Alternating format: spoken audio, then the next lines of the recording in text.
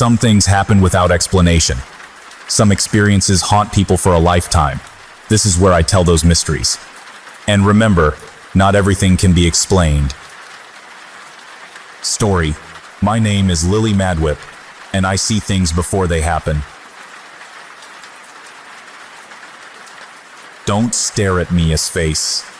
That's my brother, Roger. He doesn't see things before they happen. I know this because if he did, he would see what's about to happen to him.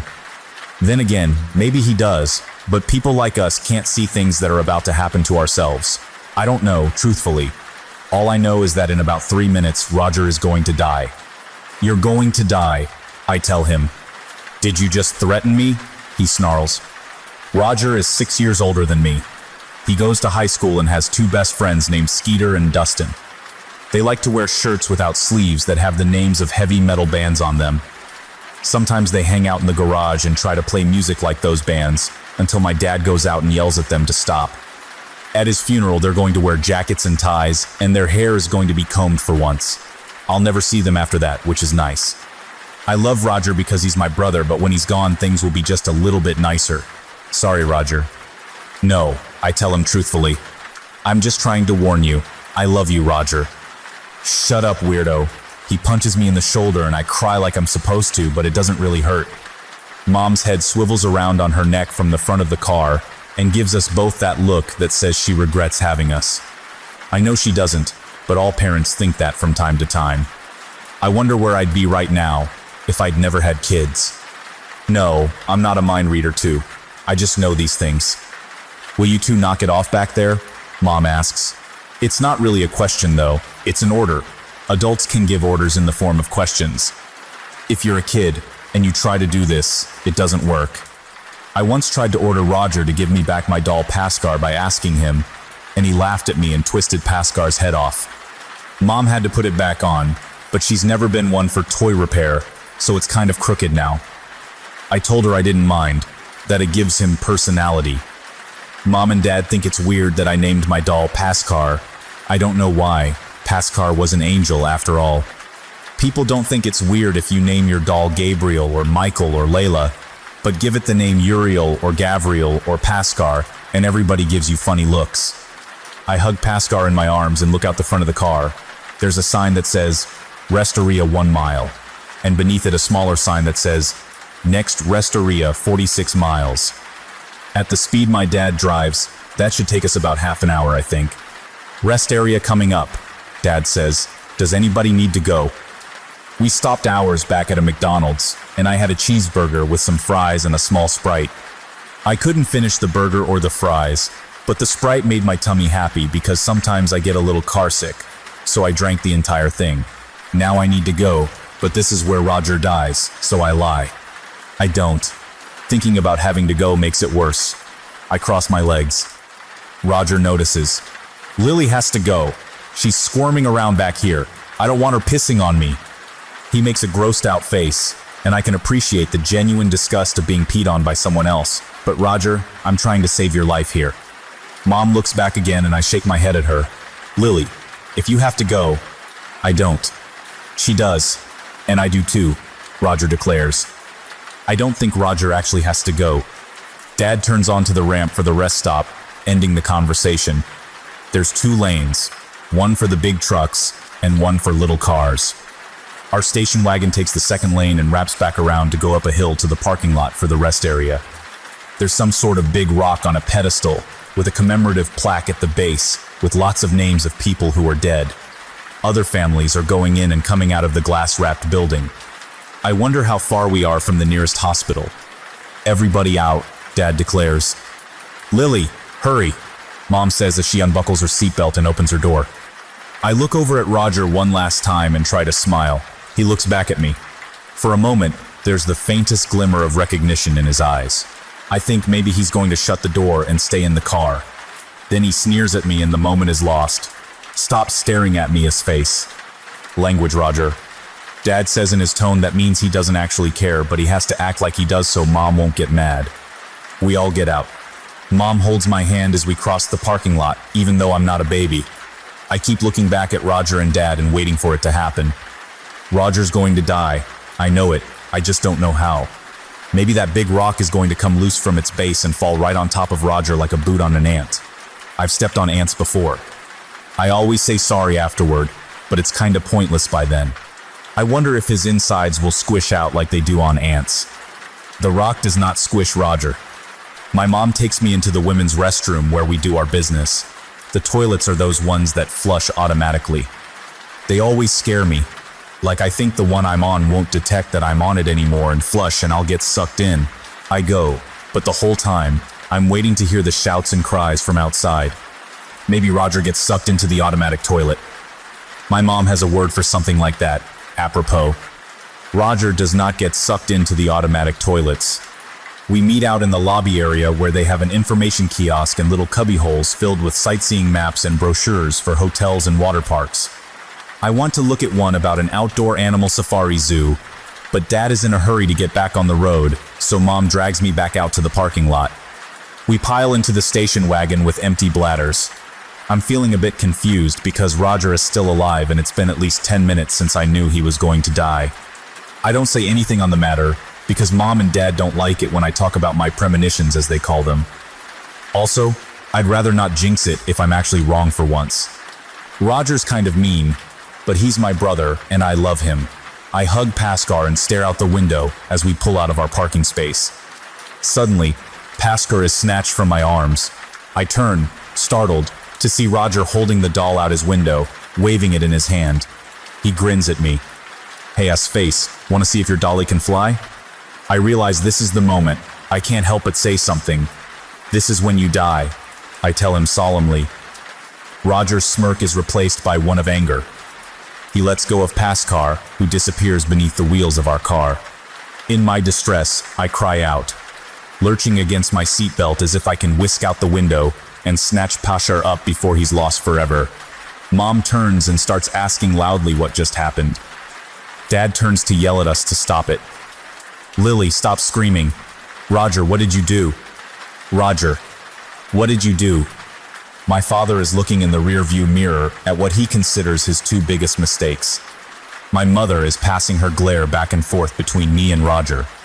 Roger is looking at Mom and Dad and trying to put on an innocent expression as he lies and tells them that I started it. Only one of us is looking at the lane for the big trucks that we're currently merging with at Dad's typical high rate of speed, and that's me.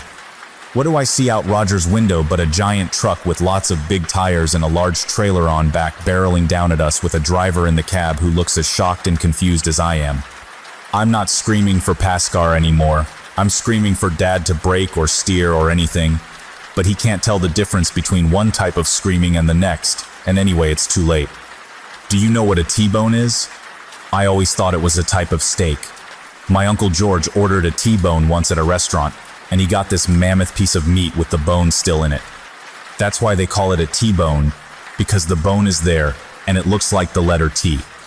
Apparently, T-bone is also a type of collision where one vehicle strikes another in the side, because the two vehicles make a T-shape, just like the bone in the steak my uncle ordered. That's what the big truck does to us. It T-bones us right before the on-ramp to the interstate. The nearest hospital is 23 minutes away. I would never have guessed that number. They take Roger and my dad there in an ambulance. Dad has a dislocated shoulder and a lot of cuts and bruising. Roger is airlifted to Boston Memorial. He gets to fly in a helicopter, although he isn't conscious for it, so he kinda misses out. He dies from internal injuries before he gets there. Mom and I are treated for lots of little cuts from glass and stuff. The driver of the truck is fine but shook up by the whole thing. I hope he doesn't blame himself for Roger's death. That was nobody's fault but Roger.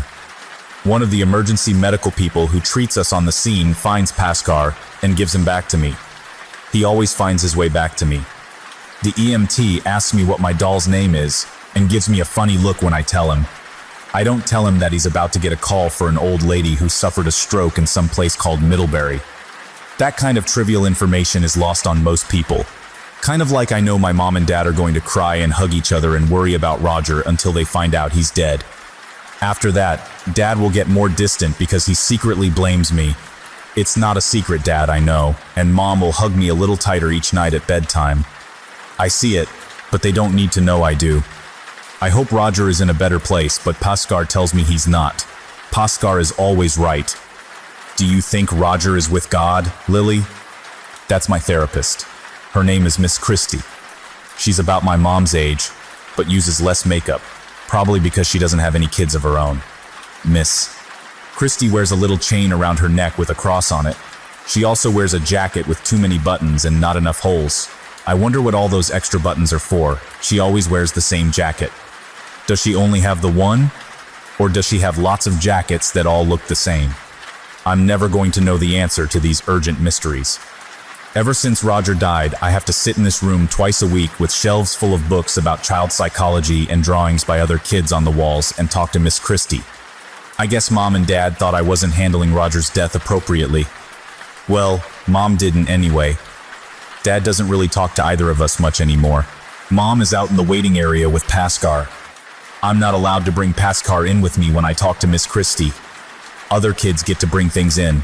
There's this girl with black hair who always shows up with a teddy bear that chuckles when she squeezes it. One kid even brings a toy fire engine with flashing lights. Flashing lights can cause seizures. I don't think Miss Christie likes Pascal. Sure, I shrug. Roger's in heaven. Roger isn't in heaven. He's not in hell either. Roger's not in some underground cave filled with red demons carrying pitchforks that stab him as flames shoot out of rocks. He's not sitting on a cloud with a harp either. I think he'd be pretty annoyed if someone handed him a harp. He'd probably throw it at them and call them an assface. Roger's on the other side of town in a place called Holy Oak Cemetery, where Mom and Dad paid for a plot in the back by a willow tree and a creepy stone crypt with an angel on top that looks nothing like a real angel. They got a little polished stone marker to put on his grave that just says, Roger T. Madwip, in all caps, and beloved son in cursive underneath. And that's where Roger is. There in his dead body. In a suit he'd probably make a face at if you told him he had to wear it. In a coffin with white padding. I suppose in case he gets uncomfortable, laying in the dark. 6 feet underground with dirt and worms on top of it all. Pascal says Roger is in purgatory, which I guess means laying in your dead body until they decide what to do with you. Did you know there's over 200 bones in most people? When one gets broken, like if a man in a mask strikes you on the arm with a crowbar, the body knows how to repair it over time. Unless the body is dead, then they just stay broken forever, I guess. Roger ended up with lots of broken bones. Some of them were broken more than once, too.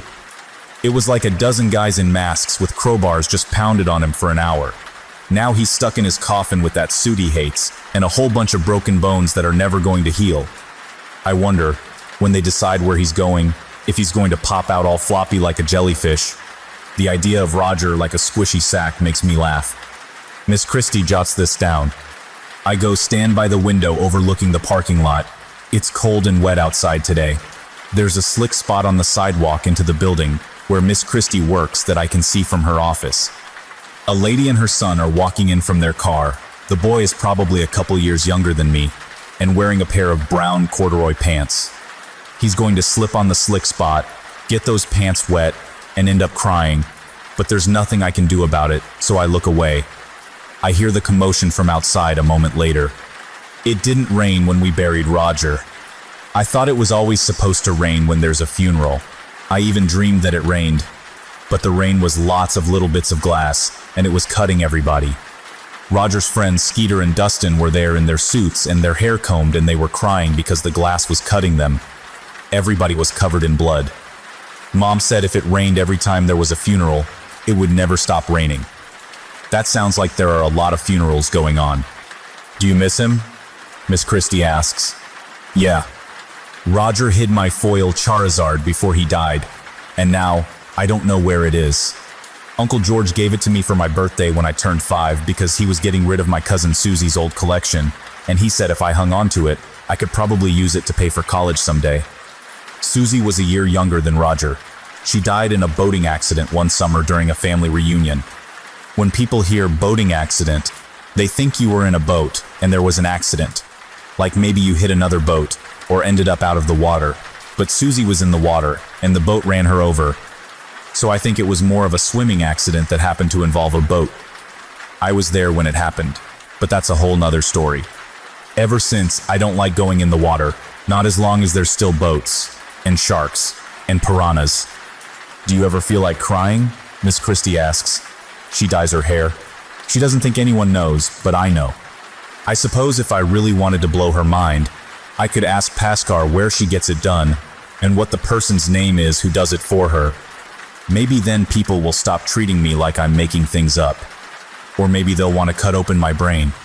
Roger said they would do that if they thought I really did see things before they happen. But Roger's dead now. I don't want them cutting open my brain, so I don't tell Miss Christie I know her hair color is fake. I already cried. I say instead, I did cry, but only because people expected it of me, especially at a funeral. I just want to get back to school and see my friends. I don't have any friends at school. I used to have a friend named Rachel, but I warned her that her dog Ruffy was going to have seizures and die, and she stopped being my friend. Other kids think I'm weird. Jeffrey Baker calls me Mad Lily. That's okay because Paskar says puberty isn't going to be kind to Jeffrey. If I really wanted to be mean, I could tell everybody that he still wets the bed sometimes, but Paskar tells me not to be mean. Being mean lands you in purgatory. Miss Christie writes something in her notebook about me. I think it says that I'm uncooperative and repressing my emotions. I'm trying to be cooperative, but adults don't want to hear the truth. They want to hear you say what they think is right. If you say anything else, they think it's wrong, and then you have to start all over again. Sometimes they put you on drugs so they can tweak the chemicals in your brain until you think things you wouldn't otherwise. Like how much you miss your brother who used to give you wedgies and hid your foil Charizard before he died, and now you'll never go to college. Miss Christie? Please, call me Christie. Miss Christie, can I please bring Paskar in next session? I ask. She gives me that face adults make where they know you know the answer and are hoping you'll take the question back before they have to give it. I think Paskar should stay in the waiting room. Why? Because I want to hear from you, not Paskar. She doesn't really want to hear from me, because I would want to talk about why I'm suddenly seeing her lying motionless on the floor of some room with green carpeting and yellow furniture that came from IKEA. Her face is purple and her tongue is sticking out, and it's all swelled up like one I saw on a frog at the museum once. The frog was dead too. The world is decorated with dead things. I want to ask her if she feels dizzy or lightheaded, and if she had enough to eat at lunch. I wonder if IKEA is an acronym, kind of like the one I see on the wristband they'll give her at the hospital, DNR. She thinks you're schizo, ass face, Roger says in my head. She thinks you think your doll talks to you.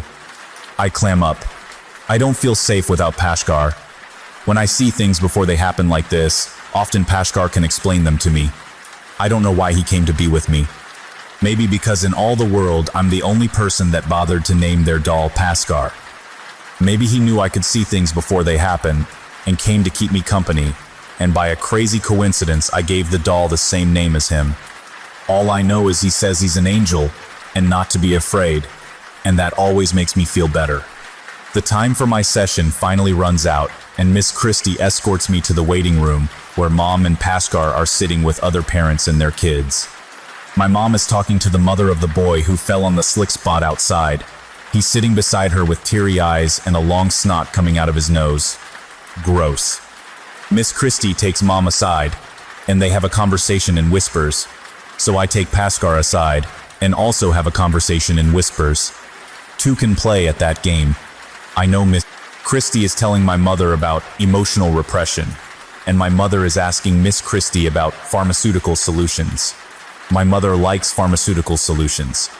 I ask Paskar what DNR stands for. Then I have to ask him what resuscitate means. Sounds like I'm not going to be seeing Miss Christie anymore. I want to warn her, but I don't know what to warn her about. Is it a bad fall? Does she have a heart attack? She looks healthy enough. I wish I got a fuller picture when I see things before they happen. But then, does it even matter? Nobody ever listens to me. Mom wants me to stop making things up to explain the bad stuff that seems to always happen around me. Dad already thinks I'm cursed and causing these things to happen. They sleep in separate beds now, and Dad spends a lot of time out in the garage drinking and banging on Roger's drum set. I wonder if Miss Christie will go to purgatory like Roger. Miss Christie turns to me and flashes her fake smile. See you next Tuesday, okay, Lily? I fake smile back at her, shaking my head sadly. Okay. Maybe I am cursed, but I don't need a therapist. It's been 3 months since my brother Roger got turned into mashed potatoes by a semi. It's been 5 weeks since my therapist discovered she had developed an allergy to shellfish. It's been 2 days since Mom and I picked out this hamster that I named Whiskers because it's got so many whiskers, and now Whiskers is lying upside down in his hamster wheel with his feet curled up and his little mouth hanging open. He's got big buck teeth. Maybe I should have named him Buck. I did not see this coming. How am I even going to explain this to my mom? I want to say some swears, but I'm out of quarters for the swear jar because I spent my last 2 at the grocery store in one of those gumball machines. Only instead of a gumball, I got a plastic paratrooper with a parachute who's currently dangling from the branches of the tree outside my bedroom window. Shit. Dear swear jar, I owe you 1/4. Pasker sits at my art table holding a red crayon because his hands are perfectly molded for holding something like that. I sat him down earlier to doodle, but he didn't draw anything. I made a still life using watercolors. I like still lifes. I always include Paskar in my work. The one I did today was a bowl of fruit and a vase, because I saw a painting in a museum and people like fruit and vases in their art. My mom is at the office today. She's an executive. I asked what an executive does and she said they execute people. Then she and Dad laughed. I didn't know what execute meant at the time, but I found out later. So in school, when we had to write about our parents, I wrote that my dad was a music teacher and my mom was an assassin. Mr. Porter gave me a check mark, but wrote that next time I should follow the assignment. Dad's in the garage right now. I can hear him through the door, tapping on Roger's drum set as I carry Whiskers to the kitchen to get one of the little plastic food containers Mom buys in bulk for me to bury pets in. Normally my dad is in his workroom trying to write music, but he hasn't done a lot of that since Roger died. He said he's working on a dirge. Apparently that's a piece where you go to the liquor store at midnight, then come home and drink out of a snare drum. I only know this because I woke up once and went downstairs to see what the noise was. I'm not a fan of dirges. Whiskers is a little too fat for the plastic container, but if I squish the top down, I can still seal it. I run back upstairs to get Paskar and my jacket. I need to hurry because Dad's going to hurt himself by accident soon and come into the kitchen angry and bloody looking for the Neosporin, and if he sees me with another dead pet, he's going to wig out. It's warm out today, and the ground feels soft. Mom keeps the gardening tools in the shed, and I grab a trowel. My next-door neighbor Jamal is in his backyard climbing a tree by the fence that separates our houses. He sees me and waves. You should never wave while climbing trees. That's how people fall out of trees. I wave back. What are you doing? I call to him. There's a thing in the branches near your house. He points at my bedroom window. That's my plastic paratrooper, I say. Finders keepers, Jamal laughs, climbing up several more branches that reach over our fence. I don't think this is going to end well. Paskar agrees. You're gonna fall and die, Jamal. I warn him. Jamal freezes on the branch. He looks at me, and for a second I see the branch. He's on snap, and he lands on the fence, and the wood slats are impale him, and then he lays there, flopped halfway across the fence and stares at me, at which point Dad's going to come out and say, "What did you do now, Lily?" And then I'm gonna go to adult jail and, oh, maybe I'll get a trial first. But the branch doesn't snap, and Jamal slowly, carefully, shimmies back down to his side. A moment later, he peers at me through one of the holes in the fence. Was I really gonna die? He asks. Yes, I don't actually know. You wanna help me bury my hamster? Okay. Jamal goes around to the front yard and comes up our driveway. I like Jamal because he listens to me. He's a year older than I am and goes to a different school because his parents are Catholic. He always has to wear a tie to school. Roger's head would have exploded if he'd had to wear a tie every day. What happened to Whiskers? Jamal asks, looking at my hamster mushed into the container. He ran himself to death. I don't actually know if that's true, but it seems plausible. Can you do that? Absolutely. Mom marked out a section of the backyard by the woods for me to bury pets. It's behind her garden where she apparently grows dandelions and those weeds with the pointy leaves. If you go into the woods, it eventually comes out at the highway. Roger used to go into the woods with his air rifle and shoot soda cans with his friends Skeeter and Dustin. They tried to take Paskar once and were going to use him for target practice, but I grabbed him back and hid under the front porch until they gave up. There's a lot of spiders under the front porch. I don't like going under the front porch anymore. Jamal holds Paskar and Whisker's plastic coffin while I start digging a hole between Raphael, my ninja turtle, and the goldfish I never named. Raphael got stuck on his back with his head underwater and drowned. I didn't even think turtles could drown. The goldfish I never named got some sort of disease called ick and fell apart, and then the parts got sucked up into the filter, so all that we buried was its head. Every pet has a story, but it would take too long to tell them all. I'm tired of digging, so Jamal takes over. He's much better at digging than me, but that's because he helps his dad shovel snow in the winter. My dad uses a snowblower. He always offers to use it on Jamal's family's driveway, but Jamal's dad always says the shoveling is good for them. It definitely pays off when you've got a hamster to bury. Once the hole is dug, not too deep, we put Whisker's coffin in, and Jamal offers to say a prayer. That's okay, he was just a hamster. I tell Jamal, animals have souls too. Jamal says, so do plants. I wonder if Whisker's soul is still in his body. Is he in purgatory like Roger? I also wonder if this means Jamal says a prayer before eating broccoli. I fill the hole in with the dirt we dug and pat it down. I'll need a couple popsicle sticks to make a marker, so I offer Jamal a popsicle. Hey Lily, look. Jamal points into the woods. There's a bunny rabbit watching us. It's gray and almost matches the color of the tree it's leaning against. Oh, it's not leaning. Oh. Is it dead? Jamal whispers. Of course it is. Paskar tells me not to go in the woods, but Jamal is going into the woods now, and Jamal is the only person that's nice to me, so I follow him. He stops at the bunny and nudges it with his shoe. Oh hey, Jamal got new shoes. They're blue and they got big swoops on them. I didn't even notice before. The bunny crumples over. It looks like a pile of fur now.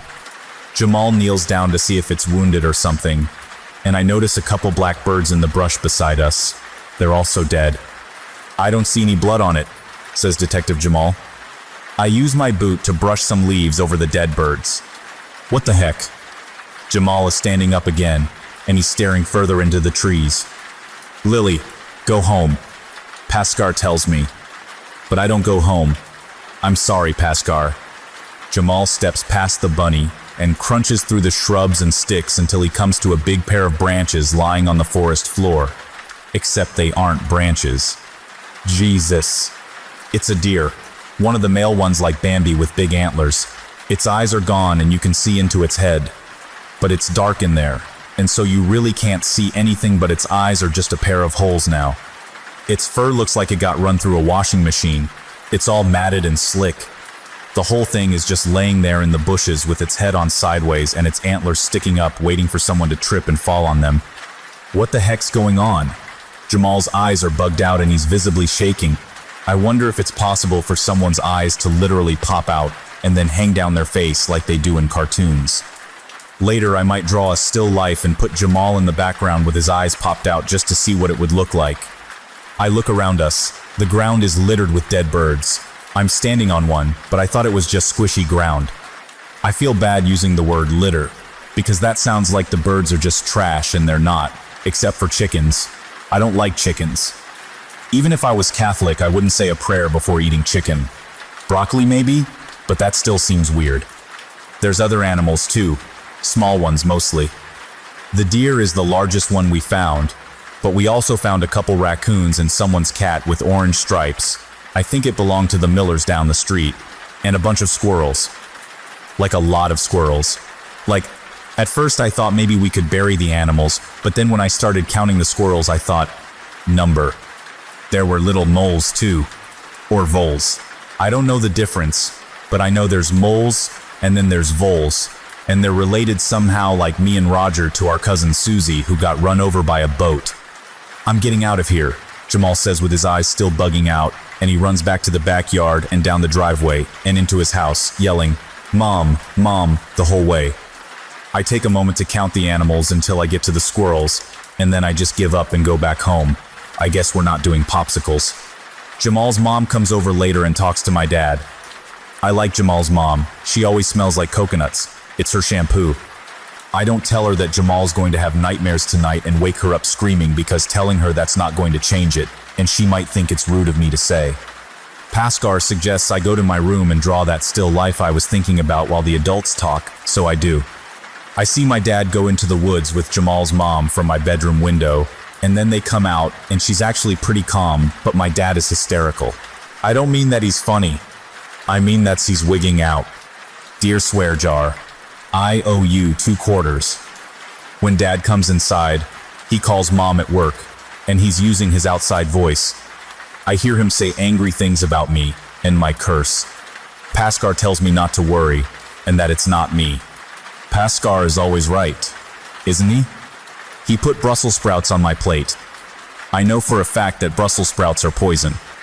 Paskar says they're not, but they sure taste like it. I think. I never ate real poison, obviously. My brother Roger once knew a kid who drank so much cinnamon that he had to go to the hospital because it was eating away the inside of his tummy.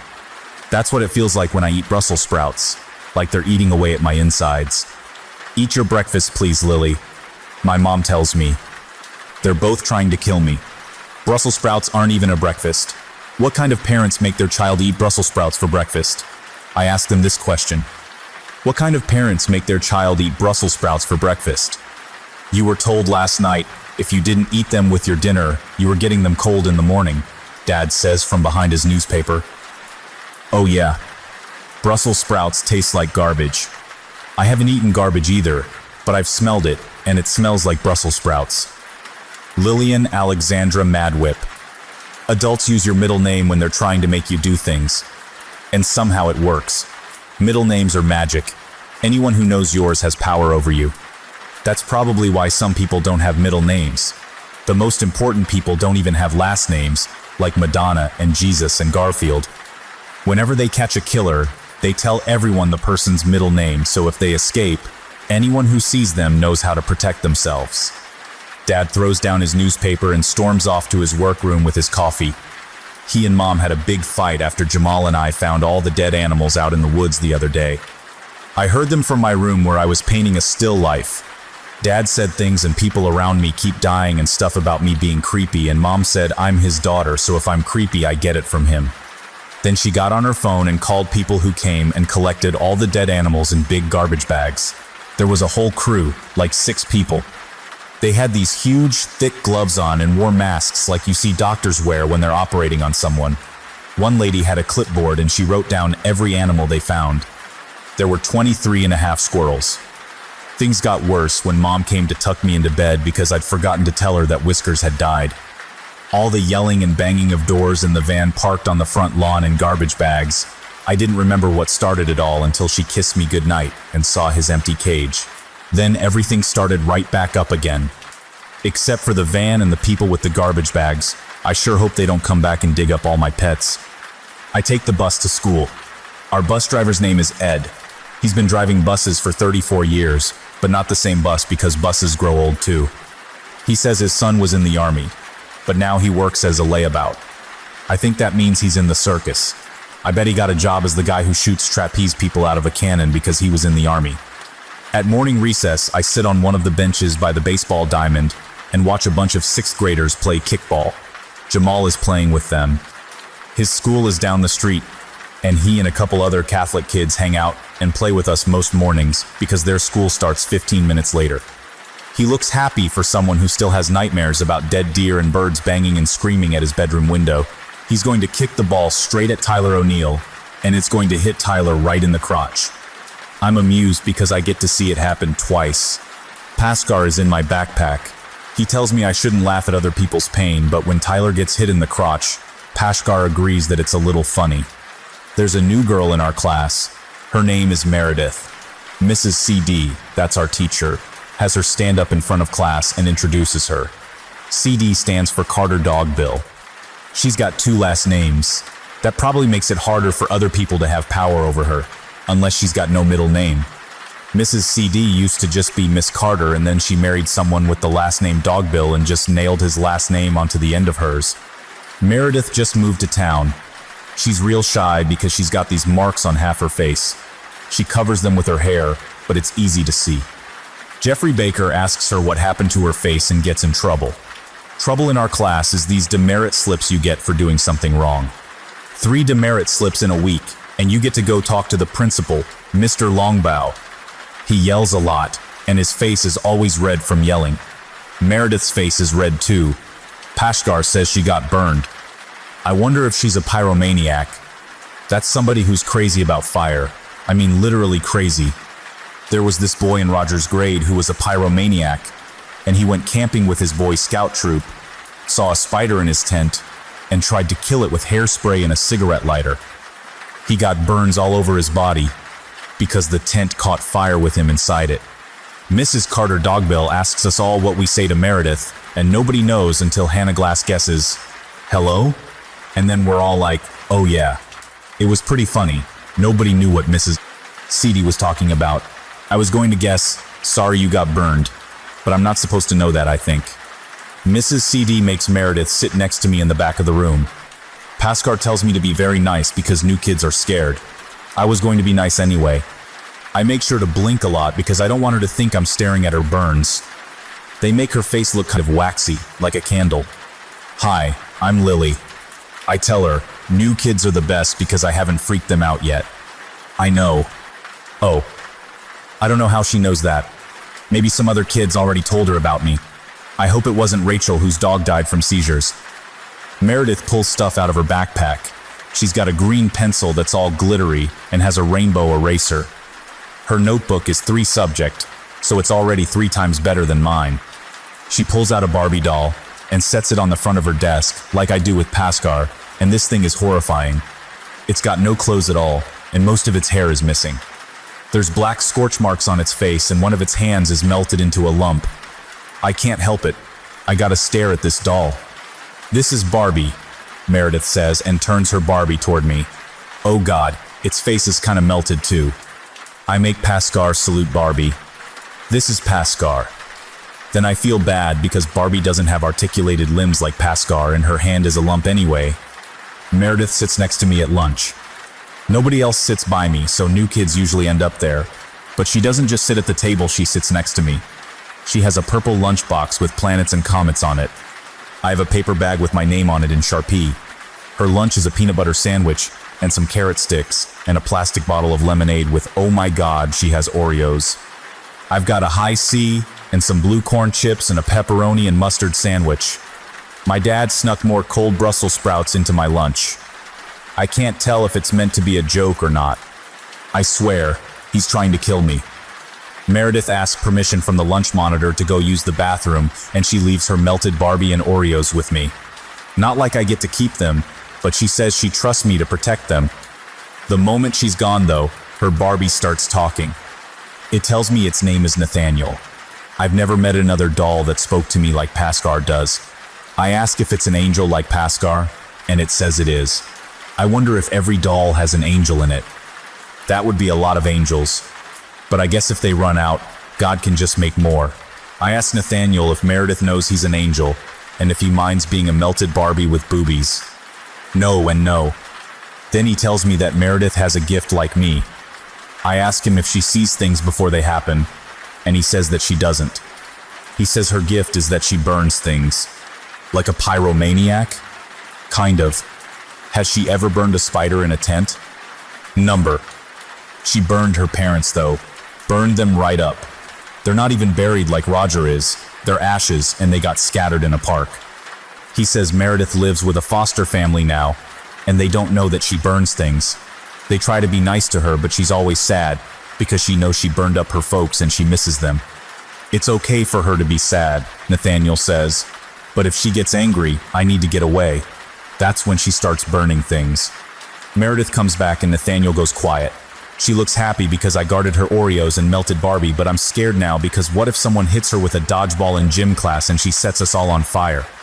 The boys want to play dodgeball all the time because it's the only time they can hit us girls and not get in trouble. The bell rings for afternoon recess, and Meredith lets me have one of her Oreos because all I got left are Brussels sprouts. "Do you want to play on the swings?" she asks.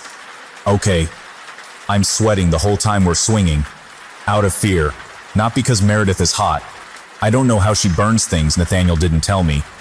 I think she uses her mind, but maybe she has laser eyes like Superman and Cyclops.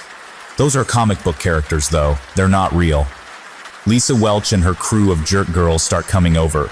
She always looks smug, probably because she is smug.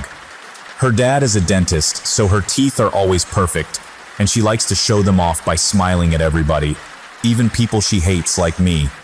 I'm probably going to need braces. I know Lisa and her friends are going to make fun of Meredith, because making fun of people who look different is their favorite thing to do after chasing the boys around the baseball diamond when they're trying to play kickball and telling each other stories about stupid stuff their parents bought them, like Breyer horses and jewelry with their name on it, in case they forget their stupid names. Stupid Lisa Welch and her crew of jerk girls. He, Lily, Lisa says. She makes it sound like she's singing when she says hi. I guess that's how smug people do things. Who's your new friend? I hop off the swing and stare at Lisa because I'm good at staring. If you don't go away, you're gonna trip and break your front tooth on a rock. I'm lying. But Lisa Welch and her crew of jerk girls don't know I'm lying. They just know that I tell people things before they happen. She covers her precious mouth and starts to run away. But then she trips and falls on her face, and next thing we all know, she's crying and clutching her face and bleeding from the mouth, and they're all yelling to one of the recess monitors that I put a curse on her. I'm just shocked. Lily Madwit put a curse on Lisa, they're crying. Lisa is wailing like a banshee. That's an Irish ghost that screams all the time. I saw one in an episode of Scooby-Doo. Mr. Longbow comes out of nowhere, steaming because he's always red in the face like his brain is boiling or something. I think he has the ability to teleport because he's never there, and then the moment someone breaks a rule, he's suddenly right there. He starts yelling at me. Lily, did you push Lisa? Come with me, young lady. Meredith hops off her swing. Lily didn't touch her. Excuse me? Mr. Longbow isn't used to kids actually saying things to him besides crying or wetting their pants in pure terror. Lily just told her to go away, and she fell on her own. By then, the crew of jerk girls have hurried off with Lisa Welch and the recess monitor, so none of them refute this. Not that they could. I mean, that is really all I did. I'm still kind of in shock though because I've never had that happen before. I didn't see Lisa fall and break her stupid tooth. I told her it was going to happen, and it happened, even though I didn't actually think it would. What if I told Mr. Longbow to cluck like a chicken and he started clucking like a chicken? That makes me giggle. Mr. Longbow notices. He didn't see my thoughts though, so it's not funny to him. I end up going to his office anyway. He likes paintings of eagles. They're all over his office.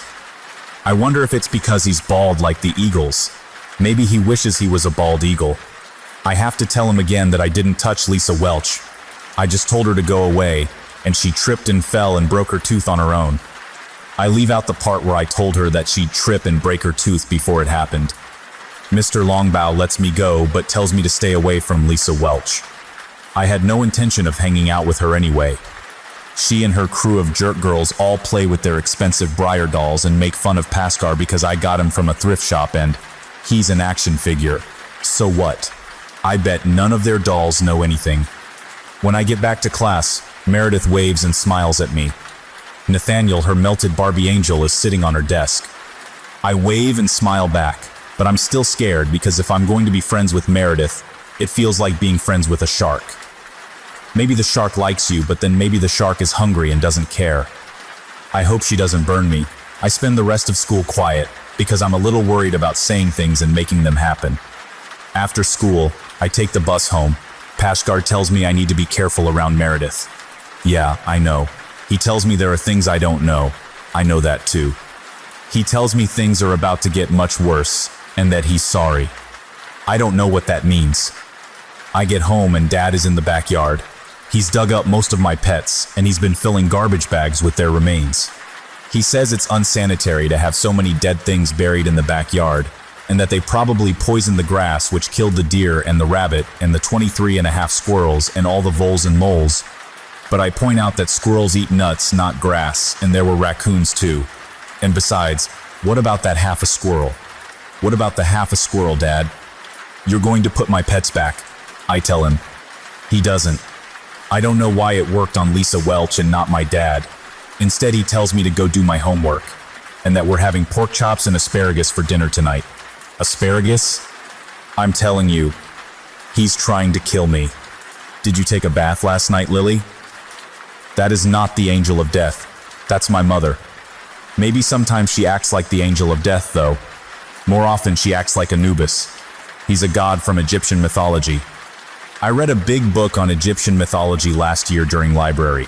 It was huge and had full-color illustrations. I love full-color illustrations. Maybe I'll be an illustrator when I grow up. Anubis had a dog for a head. Not a full dog, but a dog's head, just the head.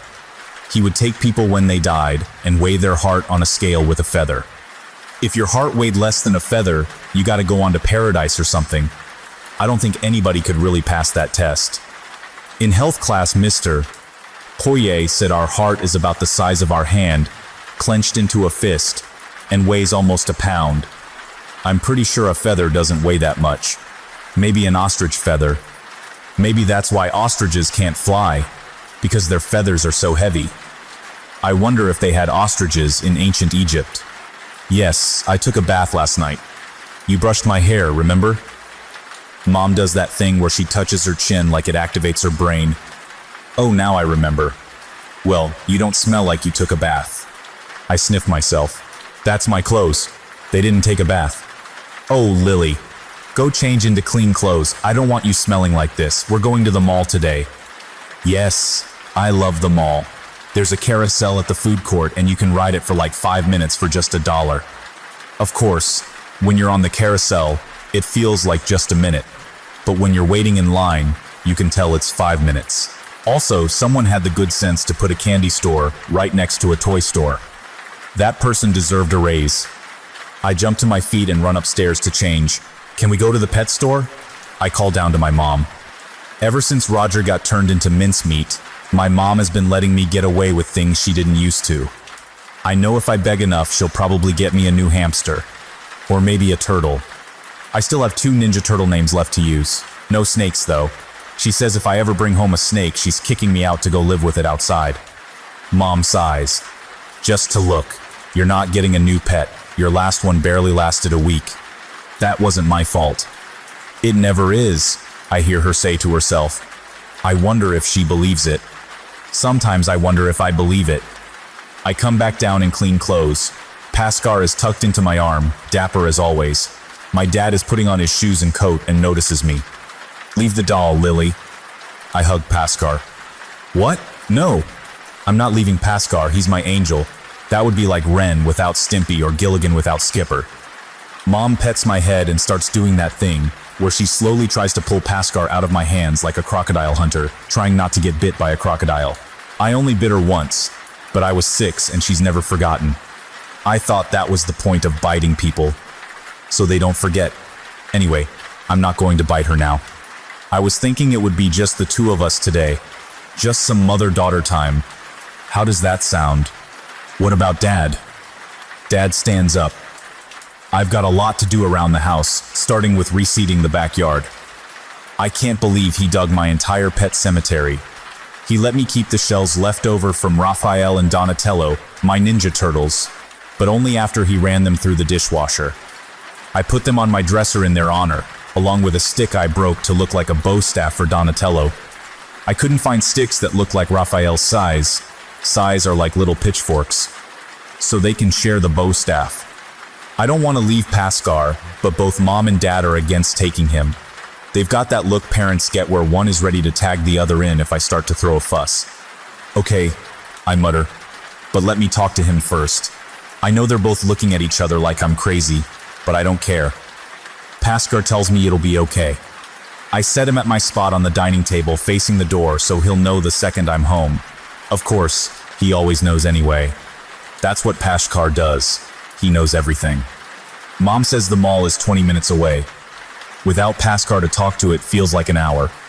I try talking to my hand, but I see Mom giving me looks in the mirror, and I don't want to add to her thinking I'm crazy. Instead, I look out the window. There's a guy walking a dog. I want a dog. But then I see that the dog is going to poop, and the guy is going to pick it up with his hand inside a baggie. and I decide maybe I don't want a dog. Cats are cleaner. Dad's allergic to cats though. They lick themselves and then their saliva dries up and it turns into dandruff. And you pet them and their dandruff gets petted off and people inhale it, and in my dad's case it makes his nose clog up and he sneezes constantly. My Aunt Hazel has 12 cats. Dad doesn't come with us when we visit her. She lives in Oklahoma anyway, and that's a long way off. When we get to the mall, it's packed. Mom circles the parking spaces near the Macy's several times trying to find a space. I don't know why she doesn't just park in one of the 1,000 empty spaces farther out. There are other people doing the same thing as us. It's some sort of game grown-ups like to play. Like musical chairs, only with parking spots. I heard you made a new friend at school, Mom says as we finally walk to the store. Maybe. I don't want to talk about Meredith, because I might mention her burning people or her melted Barbie Nathaniel. Sometimes when I talk about things, I just say stuff without thinking and then find out I shouldn't have said it. Maybe if I hadn't told Roger he was going to die, he wouldn't have died. I got a call from your principal that you were in his office because of an altercation. I don't know what that is. It sounds like some sort of vacation where you turn into an animal. Did you get in a fight with Lisa Welch? No, I told her to go away, and she ran off and fell on her face. Then her friend said I did it. I don't mention that I told her she was going to break her teeth, and then she broke her teeth. I especially don't mention that I had made it up, but it happened anyway. So you didn't touch her? I shake my head. Is that why we're at the mall? Are you going to abandon me here? My mom laughs. I don't think it's funny though. Some parents do that to their kids. They take them somewhere far off and just drop them off and then go home. I saw a cartoon once where someone did that to their dog. They pretended they were going on a picnic, then threw the dog a stick to fetch, and while the dog was fetching the stick, they piled all the stuff back into the car and drove away. I wanted to find some new clothes for you, that's all. You're growing out of the ones you have. That's not true. I don't think I'm growing at all. We have a chart on the inside of the kitchen doorway where Mom and Dad used to have Roger and me stand up straight, and they made a mark with a pencil and then wrote our name and age to show our height. I don't think mine has moved an inch in over a year. Roger's last measurement was back in August. Sometimes Dad stands there and stares at it and gets real sad, then goes and works on a dirge. We walk by the food court. There's like 100 kids waiting to ride the carousel. I hope they clear out by the time we come back, because I like to get on and ride and then run back in line and get on the next time over and over until Mom makes me stop. The longest I pulled it off was a half an hour.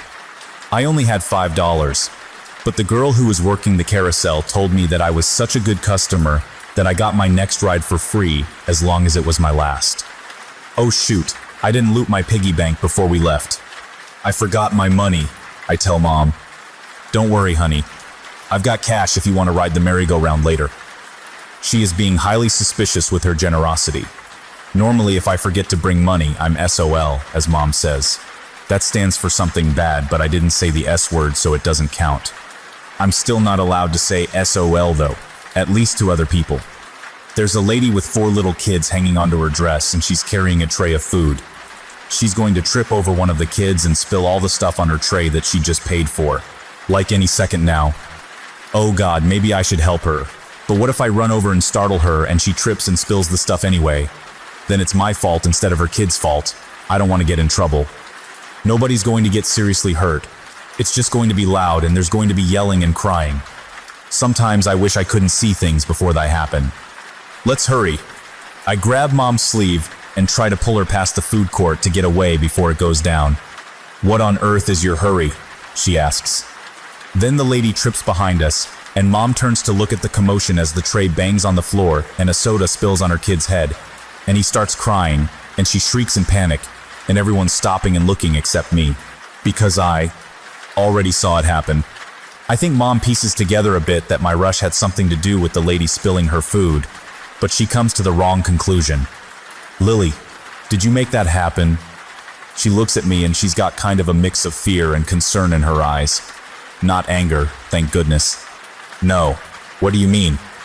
She goes back to convincing herself that things are normal. Never mind, I just thought, nothing. The sound of the lady yelling and her kids crying seems to fade away. But it's not like a, we're walking away kind of thing. It's more like someone twisted the knob on a radio and turned down the sound kind of deal. I look back over my shoulder, and I can see her grabbing a handful of napkins and trying to wipe her son off, and there's the son with his mouth open bawling. But the entire scene looks like I'm watching it on television, and someone pressed the mute button. It's not just me either. Other people are looking around, kinda confused. I see a guy on his cell phone and his lips are moving, but then he holds the phone up to look at it like it burned him, and he adjusts his necktie and seems to cough, but there's no sound. So he starts talking really loud, and it maybe sounds like a muffled shout. Where did the sound go? I look up at my mom, who doesn't seem to notice, and I call her name. Mom? But nothing comes out. My voice is gone. Mom, can you hear me?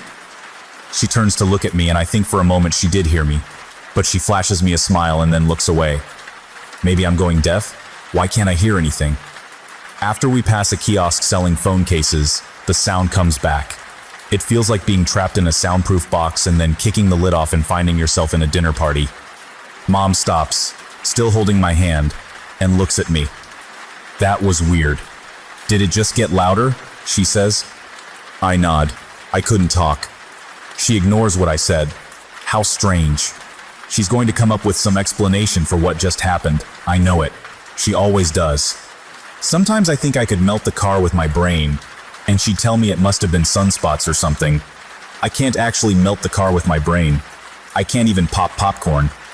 Maybe when we go back to the food court, I can have some popcorn. Only now I kinda don't want to go back to the food court. There's something strange going on there. Puppies! I see the pet store.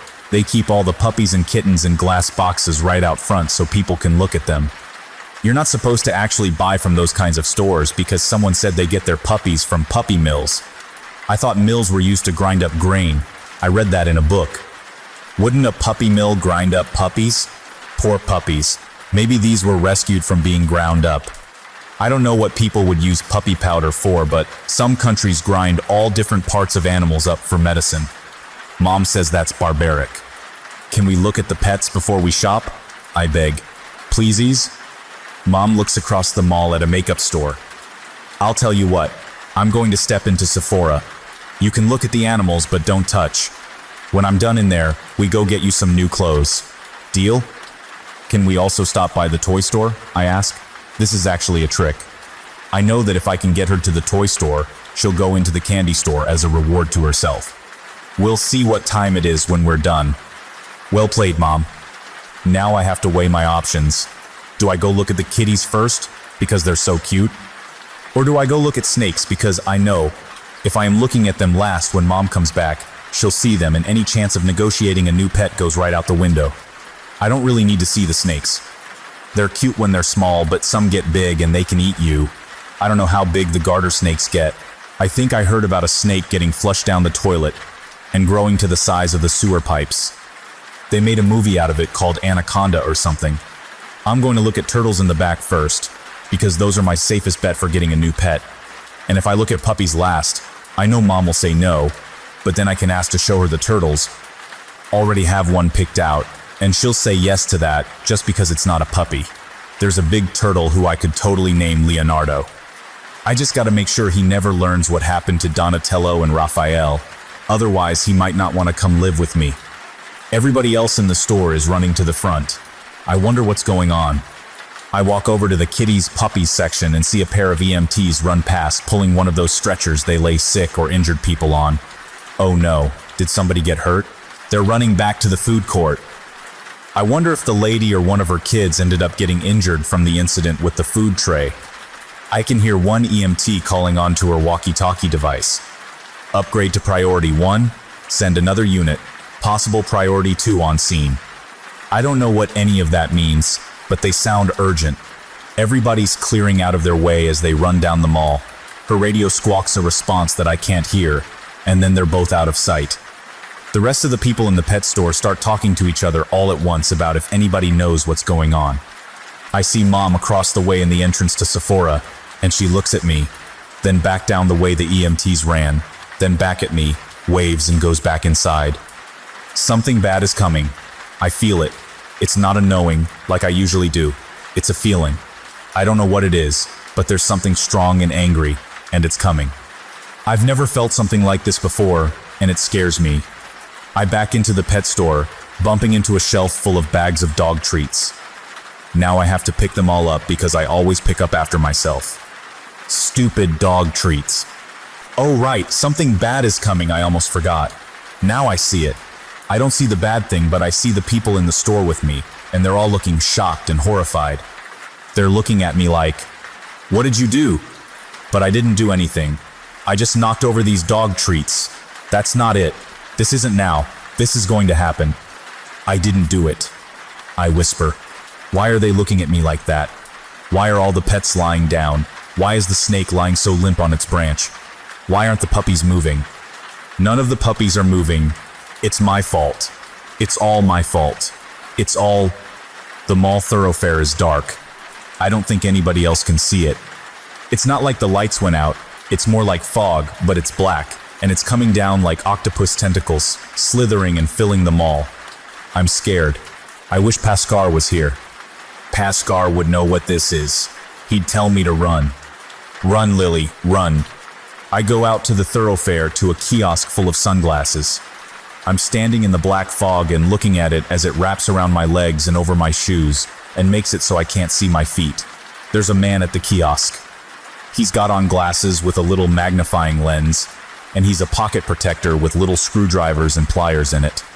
He sees me looking at my feet and asks me if I'm okay.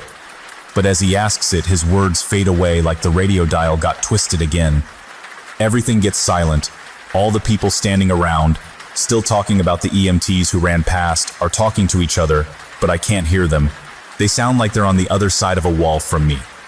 They slowly start to look confused as everything goes quiet. And then I see her. She's walking down the thoroughfare toward me, not looking at me, but looking around her with something of a similar look of confusion on her face as I probably got on mine. The black fog is thickest at her feet, and I can't see much of her lower half. It's a lady with long black hair and dark skin. She's got a big black coat on like they wear in old movies. I saw one once when I snuck downstairs and crawled under one of the living room chairs and watched what my parents were watching. The lady looks at her feet, or where they should be. Then she looks up and sees me looking at her. She's confused, but she also seems suspicious. I think she knows I'm seeing what she's seeing. She starts toward me. I am going to owe the swear jar so many quarters. The air is getting cold. The man at the kiosk puts a hand on my shoulder, startling me, and I jerk away. I inch slowly back toward the pet shop, watching the lady watch me. She's walking straight at me, stepping past people who seem to be yelling to try to hear each other. Nobody notices her but me. Please don't get near me. Please. And then I hear a voice. It's calm, almost a whisper. It's in my head but not in my ears, just like when Pascal is talking to me. The voice isn't coming from the lady's mouth, but it's coming from somewhere on her. Run, child, it says. I cannot stop her. She doesn't understand. Who are you? I yell, but nothing comes out of my mouth. I am Duma, it says. We're not here for you. You must run. We cannot be this close to each other. Run. The lady is closing the distance between us. She can't hear it. She can't hear the voice. She sees me trying to scream, but nothing is coming out, and she's marching toward me to do something to me. Maybe she thinks she's going to help me. I think she's going to kill me. She's only feet away. The man at the kiosk with the glasses seems to get dizzy and stumbles back, clutching his arm. I turn and run. I can't go into any of the stores. They're all dead ends. I can't go into Sephora. What if she comes in and my mother meets her? I don't understand what's going on. I just run in the opposite direction of the lady in black. All the animals in the pet store have stopped moving. Everybody's pointing at them, and some of the employees are pushing past customers to see what's happening. Nobody's making a sound. There's no sound at all. It's like a silent movie.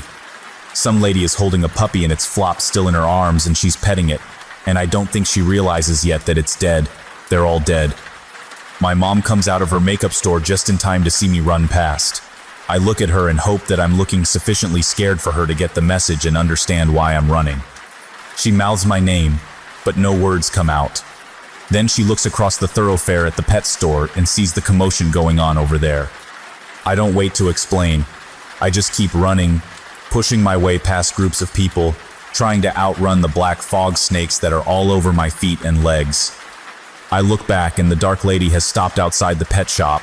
She's looking directly at me, concerned, but isn't chasing me. She looks at the glass case full of dead puppies and kittens, then back at me, and then slowly backs away and disappears into the crowd. I don't chance it. I keep running. I run until I reach the escalators by the Sears and my legs are tired from running and I can't breathe. I've been able to hear my own sobs for about a minute now, ever since I got out of range of the lady and her black smoke and whatever that was. Duma, the voice coming from her. Lily? My mom finds me 10 minutes later. She didn't run after me because she's got on heels and she probably figured I'd stop once I reached the escalator because I hate riding the escalator. I'm always afraid I'm gonna get my feet caught in it and get sucked up into the machinery. I've heard that's happened to people. Some lady in China fell into one and got ground up. I don't know why people don't just take the stairs. What happened, sweetie? She asks gently. She doesn't usually sound so genuinely concerned.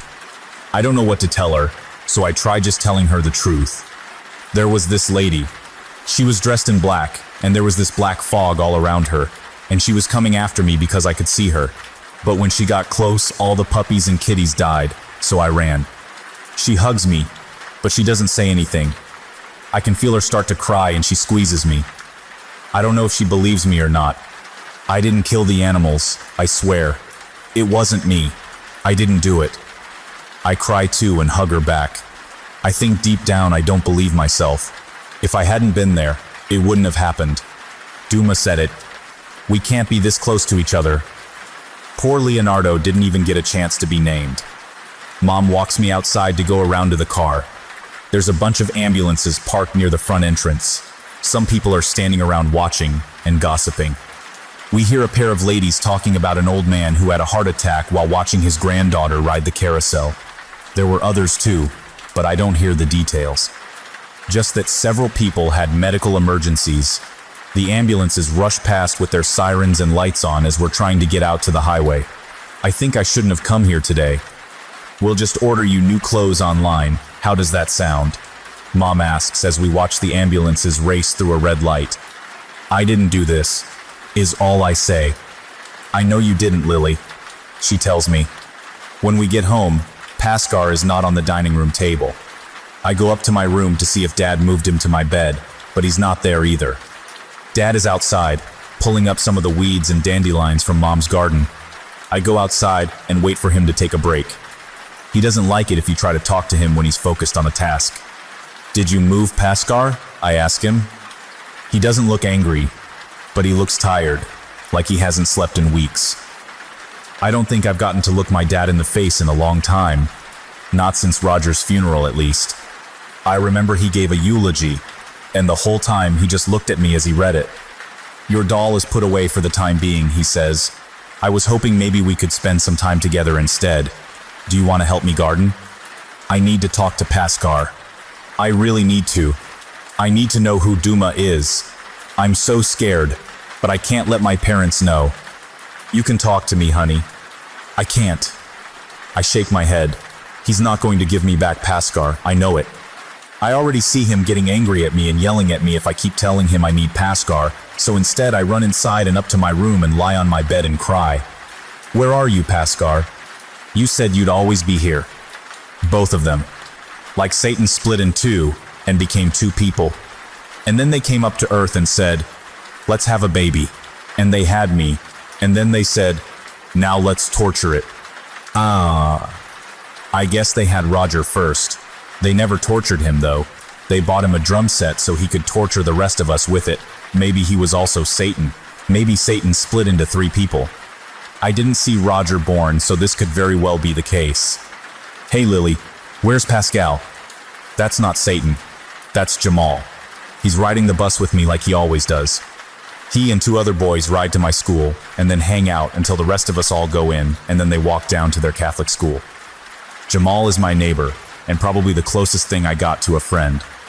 He'd also probably be dead now if it wasn't for me. Then again, things seem to die when I'm around, So maybe he wouldn't have almost died if it wasn't for me. I'm just gonna blame my plastic paratrooper for that one. Oh man, my plastic paratrooper's still up there in the tree. He must be cold. It's Paskar, not Pascal, and I don't know where he is. My devil dad took him. I tell Jamal. Uh-oh, did you do something? That's a big question. Did I do something? I got my brother Roger killed 3 months ago. Then I let my therapist die to a food allergy. You, Jamal, you still have nightmares about all the dead animals we found in the forest thanks to me. I made Lisa Welch break her teeth on the playground, but you don't know Lisa Welch. You're so lucky you don't know Lisa Welch and her crew of jerk girls. Can I start going to Catholic school, I wonder? I believe in angels and God and definitely the devil now. Stupid devil parents. Number. Then there was the entire pet store at the mall. That was like a plague of biblical proportions. Proportions means size. Like you get food in portions and those are small, then you get PRO portions and those are big. In other words, it was a big bad thing. Dead puppies and kitties everywhere. I think I did that somehow because I got too close to the angel of death. Something about me and her, the lady in black. If we get too close, things die. People die.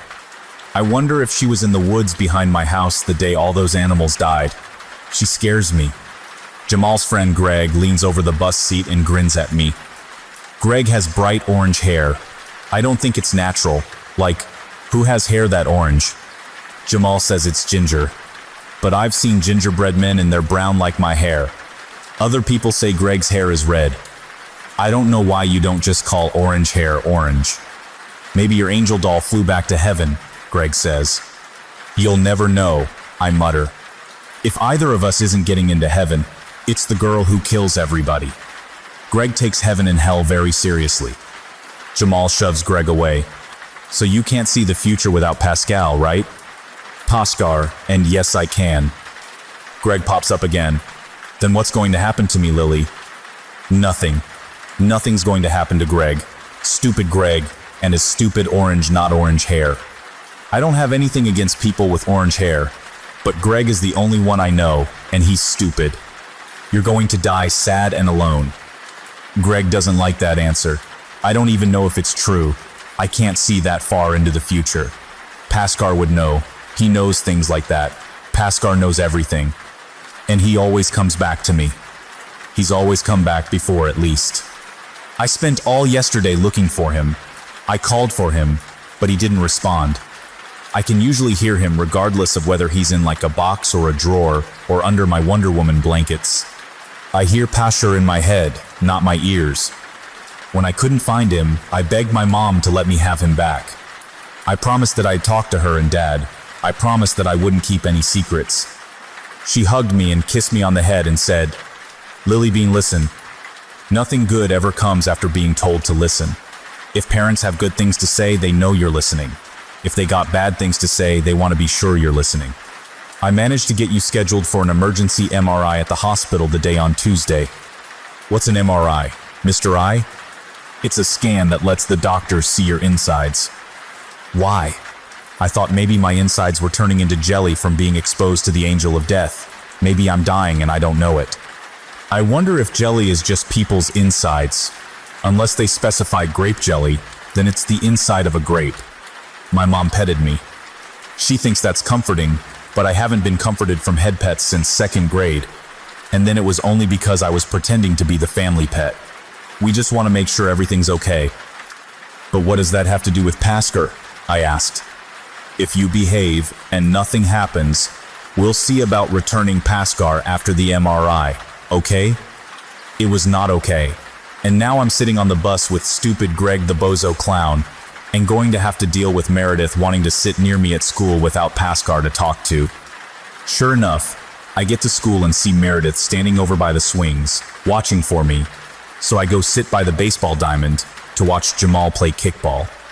Nobody's gonna get hit in the crotch today, but I hope that Meredith doesn't spot me. Greg runs by and throws his backpack with the others. He sticks his middle finger up at me and his tongue out.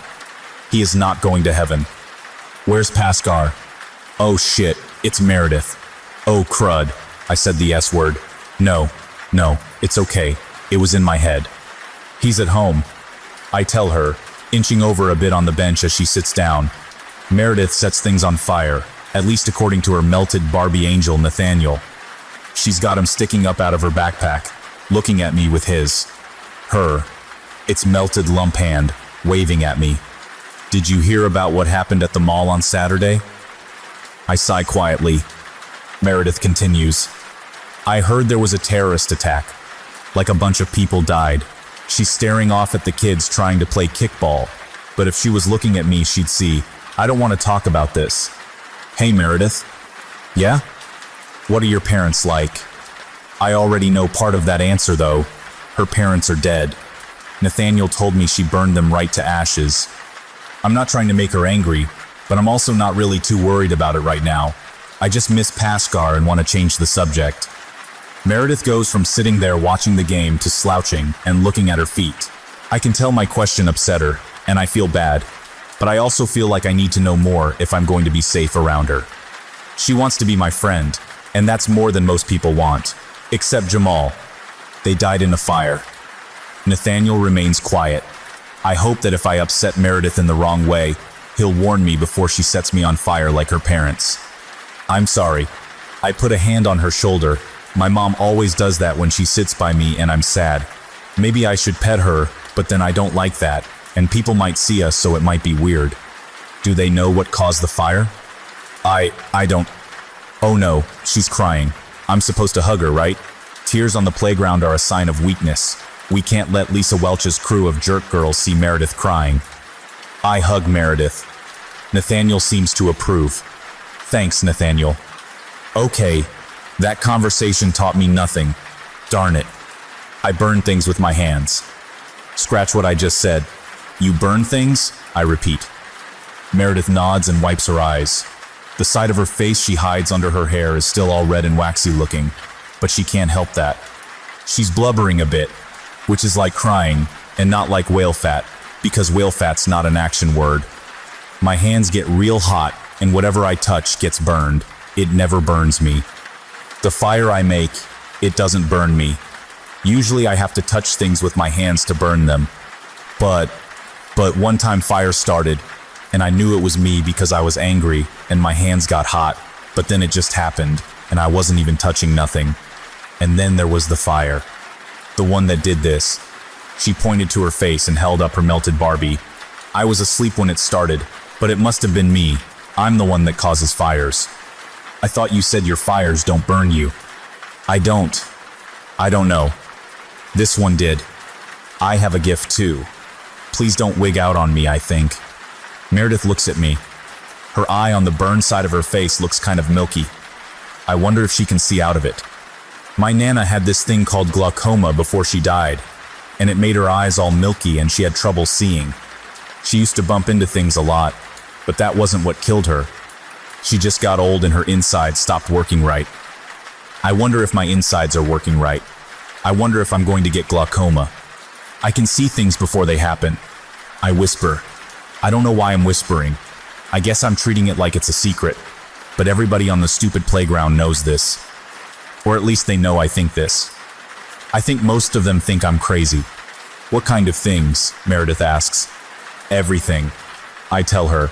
Sometimes it's a feeling, and sometimes I see an actual vision thing, and sometimes I smell things before there's smells. I mean, there's always smells, but like I smell popcorn before people cook popcorn. One time, I really wanted popcorn because I'd been smelling it for like an hour, so I asked my parents to make popcorn, and then I had popcorn. That's not the best example. I knew my brother Roger was going to die before he died. I even tried to save him, but he died anyway. Meredith looks at me and her face is like someone seeing a dolphin for the first time. Wonder, that's the word. I don't know if maybe it's the face of her realizing I'm crazy, or she's found someone like her with a true gift, or curse, if you want to look at it that way. Maybe she's really wanting popcorn now. Gosh, I kind of want popcorn now. So you really knew that girl was going to fall on her face last week? I frown. Well, no, I was making that one up. But then it did happen after all. I don't know how to explain that. That never happened before. Just like me, Meredith nods. I used to burn things just with my hands, And then 3 months ago, I was at a carnival with my mom and dad, and this whole stage caught fire, but I wasn't even touching it. It's never happened before. She gets kind of quiet. Some kid got killed. Kind of like your brother. I didn't mean for it to happen. It just happened. I don't know if that's really the same thing. The bell rings, so Meredith and I grab our stuff and head to get in line. I watch Jamal and stupid Greg run off to head to their school. Suddenly, I feel a strong shove that almost knocks me over. I look around, but nobody is near me. Meredith is ahead in line, and I start to realize that this was not an actual happening, but a forewarning. Before I can think about it, an older kid pushes Meredith as he walks by her. "Out of my way, freak face," he says at her. She stumbles the same as I did, but stiffens, and I see her clench her fists and shake for a moment. Then the insides of her hands start to look glowy hot like an oven burner. I think the bad word again. From behind us, there's this sound like a wave of water, and everybody turns to look as one of the trees along the edge of the parking lot bursts into flame. It goes up like the flames are coming up out of the ground, and then the whole thing is just covered with fire. Nothing else burns, just the tree. Whoa, everybody marvels, except one kid who yells, "Holy shit." Yes, I wrote it down, but I didn't say it, so it doesn't count. I can hear Nathaniel. "Lily, hurry, come calm her down. Lily, get up here, hurry." So I shove past the kids in line, who are all looking at the burning tree as adults start to panic and grab children and try to drag them inside. And I put my hand on Meredith's shoulder and I say, "Meredith, it's okay. Meredith, I'm here." She unclenches her fists, and I can feel her shoulders relax. Nathaniel thanks me. "Thank you, Lily. I wish Pascar was here." The tree keeps right on burning, of course. We're all rushed inside while everyone is shouting about what the hell just happened. I follow the line with Meredith, go to my cubby, run through the routine of putting my stuff away, but miss the step of getting Pascar and feel sad again. We can hear the fire truck arriving outside as we all sit down. Meredith hides her face. I lean over and whisper to her, "Also, there's an angel in your Barbie." She turns and stares at me with like a half-angry, half-baffled kind of look on her, half a face. I didn't really think that about her having half a face, but with her hair hiding the burned half, I can't really see it. "What?" she asks. Nathaniel sits there on her desk with his burnt hair and scorched face and lumpy hand and says nothing. I point at him. His name is Nathaniel. Meredith looks at her Barbie. "That's a boy's name. It's your angel's name." Maybe this is too much information right now. I'm hitting her with a lot of new things.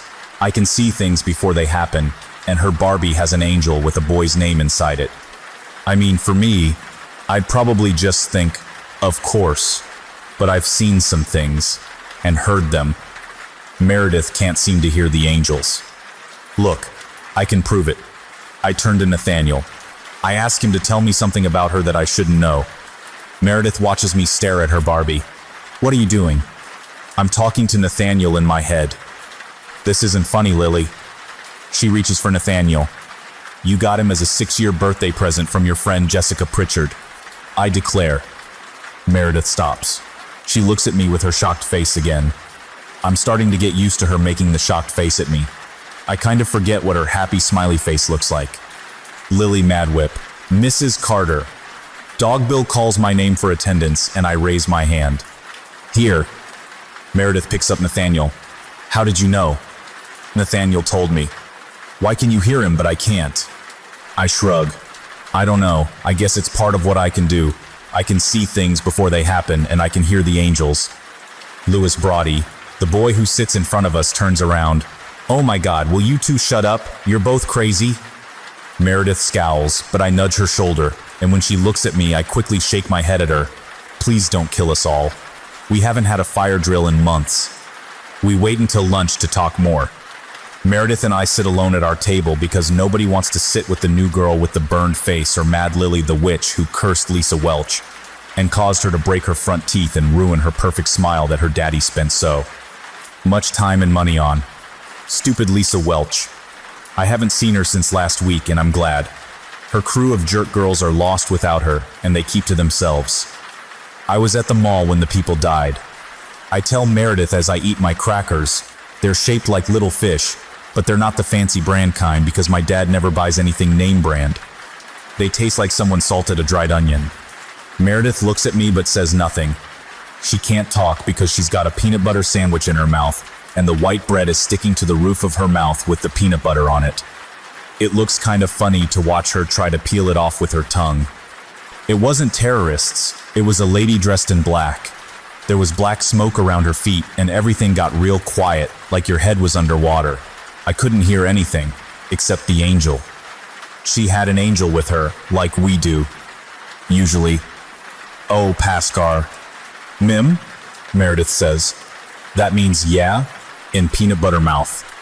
I didn't see it on her, but it spoke to me. It told me just to run, and that we couldn't be close because it was bad. And then the pet store got wiped out. Just everything died. I clearly have her undivided attention because she stopped chewing and just stares at me with bug eyes. I'm kinda glad she stopped chewing because she smacks her mouth a lot, and I was ready to stick the carrot sticks my dad packed into my ears. They don't fit though because he cuts them into triangles, and I actually tried that once and the pointy edge of the carrot hurts. But that's a long story. That was Duma, Nathaniel says. Yeah, that's right, that was the name. Then I realized Meredith didn't hear what he said. Duma. The angel said its name was Duma. Duma is silence, Nathaniel tells me. Duma is retribution for the wicked. I have no idea what that means. I tell Nathaniel. Meredith just sits there looking perplexed. It must be confusing not hearing half of a conversation. I feel like I should repeat what Nathaniel says, but then to me it'd sound like an echo, and to others it'd look like I'm talking to myself. The lunchtime monitor, Miss Grayson, already gave me a funny look just a moment ago. Duma collects the souls of bad people. Fine. I can't take Meredith not knowing what's going on. Besides, she might get angry that I'm having a secret conversation with her melted Barbie and burn the whole school down. The angel with the black fog lady is called Duma, and he punishes bad people by killing them apparently. Close enough, say Nathaniel. He's not like Paskar in so many ways, like the fact that he's a naked Barbie. But does that mean all the animals in the pet store were bad? I ask. Meredith shrugs and finishes chewing her sandwich. Maybe they peed on their owners. I don't think peeing on someone when you're a pet makes you a bad person. Maybe if you were a person, that'd be different. Nathaniel interrupts. When two of you come within close proximity. What? Of each other. It amplifies. Stop, Jesus Christ. Why does your angel have to talk like he's a scientist in a sci-fi movie? Meredith pats Nathaniel. Because he's smarter than your angel. I doubt that. Paskar knows everything. Yours doesn't know some stuff. Like what? Like how to use words, I know what they mean. I don't want to get into this. I shove 6 carrot sticks in my mouth to end the conversation. The bell rings for recess and we go outside. Most of the other kids run over to the black charred tree that Meredith burned. There are a couple teachers standing guard, and the whole spot is taped off. There's water and some sort of foam, probably from a fire extinguisher, all over the trees, branches, and trunk. This was because you and Meredith are too close to each other, Nathaniel says. Meredith looks at the crowd around the tree. Someone gets past the tape and calls out that it's still hot, and a teacher grabs him and drags him away. What do you mean? I ask Nathaniel. Just like you say happened at the mall. Each of you has an ability. When one of you comes too close to another, each increases the ability of the other, often uncontrollably. So like Meredith can burn stuff without touching it? I say out loud. And I don't just see things happen, I make them happen? What? Meredith asks. Exactly. And Duma causes silence and death. Why didn't Paskar tell me about this? Nathaniel says nothing. Meredith realizes I'm talking to her Barbie without her. She hugs it and backs away. Tell you about what? We gotta be careful if we're going to be friends, I say. I make you able to set fire without touching things, and you make me able to affect what happens. At least that's what he says. I point at her doll. What about the Doomer Death Angel lady? Nathaniel corrects her. Duma. I don't know. She must have been at the mall looking for a bad person. I think she was confused about what was going on and saw me, and saw I could see it too, but didn't understand what was happening. Kinda like you burning things and me making Lisa break her teeth. We didn't understand. This is all way too much for me to deal with in a day. I'm still upset and confused about where my parents hid Pashkar, and Tuesday, I gotta go to the hospital and get scanned for my insides. But now that I know some of what's going on, maybe I can figure out how to explain it to my mother. Let's go play on the swings, I suggest. That big tree branch is going to crack and fall off and hit a couple kids in a minute anyway. Oh my God, Meredith looks back at her burned tree. Are they going to die? I start walking to the swing set. No, but one of them's going to go to the nurse crying. We sit on the swings and watch as the kids around the tree start to wander off. Some still remain, just enough that when the tree branch breaks and everybody hears it happening, not everybody can get out of the way in time. It falls on the two I saw it happen to, and one of them laughs it off with his friends, while the other, who took the heavier end on his shoulder, is helped away crying by one of the playground monitors. Do you think you made that happen? Meredith asks me. Not this time. I feel a little better when I get home. Mom and Dad still won't believe me about angels and knowing what happens before it happens, but at least I know I won't kill them both by saying it will happen. At least not if Meredith isn't there. Dad sits out on the front porch and waves to me as he sees me coming down the street. I got you something. He hands me a harmonica. I don't know how to play a harmonica, I tell him. He smiles. He hasn't smiled really like this since Roger died. I'll teach you. I kind of want to learn to play the drums like Roger did. He looks away, and I can see him get misty. Not like fog, but like he's crying, but trying to hide it. I give him a hug, and he hugs me back. Dad? Yeah? I didn't do it. I know, sweetie. It's a nice harmonica. It's all shiny and silver, and says blues band on it. It makes a different sound whether you exhale into it or inhale. I think my dad had this one in his workroom. I wonder if I get to keep this. Also, a tree caught fire at school today. That wasn't me either. Oh, okay. So no call from the principal this time. Not today. Maybe my dad isn't really the devil. The old lady at the hospital check-in desk with the crazy curly hair smiles at me. Lily, what a lovely name. Is it with one L or two? What kind of question is that? If my name had one L, I'd be Liy, and I don't even know how to pronounce that, unless it was Illy. That just makes me sound like I'm sick all the time. Here comes Ily Madwhip, the sickest girl in 5th grade. That Ily Madwhip makes me puke. I repeat my name for her. She's old, maybe she just doesn't hear too well. Lily. She nods. She's wearing big glasses. Why are her glasses so big? They're like twice the size of her eyes. And she's not even keeping the glasses over them, they're halfway down her nose. That's probably why she has them on a chain, because they keep sliding down her nose and falling off. Can she even see? Maybe her vision is so bad she doesn't notice she's not seeing through her glasses. What good are they then? I hope I never need glasses. I'd probably lose them all the time. Yes, dear, I heard you. Do you spell it with one L or two? She says. Why does she keep asking me this? Two, of course. I watch her spell my name with 3 L's. Thankfully, Mom gets off the phone with her office and takes over. My daughter's name is Lillian Madwhip. She's scheduled for an MRI. I walk away to look at the other people in the waiting room. A blonde lady and her son are sitting by the automatic doors that go outside. The boy has a bandage over his right eye. Pasha would be able to tell me why, but Pasha isn't here. I know what's going to happen to the boy, though. He's going to see a doctor who's going to take the bandage off and shine a light in his face, and then make him lie down and put some drops of medicine in his eye while his mom holds him down and he screams. Then they'll put the bandage back on. Across from them is a man with a weasel face filling out some forms on a clipboard. I've never seen a weasel up close, but I know weasel is also a term used to describe someone with beady eyes and a long face, and this guy has both, so that's a weasel face. Oh, he's looking back at me. I'm just looking at this plant. Wait, I don't think that's a real plant.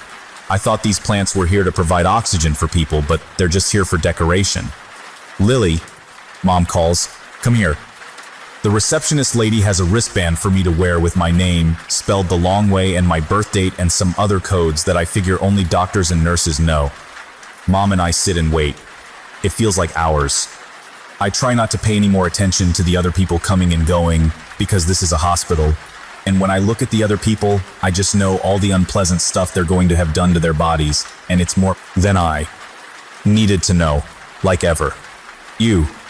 My mom takes a magazine about housekeeping. That's not actually an interest of hers, but she likes to pretend it is. She's probably going to look at pictures of other people's homes and then silently judge my dad for the ways our home doesn't look like them, and he's there all the time. But he digs up all my dead pets and weeds her garden and writes dirges, so he's not just sitting on his butt all day. I wonder if he's sitting on his butt right now while we're at the hospital. I flipped through a magazine about science. Some photographer got really close to monkeys and took photos of them doing monkey stuff. Apparently you can get a job just squatting in the jungle taking pictures of animals. I want a job like that.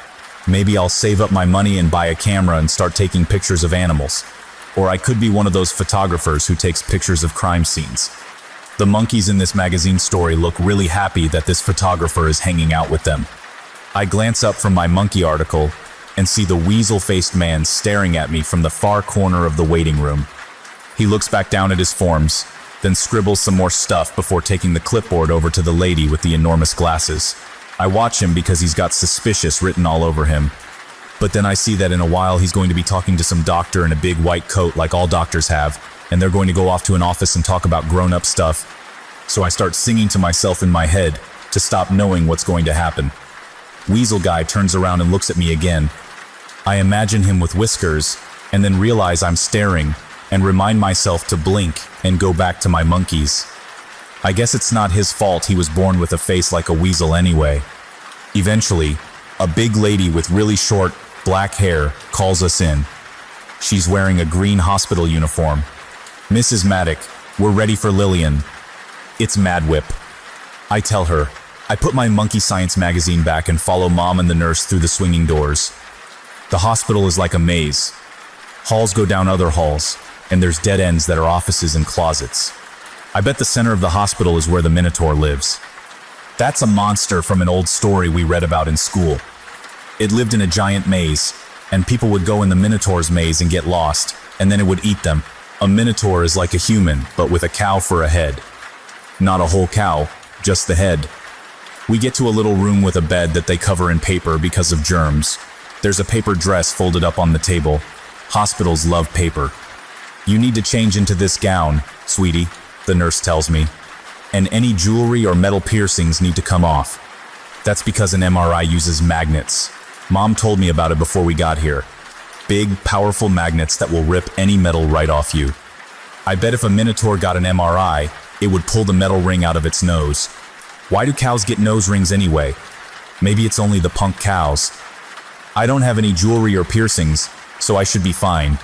But I brought a bunch of quarters in case things get bad, and I have to pay to the swear jar. They're a little sweaty from me holding them because I got no pockets. Mom holds them for me. After the nurse leaves, I change into the paper dress and wait on the table, swinging my feet because there's nothing else to do. Mom is quiet, probably because she's worried about the results. She thinks they're going to tell her my head is full of nothing but tumors. But I know that's not going to happen because my head is not nothing but tumors. "When do I get Pascar?" I ask. Mom looks up. "If you behave yourself, when we get home, we'll discuss your toy." I see what she did there. She didn't say I was getting him back when we got home. She said we'd discuss him when we got home. You said I could have him when this is over, not discuss him. We'll talk about it when we get home.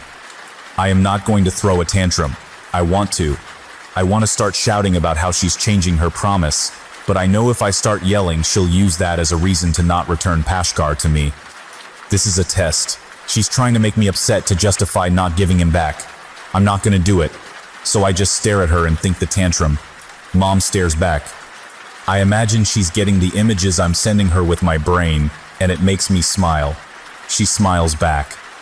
The lady nurse in her green uniform returns and asks my mom questions about my health, including whether I'm pregnant. Then she tells me it's time to go, so I give Mom a hug because I know she's scared, and follow the nurse down hall after hall until we get to a huge room where a giant machine is. That must be the MRI. It looks like something out of a science fiction movie, with a table for me to lay on and get shot into another dimension through this giant metal donut.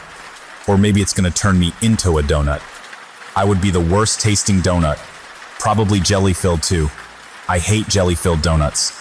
If you're afraid of tight spaces, the nurse says, it's going to feel a little cramped. But you have to lay still. You're going to get an injection of contrast. Wait, what? Injection? When did needles get involved? Nobody said anything about needles. Can I just drink it? I ask. Oh no, dear. Well, there goes 1/4 to the swear jar. She doesn't even remove the needle, she leaves it in my arm. I hate this nurse now. I think angry thoughts and stare at her while I lay on the bed, and she wheels over some weird machine with swirly tubes coming off it that she attaches to the other end of the needle sticking out of my arm. Oh God, I can't even look at it. I'm going to gag. In I go, into the metal donut. I hold my breath and think about Paskar and Meredith. I wonder what she's doing at school without me today. I hope she doesn't burn anybody. It must be hard not being able to get angry for fear of burning stuff. I'd be burning stuff all the time. My arm feels really warm. I wonder why the lady in black was hanging out at the mall. There's way too much stuff going on all at once. I feel like my head is going to explode. Maybe I really do have a tumor. The MRI machine is super noisy. It sounds like someone banging metal grocery carts around. Dad calls those bass carts because they're like a basket and a cart, but Mom hates it when he uses that word. I call them base carts when I want to annoy her. Oh my God, how long am I going to be in here? I thought the waiting room was a long time, but at least I had the Monkey Science magazine to read. I wish there was something to read or watch, but there's nothing. Finally, I come out, and it's all over. I'm about ready to claw this thing out of my arm, but the nurse pulls it out for me and puts a bandage over the spot. I can see the hole they poked in me. She has me sit in a wheelchair and takes me out into the hall. I can walk. Just relax, she says, and then stops, parks my chair off to the side, and walks off into what I think is one of the dead-end office rooms. Why did she leave me here instead of taking me back to the room where my clothes are? She didn't even tell me if she was coming back. Am I supposed to do something? I don't even know where I am right now. I feel kinda lightheaded too. Oh no, they found tumors, didn't they? And what are you doing here? Comes a man's voice from behind me. I turn my head to see who it is. It's the weasel-faced man from the waiting room. He's looking at me and smiling. I don't know him, so I don't say anything. I blink so he doesn't think I'm staring, and then look back to where the lady nurse just disappeared. I can hear him walking over to me because his shoes make a clop-clop sound with each step. He stops right beside me. Lily Madwhip, he says. Don't look back. He probably heard you give your name in the waiting room. I'm sorry, Lillian Alexandra Madwhip. What? Oh no, he knows my full name. No, that doesn't really give him power over me, that's just a thing I thought about. But how does he know my middle name? Maybe it was written down on one of the forms my mom filled out. I can feel him looking down at me. He's really tall and then thin, but all I really notice is he's got boots with pointy toes on because I'm not going to look up at him. I'm just going to stare at this floor and maybe he'll think I'm asleep or something. Oh right, I just looked at him a moment ago. Maybe I have that disease where you just fall asleep suddenly. I could start snoring. Oh, you're not supposed to talk to strangers. My name's Felix. Do you want to know my last name? Maybe I don't have one. Would that surprise you? I am a statue. I am a statue. I'm not really here. I know what would surprise you. What if we talked about Paskar? I finally look at him. He grins down at me. Even his teeth look like weasel teeth. I can't help thinking it. His last name must be Weaselman. Felix Weaselman. How does he know? How do I know about Paskar? He glances down the hall. I think he's trying to make sure nobody's coming. He scares me. He's reading my mind. What am I thinking now? Potatoes. Just because. Potatoes. Read that, Felix Weaselman. No, I'm not a mind reader. I just know people well, and I know all their secrets. Do you know where Paskar is? I whisper. I'm afraid of speaking in full volume. I don't know why. I almost don't want him to hear me. I just want the nurse to come back and wheel me back to my mom. Mom knows where Paskar is. Felix kneels down next to me and puts a hand on the arm of my wheelchair. Even his fingers look like weasels. Not like weasels, but weasel fingers. Not that weasels have fingers. I guess they do, sort of, but not like human fingers. If a weasel turned human, I think it would name itself Felix Weaselman and start terrorizing little kids at the hospital. Oh no, that must be what this is. I'm sorry, Lily. I don't know where Pascal is, but I know about him. And you see things before they happen, don't you? Who are you? I ask. He's not a doctor, that's for sure. He's wearing a long coat with fur on the edge of it. I bet it's weasel fur. Oh my God, everything about this man is weasels. I told you, I'm Felix. I'm like you, Lily. He grins his weasel teeth at me. I half expect him to have a long, thin mustache and twirl it with his fingers like in cartoons. I have a gift, just like you, and a totem that connects me to the divine. I don't know what that means. He reaches into his pocket and pulls out a silver locket on a chain. I bet that thing would have ripped right through his coat if he went in the MRI. There's a hook on the side of the piece, and he unlatches it, and it opens. Inside is a photo of a boy.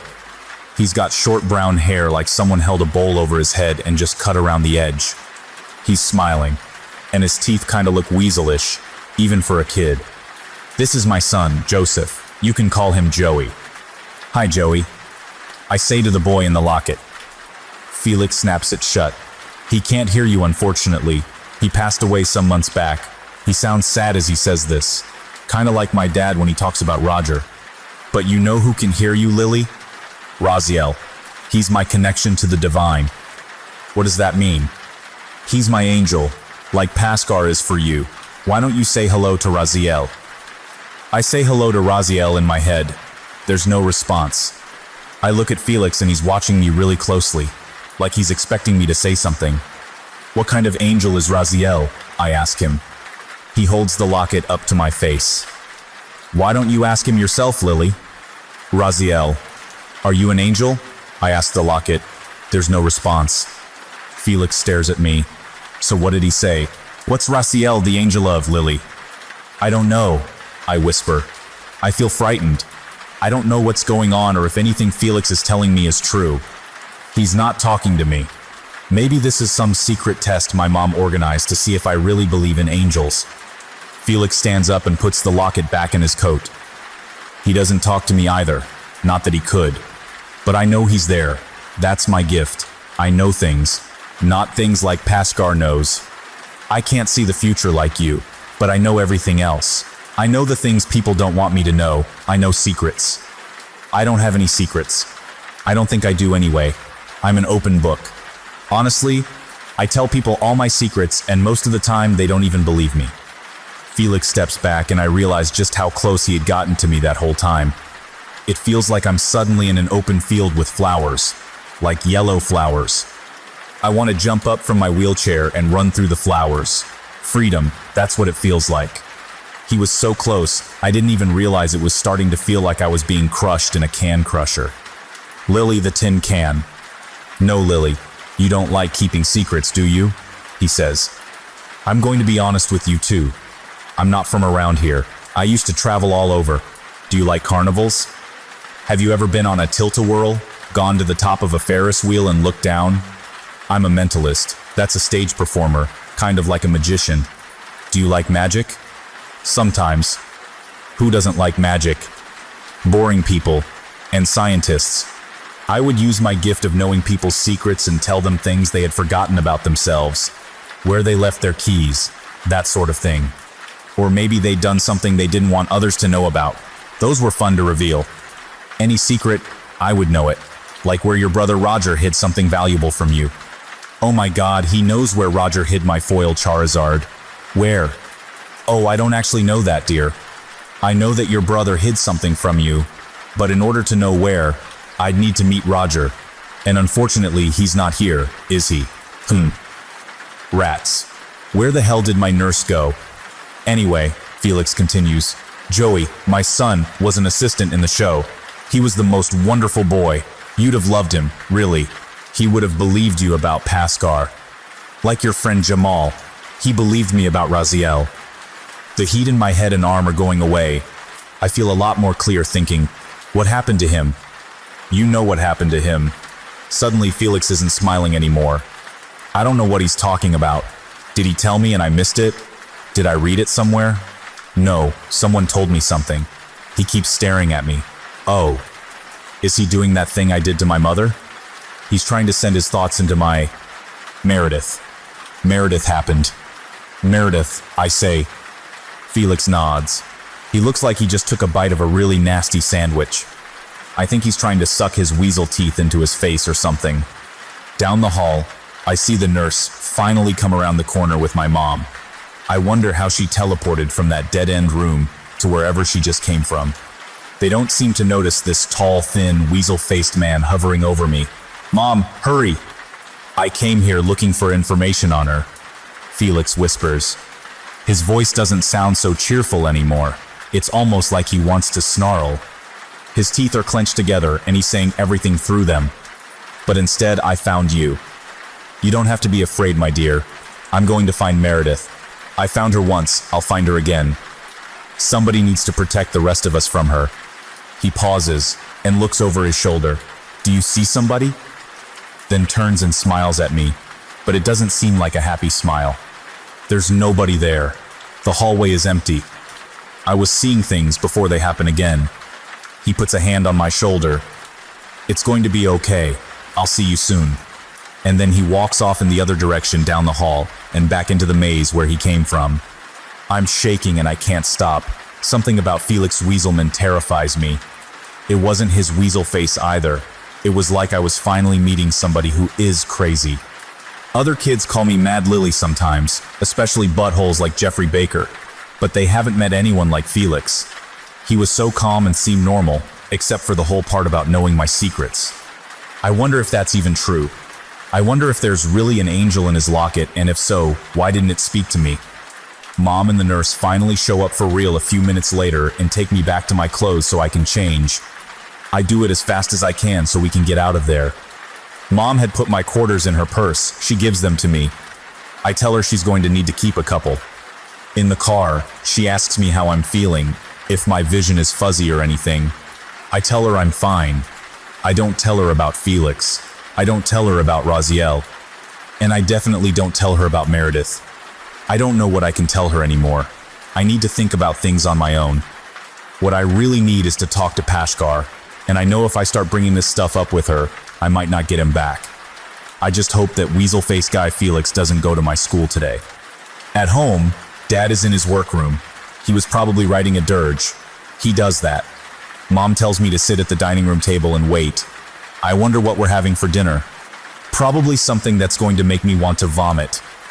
I wonder if I can convince them to order pizza if I tell them that the medicine they injected me with made me feel funny. Mom comes back with Dad and, Paskar, where were you? Paskar tells me he's sorry for the things he knows I've had to deal with alone. He says that sometimes we face things alone because we have to in order to become stronger. He says that, I feel like I'm getting a lecture from my parents. Oh, I am. They're talking too.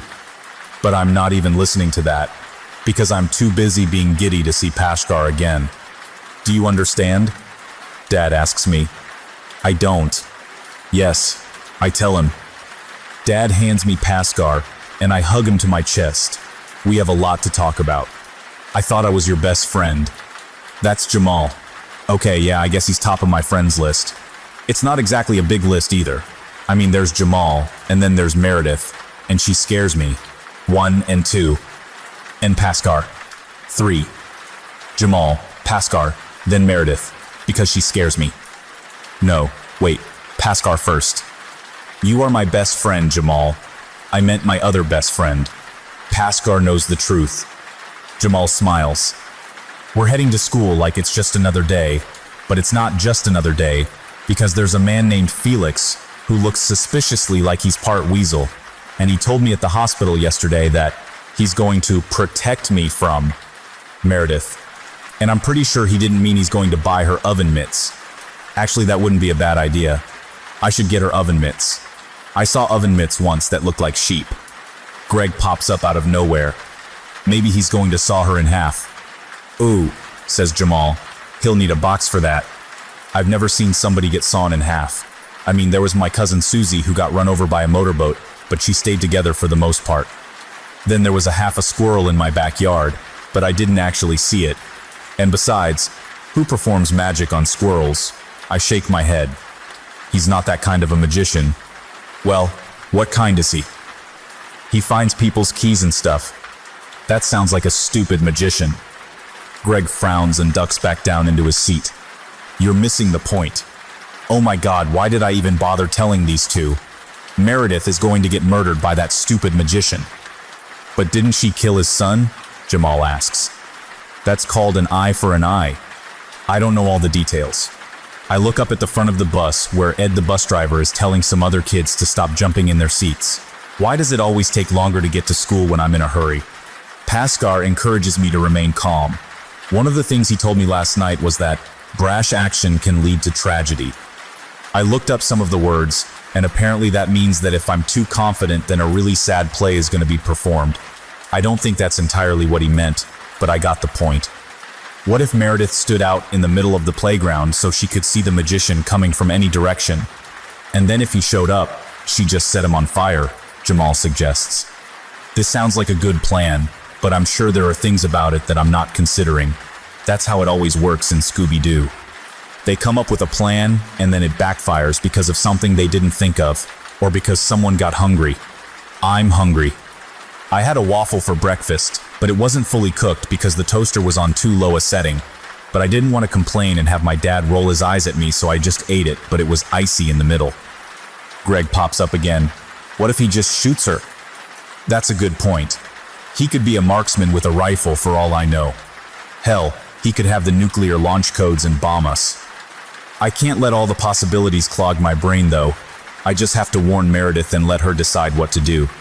Honestly, Jamal remarks, you should tell an adult. Dear adults, my friend Meredith, who scares me, can burn things with her mind. I know this because I can speak to angels like the one in my doll. A crazy magician who finds people's keys wants to kill Meredith because somehow, she burned up his son with her powers. No, I don't know when or how exactly. Yes, I'll hold. Oh, that's a lovely jacket. Yes, I'd like to try it on. The sleeves tie in the back? How nice. Where are we going? Jamal sees me staring off into space blankly. I mean, can't she just show them she can burn stuff? He asks. Greg chimes in. And then they can take her to a secret lab and cut her open and see how she works, like they do to aliens. He looks at me. And you too. Yeah, no. I blink. There's the school ahead. I need to do this without them finding out about Meredith's ability. If she wanted people to know, she'd have shown an adult, I think. It's not my business to reveal it if she doesn't want people knowing. That's called, I don't want to be dissected. And I've thought about it a lot. We pull up to the school and I shove past everybody to get to the front and off the bus, making sure to say goodbye to Ed, of course. Not that anything's going to happen to him. He's going to go have a cup of coffee and read a magazine down at the gas station while filling up. It's just polite to say goodbye to the bus driver. Bye, Mr. Ed. Meredith is not standing by the swings. I run over and make sure. I even check twice. She's not there. I scan the rest of the playground. Everybody else is in their usual spot for the most part, except Jamal and Greg, who are walking over to me rather than the baseball diamond. They're looking around too, so I'm guessing they don't see Meredith either. Jamal drops his backpack and sits on the swing. Maybe he already got her. No, I should have come here yesterday, except the school was closed by then and she'd have been at home, so that would have been pointless. Don't say that. Maybe the weasel got her home address. Greg suggests. Stop it. Maybe that's her over there surrounded by Lisa Welch and the other girls. Jamal points with his chin. Oh yes, there she is. I couldn't see her in the sea of jerk girls. Why on earth is she hanging out with them? They're all standing around her and... Oh no. Oh, I wasn't here to keep them away from her. And Lisa Welch is back, and she probably saw Meredith alone. And... I drop my backpack by Jamal's and run down the hill toward the group surrounding Meredith. I can see she's not looking happy. She's all tensed up and her arms are hanging down at her sides, and she's glaring at Lisa. I can't hear what anyone's saying, but Lisa's got Nathaniel, Meredith's angel, and a melted Barbie, and she's waving it at Meredith and saying something, and Meredith's got a big scowl on her face. Oh no, I can already feel it. Something bad is about to... Meredith, I call. At the same time, just as I get in range and everybody turns to look at me, Lisa Welch's red backpack with all the trinkets that jangle on it and let you know she's coming explodes into a fireball. Everybody shrieks except Lisa Welch, who has just enough thought power in her small brain to declare, "Oh my goodness," and then throw the flaming pack off her shoulders and do some sort of crazy half-dance, half-jump away like she just stepped in a pile of scorpions. Maybe I should tell her she's going to do that someday. I come to a stop as everyone else steps back except Meredith and quickly grab her by the hand to try to calm her down. She turns and glares at me, and I swear I can even see fire behind her eyes, but maybe it's just the fire that was Lisa Welch's red backpack reflecting off them. "It's okay. Don't kill everybody, please," I whisper, feeling bad for even having the thought. I don't want her to think I think she's a killer, but she kind of is. I mean, she's burned up, 3 people already? I try to make my expression look like I'm half joking, so maybe she won't think I'm genuinely scared that she'll set me on fire. I can't tell if it works. I am genuinely scared she will set me on fire. Mr. Longbow appears out of nowhere with one of those red fire extinguishers like you see in movies. I've always wanted to see someone use one in real life, so I watch, wondering if it's safe to breathe or if I need to cover my mouth. He sprays the roasting red backpack with foam, while the rest of the playground pours toward us, everybody chattering about what just happened. What just happened? Mr. Longbow says in his real angry voice, which is just a tad bit quieter than his pissed off voice, but much louder than his regular voice. Lily Madwhip tried to set Lisa on fire. This rumor begins immediately being passed among the other kids.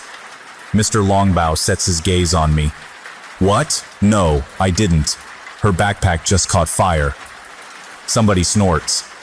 I think it's Greg. Mr. Longbow sets the fire extinguisher down and puts his hands on his hips in that way. Adults express that they're waiting for you to say something, and they're not going to say anything until you do, but they will get increasingly agitated if you don't. I throw my hands up. I don't even have anything on me. I just got here. Meredith finally speaks. "It wasn't her, sir. It was me." "Oh, okay. Well, I guess we're doing this now." This is good, actually, because for all I know, Felix is sitting in the bushes nearby with a sniper rifle aimed at Meredith's head. "Yes, let's get her off the playground, please, Mr. Longbow.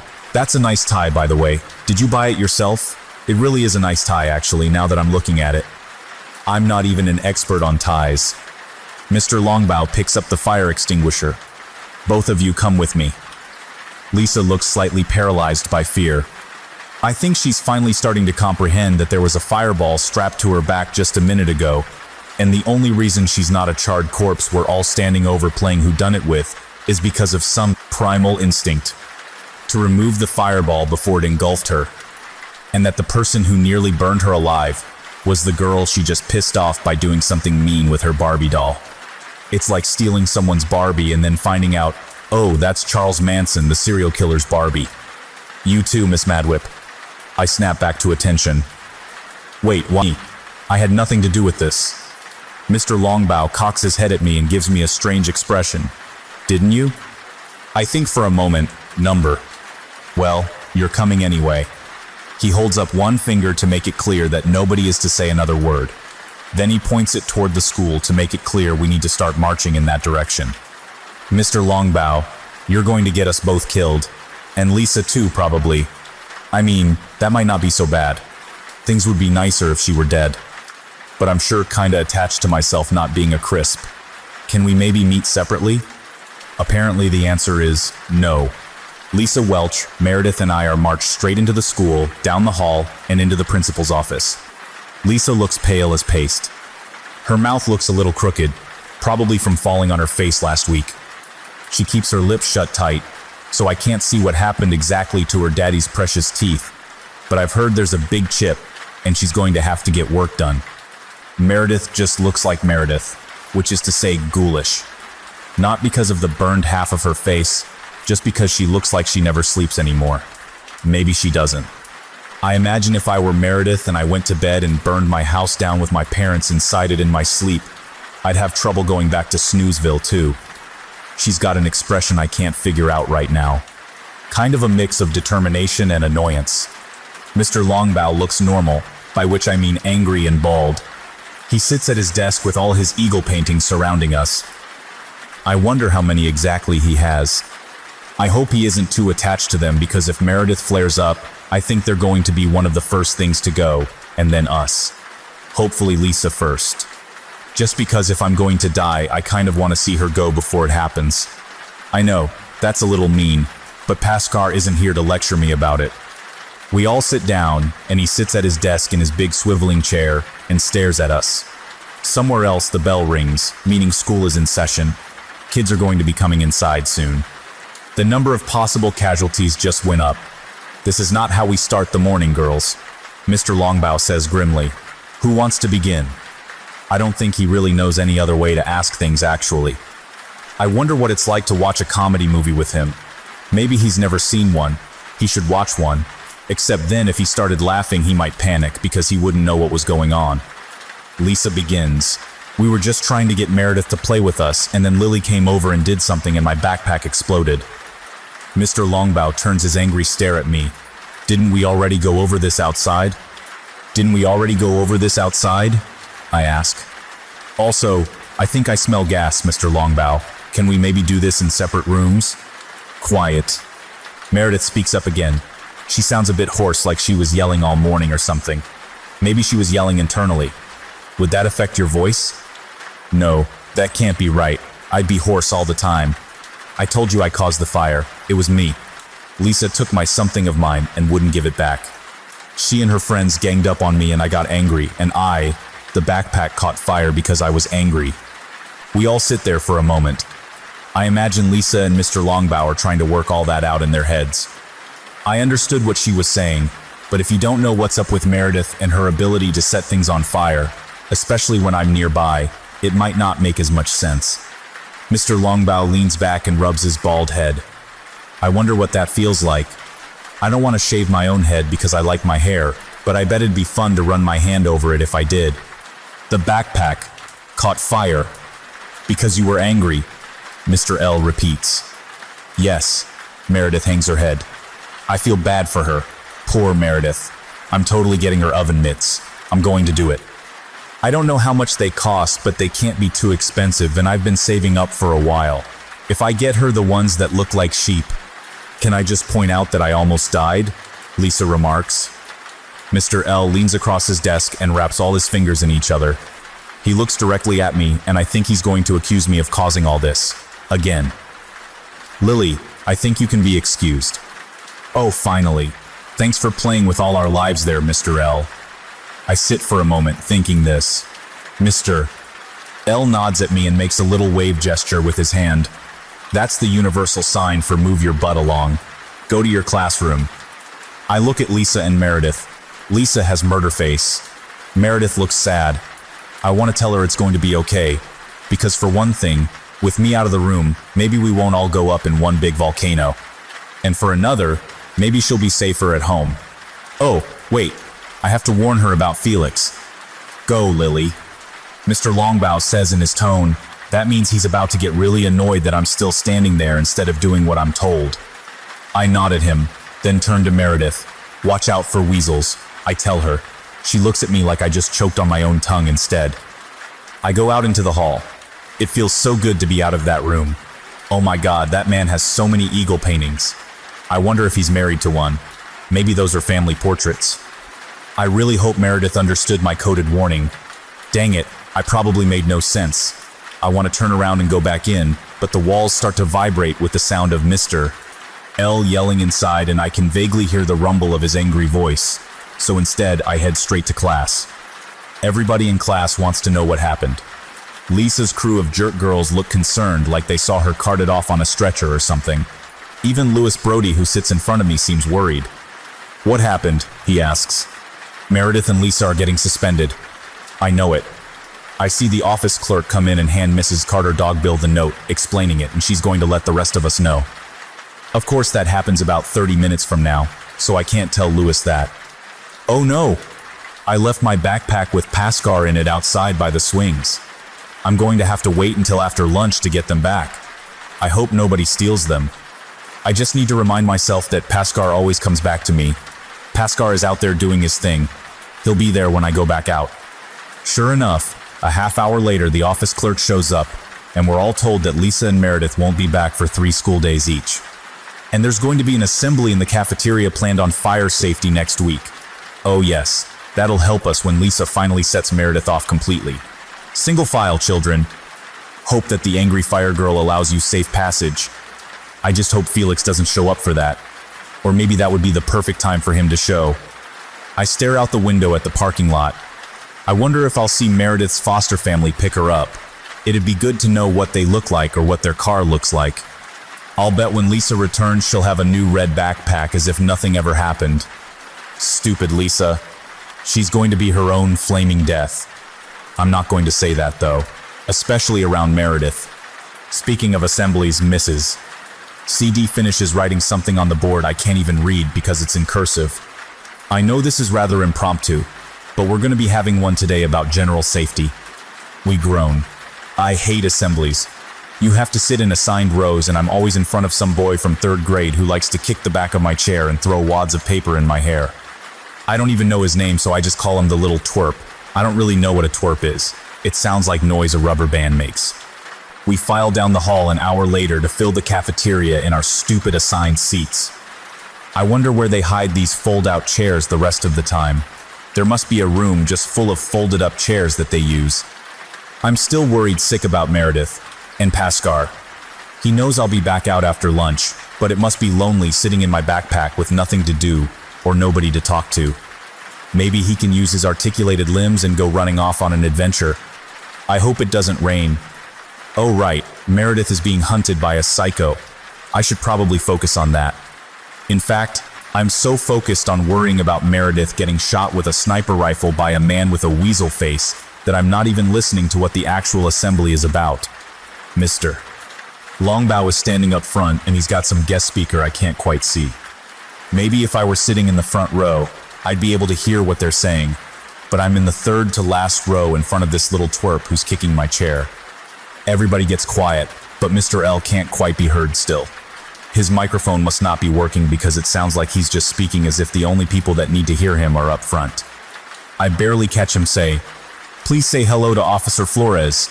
He gestures to the person behind him. Everybody claps, I think.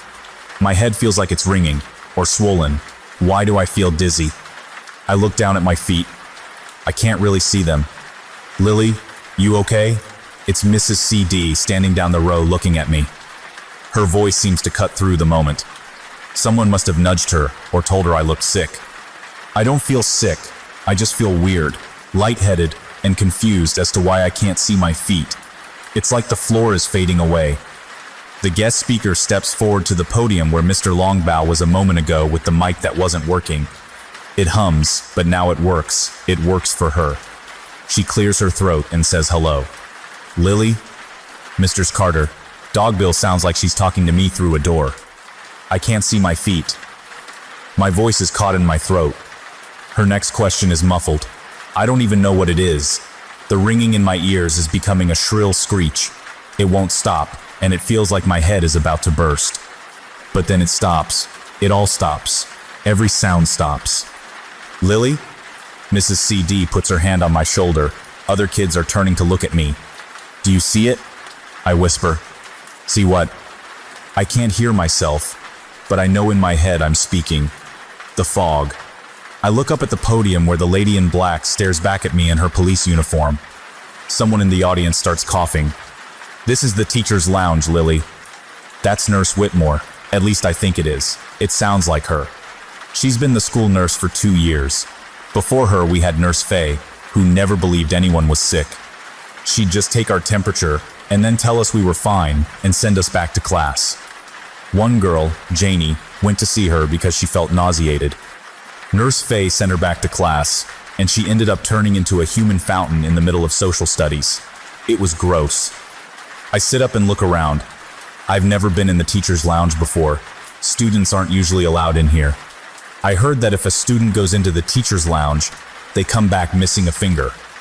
I've never known anybody who did it. Obviously, everybody I know has all their fingers. There's a big coffee pot with cups over by a sink and a bunch of tables with chairs. Nobody else is in the room with me and Mrs. Whitmore. What happened?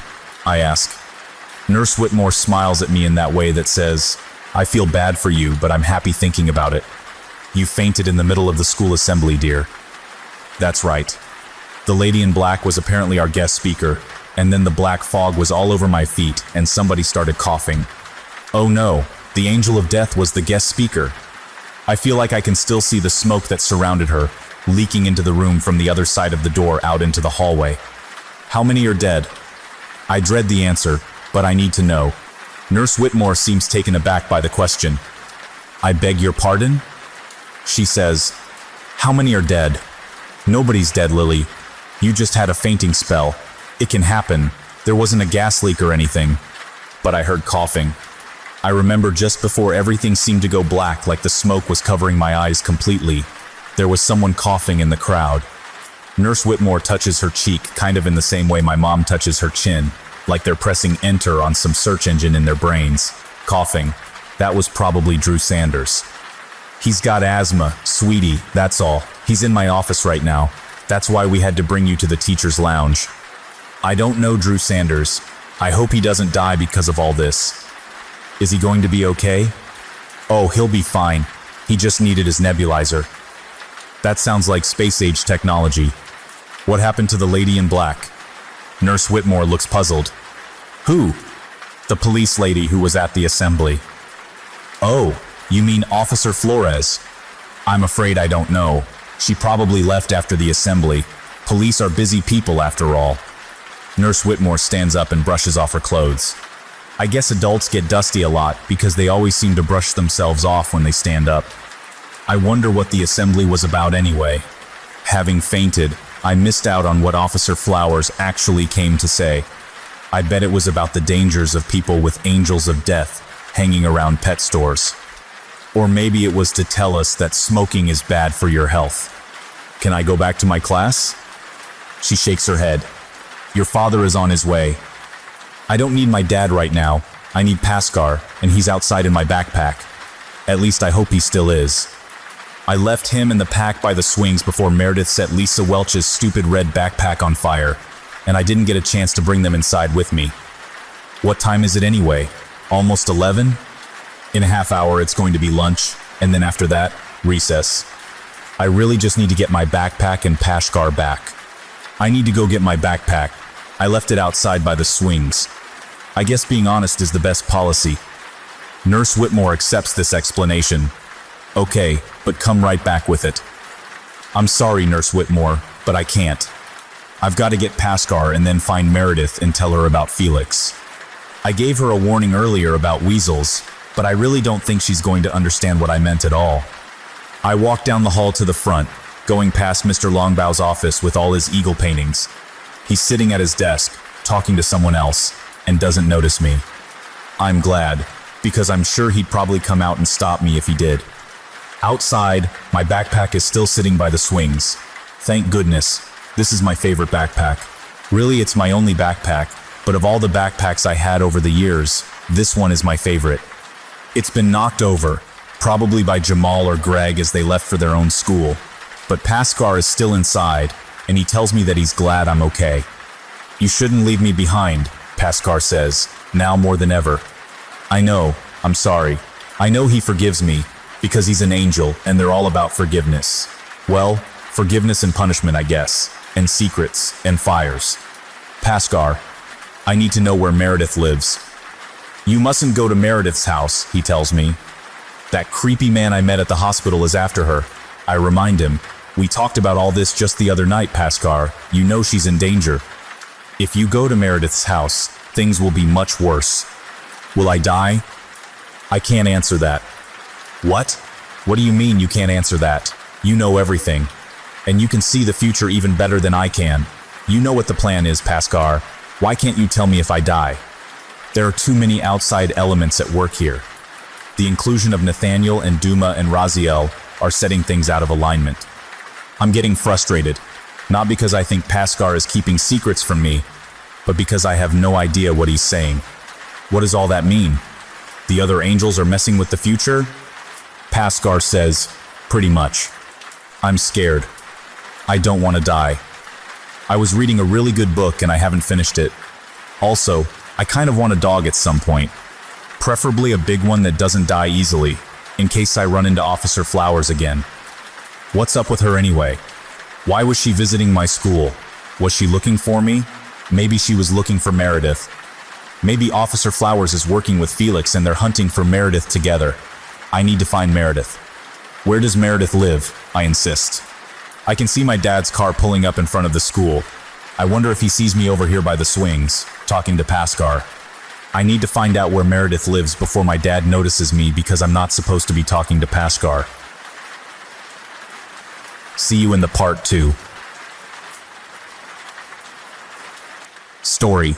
My name is Lily Madwhip, and I see things before they happen. Part 2. I have to do it in my head or privately because they'll take him away again if I start acting like he speaks to me, even though he does. Pascar gives in and tells me her address, but insists that I not go there. I say it to myself several times. If you say something a bunch, it's easier to remember. Especially if you didn't write it down anywhere. I guess I could write it down, but I see Nurse Whitmore come out of the school and start talking to my dad in the car. She sees me over here by the swings and waves for me to come over while my dad fills out some sign-out sheet for me. I walk over to the car. Nurse Whitmore is leaning in the window, talking to my dad about my fainting and how I should be okay to come back to school tomorrow, but it might be best to take me to see a doctor. Dad is just nodding quietly, not looking at me. I can't even really see his face to tell if he's angry or worried. Nurse Whitmore takes my backpack with Pascar and passes it through the window to my dad as I climb in the back. Lily, wait, Pascar says. I'm not listening though, because I'm trying to buckle up, but my vision is beginning to act wonky. I think I'm starting to see something before it happens again. I try to focus so I can tell what it is. It's looking through the front windshield of the car as we drive down a road I'm not familiar with. Well, that's useful. All right, Lily, says Nurse Whitmore. You be well. We'll see you bright and early tomorrow. Thank you, I hear my dad say. He sounds weird, like he's coming down with a head cold. In my vision, we pull up alongside a small greenhouse. I'm looking at the mailbox, and it has the number 86 on it. It's the same number as Meredith's address. We must be going to her house. That must mean I convince my dad to go there so I can warn Meredith. Good. I know Pascar doesn't want me to go, but maybe my dad can help. We pull out of the school parking lot. Something smells funny. The car smells unfamiliar, like when you take it to get cleaned and get it back, and it smells like someone else. Dad? I start to say, but it's not my dad's eyes looking back at me in the rearview mirror. They're too small, too beady, like a weasel's eyes. I'm afraid not, Lily, says Felix. I get goosebumps all over my arms and legs. Why is Felix weasel face in my dad's car? Where's my dad? I yell. I unbuckle myself, but Felix shakes the steering wheel and the whole car weaves back and forth. It's real dangerous to be unbuckled when someone's driving reckless like that, so I buckle back in. I don't know what I was going to do anyway. Jump out of the car? I think I've seen enough roadside deaths recently. I don't want to be one. What did you do to my dad? I scream at Felix. Is he dead? Felix looks back and grins. No, don't look back. That's how people get T-boned by giant trucks. Keep looking forward, you crazy weasel man. I wave at him to keep his eyes on the road, but I don't think he understands the universal signal for face forward, dummy. Your father is fine for now. You know, I thought about just coming for Meredith at school, but you're a smart girl, aren't you? Somewhat, I think. I know enough to stay buckled in and to look where I'm going, and that if Felix finds Meredith, he's going to kill her because he's angry about what happened to his son Joey. I'm not top of my class smart, but I'm one of those kids who knows you spell it ketchup or catsup and it's the same word. I figured the best bet was to wait for you to get home and just have you take me to her. After all, I knew where you lived, but not her. And I knew you didn't know where she lived at first, but given time, you'd find out. I think Felix likes to listen to himself speak. It's all part of knowing people, Lily. I know how to learn the things I need to know and how to use people to get the things I want. Like your dad. Thanks to what I gleaned from you at the hospital, I was able to talk my way into your house easily. Where's my dad? I say as calmly as I can. Felix's lips curl up in his creepy weasel grin again. I'll tell you when this is all over. It really depends on if you give me any trouble or not. Paskar has gone quiet in the front seat. I think I know why. I think it's the same reason Raziel, the angel in Felix's locket, won't speak. Anything they tell me, Felix will know. Just like he must already know Meredith's address, thanks to Paskar telling it to me. They will not speak to me with Felix near, because I'm like a radio antenna that Felix can pick up their signals from. A really fleshy antenna, with hair and a face that's pissed off and glare staring at him from the back seat. Mr. Felix, Meredith didn't kill Joey.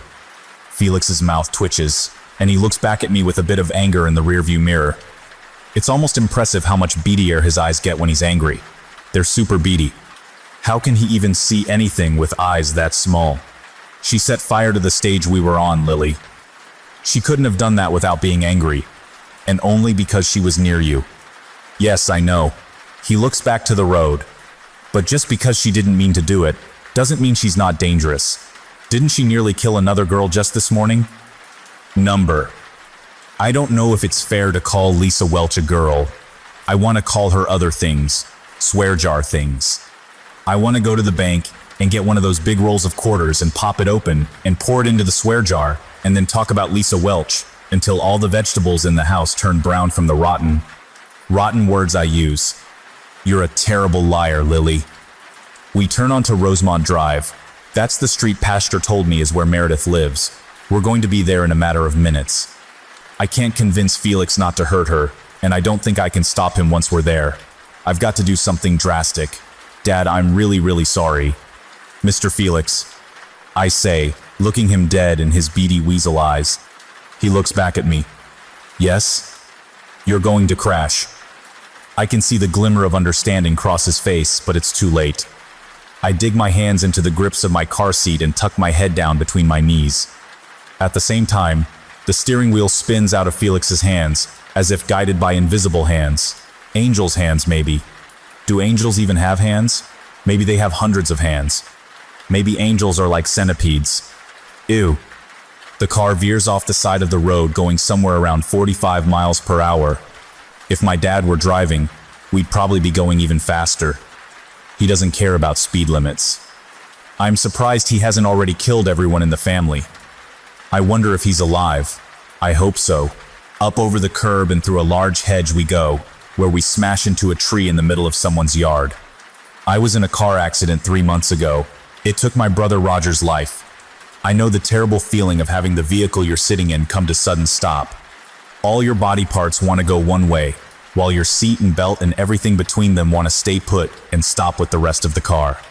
It's like the world's worst roller coaster. One nobody pays to get on, but people find themselves riding when they least expect it. For a moment, everything goes black. I wake up and I'm still buckled into my car seat. Felix is laying across the front, groaning and covered in glass from the windshield. The airbag deployed out of the steering wheel. That didn't happen when we got T-boned. I've never seen an airbag deployed up close before. It looks soft. Too bad Felix went sideways. I bet he'd have felt real comfy resting on that airbag. Well, my dad's gonna be pissed. This is the second car in 3 months that got wrecked. I can see from the back seat that the front of the car is all crumpled up like it's trying to hug the tree. I hope we didn't hurt the tree too much. Sorry, tree. Someone's at my door, banging on the window. Are you all right? It's a lady in jogging clothes. It occurs to me that I should be grateful we didn't accidentally hit her. I should have been more careful about what I said to Felix. Speaking of Felix, he's making pain sounds and pulling himself up. There's glass all over his back and I can see that he's got scratches down the side of his face. His nose looks bent funny. He doesn't look like he's entirely aware of what just happened. Get me out! I scream to the lady outside. I try to unbuckle myself, but the seat shifted and I can't find where it's buckled in. Help! This isn't my dad. My shouting is just confusing her. I don't think she can fully hear what I'm saying, but she's trying to get the door open. It just seems to be jammed. She pulls out her flip phone and is calling 911. Oh, thank God, yes. Call the police, get me out of here. One of the front doors creaks like someone's trying to crush a soda can. I look over and Felix is no longer in the front seat. The lady on her phone is telling whoever's on the other end about a car crashing into a tree on Rosemont. I can hear her describing me as a frantic little girl. Lady, I'm only frantic because there's a crazy guy loose and I don't know if he's armed or willing to kill me and you. Do you really want to die right after jogging? Nobody wants to die all sweaty and exhausted like that. I don't have time for this. I think Felix is still going to Meredith's. I can't sit here and wait. I've got to do something. Pashkar tells me to stay put. Don't go to Meredith's, he says. I can't listen to you this time, Pashkar. Even if it means I die saving Meredith, I need to try. I slide down out of my seatbelt and wiggle to the floor of the car, then climb over into the front seat, where I pull Pashkar out of my backpack. Oh, my lunch got completely smashed. It's about lunchtime too. That sucks. Now if I die, I'm going to die hungry. Hungry and my chest hurts. I think the seatbelt bruised it. Pashkar won't stop telling me not to go. Stay put. Wait for the police. Trust me on this, Lily. You have to trust me. I trust you, Pashkar, but I need to do this. The lady in the jogging clothes sees me climb out the front, and she runs around to see if I'm okay. Lady, there's glass all over me, and I'm climbing out of a car that's wrapped around a tree. Does that seem okay to you? She finally notices that Felix isn't in the driver's seat anymore. Where did your father go? He may be injured. That wasn't my dad, I tell her. I'm okay. Please, tell the police to head to 86 Rosemont. The bad man who kidnapped me is going there. You should sit down. She puts her hands on me and tries to guide me away from the car instead of doing what I told her to. I shrug her off and run through the giant hole we made in someone's hedge. Other people are coming out of homes or pulling over in their cars to see what happened. My dad's poor car is hissing. It sounds like a big, metal snake. Maybe one of the tires is losing air. I can't tell what exactly the noise is. I don't even really care. I'm trying to drown out the sound of Pashkar in my head and pay attention to the numbers of the houses. I can hear the lady in the jogging clothes behind me yelling for me to come back. Over it all, I hear sirens. I hope they get here in time. Ugh, my chest really hurts. I just need a moment. Just need to sit down by this tree. I wasn't feeling so bad after the car crash I caused just a bit ago, but the seatbelt really did dig in, and I'm not used to all this running. Have I still got Pashkar on me? Yes? Good. He's telling me to rest here. Just relax and let the police deal with Felix. Don't go after him. I can't rest here. There might be ants. I don't want ants crawling all over me if I fall asleep under this tree. Besides, I've got a better chance of stopping Felix, because all I have to do is get near him and tell him to buzz off and never return or something. I hope that works. Where even am I? What house number is this? 64. There are way too many houses on this street. Gotta get to Meredith. I feel really out of breath. Pashkar is still trying to stop me. He's saying, Lily, if you go, I'll die. I feel it. I know he's right. Pashkar is always right. But if I know it, maybe I can change it. I don't have to die. I don't want to die either, geez. There's nobody better at not dying than me. Who else can see death coming? Nobody. Even the lady in black who works with the angel of death can't see it coming like I can. I just gotta be focused when I get there. Stop Felix, help Meredith, and my chest is really sore. I bet I've got a big seatbelt-shaped bruise on it. Maybe I'll just relax here a bit, like Pashkar says. Number, I've got to get up. I've got to get to 86 Rosemont, the greenhouse with the white window frames that I can still see in my head, but it's getting darker, like the memory is fading. I get to my feet, check my shoelaces because I don't want to trip over them when I'm saving the day, and have that be the way I die, then start to run down the sidewalk again. Felix is nowhere in sight. There's sirens back behind me, probably pulling up to where I made Felix crash my dad's car. I wonder where my dad is. If Felix had his car, and Felix answered our phone at home, he must have done something to my dad. I don't want my dad to be dead. He was going to teach me to play the drums like Roger. And the harmonica, though I'm less interested in that. Don't be dead, Dad. There's the greenhouse ahead. I recognize the mailbox. A black car is parked in the driveway. It probably belongs to one of Meredith's foster parents, or both. Maybe they have only one car. Not every family has a car for each adult after all. Then again, maybe they didn't go straight home after whoever picked Meredith up from school. If I got suspended for turning another student's backpack into a fireball, I'm sure my dad would take me straight home. But maybe Meredith's foster family would take her to see a doctor or return her to the orphanage or something because they think she's defective. Poor Meredith. She's not defective. She's just special. And maybe she's just in the house like I originally assumed, getting grounded for nearly burning Lisa Welch into a cinder. I limp up the driveway because my legs are starting to feel sore, and I'm having some serious pain in my chest. Something stabby feeling is going on in my side. It makes me just want to sit down and cry, but I don't have time for that. That's my motto right now. I don't have time for crying, no time to cry. I ring the doorbell. It really fancy sounding, like they've got an orchestra playing bells inside. I don't know what I'm going to do if nobody answers. Maybe bang on the door a bunch, then check the windows to see if I can see inside. What if Felix is already in there murdering Meredith and her foster parents? What if they're having some sort of epic battle like you see in the movies and she's got flaming fists and he's doing whatever it is he does? He's throwing secrets. You know, come to think of it, Felix's gift or curse or whatever it is isn't really all that great in a fight. An elderly lady with white hair answers the door. She's wearing a blue dress with flowery spirals on it like my Nana used to wear.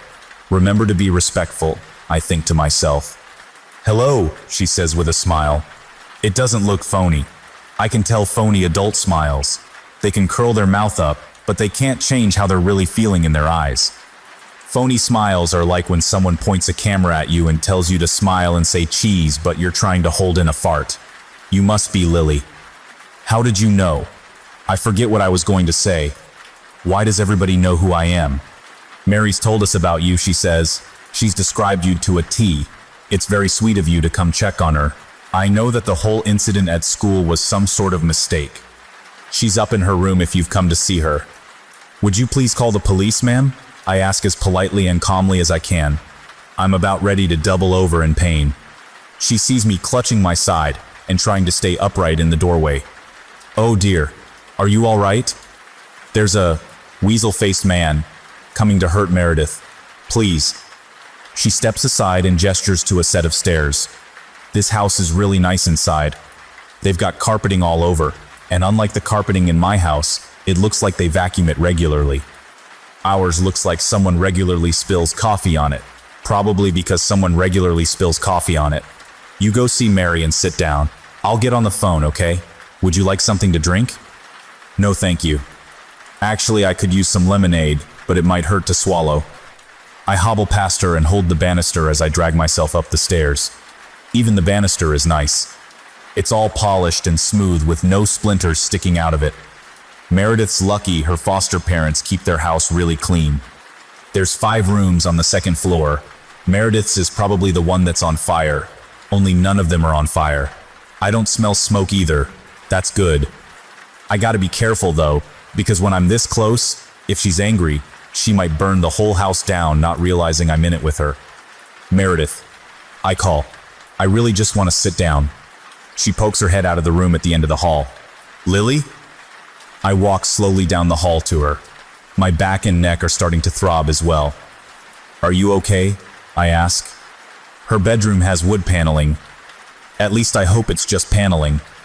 Maybe there's brick underneath. That'd be safe. Bricks don't catch fire, do they? I hope it isn't something shoddy underneath, or super flammable. Pascar says it's plaster underneath the fake paneling. He's such a help. I don't see myself getting burned to death, so I'm trusting my ability to see things before they happen to warn me. I've got to be very careful. I still have that feeling I'm gonna die, and I need to be ready to react if the moment comes. Meredith sits down at a desk with a lamp and a glass cage that's got a turtle in it. Oh my god, so lucky. I want a turtle. I've had 2, Donatello and Raphael, but I was looking at one just the other day that would make a good Leonardo. It died though, along with every other animal in the pet store. And a couple people in the food court apparently. I can't believe anyone trusted Meredith with a pet. I guess turtles aren't too easy to burn. They just gotta hop in the water to put themselves out. I'm all right. Meredith looks at her feet. I think she does that to keep her hair hanging in her face over the scars from the fire that killed her parents. Okay, look. I lean in the doorway and watch the turtle try to climb the glass of its tank. That's a nice turtle. Also, there's a man, Weasel. I was in a car accident. I need to sit down. I might be dying. Meredith's bed looks really comfy. She's got 3 big pillows to lay her head on. I could probably fall asleep on them, but my brain is racing. And it hurts lying down. Worse than standing up, actually. Let's not lie down. No, sitting isn't any good either. It's so soft that I feel like I'm putting pressure on my chest all hunched over. I'm going to kneel here beside the bed. Okay, that works. Gah. Meredith watches me flop on the bed, then roll around on it a bit, sit up, then slide off and crouch on the floor beside it. You told me about the car accident, and the weasel. There aren't any weasels around here, though. No, it's a man, with a weasel face. His name is Felix, and this was a different car accident. I just made him crash, down the street. He's coming for you. And I think I'm dying. What? Why? Is it getting hot in here? The room feels like it's starting to heat up. I can almost smell it. Maybe it's just me. I'm in a lot of pain. I think I'm sweating. I really hope the police get here soon. Maybe an ambulance too. Why, which part? I can't catch my breath. Why is he coming for me? Because you killed my boy. And we both turn and look. Felix is standing in the door to the hallway. His face looks kind of swollen on one side, and there's blood running down his forehead and neck. He looks almost like a zombie.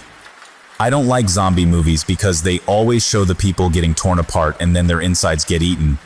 I saw one once on a Halloween movie marathon. My dad thought it would be okay because it was in black and white, and those usually aren't too scary, but this one was super scary. Felix is only half as scary as that movie. Where's Mrs. Lake? Meredith asks, standing up and moving toward me. I'm having trouble breathing, but I managed to pull myself up somewhat to face him. Pascal is saying something. It's hard to hear him, though. Lily, you need to do something. Your foster mother? She's fine. She's taking a nap. I'm not here for her. He steps into the room, dragging one of his feet. There's blood coming off him from somewhere, and he's leaving a trail on the floor. I hope it's his blood and not Mrs. Lake, who I assume is the nice lady who answered the door. It looks like there's something in Felix's other hand. Oh God, it's probably a knife or something. Mr. Felix, I say, straightening up. You're going to drop what you've got and walk out of here. He smirks at me. No, I'm not. Yes, yes you are. Really? Now? It's not working now? What gives? Felix steps toward us. Meredith moves closer to me, and I put my arm around her. Mostly because I think I'm going to collapse, and I don't want to collapse. This sucks. Did she tell you, Meredith? Blood runs down over his eye. So gross. Can we pause this showdown and you go wash yourself up, please? We can take turns if you promise not to kill Meredith while I'm trying to fix whatever's digging into my side. In fact, let's both call this whole thing off and go get checked at the hospital. Tell me what? What a good friend she is, keeping secrets from you. What secrets? Meredith looks at me. I start to shrug, but that makes shooting pain go up my side. He's trying to get in your brain. Burn him, Meredith. That's right, Meredith, burn me. Like you burned my boy, Joey. Remember him? Remember the carnival? He moves closer. We step back. We're running out of space in the bedroom. It's a big bedroom, too. I wish my bedroom was this big, and that I had a turtle, and that I wasn't here, dying from internal injuries or something, and dealing with a crazy man. That was an accident, Meredith mumbles. She holds me up. I really appreciate her holding on to me. I didn't mean to cause the fire. It's never just happened like that before. Mr. Felix, you're going to jump out the window, I yell. Felix shakes his head and makes a face like I'm some sort of idiot. Will you knock it off? He looks back to Meredith and steps toward us again. I know it was an accident, dear. I know you didn't mean to hurt anybody then. So then why do you want to kill her? I say angrily. There's just enough strength in my legs to step between Felix and Meredith, so I do it. Lily Madwhip, human shield. This is where I die, right, Pascal? Oh, he's over on the bed. And he's gone quiet. Stupid angel. When did I ever say I was going to kill her? He shakes his head again, this time with amusement. But there's blood running down his face, so it's kind of hard to see the funny in all this. I'm confused at this point. You said... I said that I needed to protect the rest of us from her, you silly girl. People like you and me. Not simple, plain, ordinary people. Don't you see what happens when people like us come together? He turns to Meredith. She looks as confused as I feel. She didn't tell you that either, did she? She's full of secrets, your friend Lily. You both are, in fact. Meredith looks at me with her good eye. Tell me what? Felix is smiling. When someone like you and someone like me are together, our gifts become amplified. Your gift of fire, her gift of seeing the future, my gift of knowing people's secrets. Right now, you can make fire without touching anything. She can cause things to happen just by saying it. And me, well, I make people finally tell the truth. Except I can't seem to make things happen because I just tried twice to make Felix do something and he laughed in my face. Maybe I've lost my ability because of this pain I'm feeling. What do you mean? Meredith asks. He turns to me. What scares you, Lily? What? That's a weird thing to ask. And yet, I feel an overwhelming need to tell them both. I can't control my mouth or my brain. Sharks, I yell. Sharks are terrifying. They've got multiple rows of teeth. It's like God said, I'm tired of people going swimming in my oceans and bothering all the fish, so I'm going to make one fish that's huge and has a zillion teeth and crazy eyes, and all it does is eat you. Thanks, God. Thanks for sharks. Felix blinks. Yes, but what else scares you? Clowns, I admit. I don't understand why anyone thought up clowns. They are pure nightmare fuel. Felix is frowning at me. I guess those weren't the answers he was looking for because he clenches his free hand up into a fist and looks about ready to hit me with it. No, you're afraid that your parents think you're some sort of freak and that they don't love you. Oh yeah. Yeah, that's pretty true. After all, if I didn't exist, they'd probably still have Roger. And Dad loved Roger. Mom did too, but not like Dad did. Sometimes I think they both love me, but the things I say scare them. I don't want them to think I'm a freak. Meredith watches us both quietly. I don't get it. I don't either, to be honest. Sure, Felix made me say what scares me without me being able to control it, but I would have willingly told them both about my fear of sharks and clowns. I didn't need to have it forced out of me. Why don't you tell your best friend what you think of her, Lily? Felix grits his teeth with a smile. That's that phony smile I was talking about right there. Or maybe he's in pain like I am. After all, his face looks pretty messed up. You scare the bejesus out of me. I say, oh no, okay, that I didn't want to say. Meredith is my friend, and it's true she scares me, but I would never tell her that because she's my friend. And because it might piss her off and then cause her to burn me alive like she did to Felix's son Joey and her own parents. Felix waves his hands like a magician. Isn't it nice to hear the truth for a change? Meredith looks at me and I can see she's hurt by what I admitted. Her lip is quivering, which is typically the sign that someone's about to cry. I take her hands and squeeze them and stare at her, maybe a bit too much. Better blink so I don't freak her out. You scare me, but you're my best friend, after Jamal and Paskar, really. You're my third best friend, and I was just in a car accident for you. But your fire powers are terrifying. I'm sorry. Felix shakes his head. What else? Also, your face looks kinda like a candle. Oh Jesus, I'm sorry, Meredith. Stupid Felix, knock that off. But I don't care about how you look. And I know you only look that way because of an accident. I turn and give Felix my super angry stare. What does any of this have to do with you protecting me from her? The temperature in the room is getting toasty. I think I can see the air waving like when you're outside in the summer and can see the heat rising off the street. Is this Meredith? Is she doing this? Why can't I make Felix leave? Silly Lily. I'm going to take Meredith and teach her. Teach her how to use her gift the right way, on the right people. After all, I know all her secrets too. Meredith stiffens. I squeeze her hands again to try to calm her. I don't know if things get even stronger with three of us in the same place, and if that's what's causing the whole room to heat up. All I know is I need to calm her down and get Felix away from us and go to the hospital because something inside me is sending a really bad stabby stab down my side. Felix holds out the hand he was keeping hidden away at his side. In it is some folded up piece of paper. Time to tell Lily what your secret is, Meredith, my girl. Meredith is visibly shaking.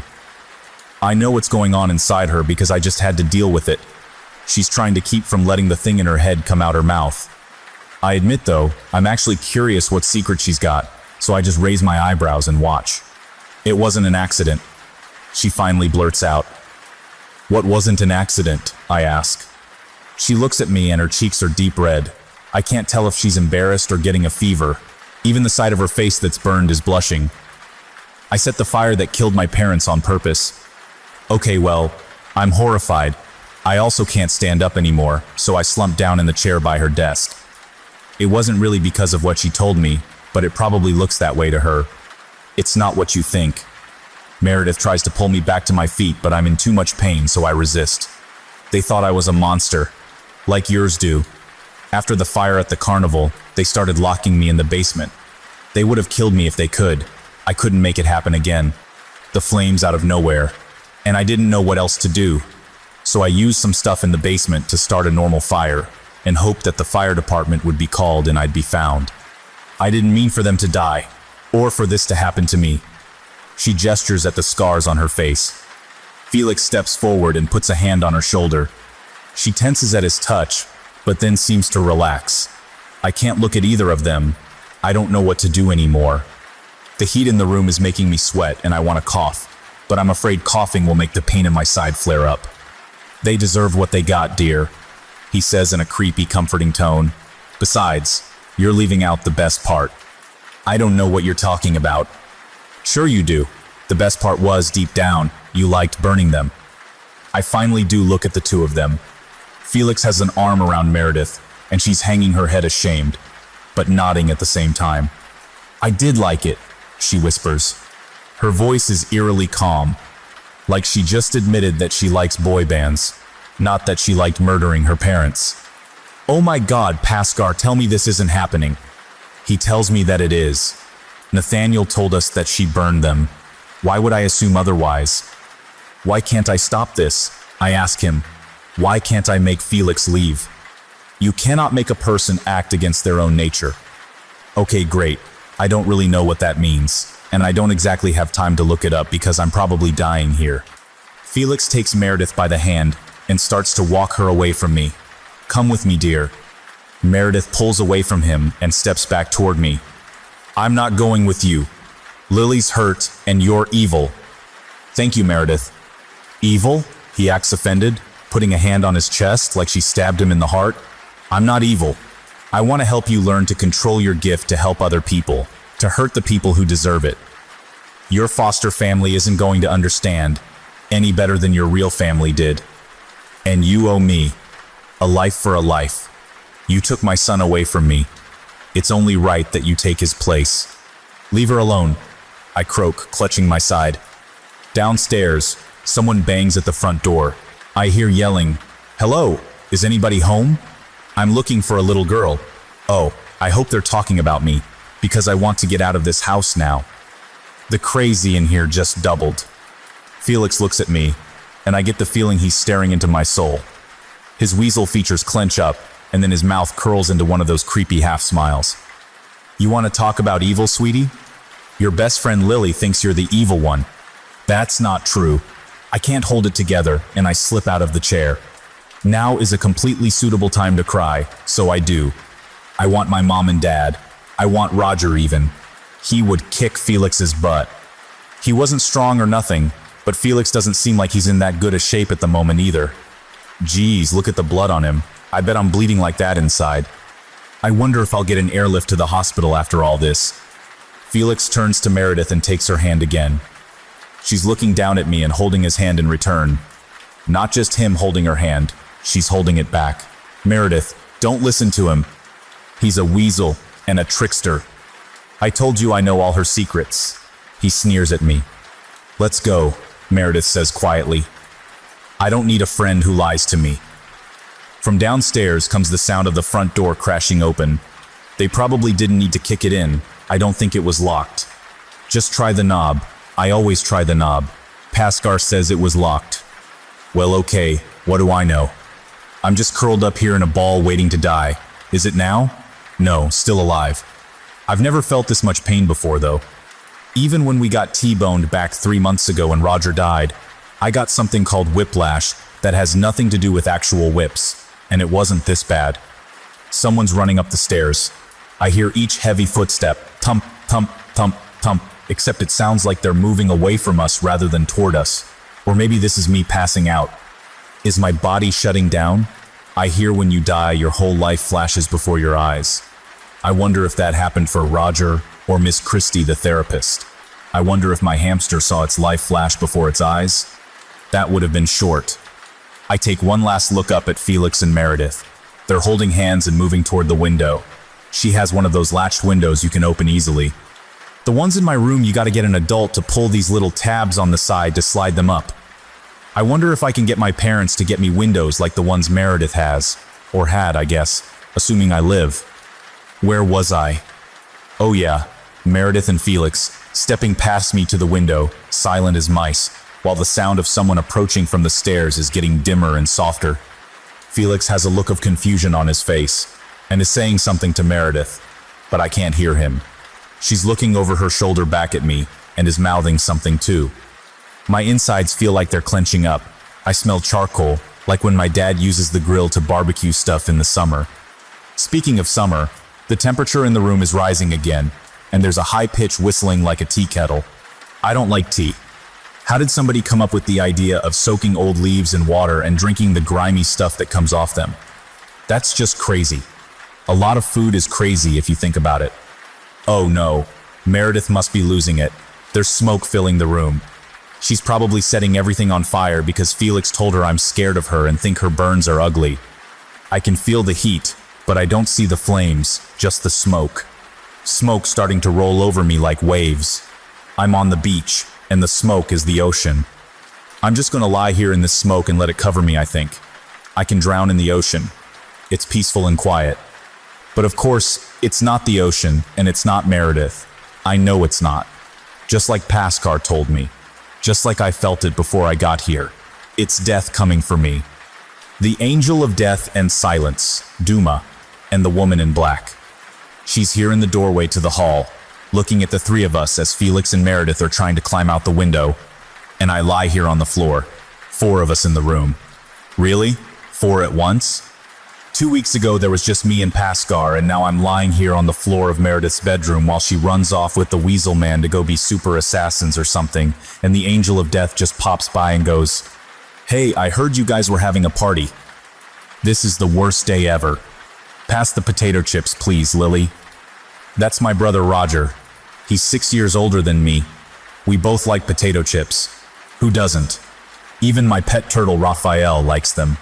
Raphael is sitting on the tablecloth next to me. He's so cute. I give him a potato chip and pass the bag to Roger. Raphael chomps on the potato chip. "Thank you, Lily." Roger smiles at me. "You're welcome," I tell him and smile back, popping a potato chip in my mouth. It tastes like sawdust. My mom and dad smile at both of us because they're so happy we're their kids. Roger plays in a band with his friends Skeeter and Dustin. Roger plays the drums. He's very good at it. My dad taught him how. Someday I hope he'll teach me too. We're having a wonderful picnic here by the lake.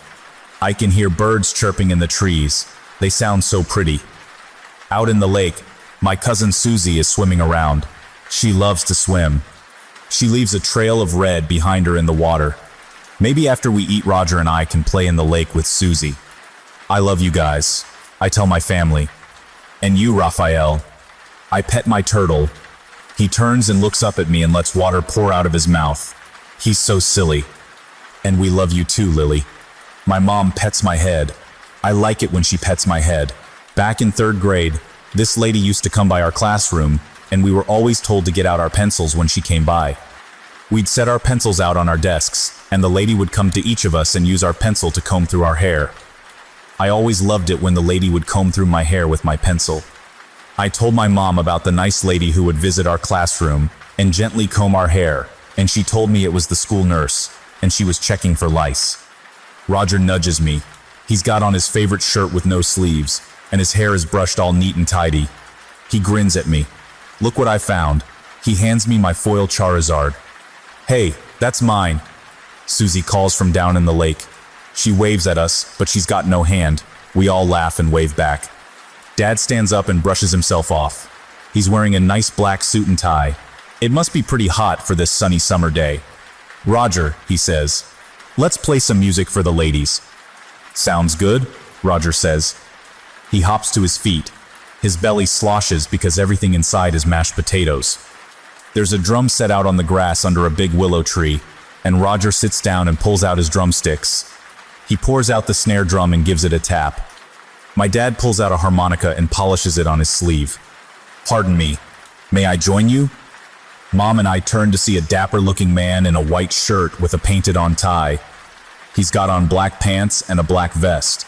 He looks very happy, and he bows to us both. My jaw drops. Paskar, is that you? He winks at me. It's time to wake up, Lily. No. Dad and Roger start playing a song, but it doesn't sound like music. Dad blows into the harmonica, and it makes a sound like a siren. Roger strikes the drums, and it sounds like crashing and things breaking. It's not a very good song, but it sounds typical for what Roger used to play when Skeeter and Dootin were over. Out in the lake, Susie is screaming and headbanging to the bad music. Her head kind of bends further back than normal, so she really whips her hair around. I imagine if she had hands, she'd be doing devil horns or something. That's where you put your index and pinky fingers up and hold your middle and ring fingers down with your thumb. Roger used to love to do devil horns while rocking out. Oh dear, Mom says and stands up, walking over to the barbecue grill. Something's burning. Black smoke is coming off the grill and forming dark clouds in the sky. I can smell the hot dogs and hamburgers burning, and it's upsetting because I really wanted a hamburger, but not if they're burned. Get them out of there, I yell to Mom. She turns and looks at me, and her face is all waxy looking and melting. I can still see her mouth and her teeth, but her eyes and her nose are sliding right off her face. It's too late, Lily, she says. Everything's burned. Paskar puts his hand on my shoulder. I warned you, he says sadly. But I'm not dead. I tell him. The sky is getting dark with the smoke from the grill. Out in the lake, Susie sinks below the surface of the water and leaves nothing but a big red spot where she was. Dad and Roger stop playing the bad song. Dad watches as Mom melts by the barbecue grill and then looks at me and shakes his head as he starts to melt too. This is all your fault. I open my eyes. I'm lying on the floor of Meredith's bedroom. Everything's smoky, but I can see some off-white stickers on the ceiling that look like stars and planets and comets. I bet they're glow in the dark. I wish the lights were out so I could see them glow. It's really hot in here. I glance around and realize the room is on fire. That's not good. How long was I out for? The picnic didn't seem. Well, okay, the picnic seemed to last about an hour. The wallpaper has flames coming out of it, and even the bed is burning. Nobody's going to be sleeping on that now. There's a crash from somewhere close by, and then the sound of someone struggling. Meredith? I say. Oh my God, I can speak. Lily, I hear her, but she sounds tired. It has definitely been a long day for both of us. I can't even remember what I had for breakfast. No, wait, I had frosted flakes. That's right. Lily, I burned her. I burned her right up. I didn't mean to do it. She must be referring to Officer Flowers, the lady in black, the policewoman who carries a totem of Duma, the angel of death and silence. She has been popping up all over the place lately. First the mall, then school. Now she showed up at Meredith's house, in the middle of Meredith and Felix making their grand escape. Wait, where's Felix? Where's Felix? I ask. It hurts to talk, and I start coughing. So smoky in here. We need to get out before we burn up. I don't feel anything. Of course she doesn't. Meredith's fires don't hurt her. Somebody just needs to teach her how to put them out. There's going to be an assembly on fire safety, if I recall. Heck, they could have Meredith help teach it. I sit up. Meredith is curled up in a corner, hiding her face. She's sobbing and holding herself and rocking back and forth. Between us, there's a person, curled up as well, only they're kind of on fire and not moving. Oh, Jesus. I can't tell who they are because they're all black and, like I said, on fire, but it must be poor Officer Flowers. She smells like burnt hamburgers. We gotta get out of here, Meredith. I choke on the smoke. I'm in a lot of pain, and your house is on fire. Are those glow-in-the-dark stickers on your ceiling? Just leave me. Somebody moves in the doorway to the hall. I turn to look. It's Roger. He's wearing his sleeveless shirt, and his hair is combed like at his funeral. Just her, ass face, he says. He walks off down the hall. Oh great, I'm hallucinating. I grab Pascal and Nathaniel off the bed. Scooting past the bad-smelling, burned-up body, I crawl over to Meredith and hold out Nathaniel. Nathaniel says we all need to leave. She takes her melted Barbie and hugs him to her chest. Outside, I can hear fire engine sirens. I wait, looking at her. Come on, Meredith, snap out of it. She looks back at me, tears in both her eyes. I still wonder if she can see me with that milky one. Now that Felix is gone, I can think more clearly. I whisper. He gets in your head. He makes you think things and say things. He makes you tell your secrets, Meredith mutters. Something big falls over downstairs with a crash. It sounds like Roger banging on his drums, but those are back at the picnic. No, wait, that was a dream. His drums are in our garage. I grab Meredith by the shoulders. Meredith, I'm not afraid of sharks. She tilts her head like a dog when you tell it to fetch and don't throw a stick. It's the universal sign for, huh? What does that have to do with anything? Don't you remember? I told you I was afraid of sharks. So what? Felix made me say it. Don't you get it? He told me to tell you what I'm scared of, and I said I was scared of sharks. Even in my head, I was thinking suddenly about how scary sharks are. But sharks are out in the ocean. I'm not scared of them. Or clowns. Well, okay, I'm unnerved by clowns. But I wasn't scared of them until Felix made me confess. So you lied? Oh God, the smell of the person on the floor mixed with the pain in my side is starting to make me sick. Can we discuss this outside, please? I don't want to die. Meredith nods silently. She looks at the dead person smoldering on the floor, then looks away and follows me as I head to the door. Just as we approach the hall, a big man in a yellow fireman's jacket and yellow fireman's pants and yellow helmet walks in. He stares at us, then past us at the burned body, then back at us. Girls, stay low. I'll get you out of here. Just give me a second. Are you real? I ask him. Yes, I'm real, he says. Okay then. He goes down the hall and comes back with a sopping wet blanket, which he makes Meredith and I wrap around us.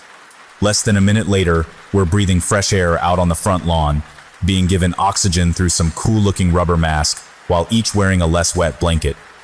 The firemen managed to put out the fire without too much more of the house getting damaged, but there's still the matter of the dead body inside.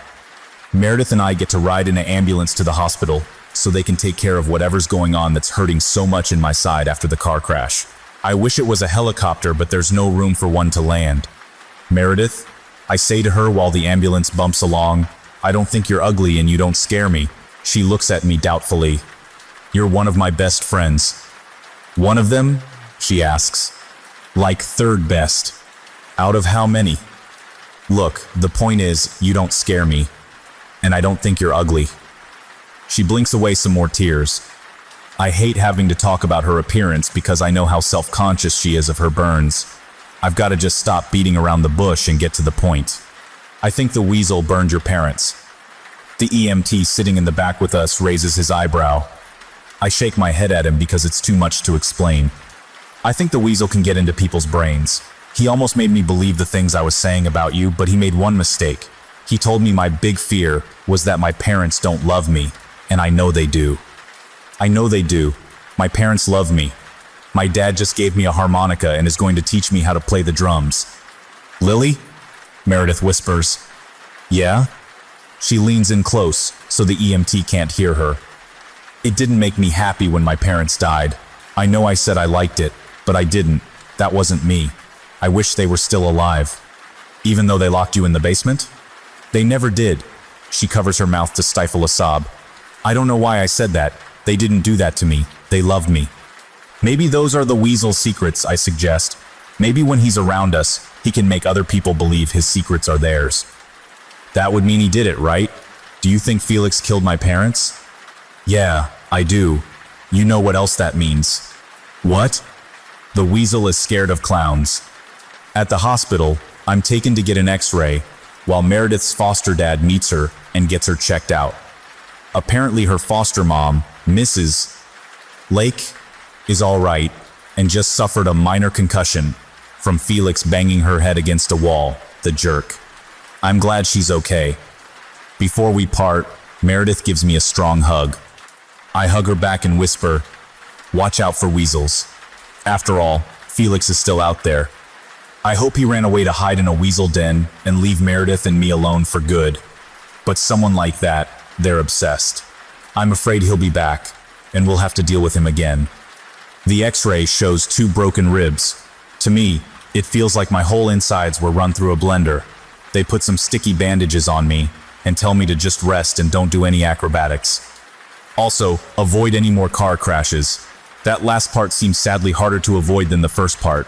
I've been in 2 serious ones in just 3 months after all. On the other hand, you see, Pashkar, you were telling me that things were going to end badly. I mean, I guess they did for Officer Flowers. I feel bad for her. I wish I knew what she was about. Duma said she wasn't there for me. I wonder who she was there for, because I don't think she went there for herself.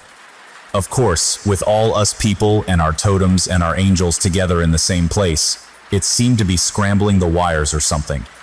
Officer Flowers came for one of us and ended up being the one who died. I sense my death, and yet here I am, still kicking. Well, okay, I better not kick anything right now. I breathe a sigh of relief and wait for my parents to come pick me up. "I'm sorry, Lily," Paskar says. "It's okay. Even you, my best friend, can make a mistake from time to time." My mom eventually comes into the room, red-faced. She's been crying, and at the sight of me lying there waiting, all bandaged up, she breaks into crying again. She doesn't normally cry all that much, but maybe the whole thing with losing Roger in a car crash and then having to go to the hospital because I was in another one, it's probably all been too much for her. We hug and I pet her head. "It's okay, I'm okay. I saved Meredith." "I know you did, sweetie," she says, kissing me on the forehead. I suddenly remember that I don't know what happened to my dad. "Is Daddy okay?" Mom looks at me and holds my hands. She squeezes them just a bit too hard, but I don't cry or pull away because I need to let her do it. She shakes her head so slowly, so very, very slowly. She blinks away tears. "That man that attacked you, he apparently tied up your father and put him in the trunk of the car." "Oh God, he was in the trunk the whole time, the car that I made crash. If I hadn't made Felix crash the car, maybe." I start to cry with her and hug her, even though it hurts to be hugged. "He's in intensive care. He suffered a lot of internal injuries, but he should be okay. Can we go see him?" "Sure. We can go back there and wait together, okay?" She takes my hand and we head down to the ICU. I get this churning feeling in my gut as we walk past nurses, stations, and doctors' offices. Maybe it's the pain medication they gave me earlier for my ribs. As we walk, I look down at the shiny tiles.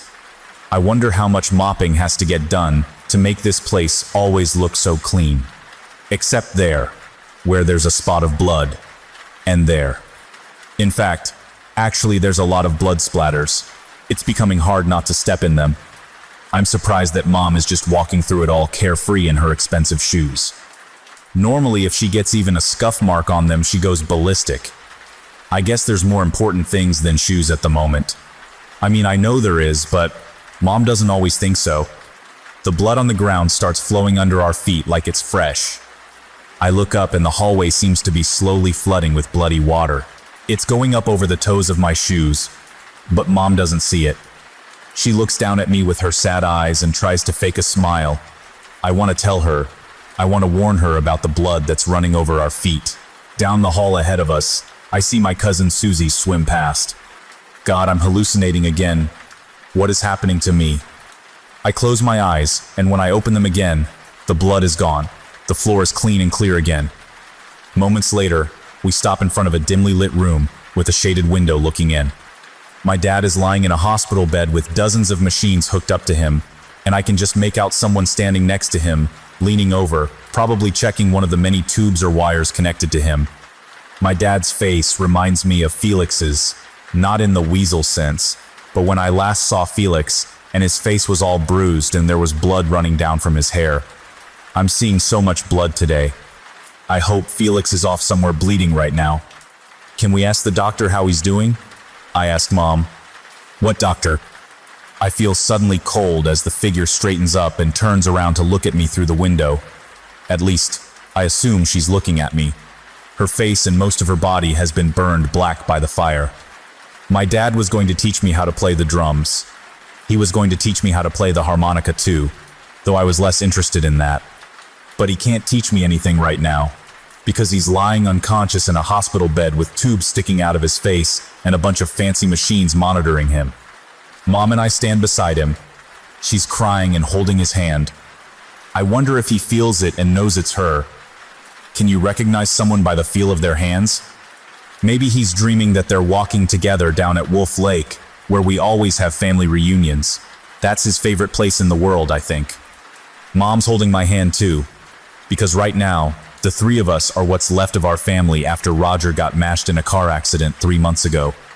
I hear her crying, but I'm not watching, because I'm too busy keeping my eyes on the lady in black, Officer Flowers, who's standing across the bed from us, charred up like a human marshmallow by my friend Meredith.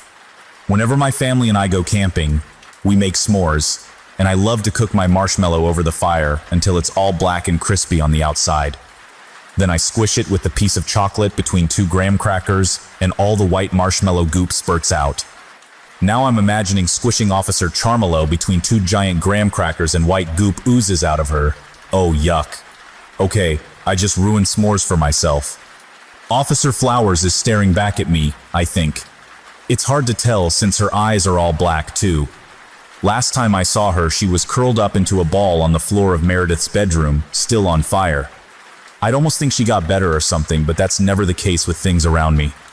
The fact that my mom can't see her is another big hint.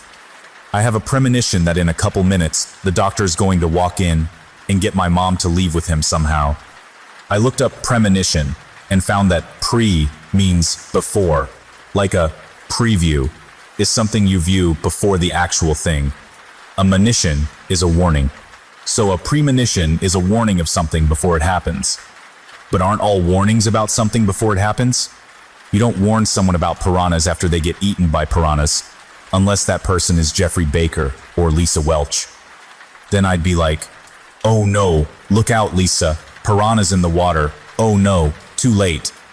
Sure enough, just as I think about excusing myself to go to the bathroom, the doctor walks in with his white lab coat and his glasses on top of his head. I wonder if he knows he left them there. He's got a folder full of papers. Mrs. Maverick, he says to my mother, if I may, I've got some things we need to go over. Your daughter can stay here. Mom doesn't bother to correct him on our name.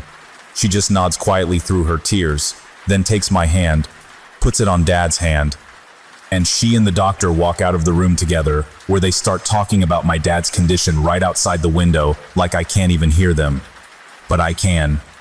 He's saying something about a medically induced coma and brain trauma. Trauma is never a good word in the hospital. They have a whole ward dedicated to it. Officer Flowers just keeps staring at me, so I stare at her back. I'm really good at staring. Roger used to always tell me to stop staring at him, so I made a habit of remembering to blink from time to time. I wish Paskar was here with me, but I left him in the room with my stuff while they bandaged me for my broken ribs. Are broken ribs cool? This kid at my school, Tyler O'Neill, once broke his arm in a skateboarding accident, and everybody at school kept coming up to him and going, "Whoa," and asking to sign his cast. I wonder if people will think I'm cool now since I got broken ribs. Also the whole escaping a burning building thing. Then again, Meredith escaped the burning building too. It seems like things become less cool the more people do it. If everybody escapes burning buildings, nobody's gonna care if you do it too. I wonder how Meredith is doing. I don't belong here. It's Officer Flowers. The inside of her mouth is bright red, so I can see it when she talks. Otherwise, it'd be like looking at just this crumpled up ball of paper that got tossed in the fireplace. Well, maybe you should go where you belong. I don't like her being here. Things die when she's around, like an entire pet shop. She reaches up to the front of her burnt uniform, and I notice that her police badge is still shiny and undamaged. She touches it and says, "Duma. Duma says I was not meant to die." You can hear Duma? Officer Flowers nods, which makes a crackling sound like wax paper. Oh God, that's the crunchy sound of her Charmelo body, isn't it? I gag at the thought. Now that I've passed the veil, I can hear him. He's had a lot to tell me. I hear the voice of Duma in my head. As he talks, her badge seems to shine just the slightest bit brighter. There was a plan, he says, an order to things, but one mistake in the design of the path caused everything to go bad and get steadily worse. I don't understand. I tell them both. Outside in the hall, my mom is nodding, as the doctor continues to tell her things I can't hear now. She looks in at me and holds up her hand. Officer Flowers takes over. It's important for you to know this, because you are the knife that cuts the veil. Each of us was given a purpose and a plan we followed, in most cases unknowingly. Then, by chance or poor planning, the paths of two intersected. Do you understand? I'm 9, not stupid. I have no idea what she means about me being a knife. You're talking about Meredith and Mr. Felix. The Charmelo nods again. I wish she wouldn't. It sounds awful when her burnt skin crunches and little bits of her crumble off. I shouldn't call her a Charmelo. I'm sorry, Officer Flowers. The incident between the two caused a disruption in the plan. This was exacerbated by the fact that Felix Clay carries the totem of the holder of secrets, Raziel. His awareness of the situation and the collapse of his mental state from the loss of his son changed things. Instead of our paths never crossing, we are becoming like a tangle of strings. This is making my head hurt. What does acerbated mean? She stands there silently for a moment. Exacerbated. It means to make things worse. I probably should have guessed that. Okay, so. I lean to look around her and make sure my mom and Dr. Labcoat are still talking. Geez, I could probably wander off and find the cafeteria and get a snack and be back before they even noticed I was gone. You're saying I was never meant to meet Meredith, or Felix, or you. In fact, none of us were meant to meet ever? Ever. How did you get tangled in this? Duma responds. I had been guiding Samantha Flores down a career in law enforcement as an avatar of vengeance. Though we couldn't communicate, I was able to enhance her senses, making her a better detective and hunter. She worked for the Ryland Falls police force at the time that Joseph Clay died on stage after a fire broke out during a magic show being performed by his father. Jeez, this Duma really likes to talk. I can almost hear him sticking his nose in the air and holding a wine glass between two fingers while adjusting his monocle as he describes how he single-handedly made Officer Flowers into some sort of super cop. It's like everything he says gets run through a computer and translated into snob. I could sense that something was off. Officer Flowers folds her arms. The sound of her crunching sleeves makes me shudder. While I did not come into contact with Felix Clay, there was this residual aura left behind by him. I'd never seen anything like it before. I found that I could track his movements by following the trail, though I didn't know at the time that it was him I was following. I need to interrupt. I have to use the bathroom. She stands there looking at me silently, arms crossed. Seriously? I shrug. I'm 9 years old. I got a little bladder.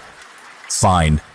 I step past her, smelling the burnt hamburgers from my picnic dream as I do. Mom and the doctor stop their conversation to look at me.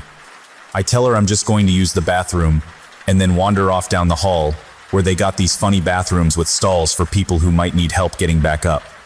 There's even a cord you can pull to have a nurse or someone come and help lift you off the toilet. I wonder if they ever get people who pull it, even though they're fine. Just as I'm sitting there about to go, the lights flicker, and Officer Flowers seems to step into existence like she's made out of smoke. I scream naturally, because what the hell? Lady? I followed Felix Clay's trail to the burning of the Patterson residence that claimed the lives of John and Camilla Patterson, leaving their only child, Maird. Oh my God, are you seriously doing this? I'm on the toilet.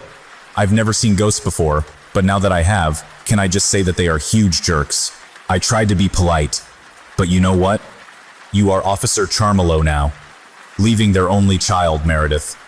I did not know of Meredith's involvement in the fire that killed Joseph Clay, but my job became clear, to track down and enact vengeance upon Felix Clay for the deaths of John and Camilla Patterson. Okay, well, as you can see, he's not here in the bathroom. No Felix hiding in the trash bin or toilet bowl. You should go. I can't go anywhere. I'm bound to the hospital now. My body is down in the morgue. I feel ready to burst.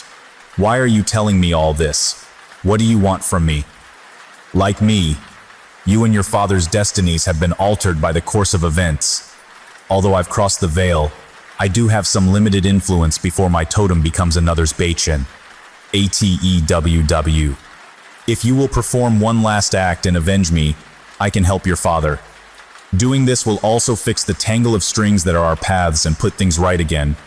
There are others at risk from this. We need to fix it before too many others become affected by it. Let me get this straight.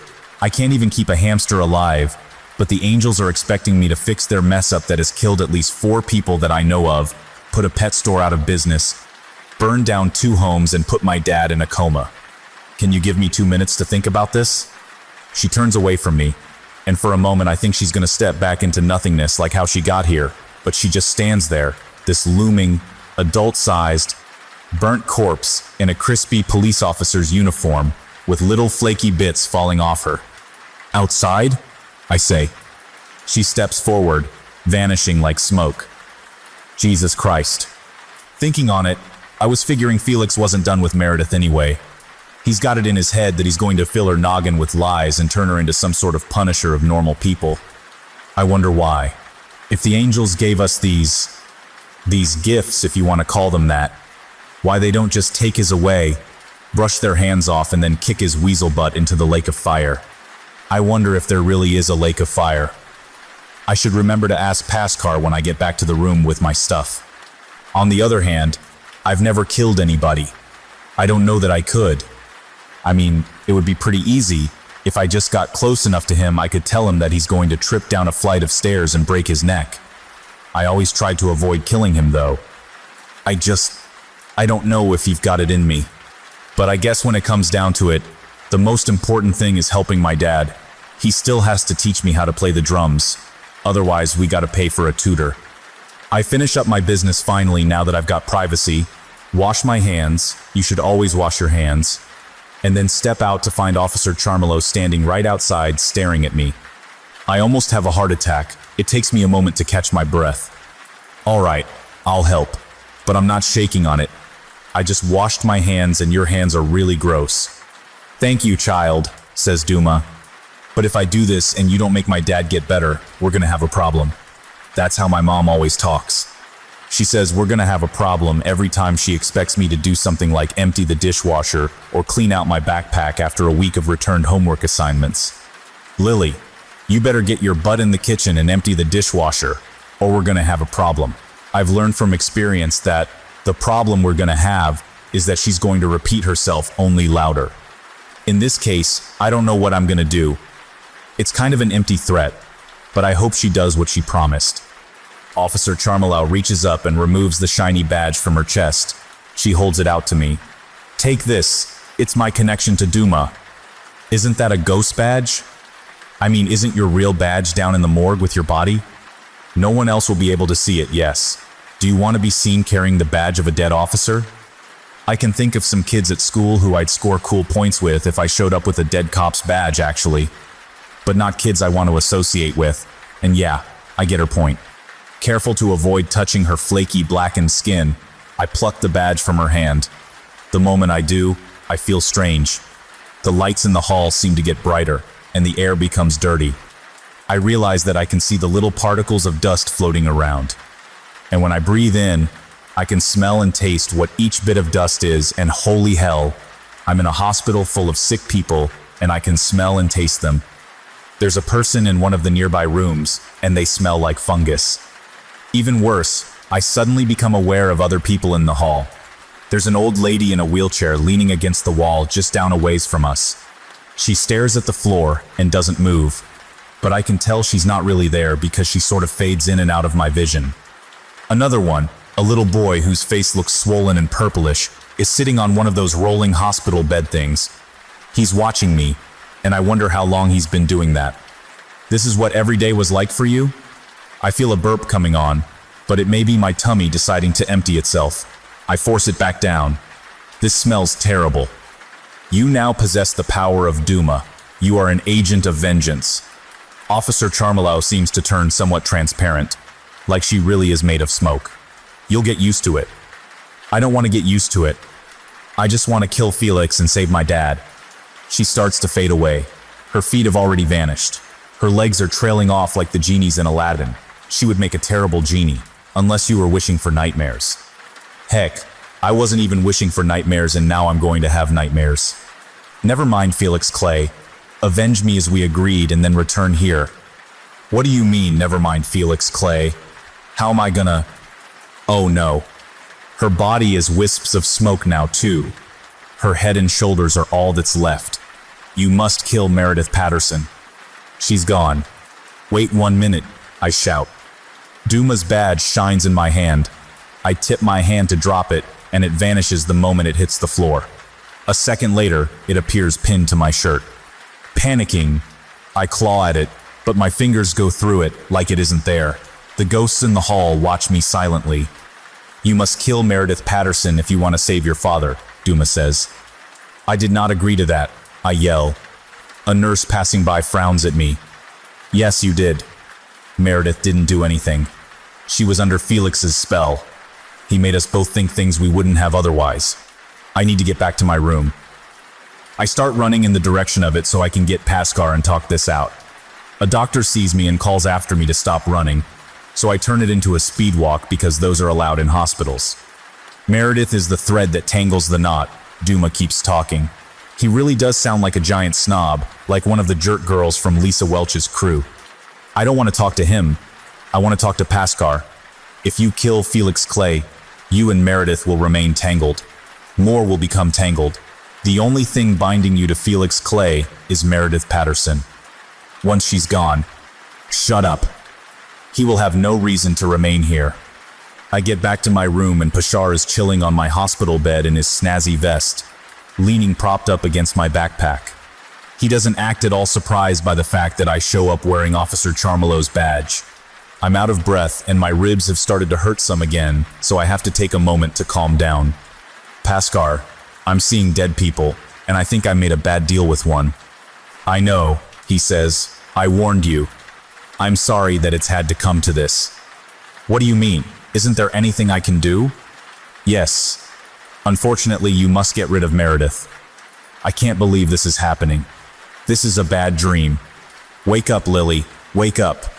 I don't understand. Felix is the real threat. He knows about you all and is evil. Why does it have to be Meredith? It's not our place to question the plan. This must be done to set things right. Any further deviations risk catastrophic consequences. Don't you want your father to get better? I don't want to do this. I want to make things right, but killing my third best friend is not making things right. Have any of you thought about how this is messing up my fragile mental state? I ask. I told you I'm sorry. I care about you. You know that. I'll always be here for you. You must do this one thing for us. I tried to guide you away from this outcome, but was unable to. I can only promise I'll never ask it of you again. If you don't do this, things will continue to get worse. I gather up my stuff, hesitate picking up Pascar, then sigh and take him as well. You better be ready to go with me to all my new therapy sessions, because I'm definitely going to need one now. This is so messed up. By the way, how come I'm seeing ghosts? You told me when people die they either go one way, the other, or sit in their bodies in purgatory. Duma the snob chimes in. Some people are never buried. They are cremated. A soul with no body to wait in can wander. Oh, shut up you, I snap. We walk. I walk back to my dad's room in the intensive care unit. The doctor in the lab coat is gone, and Mom is sitting in the room next to Dad, holding his hand again. When she sees me, she stands up, comes over, and gives me a great big hug. I see you went back to your room and got your stuff. She kisses the top of my head. Yeah, and a little something more. I wonder if she notices there's anything different about me. I notice more things about her than I think I ever have before. For one thing, I can smell her deodorant. There's coconut and shea butter in the shampoo she uses. Also, her heart is beating really fast. I can taste her hug. It's so unpleasant, but she feels warm, and I hug her back anyway. Your father is struggling, but they have some hopes of a recovery, she says. I can tell that she's lying because she uses this higher-pitched tone of voice. It almost makes her sound like she's a little kid. I can't explain how I know this. I just hear it and detect it.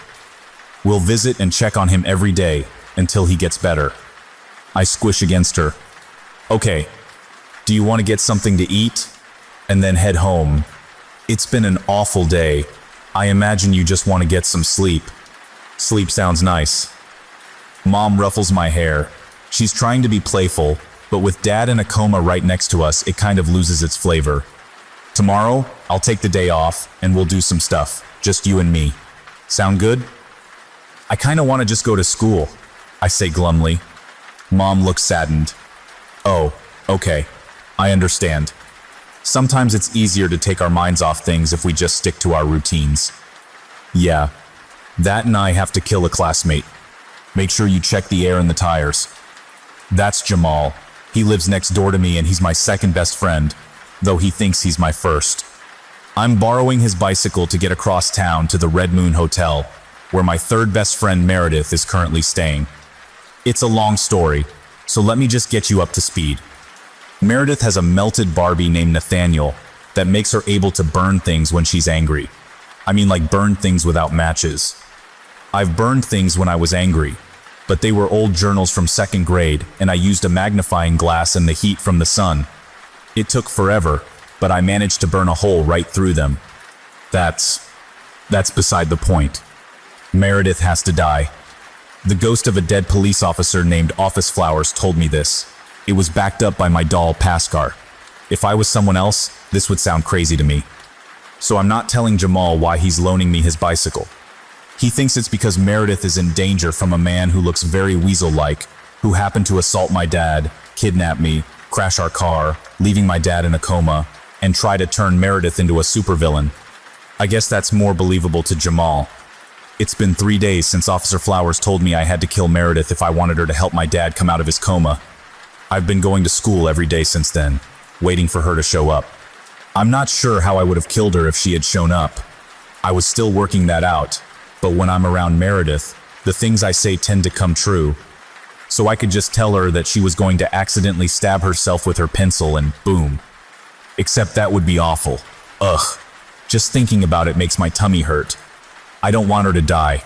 I've got to do this, though, as an act of vengeance for the Angel of Death. Because Meredith killed Officer Flowers. On purpose, I think. Maybe by accident. Whatever the reason, Officer Flowers died and wants revenge, and now it's my job. Lily. Hey, Lily. Jamal snaps his fingers in front of my face. I was zoning out again. You okay? Yeah, I'll check the air in the tires. Meredith didn't show up for school. Not Wednesday, not Thursday, and not Friday. I should have figured she wouldn't. I mean, I ended up with 2 broken ribs, trapped in a burning house, Meredith's house, and my dad in a coma. And I still went back to school the next day. But if I didn't have to kill Meredith, I'd probably have taken the rest of the week off. Instead, I spent those days gathering information about where she was. Obviously, she didn't go back to the home of her foster parents, because it was all burned up and taped off by police as a crime scene. So where did they go? Thankfully, the town isn't huge, so word gets around. According to Bobby Sedgwick from 6th grade, the Lakes, Meredith's foster parents, moved into the Red Moon Hotel just off the highway. He heard this from his dad, who works at the post office where Mr. Lake stopped by, and asked them to forward his mail there until their house got repaired. Bobby told Tyler O'Neill because they always play kickball together. Tyler told everybody else, except me. I just happened to overhear 2 girls talking about it while I sat on the swings at morning recess on Thursday. They like Tyler a lot. He's popular because he's good at sports. I've packed my backpack for the trip. A flashlight in case I go someplace dark, check. A screwdriver for taking screws off things, check. They always gotta unscrew stuff in movies, especially in hotels. Hotel killing is like 90% crawling through air vents, if movies are to be believed. 2 chocolate bars. Check. Jamal gave me those. He said, take these. And I said, why? And he said, in case you get hungry. He's so nice. A knife, in case things get desperate. Check. Mom didn't see me stuff it in my sweatshirt sleeve at breakfast. It's kind of gross because it had butter on it, and now my arm's all greasy. Extra socks. Check. You never know when you need extra socks. And of course, there's Pascal, poking his head out the top of the backpack. Check. I've also got a $20 bill I borrowed from Mom's purse this morning. She might not notice it's missing because she usually carries a bunch of money for taking clients out to lunch. My mom is an executive. I asked her once what an executive does, and she said they execute people. Then she and Dad laughed. I wonder if they'd be laughing now, knowing that I'm following in her footsteps. Hey Jamal, I say as I zip up my backpack and throw it over my shoulder. Yeah? Be careful going up your front steps or you're going to trip and scrape your knee. I climb on his bike, but it's too high up, so I straddle the top tube. And thanks, for the bike and the chocolate. He grins at me. I'll go around back and just avoid the stairs altogether. Jamal always listens to me. Thursday night, I looked at a map to find the quickest way to get to the Red Moon Hotel, and then used the little scale thing on the map to figure out how far away it was. Because it would take about half an hour, I figured the best time to go would be Saturday morning while my mom was at her Pilates class. She's there right now, thinking I'm at home watching cartoons or up in my room painting a still life, not pedaling my way out of the neighborhood with only a vague sense of where I'm going and a backpack full of murder tools. She'd flip out if she knew I left the house, because the weasel-like guy Felix knows where I live and is still out there. She wouldn't have gone to Pilates class at all if I hadn't promised to keep all the doors locked and the cordless phone within reach. The ride across town is uneventful. I keep an eye out for cars following me. Felix is a nasty customer, as they say. He gets in your head, knows your secrets, and when me or Meredith are nearby, he somehow makes you think and act in ways that you wouldn't normally. I don't really understand it all. Neither does Pascal. He admitted to me that the whole boost we get when we're around each other is an unexpected side effect. That's why it was decided by whoever makes decisions that those of us with totems should be kept away from each other. Pascal is my totem. Meredith's is her melted Barbie Nathaniel. Felix has a locket with a photo of his son in it. Supposedly that's his totem for Raziel, the angel of secrets, but I haven't exactly gotten to talk to Raziel, so I can't be sure. A half-hour pedaling, with 5 minutes break to eat chocolate, is kind of boring, so I distract myself by singing.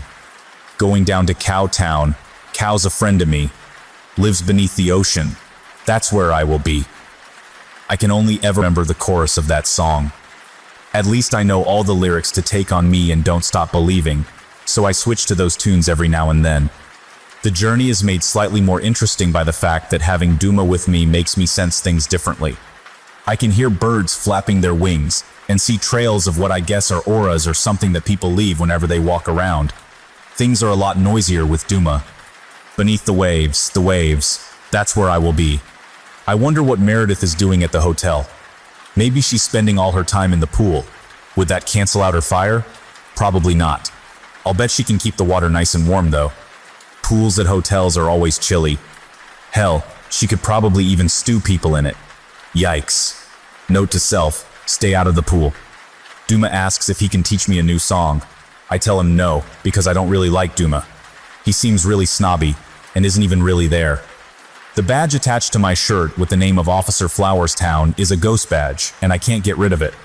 When I take my shirt off, it appears pinned to my skin, which really freaks me out.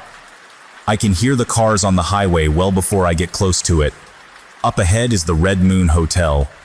Whoever designed the sign for it was lazy, because there's nothing indicating the big red circle is the moon, except that the name of the hotel is the Red Moon Hotel. It could just as easily be the Red Circle Hotel or the Red O Hotel. Red Pizza Pie Hotel. Now I want a piece of pizza. We're gonna see the cow beneath the sea. I park Jamal's bike behind a dumpster and lock it to a railing. He told me his lock combination so the bike wouldn't get stolen. I think at this point my mission should be one of stealth. The fewer people that know I was ever here, the better. There's an old man with a big white beard in the little office building where people check in. Pashar says his name is Rudolfo. That sounds too much like the name of Santa's reindeer. Apparently he's from Italy, and it's best I don't know what type of magazine he's reading, but he is reading it and got his feet up on the desk, so he's not paying any attention to a little 9-year-old girl with her backpack creeping past his door.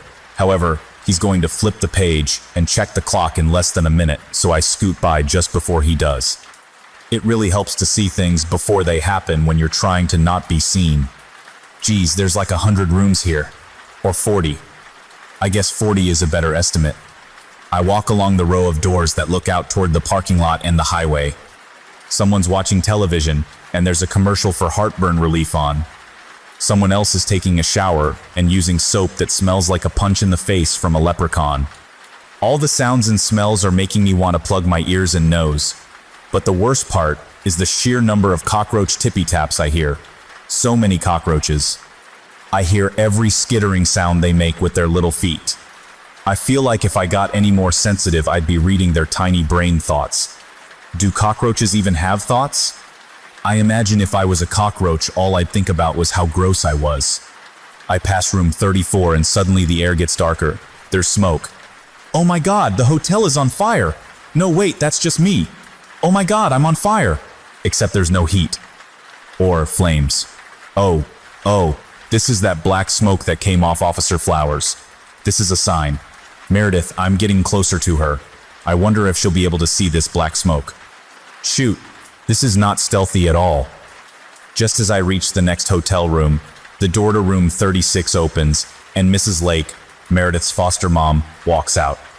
She doesn't seem to notice me, and turns in the opposite direction, heading toward her car, I guess, leaving a trail of faint blue aura behind her. She's got her keys with her, so she must be going somewhere. Moments later, I watch her drive off. Room 36, this is it. This is Meredith's room.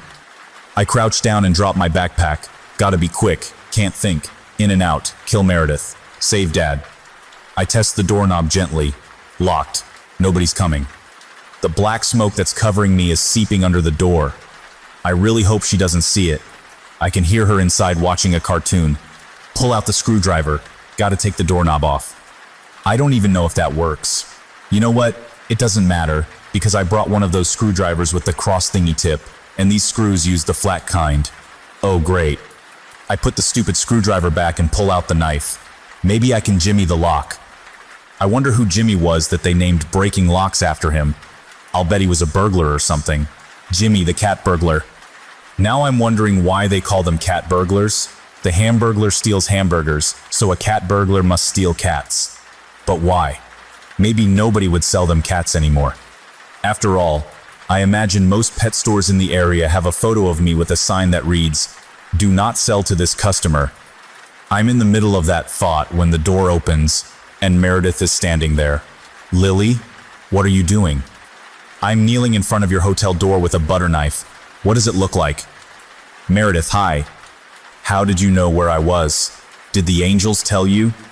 She opens the door further. That's a really tiny hotel room.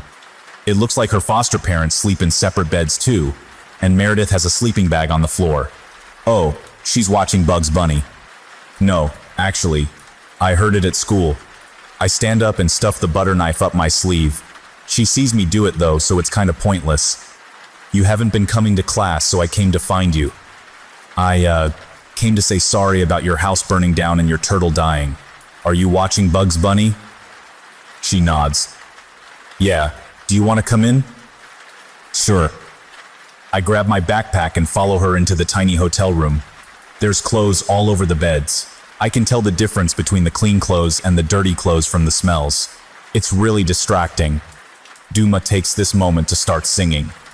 It startles me, but fortunately Meredith can't hear it and she looks away just as I jump. Shall my soul ascend with rapture when the day of life is past, while my house of clay shall slumber? Shall I then with Jesus rest? Oh my God, shut it. I snap at him. Meredith looks back at me. What? I clench up. The door. We should shut the door. It's not safe outside. Oh yeah.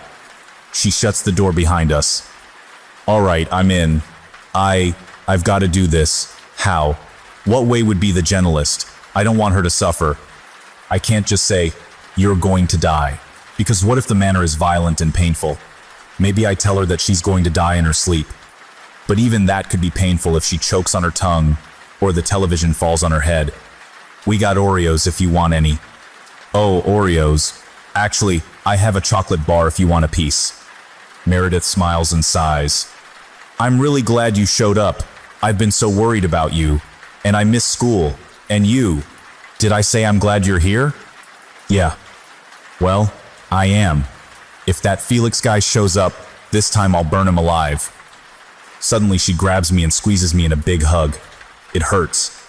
Ow, ow, ribs, my ribs. I moan. Oh, sorry. She lets go. I rub my achy side. It's okay. I missed you too. How am I supposed to kill this girl? I can't do this. I shouldn't have come here. There's black smoke everywhere too. And that's real annoying. I can feel it on my legs, this cold, oily feeling, and I want it to stop, but it's not going to until either Meredith is dead or I'm gone. Duma starts bossing me around. Tell her that she's going to die. Just be done with this. Shut up, Duma. Actually, Meredith. My brain is going haywire with all the sounds and smells, and I'm trying to see how she dies in my head, but all I see is this stupid black smoke. I would love some Oreos. Okay, me too. Mrs. Lake, my mom, went out to the store just like a minute ago. She'll be back, but if you want, we can watch cartoons and just hang out. Sounds good. The badge on my shirt flashes angrily. If you won't get this done, I'll handle things, Duma says, and then the badge fades from my shirt. What does that mean? The cold oiliness leaves my legs, and I watch as the smoke that's all around my feet starts to move like water, gathering up beside me. In a moment, it seems to take on the form of a person, like I'm standing in front of a bright light, and my shadow is projected on the air beside me. I stare at it. It looks back at me. It is me. What the? I start to say. The shadow steps past me, toward Meredith, who's hunched over going through a grocery bag by the little fridge that comes with the room. I don't know how this works, but if she dies there, she's going to crush all the Oreos. The shadow's legs look like they're connected to mine, so I step back, dragging Duma away from Meredith as he reaches for her. He turns. Stop it, he tells me. Just let me do this so we can be done. What the what? Meredith stands up and walks right through Duma's shadow. I tense up, thinking she's going to turn to dust or drop straight dead or something. But instead she hands me Oreos like a good friend, smiles, and then goes to sit on the far bed. I can't take it anymore. I stick the Oreos in my pocket. Meredith, I have to be honest. Okay? She brushes her hair out of her milky eye and looks at me. Duma's shadow drifts toward her. I feel like Peter Pan if Peter Pan's shadow was trying to murder all the Lost Boys. I take a deep breath. I have to tell you this fast because there's an angel who's seriously trying to kill you right now. But the lady in black who you killed in your home was after Felix, not you. And now her angry ghost has told me that if I kill you, she'll help my dad who's in a coma. And the real reason I came here was to, I can't say it outright. I'm such a terrible friend to get my dad out of the coma. I try to grab the smokiness that I'm projecting and pull Duma's shadow back like he's on a rope, but it does no good. My hands just go right through it. Instead, I step back, dragging him with me. He looks at me again, and I can tell he's glaring at me, even if I can't see his face, or her face, because it's my shadow. He looks just like my silhouette. What I just said is still sinking in with Meredith. Wait, you came here to kill me? I didn't want to. You're my best friend. Third best, really. I don't need to say that, though. Is the room getting hotter? I can see Meredith clenching her fists slightly. No, that's not a good sign. No fire, Meredith. But I hold up my hands like maybe I can ward off her burning me alive. But I got a better idea, because friends don't kill friends, right? Friends don't kill friends. Meredith nods. She unclenches her fists. What are you doing, Lily? Paskar asks. Paskar says that if you give me your Barbie, the one I told you has an angel in it, I can use her to stop Felix. No, don't do that. I never said that. Meredith looks at her sleeping bag. Barbie? But... Duma's shadow lurches forward and his hand goes right into Meredith's chest. Whatever she was about to say is cut off by her gasping out in pain. I leap back, banging against the door, but Duma doesn't come with me. He's got his hand on her heart or something, and he's holding on, rather than getting pulled with me. He's going to kill her. Stop. Duma, stop. I yell. He ignores me. Meredith makes a choking sound and falls back on the bed, her arms flailing at her sides. I can't watch this happen. I need to do something. She looked at her sleeping bag. Nathaniel and the melted Barbie must be in there. I run over to it. It's actually a really soft sleeping bag and got one of those built-in pillows. Fancy. The one we use in my family is like an heirloom, I think, passed down from my dad's great-great-great-great-grandfather. Also, I think someone peed in it centuries ago and it didn't get washed for a long time after. There's always this smell. Never mind that. Nathaniel is right there in the bag. I grab him and he urgently declares, "Run," so I do just that. I'm hoping if I get far enough away. Out the hotel room door, into the parking lot, past several parked cars, and after a few more feet, the black smoke that was trailing off me like a waterfall vanishes. From the open hotel door, I hear Meredith suddenly scream, followed by a loud crash. Other people poke their heads out of their rooms and start asking each other where it came from. I hear a couple different people dialing on their phones and calling for emergency services. Man, I can't go 10 minutes around Meredith without emergency services being called. It's ridiculous. Officer Flower's ghost badge reappears, pinned to my shirt. "Do you have any idea what you've done?" I hear Duma shouting. The badge isn't just shining with his words, it's glowing.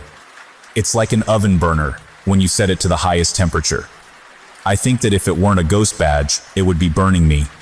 I ignore him and run without looking back. Rudolfo, the Italian hotel manager, comes hurrying out of his office and past me. Me? I finally snap at Duma. What kind of angel tries to kill a little kid? I cut around the corner and back to Jamal's bicycle, locked behind the dumpster. The angel of death. "You need to go back and finish this," Pascar says grimly. "Carrying 3 totems is dangerous. You're attracting the wrong sort of attention." Smile. "I'm not going to kill Meredith." I hiss at all the voices. They're distracting me too much and making it hard to remember Jamal's bike lock combination. I'm going to kill Felix. Felix Clay is only in town because of Meredith. Without her totem, he will have no reason to not take out his revenge on her for what he perceives as the murder of his son. With her totem, she will continue to pose a threat by being near you. You're talking too much. I can't think. You are making things worse. I pound my fists on the bike seat. I didn't ask for any of this. I can see heat building through my fingers. They all go quiet. Thank God. I'm able to think and focus on the combination. Once it's off, I hop back on Jamal's bike and start pedaling toward home. Along the way, an ambulance drives by, its lights not flashing, which I hope is a good sign that I managed to keep Duma from killing Meredith. "I'm sorry, Meredith. I'm so angry, Ma." I scream at the top of my lungs. Some kids playing in their front yard look at me like I'm crazy. Maybe I am crazy. "Lily," Pascar says, "what do you want?" I don't want to talk to Sacker. I don't want to talk to Nathaniel either.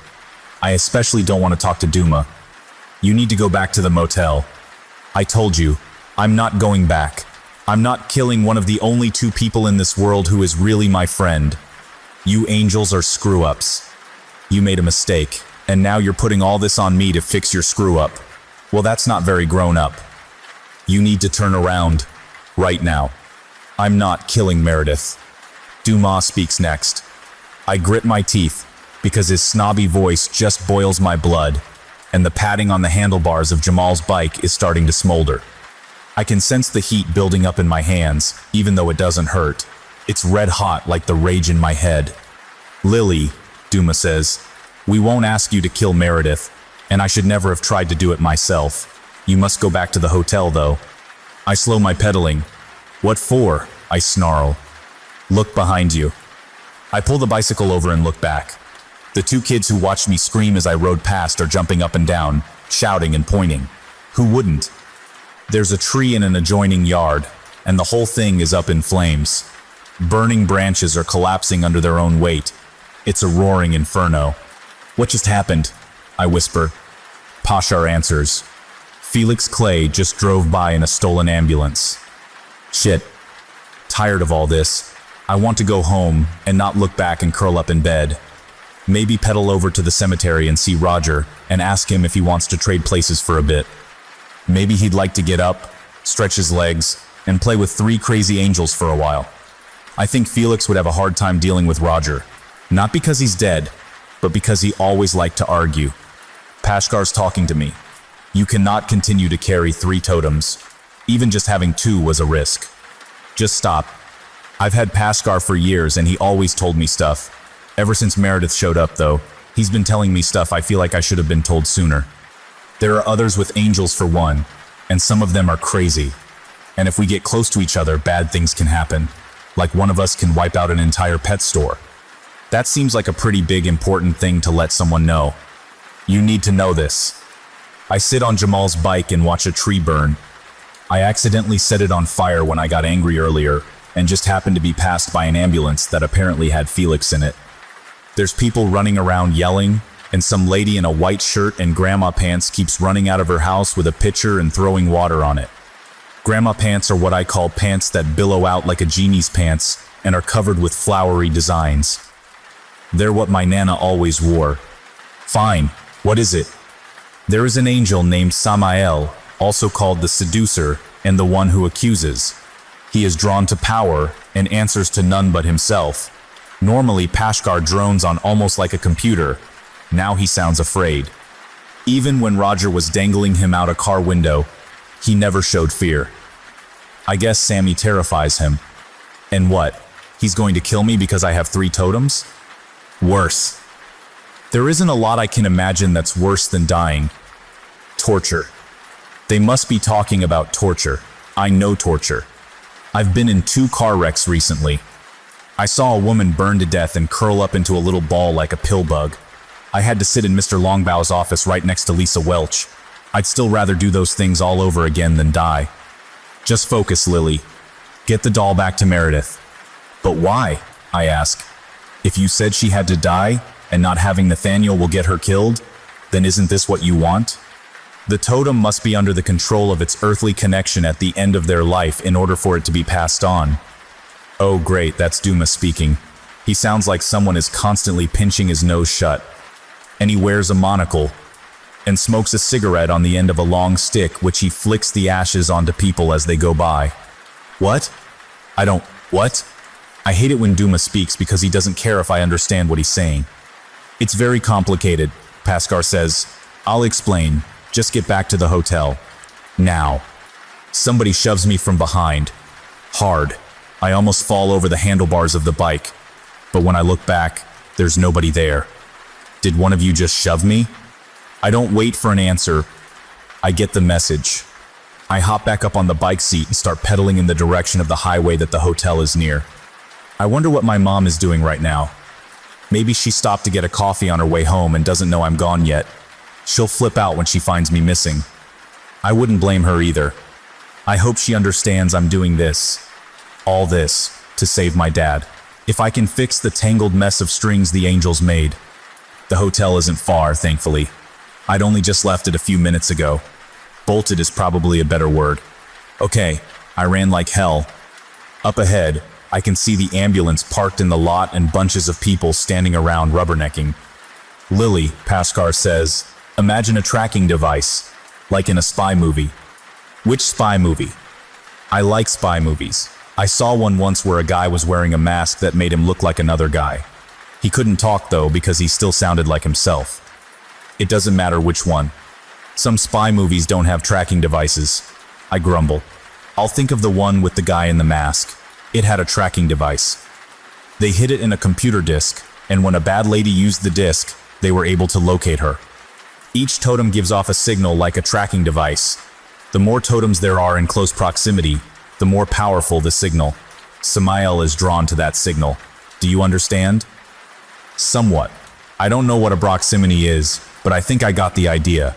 So why does Samael want totems? The crowd up ahead is moving out of the way, and I see Meredith. She's being carried out of her family's hotel room by a person wearing an EMT uniform. He's got a surgical mask over his mouth, but I recognize those weasel features even from across the parking lot. Also, I can totally see his stupid weasel aura. It's brown, like a weasel. Someone in the crowd covers their mouth and whispers, "Oh my God, someone burned that poor child." Little do they know they're watching the culprit put her in an ambulance. "Meredith!" I yell, hopping down off the bike and letting it clatter to the ground. Meredith doesn't look up. She seems limp and unconscious. Felix looks up, though, and squints his weasel eyes at me. I squint back. At the same time, I can feel the air around me start to heat up. I clench my fists. I think for a second that my shoes are on fire for some reason when black smoke starts appearing from under my feet. I forgot that happens. Felix sees this and does a double take, looking at me, then Meredith, then back at me. He almost drops her, but stops himself and adjusts his footing, then lays her down in the back of the ambulance. "Lillian," he calls to me as I march toward him. "Did I just pass you on the way here? I thought that was you. That means you did this to Meredith? Goodness, how violent you've become." The crowd turns to look at little, old me. I don't care. I'm staring at Felix. Death daggers. That's what I'm doing. Shooting death daggers with my eyes. The tarmac of the parking lot starts to blister. A nearby telephone pole starts hissing and then splits up the middle, and a pillar of flame runs up both halves. Everybody starts yelling and pointing, not realizing that the source of it all is the little girl with the angry death dagger eyes and the weasel-faced man in the EMT uniform. I guess it's mostly me. Felix watches all this, and I can see his eyes get big, but he grins beneath his surgical mask. "Is that you doing that, Lillian?" "It is." "Oh, you have Meredith's toy. That means I could have this power, doesn't it? If I take it from you, amazing." He brushes off his hands, even though I don't think they were dirty. "Lillian, you know you want this to all be over. You want to be rid of those annoying angels. Just give them to me and I'll take care of them." "I don't think so. Mr. Felix, Mr. Weaselman, I'm gonna deal with you, and then..." He suddenly turns to a man standing near him. "Excuse me, Mr. Jensen. Mr. Lawrence Jensen?" The man is big, real big. He towers over Felix. He's got a big, bushy brown beard and a leather jacket with a skull on it that looks like it's made of metal. I want to guess that he's a motorcyclist, maybe rides with a bunch of other big bearded men through the desert, and hangs out in seedy bars by the side of a barren highway. But it would be wrong to judge people based on how they're dressed. He turns at the name Jensen and looks confused. "Do I know you?" Felix doesn't acknowledge the question. "That little girl there with the brown hair and the death dagger stare stole a couple dolls from this one I'm helping." I stutter. "What?" "No, I didn't." "Oh wait, I sort of half did." Mr. Jensen, the maybe a motorcyclist, turns and looks at me, and his beard bends down in a scowl. He looked like Santa Claus's angry brother, Auntie Claus. "Hey, you," he says at me. "Come here. You're going to give that girl her dolls back." Felix winks at me. "She also stole your wallet." I go from angry to scared. Anti-Claus balls up his fists. He wouldn't hit a little girl, would he? I'm only 9 years old. On the other hand, I don't think he's in his right mind. Felix and his stupid magician tricks.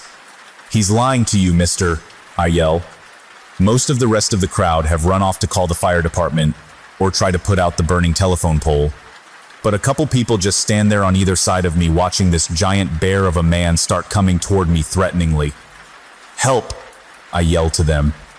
"You don't want to help her," Felix addresses the two people. "She's a little thief." They shrug and turn away. I hate his stupid mind games. I step back. The big man continues toward me. "Mr. Jensen," I tell him, "I'm sorry, but you're about to break your ankle." I don't even have to snap my fingers or nothing. He just takes his next step and his leg goes wonky. We can all hear the snap and his foot turns in the wrong direction. Like, the really wrong direction. And for such a big, tough-looking man, he screeches like my Nana when she thinks there's a mouse on the floor. Down he goes, tumbling over, gut first, then rolling onto his back with his leg up and his foot hanging crooked off it. "Oh God, I did that. I'm so sorry." The two people who had turned away look back at Mr. Jensen, then at Felix, who should of course be helping him, what with him being an EMT and all. Felix hoots and claps his hands. Fantastic. Oh my, you are really getting the hang of things, aren't you, my dear? Now I can go back to being mad. Felix is laughing at that poor man's pain. He's got Meredith. He's taunting me.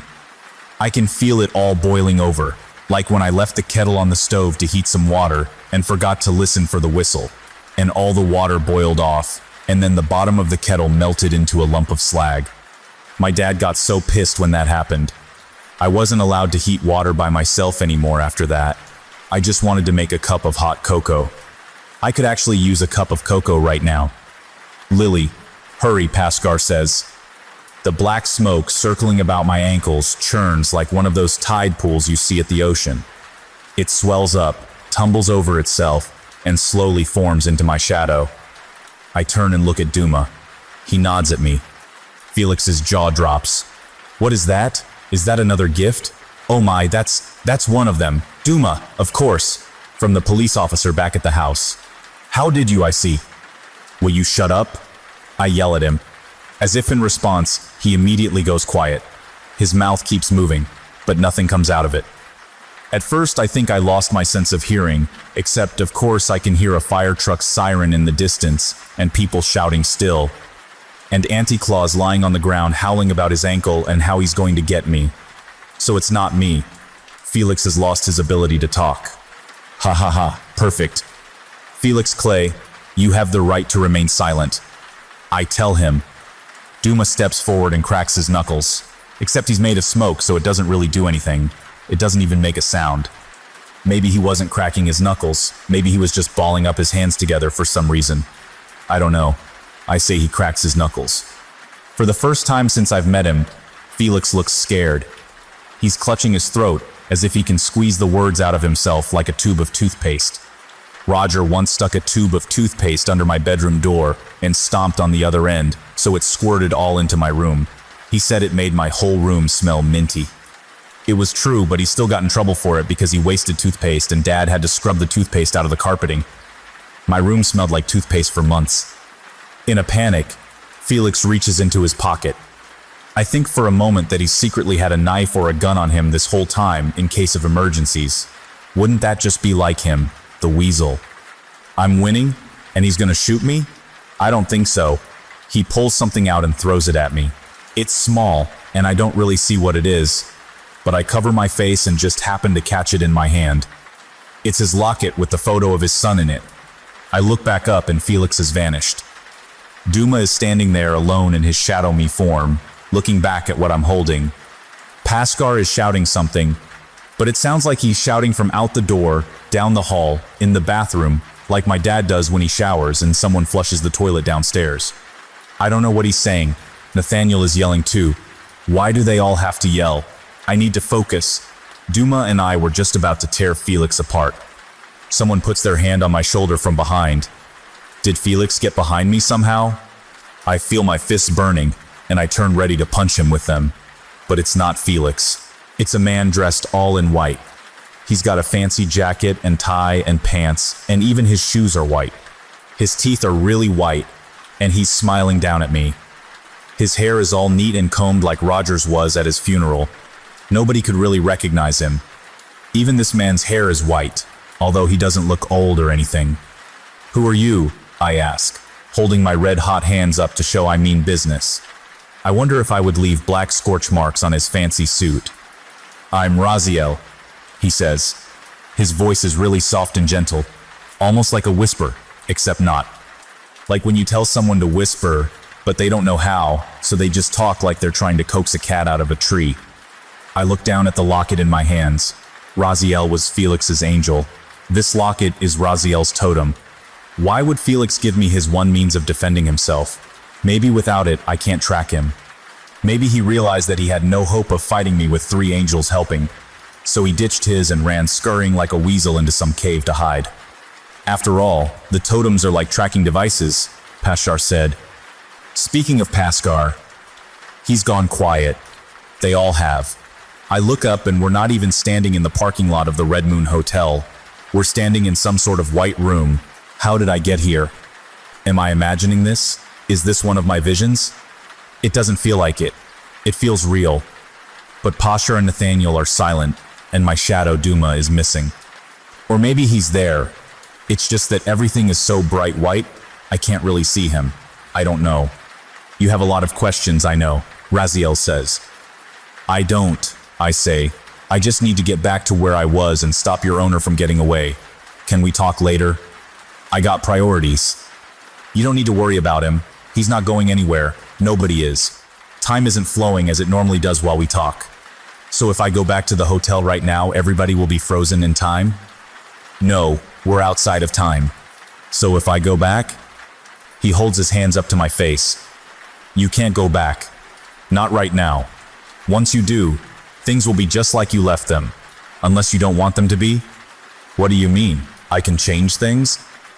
He smiles at me. He must brush his teeth like all the time. All the time. He's really got nice teeth, is what I'm saying. I don't normally notice people's teeth, but his are intensely white. If you want to change things, we can change things. Is that what you want, Lily? Kinda. Of course I would change things. Let's see. First I would go back and not get in the car with Felix so I don't make him crash and put my father in a medically induced coma. I also wouldn't cause Officer Flowers' death by being at Meredith's house, I think. Maybe she'd still die. Or maybe Meredith and Felix would be off together killing normal people. Okay, so maybe I still needed to get in the car. Unless I could call my dad and warn him not to let Felix into the house. Or just not meet Meredith at all. Dang, so many options. Lily, hello. Raziel calls my name in a sing-songy fashion. Earth to Lily. Sorry, I was thinking. I know, but I also know what you really want to change. I cock my head. What's that? He claps his hands once. It's really loud, and seems to echo, even though this white room is so white that I can't tell where it begins or ends. It sounds like he clapped in an auditorium. My name is Lily Madwhip, and I see things before they happen. Don't stare at me, his face. That's my brother Roger. He doesn't see things before they happen. I know this because... Wait a second. No, this isn't right. Roger is dead. I'm staring at him, it's true, but I wasn't just a moment ago. I was with someone else. A man in white, with white hair, and white shoes, and a white room. What was his name? Raisin, or something. Roger's not dead. I'm back in the car with him and Mom and Dad. Razine, no. Raziel. Raziel said I could change things. This is what I need to change. I need to stop Roger from dying. I need to stop my dad from getting us T-boned by a truck. But how do I do that? Do I simply not do anything? Because warning Roger kind of is what got him killed, isn't it? I killed him. Me. But I can change that now. Rest area coming up, Dad says. Does anybody need to go? I do. But should I tell him? Roger will tell him I need to anyway. I need to pee. Me too, Roger declares. I guess he really did need to go. Just don't tell him he's gonna die. That's all. Speaking of that, I haven't heard anything from Paskar. I look down at him buckled up with me, but he's silent. Then I realize that I've got a melted Barbie sitting beside me. Nathaniel, how did you get here? He says nothing. I'm also clenching something in my hand. It's Felix's locket. Roger sees me looking at it. What's that, your Happy Meal toy? He asks. We're pulling off the highway. There's 2 lanes on the off-ramp. One for the big trucks and one for little cars. Our station wagon takes the second lane and wraps back around to go up a hill to the parking lot for the rest area. There's some sort of big rock on a pedestal with a commemorative plaque at the base with lots of names of people who are dead. Other families are going in and coming out of the glass-wrapped building. Raziel, I whisper to the locket. What did you call me, twerp? Roger frowns. Don't trust him, I hear a voice. What? Don't trust who? I whisper. Roger? Roger looks over at me. I keep my head down to avoid staring. Everybody out, Dad declares. Lily, hurry. Mom looks back at me and smiles. Her teeth are incredibly white. I don't remember her having such a flashy smile. She unbuckles her seatbelt and opens her door. We all get out. Mom holds my hand as we cross the parking lot, even though I'm not a baby. Is this really happening? Can I really save Roger from dying simply by not telling him about it? I realize that despite knowing he's going to die, I didn't actually have a sense of it this time. Have I changed things simply by going back? Have I gone back? Was all the stuff I experienced the past 3 months just the longest vision I've ever had? Is that possible? But then what about Nathaniel and Raziel's totem still being with me? I look down and don't see Duma's ghost badge pinned to my chest. So there's that. I can fix everything. The quiet voice comes again just as I get inside the swinging glass doors. You're being lied to. I don't know what it means. Roger must not be saved. Why is that? I just don't tell him he's going to die, and it won't lead to him doing something that gets my dad's attention and distracts him during a crucial moment. Easy peasy. Who is that talking? It can't be Pascar or Nathaniel. I left them out in the car. It's certainly not Duma, because it doesn't sound the least bit snobby, and I don't even know where Duma is. I look at the locket again. There's a clasp on the side that opens it, so I do. There's Joey, Felix's son. He looked happy the one time Felix showed the locket to me, but he has since changed. His expression is like the photographer was covered in spiders or something. Joey looks terrified. I sit down in a different stall from the last time I went through this. I hope that doesn't matter to the timeline. Minutes later, we're all piling back into the car. I buckle in and look at Pascar. Why aren't you talking to me? He doesn't respond. Something's not right. None of this feels right. But I can save Roger. I can fix things. I can make my dad smile again. Make him stop writing dirges. We'll be a whole family again. I want that so much. You must follow things as they were. Suddenly, Pascar is snatched from my arms. I'm not surprised. I'm just sad. I turn to see Roger dangling Pascar out the open car window. Hey, assface, want to see if your dolly can fly? I sigh. I'm sorry, Roger. You're going to die, I tell him, and wipe away a tear. I don't scream when he glares at me and then drops Pascar out the window. I don't really care about losing the doll because I know he'll find his way back to me. It's being forced to relive this moment that hurts the most. Now I understand what Pascar meant when he said there were things worse than death. I'm back in the white room. The man in white stares at me. I wipe my eyes and clutch Pascar tightly to my chest. I can't look him in the eyes. Why didn't you save Roger? He asks. All you had to do was be quiet. I sniff. My nose feels runny. I always gets that way when I cry. It's like my eyes and my nose are connected. I wonder if you have tear ducts in your nose. Maybe some people only cry through their noses. Maybe a runny nose is just someone crying who can't express themselves right. You're not Roselle, I say, looking at the ground. It's white too. Everything's so white, it hurts my eyes. Huh, he says calmly. You are a smart little girl. No, I'm not Raziel. You know who I am. The man in white puts his hands on his hips and starts walking in a circle around me. I cringe every time he goes behind me, because I'm sure he's going to stab me in the back or maybe even just touch me. I don't want to feel him touch me. There I was, minding my own business, and it's a hell of a business, let me tell you. Just doing my thing and what should happen, but someone really screws the pooch. You know what I'm talking about? Dogs having sex? No. He clenches his fists and grits his teeth. He looks the opposite of nice. His mouth is full of sharp-looking fangs now. His eyes look red. His clothes look like they're covered in ashes. I'm talking about my stupid, foolish brothers. We all have stupid brothers, don't we, Lily? I don't think Meredith has a brother. I don't say this, though, because he seems really angry. Well, mine, for some godforsaken reason, gave a little pyromaniac a box of matches, and then they gave gasoline to another one, and they said, go play. Do you understand how stupid my brothers are? I knew a kid once who burned down a tent with himself inside it, just to kill a spider. Yes, exactly. He laughs and reaches toward me, but I pull away. They're trying to burn one little spider and willing to risk themselves and the whole tent just to do it. Ha, yes, I see now why they chose you. My ribs start to hurt. I haven't taken any medicine for them in a couple hours. I need to go, I tell the man in white. He turns and looks me up and down. You can't go without paying the toll. What's the toll?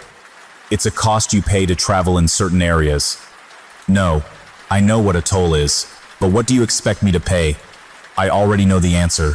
I know what he wants. I just want to hear him say it. He grins at me with his shark teeth. I bet Felix would pee his pants if he saw this man's teeth. No, not a man. He's Sammy the Rogue Angel. I want one of your 4 little trinkets. You can either choose or let me choose for you, I don't care. But you're already an angel. Why do you want one of these? Samael throws his head back and laughs. It kinda looks like he's trying to swallow the entire room. I bet he could do it too. He finally stops laughing and looks back down at me. I'm not gonna use it for myself. What could I possibly do with it that I can't already? No, I'm gonna give it to someone else. That's all my brothers would do too. When it's time, they pass their little toys on to another human being they consider worthy, and it begins anew. He moves in close and fast, startling me, and I almost drop everything in my arms. He's right in my face. I can see deep into his eyes. You can't really see in people's eyes, but I can see in his, and I can't even begin to describe it. I want to give one to someone I think is worthy. I can't give him Nathaniel or Duma. They're too dangerous. I won't give him Paskar. I need to protect myself. There's only one reasonable option. So I hold out Felix's locket, cautiously like I'm afraid he's going to bit my entire hand off with his shark mouth and leave me with just a bloody stump. Samael looks at it with curiosity, then reaches out with fingers that now look long and pointy like needles. He plucks the locket out of my hand. This one again, he says. Ah, Brother Raziel, how tired of our little game you must be getting. He smiles one more evil, shark-toothed smile at me. I'll see you again, little one. Suddenly I'm standing in the parking lot of the Red Moon Hotel again. There's a large man lying on the ground screaming and clutching his leg. A fire truck is pulling up, and firefighters piling out and setting up a hose for a telephone pole that's burning to the ground. An otherwise empty ambulance is parked in front of Meredith's motel room, and some people are hurrying over to see what's going on. Felix is nowhere to be seen. AGAN. I walk over to the ambulance. Meredith is lying on the floor inside. I can see she's breathing, but she seems to be asleep. I hope she's not in a coma like my father. I take Nathaniel and put him in her arms. She instinctively hugs him and mumbles something about puppies. Yeah, puppies. A woman in a maid outfit comes over. I guess she was cleaning the rooms, or going to a costume party. She looks in the ambulance at Meredith, then looks around for the EMT. She's not going to find them. Are you okay, sweetie? She asks me. What's your name? My name is Lily Madwhip. My name is Simone Werner, says the orange-haired girl sitting beside me. She pulls out a binder with a picture of a cat on it. The poor kitty is hanging from a tree and is being told to just hang in there. Someone should just get the kitten down from the tree. The branch does not look safe. Paskar is sitting on my desk. This is Paskar, I say. I make Paskar salute. He says hello, but she can't hear him. Hello, Paskar, says Simone. Simone is a new student in Mrs. Carter, Dogbill's class. She transferred here from Ohio. Her father works as a law clerk and her mother is an accountant. I know this because Paskar told me while Mrs. Carter Dogbill was having Simone introduce herself to the rest of the class. The rest of the class only learned about Ohio and that Simone likes geography and chocolate chip bagels. Louis Brody turns around in his chair. He smiles at Simone. Louis Brody almost never smiles. It looks unnatural, like if someone drew lips on a church gargoyle. The last girl who sat where you are was weird. She used to play with fireworks and blew up another girl's backpack, and her face was all messed up. In what way? Asks Simone. Yeah, Louis, in what way? I stare at him. Louis blushes. She just looked. He stutters something and then turns back around. Her name was Meredith, and her face wasn't messed up. She had scars from being burned in a fire, but she was one of the nicest people, I tell Simone. Scars don't make people ugly, just unique, she says. Oh, I like her. Not like Louis obviously likes her, but I really hope that she doesn't start hanging out with Lisa Welch and her crew of jerk girls. They'll probably try to get their claws in her because she's got a pretty face and has a cool backpack. They might reject her because of her crazy orange hair, though. It sticks out all over the place like it's trying to escape. Are you allowed to have your doll out like that? She asks me. Yeah, he helps me with my anxiety. It's in my 504. That's not true. I don't even know what a 504 is. I just know that when I got Paskar out at the beginning of the year, Mrs. Carter Dogbill asked me if having him with me was in my 504 to help with anxiety, and I said, yes. So now that's what I say whenever anyone asks. At lunch, I sit by myself.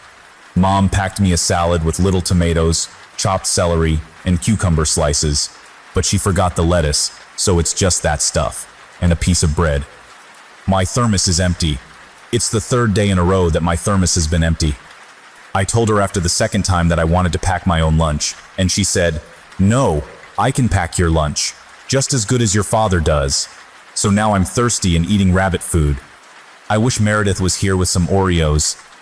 After the events at the Red Moon Hotel, Meredith moved away with her foster parents.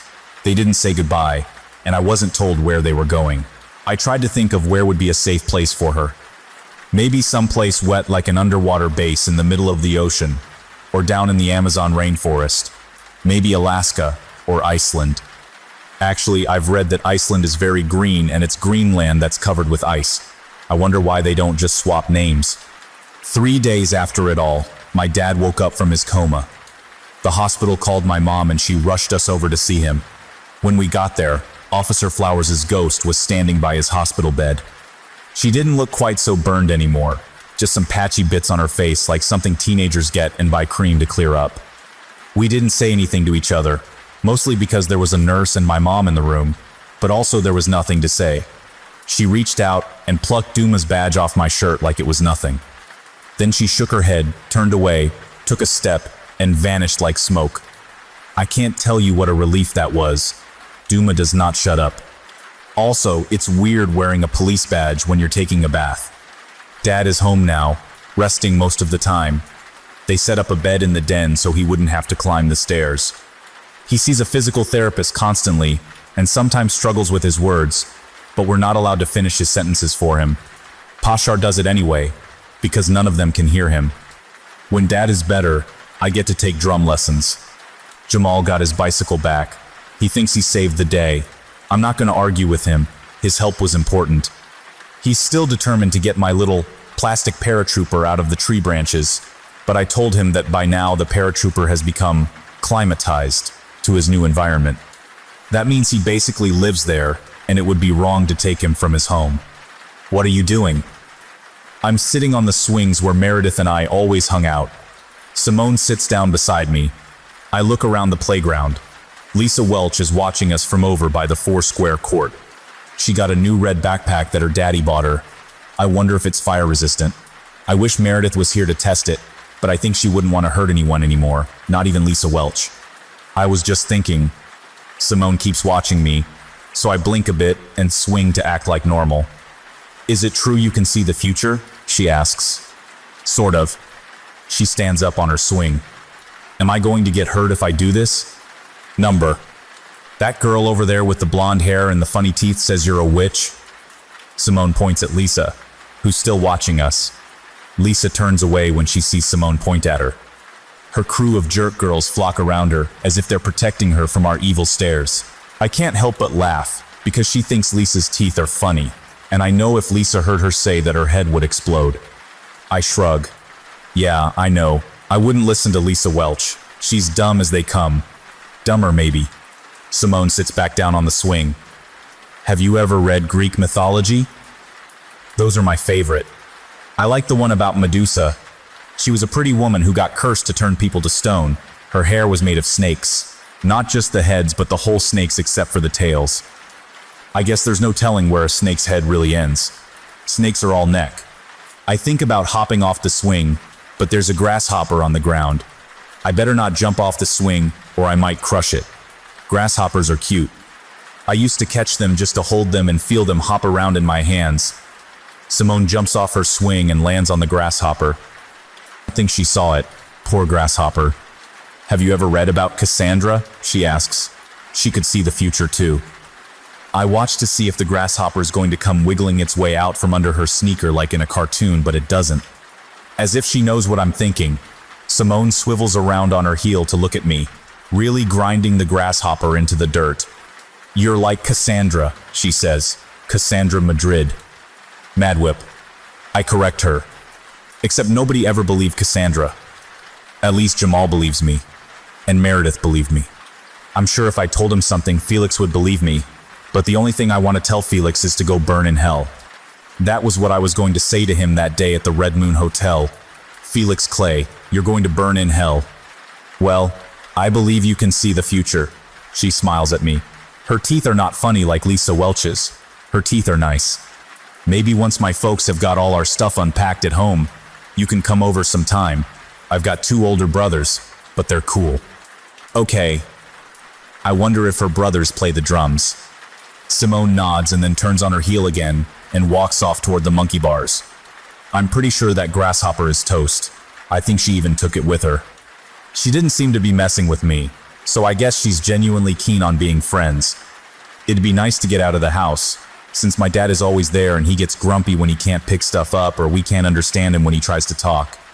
After school, I ride the bus home. Mom is sitting with Dad filling out forms from his bed. They make me give hugs and kisses, then tell me to go do my homework and let them be for the moment. I go up to my room and get my homework done, then sit with some watercolor paints and decide to paint a picture of Meredith burning Felix alive in an ambulance.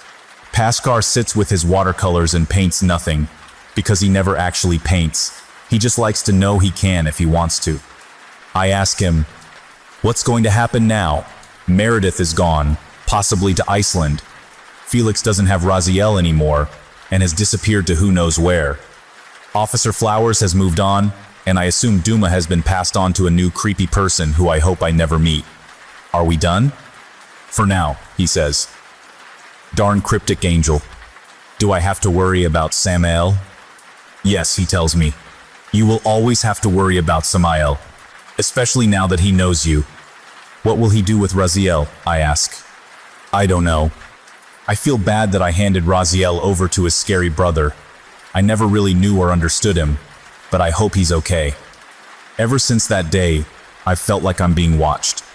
I look out the window on the bus while Greg annoys me, and Jamal smacks him in the back of the head, and I see a man in a white suit standing on the side of the road. It's Samael. He just watches the bus go by and waves his hand. His fingers are long and pointy. I think he needs to wash them. There's all sorts of grit and dirt or something on the ends. He grins at me and his mouth is full of pointy teeth. Multiple rows of them, like a shark. It looks like he could flip the top of his head back and have nothing but teeth showing. But then I blink, and he's not there. A couple times I've looked out my bedroom window, and he's been standing in the woods where all the animals died. He's got half a squirrel in his mouth, and he's chomping on it like it's bubble gum. A second later, the woods are empty.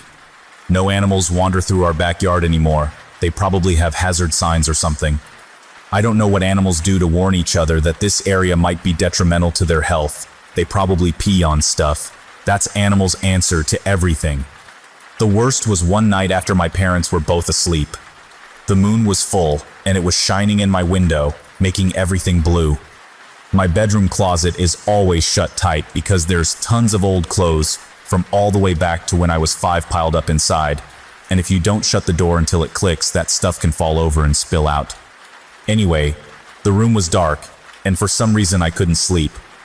Pascal was telling me to just close my eyes and think about turtles or something nice. Sometimes he starts droning on about stuff that doesn't matter, because he knows the sound of his voice will put me to sleep. But instead I opened my eyes. When I did, I swear I saw the closet doorknob turn and click, and the door opened silently. There weren't any piles of clothes inside. It was pitch black. But I could clearly see Samael standing there in my closet, in his white suit, and with his white hair, and he just smiled and stared at me until I closed my eyes and pulled my head under the covers. I peeked out, and the door was shut like it always had been. I can't tell if I'm imagining these things, or if Samael is messing with my head. Pascal can't really say either, though he understands that I'm seeing them. He doesn't know when it comes to Samael just what exactly he's capable of. Can he drive a little girl like me insane? Maybe, is all I get for an answer. What I do know is that he's always going to be there, on the side of the road, in the woods, out back, in my closet, even if he's not really there. He knows of me. He knows me. Maybe I am just imagining him, but Pascal has said the danger is real, and from now on I should always be prepared for him. So I'll train. I don't know how I can use what I've got to my advantage, But Officer Flowers called me the knife that cuts the veil, so I guess that means something. I beat a crazy magician, survived 2 car crashes, escaped a burning house, and held 4 totems at once, and came out the other side with just a couple broken ribs and a whole lot of material for my next therapist to write a book with. I'll be ready. Story. My boyfriend and I really screwed up.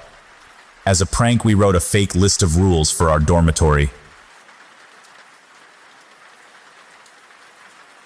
You know the type of story. Somebody gets a new apartment or a new job and finds a list of weird rules to follow. If someone knocks at 3:11 a.m., meow like a cat but don't answer.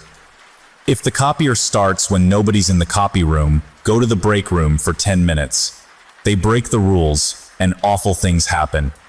One afternoon in my room, Brian and I were showing each other our favorites on Reddit.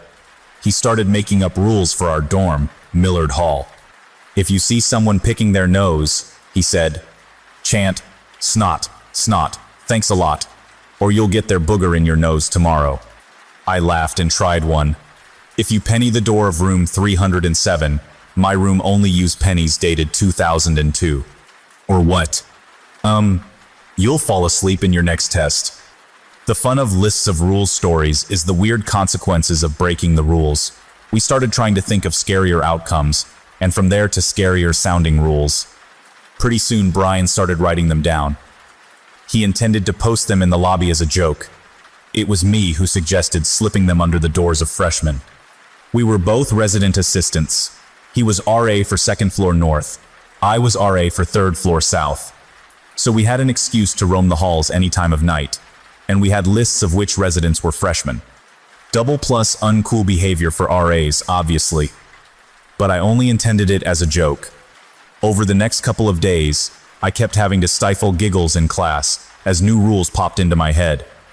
After class, Brian and I compared notes, calling out the duds. Sometimes we didn't agree.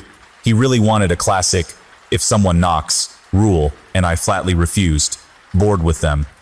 We hammered out a final list. Rules only, consequences left to the imagination. This is part of it, the ones that became important. Diet Pepsi. At the Pepsi machine in the lobby, Nebraska Ver get a Diet Pepsi right after a Diet Mountain Dew. If you're not sure what the Laskin bought was, buy a mug root beer first. That's always safe. Howler. If somebody starts howling in the courtyard at about 2-3 a.m. on a Friday night, Saturday morning, don't turn on any lights. You can look out the window, but don't even turn on your phone or a flashlight. They're watching for lights, into 60. They find your room by counting windows. Oven pizza. Don't use the oven to reheat anything from Patsy's Pizza, not even sandwiches. Use the microwave, even if it makes the crust soggy. Water fountain.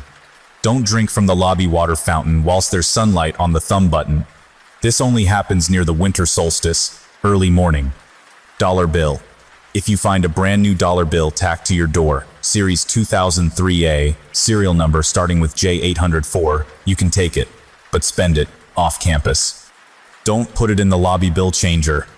Dropping in a church collection plate might be lucky. Movie poster. Sometimes a poster appears on the lobby bulletin board, always on green paper. Free movie in Chalfont Auditorium, Tuesday at 7:30. Ignore them, they go away by morning. Don't go to Chalfont Tuesday evening. Payphone. The payphone off the lobby hasn't been connected for years, but it still rings occasionally. Don't answer it. Orange rules. Sometimes rules like this appear, printed on heavy orange paper. If you get one of those, for the love of God, don't follow the room 307 or blue bathroom rules. I formatted them as a little trifold pamphlet and printed off about 40 on plain white paper. One night we slipped about 20 under the doors of freshman-only rooms on various floors. The next day I kind of held my breath, but nobody said anything, and we spread about 15 more that night. The second morning I saw a kid in the lobby with one of our pamphlets. He stopped Stella Pilecki, RA for 3 North, and showed it to her. She read it through. I saw a couple of quickly suppressed grins. She looked up and said deadpan, "Yeah, so? So are these for real?" Can't say. They just show up, but the last time somebody broke one, we never saw him again. The kid left so wide-eyed he looked like a 7th grader. Stella walked the other way, grinning to herself. I hadn't counted on another RA playing along, but it tickled me. I printed off another 20 or so, and a couple of nights later, we spread them to rooms where a freshman and an upperclassman shared.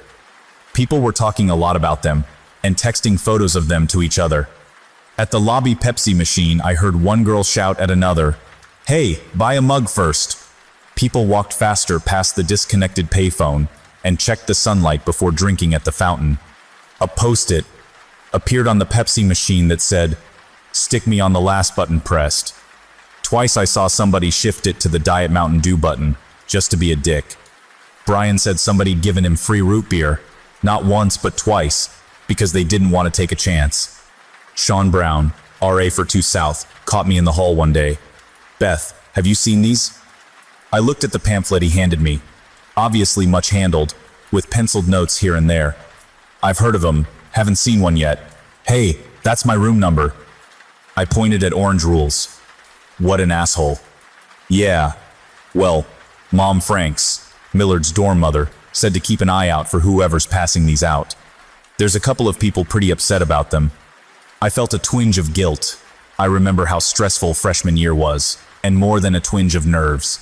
This really wasn't good behavior for an RA, maybe even enough to get me or Brian kicked out. A few people, skeptics and attention seekers, were deliberately flaunting the rules.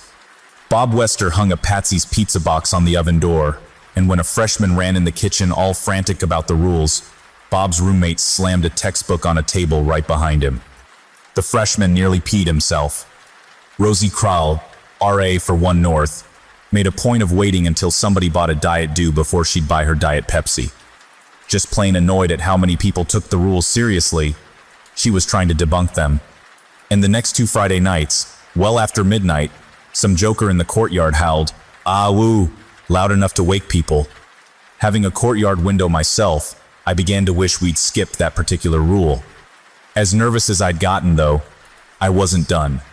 I printed a poster for a 20th anniversary showing of The Matrix, on green paper left from a high school art project. I had about 15 sheets of orange paper, too. When I snuck it onto the lobby bulletin board, freshmen who'd been settling down freaked all over again. I prepared a second version of the rules, different font, altered formatting, and 2 new rules. Blue bathroom. If your suite bathroom suddenly has blue walls one day, prick your finger and spread a drop of blood around the rim of the sink. The bathroom will change back overnight. If you don't, either you or a suite mate will die within a month. Room 307. If you penny the door of room 307 with pennies dated 2002, you will come into money within a week, at least $125. I finished off my orange paper printing these, but I didn't slip them under doors.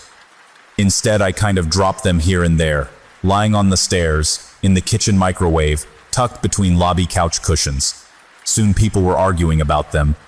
I got a big kick out of threatening doom to whoever put my room number in the rules. I did more random hall prowls at odd hours, looking for the perpetrators. It was perfect camouflage for my guilty secret. Even better, someone really did penny my door. If you've never lived in a dorm, know that the room doors open inward. Take 2 pennies, or 3, depending on the door's fit. Slide them up to the gap between the door and the metal frame right above the knob, then hammer them into the gap. Pressure on the door latch makes it nearly impossible to turn the knob or, if the door's locked, to draw the deadbolt. In the middle of the night, I heard 2 hard whams on my door, pretty common when people get rowdy. But in the morning I couldn't open my door. I called Brian, who came across to check. Yeah, it's pennies, and they're hammered right in there, not going to be prying them out. Well, for some students, especially women, that might have been a problem. But I keep a small toolkit, so it only took me a couple of minutes to knock the hinge pins out. Brian shoved the entire door into my room a few inches. I heard the dull tink of pennies falling and murmuring from women who'd gathered. Yeah, they're 2002, Brian said. 2002. D. I heard gasps of fear. Brian helped me wrestle the heavy door back onto its hinges. So we just watch for whoever gets a chunk of cash all of a sudden. I said, and they can pay the school fine. I glared at the gathered women. This is a safety violation, not just a prank. What if there'd been a fire and I couldn't get my door open? Not really a big concern. The walls and floors are all concrete, but I wanted to keep up my annoyed facade. But that's an orange rule, a red-haired freshman protested. You aren't supposed to follow them. Something bad's gonna happen to them, another girl said. Serves them right, I grumped, winking at Brian. I had one more escalation waiting. The dollar bill description wasn't random. I had about 20 like that, left from 40 my dad had given me as a kid, to buy snacks while at church camp. I'd loved the crisp new bills so well, I'd avoided spending them. Now I dedicated 4 to the cause, tacking them to the doors of people who'd been skeptical, like Rosie Crowell and a freshman named Celia. By the next afternoon, everybody in the dorm had seen one. Celia, a plump, pretty Hispanic girl, was amused, but Rosie was distinctly rattled. You can't just run to the ATM and get brand new 16-year-old bills, she pointed out. She said she'd take hers to church. But Rosie continued to call the rules a prank. So when her Diet Pepsi tried to kill her, it scared the shit out of me.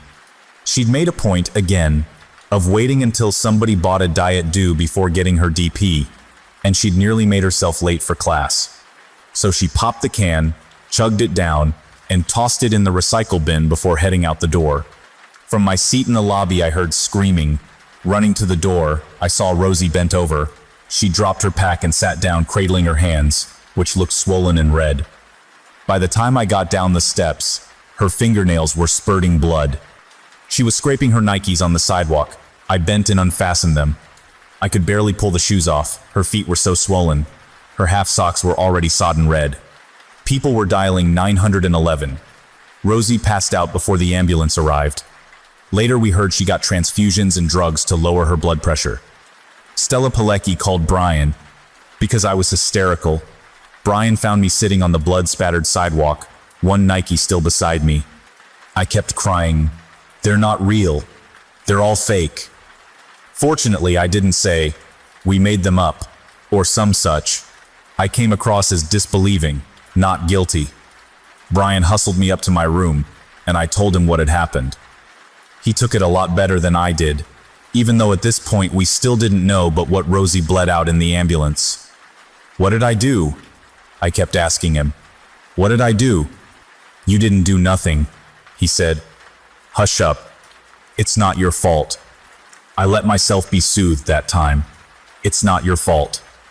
But it was hard to convince myself of that when Celia Flores lost 3 fingers feeding one of my dollar bills to the snack machine. She wanted a cinnamon roll, so she fed in $2. 4 people nearby said when the second bill sucked in, the machine attacked her. They all told it differently, but it came to this. The panel with the coin slot and push buttons opened up and grabbed her right arm. She tried to pull loose, and it closed on her fingers, chopping off all but her index finger and thumb. 3 of them said the machine growled. 2 said they heard weird music from it. 2 said the room lights dimmed and turned blue. That afternoon, I wrapped the rest of my $2,000 and $3 bills in the rest of my green paper, stuck them in an envelope, and mailed them home. I deleted all the rules files off my laptop, then ran an app to scrub deleted files. I didn't get Brian's reaction. He was shocked at Celia's injury, but at the same time he seemed excited. We dated for over a year, but I began to wonder about him. Friday night, I was in Brian's room working on psychology when a freshman, all upset, knocked at the open door. Oh shit, I thought. What now? But he was asking if Brian could help his roommate with a scholarship problem. There's a whole office for that in admin, Brian said. But they're gonna kick him. Aldi's gotta find $3,000 this week. Huh? Slow down. What's wrong? The roommate, Mark, had lost a state scholarship from misreporting something on his application. But the money was already paid to the school for this semester. Now the state wanted their money back, and the dumb kid was about to get kicked out. Brian asked an obvious question. Why are you coming to me? Mark's too freaked out. He broke a rule. I froze, but Brian burst out laughing. Mark pennied room 307, didn't he? The kid looked guiltily at me, obviously knowing who I was. Yeah. he admitted.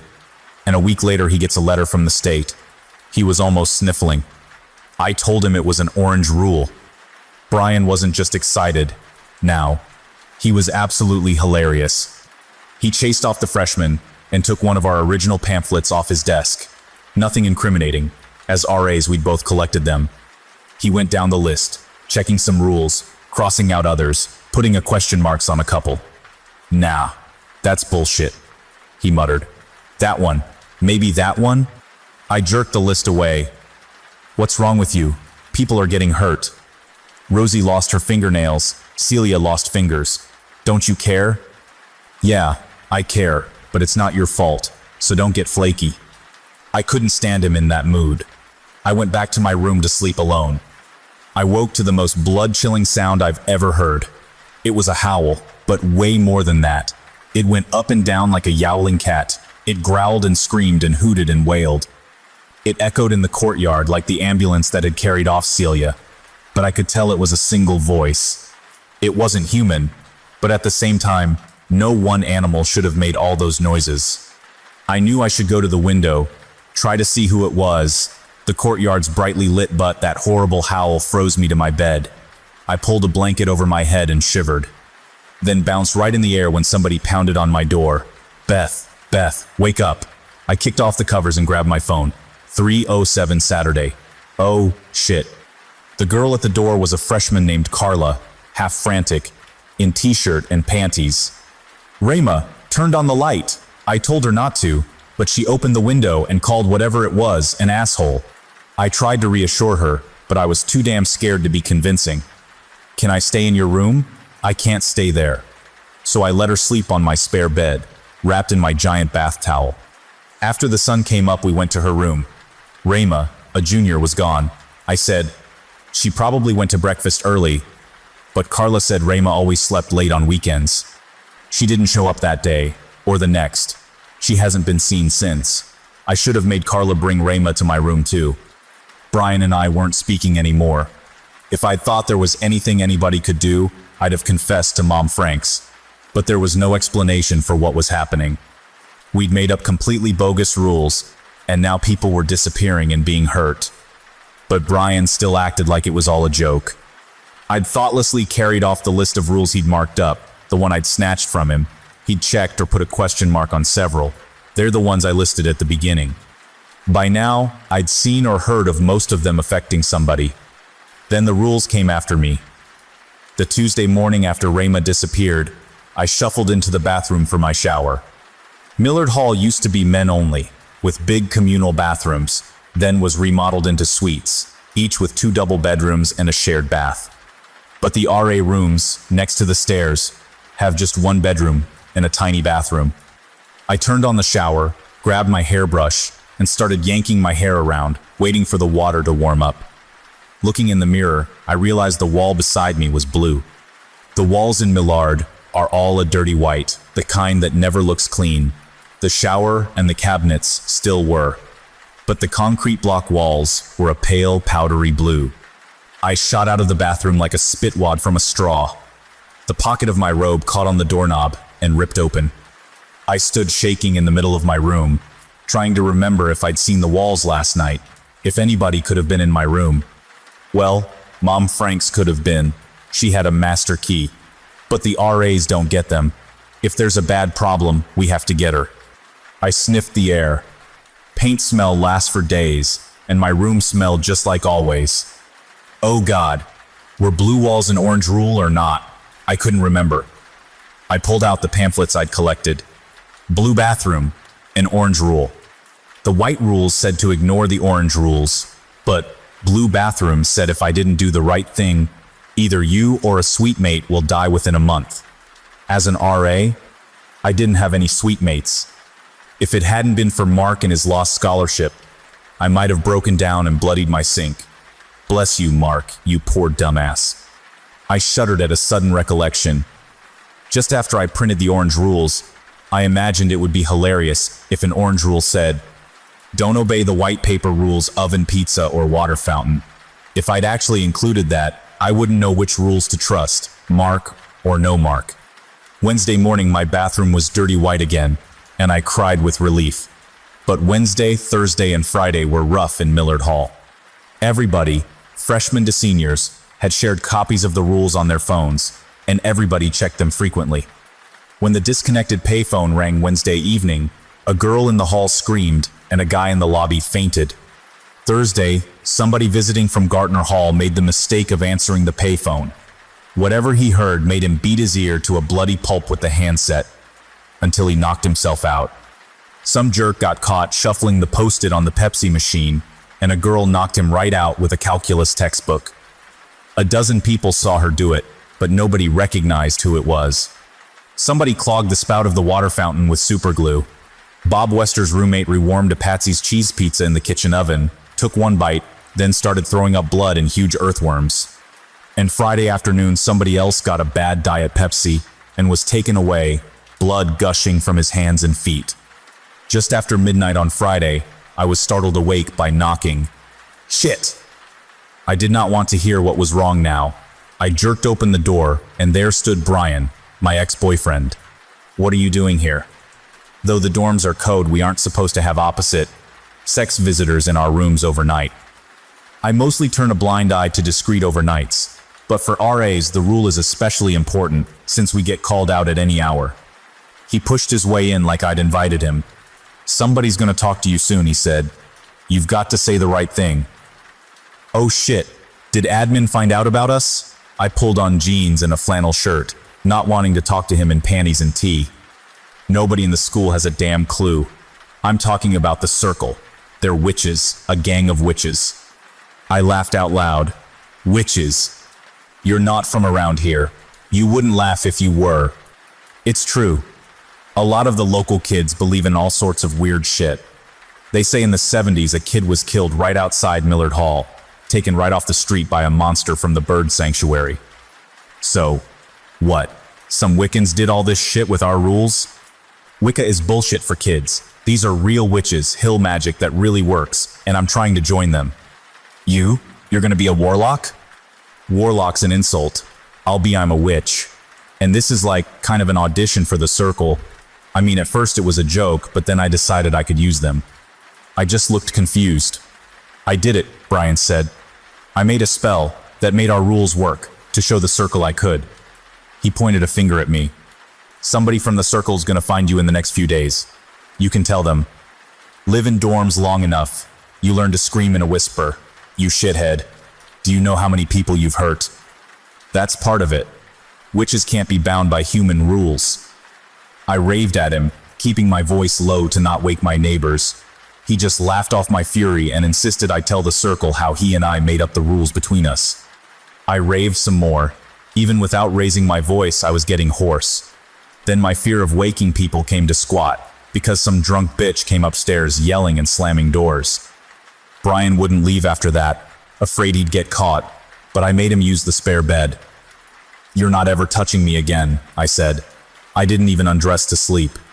I spent a long time lying awake, angry and scared, and wondering if Brian was just nuts. Witchcraft couldn't be real, but how else could joke rules make people lose fingers and barf worms and disappear in the night? I finally dozed. That god-awful hooting, wailing howl in the courtyard woke me up. No lights, I heard Brian hiss. I know, I hissed back. It's my floor that lost somebody, dipshit. I went to the window and looked out, trusting the rules that it was safe. I couldn't see anybody, but I couldn't see the whole courtyard, and who knew but what the howler was invisible. I didn't let Brian see the phone in my hand. Quickly, before I changed my mind, I pressed it flat against the glass and hit the power button, and held it there until the screen went back off. Grabbing my keys and my Crocs, I told Brian, I'm going downstairs. Don't fuck with my stuff. I left the door unlocked on my way out. I don't really know if that mattered to the howler or not. That was 3 days ago. Nobody's seen Brian since. I thought if the howler got Brian, the spell or curse or whatever he put on the dorm would go away. But today the old payphone rang again, and I barely stopped a kid from answering. So now I'm hoping somebody from the Circle, whoever they are, really will come talk to me. Maybe they can remove the curse. Does anybody on here know how to undo a curse like this? I haven't been able to get into Brian's room to see if he left any instructions or formulas or anything. Maybe I can convince Mom Franks I left some personal stuff in there. Maybe from now on we'll have to give everyone in Millard a real list of rules. Since high school, almost 10 years now, I've been learning white witchcraft from a group called The Circle. Craig Eichberg, who's worked with me more than anyone else, called last Sunday to say, "Need you to go meet a kid at the university." He claims he's pulled some big stunt and wants to join the circle. So you find out if he's really done something or if he's full of it. Come on, Craig, I'm still learning this stuff myself. Why me? What's the first rule I taught you, Ashton? I sighed. Witchcraft bends nature. Bend too far too fast, something's gonna break. You have to give nature time to stretch. Close enough. Now this kid's probably just some play pagan. Banged a couple crystals together. Thinks he caused something. Can't tell craft from coincidence. But right now, things are hotter than they've been for 4 or 5 years, and nature's pretty bent around all us seniors. If this kid's really done like he claims, us just meeting could bust something. So it's on you, son. Hey, I've been busy too. Son, when's the last time you cast protection around 12 city blocks? Oh, right, never. Go meet this kid. I hate Craig calling me son. I'm 26, gainfully employed. At least he didn't call me kid. He's called Brian Redstone, probably a made-up name. Says some girl named Beth will back up his story. He lives in Millard Hall. Says he's cast a charm on the whole dorm. That's where my Aunt Mary's the dorm mother, so I kinda hope he's blowing smoke. Nobody ever answered the phone number Craig gave me, so Wednesday I went to the dorm. It had security doors. I had to ring to be buzzed into the lobby. I'm looking for Brian Redstone, I told the desk girl. Fat chance if he'd given Craig a false name. She checked a book and said, "I'll get an RA." I sat down to wait. I was expecting a guy. Instead, I was approached by a cute girl, maybe 20 or 21. Nice figure, short blonde hair, pale blue eyes. Nice face, but she was either mad at someone or had classic RBF. She looked me up and down and said, "You want Brian Redstone?" "Yup. You wouldn't happen to be Beth?" "That's not his real name, you know." "It's not?" Not knowing how much she knew, I wasn't admitting anything. She looked me up and down again. "So there really are guy witches. You think I'm a witch? Admit that much, stupid. That's why you're here. You want me to say warlock?" Brian said that was an insult. "Yeah, some guys don't like it. I don't care. Just don't call me Gandalf like my sister." I saw her store that tidbit. Damn it. "So you are Beth? Shouldn't the guy introduce himself first?" Touchy. "I'm Tyler Ashton. Beth Sorens." "So do I get to meet Brian?" More up and down. "What, is my shirt inside out?" "I can help you find him, but you've got to help me find someone too. A girl named Rayma Chansey." "Say what?" "They're both missing." "Like they ran off together?" I shook my head. "I'm not here about your boyfriend problems." She laughed, sharply and bitterly, definitely tense about something. "Oh, he ain't my boyfriend. But whatever got him got Rayma first, and I want her back. If you want him, we've got to find them both." I still didn't understand. "Let's go up to my room," she said. "Not so public." On 3 South, Beth unlocked the door nearest the stairs. "Sit anywhere," she said. Books littered one desk. I took the other chair. She stepped into a little bathroom to the side. I heard her gasp. Then she backed out, steadying herself on the doorframe. She was pale. Her lips looked white. "What's the matter?" "The walls," she said, breathing fast. "They're blue again." "Again?" "It's bad." She seemed to come to a sudden decision. "You never said you are from the circle?" I'd been waiting for her to name it. "Yeah." "You've got to help." She rummaged in a drawer. "Here." She handed me an alcohol wipe. "Wipe your finger." "Say what?" "I need blood. I can't use mine." This girl was crazy. "That's a big damn nope. You got any idea how powerful blood is?" "Huh. That's Brian's thing, not mine." She pulled a needle from a sewing kit. "It's a curse, see? These walls are white, not blue. And I won't touch your blood. You do it. You've got to do it." "A curse? Great. Some sort of trap? Brian claimed Beth was just a witness, not a witch herself, but he could have lied. I remembered her white lips. She'd been at the very point of fainting. You can't fake that without a lot of training. All right, what do I do? Smear blood all around the rim of the sink. That's all. I let her take my hand. She aimed the needle at the side of my index finger, between the nail and the pad. At the last moment she hesitated, glancing up at my face. Then with sudden resolution she jabbed sharply. "Sss," I said. She squeezed, and a dark fat drop grew. "Spread it around," she said.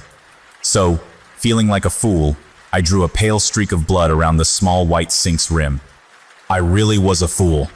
As soon as my fingertip completed its circuit, I felt a thump in my chest like a fist struck my breastbone.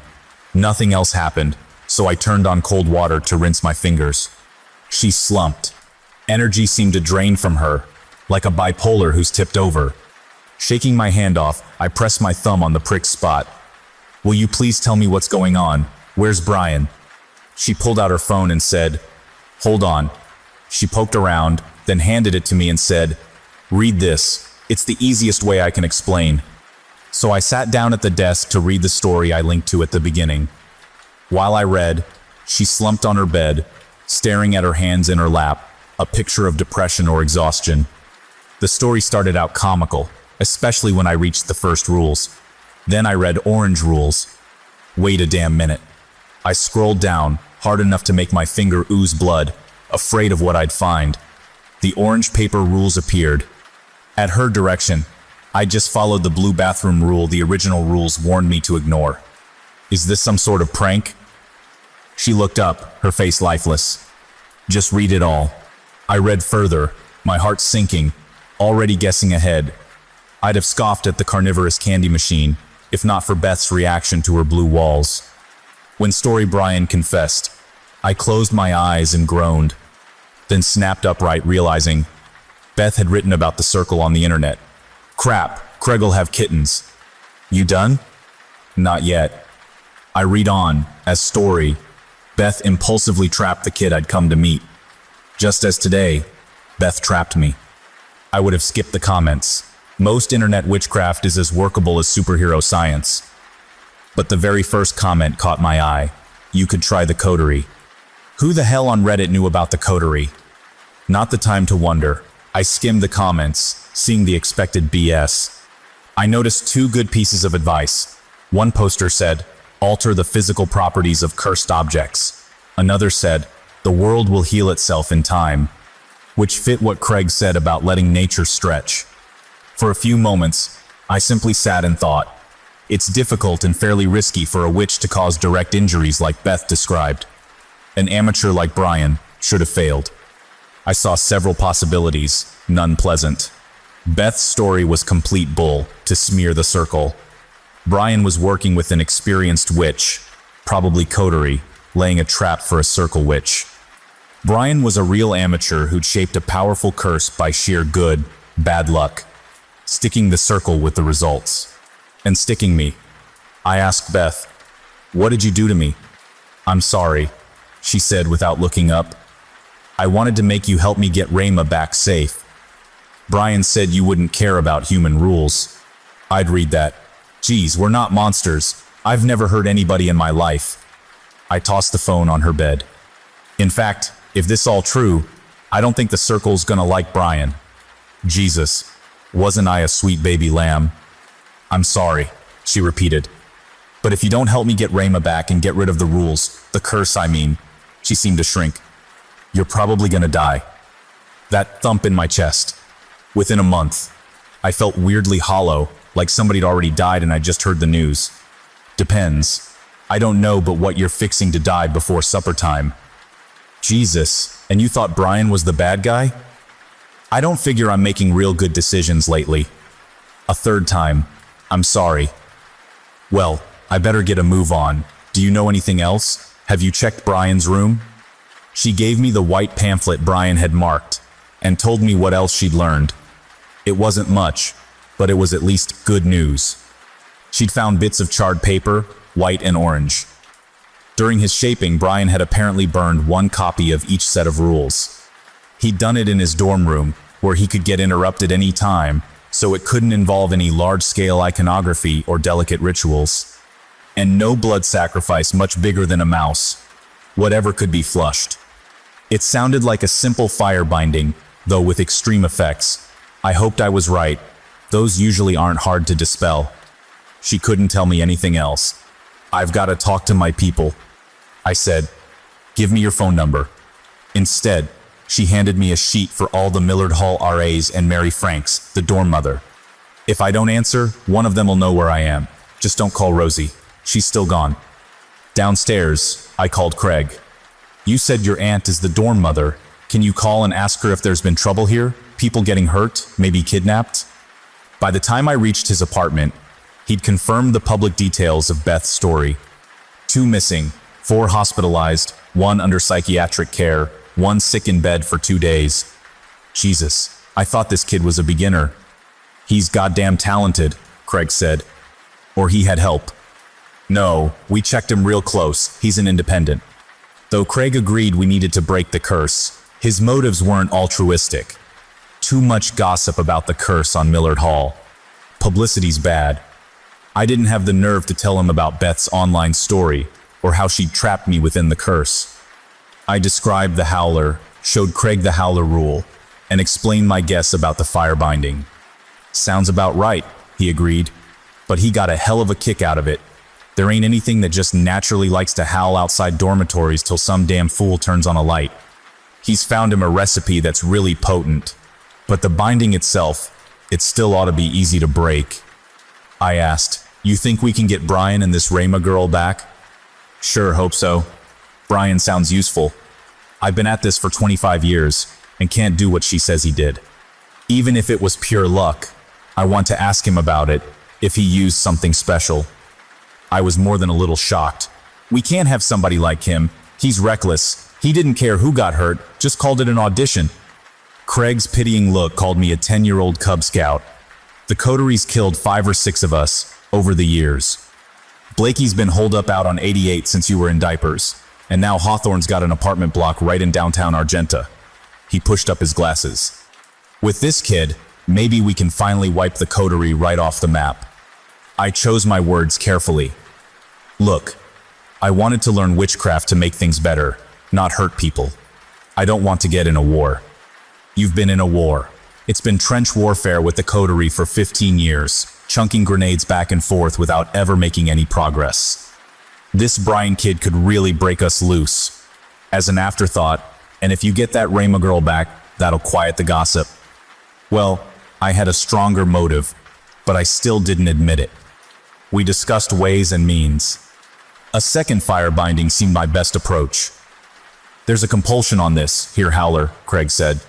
Add more fire, y'all might can steer it long enough to get the kids back. This sounds more and more above my pay grade, I remarked. You sure I can wait, Yal? You and the girl, she's tits, deep in this, you've got to take her along. Craig, I don't think I can do this, you ought to go. Exasperated, he said, if I couldn't go when we didn't know what this kid did, I sure hell can't go now we know he's cast some big-ass curse. He handed me the white pamphlet. You gotta handle it. We can't get any of the senior folks involved. This was what came of being the only noob in the circle. I called Beth around 7. She sounded more glum than before. I told her I had a plan. Can you get a copy of the Orange Rules? I'll text you a picture. No, one of the original paper copies you made. I need one. Yeah, I'll get Sean's. I told her we'd try to trap the Howler this Friday. Okay, she said that was all. I'll call again tomorrow. You'll need to help, so we'll do it when you're not in class. Doesn't matter. Look, Beth, it does matter. We can fix what you screwed up, but your heart's gotta be in it. We can't win going in half-assed. You want Rayla back. Rayma, sorry. You want her back, you gotta fight for her, you hear? God, lecturing her made me feel ancient. She was only 4 or 5 years younger. She sighed deeply. I hear. I'll be ready. As I was about to say goodbye, I had a sudden inspiration. Hey, how did you know he went by Brian Redstone? He uses that name online, games and stuff. Know why? He was born on St. Patrick's Day. Bloodstone's his birthstone. He's got a big red chunk. He says Bloodstone's too flashy a name, so he calls himself Redstone. Is it in his room? The rock? Guess so. I told her she'd been helpful, to cheer her up, and because she had. I won't describe my shaping on Thursday. I don't want amateurs trying it. Besides, I tailored it to our peculiar case. First, I had to get us into Brian's room on 2 North. I bought a blank key at Walmart and filed it to a special shape. A key like that, with practice and a charm I'm not telling, opens a normal lock. Brian's room, a mirror of Beth's, open next to the stairs. Made inconspicuous by a mild glamour, I fiddled his lock open. Inside, Beth looked for the red stone while I scouted for obvious spellcasting notes. She found the stone. I found nothing. Bloodstone, properly, is a dark green jasper with bright, blood-like red flecks. But some gift shops sell red jasper as bloodstone. True bloodstone has many known uses. Red jasper, not so much. That's what Brian had, nearly the opposite of true bloodstone, dark red with pale green specks, a pecan-sized unpolished chunk. One end showed a fresh whitish streak where he chipped it. Bingo, this was almost certainly Brian's wildcard ingredient. I'd brought my Samsung tablet and a small assortment of tools. I chipped off a small piece and crushed it with mortar and pestle. Is there a vent fan? I asked. Beth flipped a switch and a ceiling exhaust whirred. I'm gonna need a little fire. Don't want the smoke alarm going off. I can wear clothes, right? What? Oh, course you can. That dance around naked crap is for Satanists, not real witches. God, the last thing I needed was a pair of pretty boobs distracting me during delicate work. Which, as I said, I'll skip describing.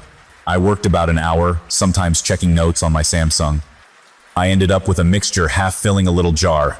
Ashes of Beth's rules, scorched red jasper, carefully chosen crushed herbs. Are we done? Beth asked.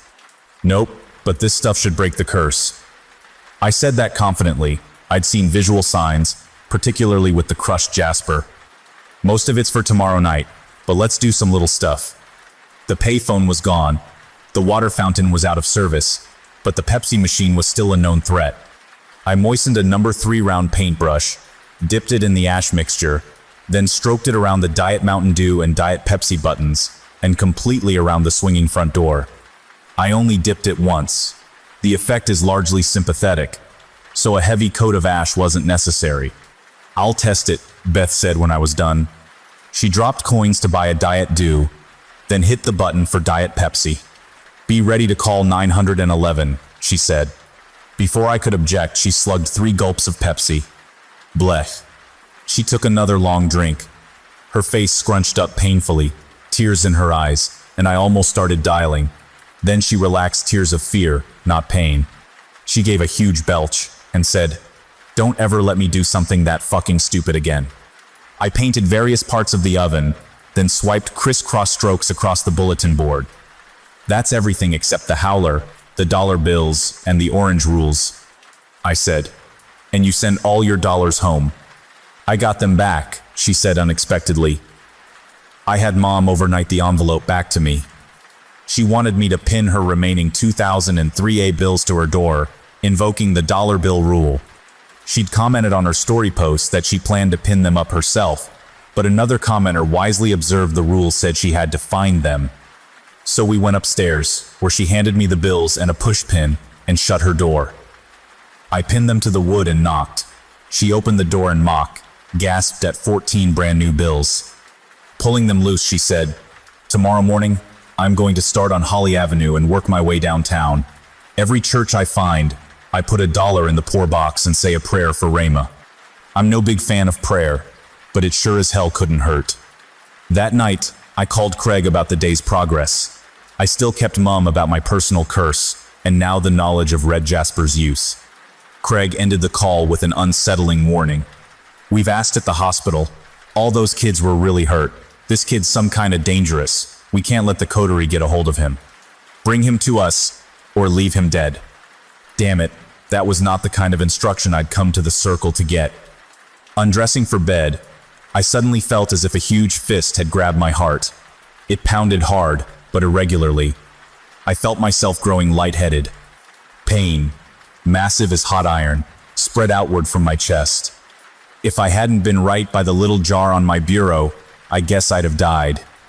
Gasping, I fumbled for the jar, then fell to my knees.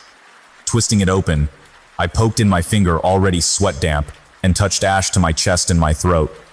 In moments the pain eased, my pulse and breathing steadied. But I hadn't broken the curse of the bloodied sink, I'd merely delayed it. All Friday, I had an unpleasant sensation of being watched. Afraid the coterie had gotten wind of my upcoming adventure, I cast a couple of sturdy protections against enemies. The watched feeling didn't ease, so I wrote it off as nerves. I should have been more suspicious. 8:30 that evening, I texted Beth to meet me at the north wing's side door. Know what I found out? She asked. Churches don't hardly have poor boxes anymore, and way too many churches lock their doors. She shrugged. My last dollar, I went in an old church downtown, only now it's a clothing charity. I jerked. By Guthrie Park? She nodded. By damn, Craig thought that was a coterie operation. I grinned, thinking Beth's witched bill might warp their work a bit. She looked at my small backpack, the spear-like object in my hand. You got one of those Husawitchets and a thame? She pronounced it, thame. I wish. Nobody I know actually uses one. I have a Swiss Army knife though. Anyway, that's just a made-up word. All words are made up. Great, she's quoting Thor. As we walked upstairs, I refreshed her on my plan, though there wasn't much to forget. Under the same simple glamour, I again finessed Brian's lock. Now all we had to do was wait 6 hours. I maintained the glamour inside Brian's suite, so we could talk freely. I advised Beth to get some sleep. Lights off, I spent 3 hours typing notes on my tablet. She dozed, tossing and twisting, until just after midnight, when she got up to visit the bathroom. Oh, shit! It's blue! She went in anyway and closed the door. Coming out, she said sourly, I don't like witchcraft. It's got me spending the night with strange men. Sorry, I grinned. Just so you know, you're just a rebound. She was trying hard, but I could see her spirits sinking, as they had after she'd trapped me in her bathroom. I couldn't afford to rely on her if she'd collapse. Look, I said, I don't know what the howler is. I'm pretty sure this stuff, I tapped my jar, will protect us from it, but to bring Rayma back, if she's alive at all, we're gonna have to go wherever she is. And the howler might not be the only one there. Oh, she said, her voice thin, wide-eyed scared beats lumpishly depressed. So I gotta ask, how far will you go for Rayma? If you've got to risk your life, I mean really risk it, will you? She took a long time, walking back and forth, sitting on the bed, getting up again. I can't, she said. I'm scared to die. Everybody is, I said. Unless they're sick, in pain. Nobody wants to die when life's good. It isn't, she said. I've been such a shit. I crossed over to put an arm around her shoulders, the first time I'd touched her. Everybody is, I said again. It's okay to be selfish, to want to live. I'm not planning to die for this girl either. You just need to know how much you're willing to risk. As a pep talk, it sucked, but it focused her, at least. As 3 a.m. approached, I began to fear anticlimax. The howler would skip this week. I could break the curse, I was sure, but without the howler, I saw no chance of rescuing Rayma or Brian. And I wouldn't risk another week waiting for a curse fist to crush my heart. I spent 10 minutes at my final preparations, which again, I won't describe. At 10 till 3, I put away my tablet and had her silence her phone. Under my breath, I recited Jabberwocky over and over. It takes me about a minute and is more relaxing than counting. It's sometimes necessary to measure time in total darkness. Craig sings old Beatles songs. And, as in uffish thought, he stood. The Jabberwock, with eyes of flame, came whiffling through the tulgey wood. As if I'd cued it, a ghastly, almost unbearable sound erupted outside the window. She'd described the sound colorfully, but she'd failed to capture its pain. The howler wailed in such agony and despair that I sat frozen, despite my planning. Then I slapped the wall switch, and the room light flared. I leaped to the window and slammed it up. Looking frantically all around the courtyard, I saw nothing at all. The howling died. I'd meant to hit the light instantly. If anyone else made Rayma's mistake, I wanted the howler's attention first.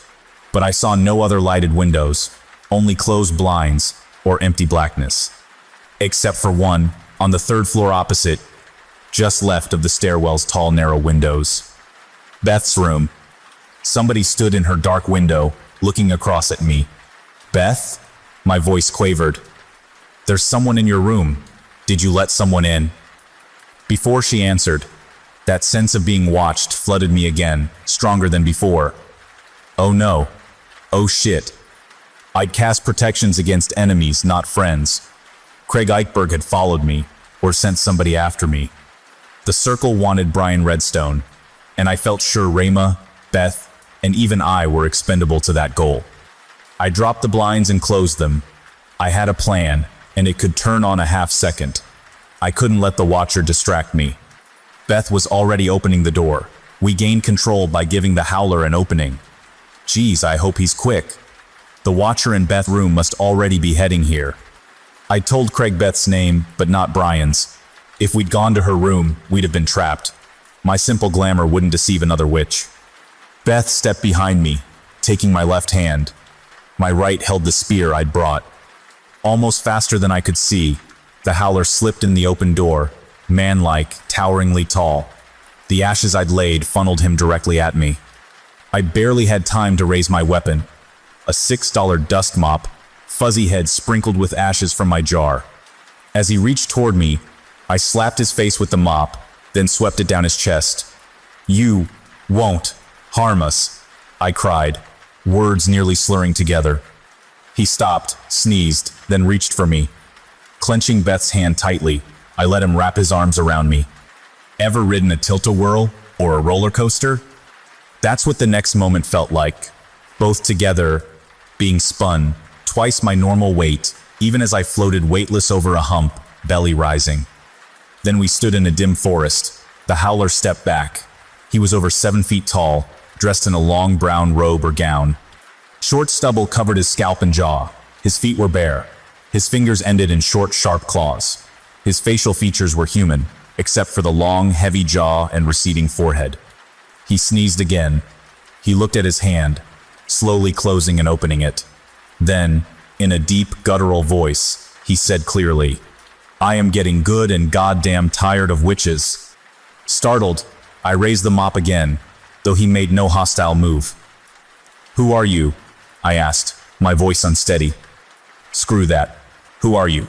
Coterie? Circle? Freaking Hogwarts? You're human?" A beast was dangerous. A warped human scared me much more. "What the hell is that? A dust mop? Some kind of counterspell?" His claws slid out of sight. "By God, it's good to have my own mind back. Can you keep my mind free?" Jesus, keep him talking. "Yeah, we're..." Suddenly, Beth was pushing past me. "Where's Rayma? Did you hurt her? Is that her name?" "She won't talk." He turned away sharply. "Come on, I reckon you're the good guys." He strode off into the dimness. Beth immediately darted after him. My head spinning, I followed. Was she as amazed by her sudden courage as I was? Could the Circle's Watcher pursue us here? And where the hell was here? The trees were strange, smooth, barked, tiny round leaves, small whitish fruit. At first, the leaves seemed backlit by some distant source.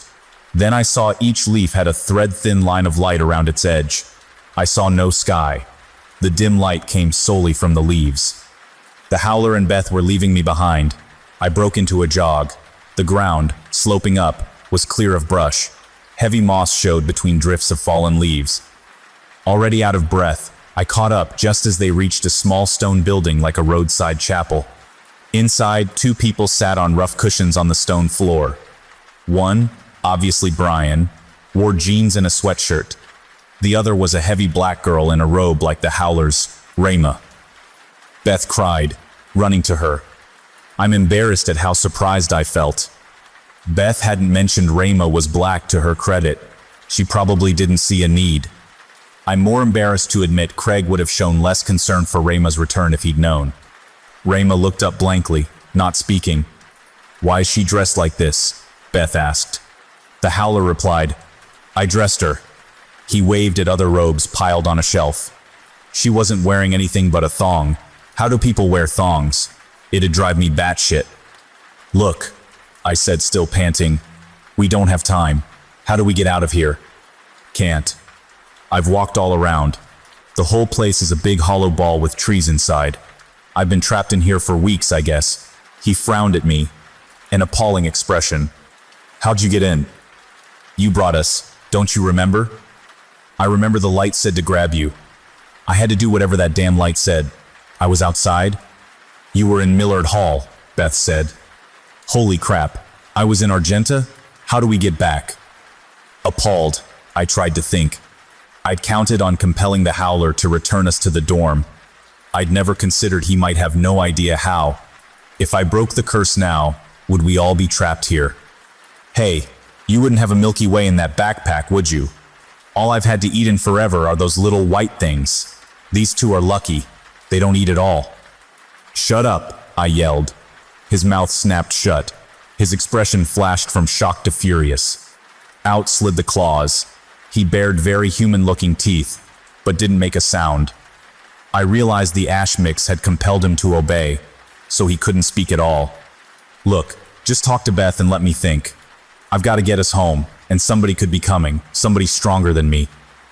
As if invoked, a deep groaning sound rose from the way we'd come. Oh, geez. I knew that sound. I'd heard an opening once before. I ran options in my head as Beth, low-voiced, talked to the Howler.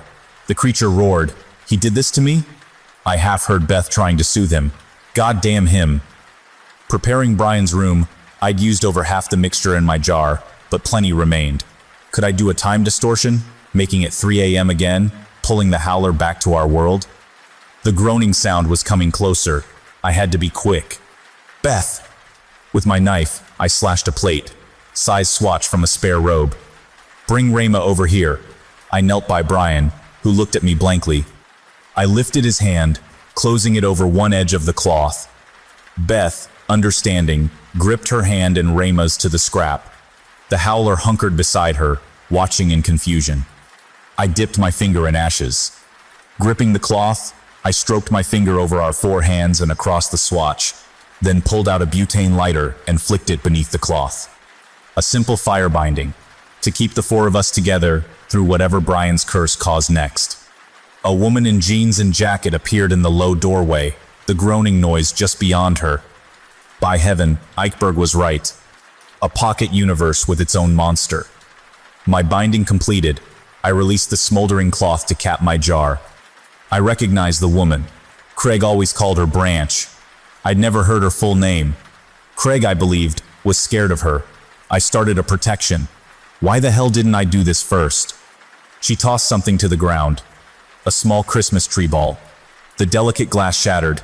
Pinkish dust puffed out, and my thoughts filled with smoke. I couldn't connect one word to another. I glanced toward Beth, seeing befuddlement in her eyes. "Behave yourself," Branch said, mock frowning. "If you're a good boy, I'll take you back with this other kid." She stepped toward Brian, pushing Beth and Rayma aside. "Come on, kid. The circle wants you." The Howler roared, a nightmare sound. He stood, head brushing the ceiling. His eyes were clear. Branch's charm failed to affect him. The witch fished in a pocket, but the Howler was faster. He swung one long arm, turning her shoulder to a gory mess. Branch jumped back, putting Rayma between them. She pulled out a metal object and spoke. Something like a floating optical illusion drifted in, groaning like a wooden ship in heavy seas. The opening! Throwing another Christmas ball at the Howler, Branch scrambled toward the illusion. But the creature slapped the ball in the air and charged right through the puff of dust. Claws of both hands digging into the woman's shoulders, he lifted Branch and tossed her shrieking out the door.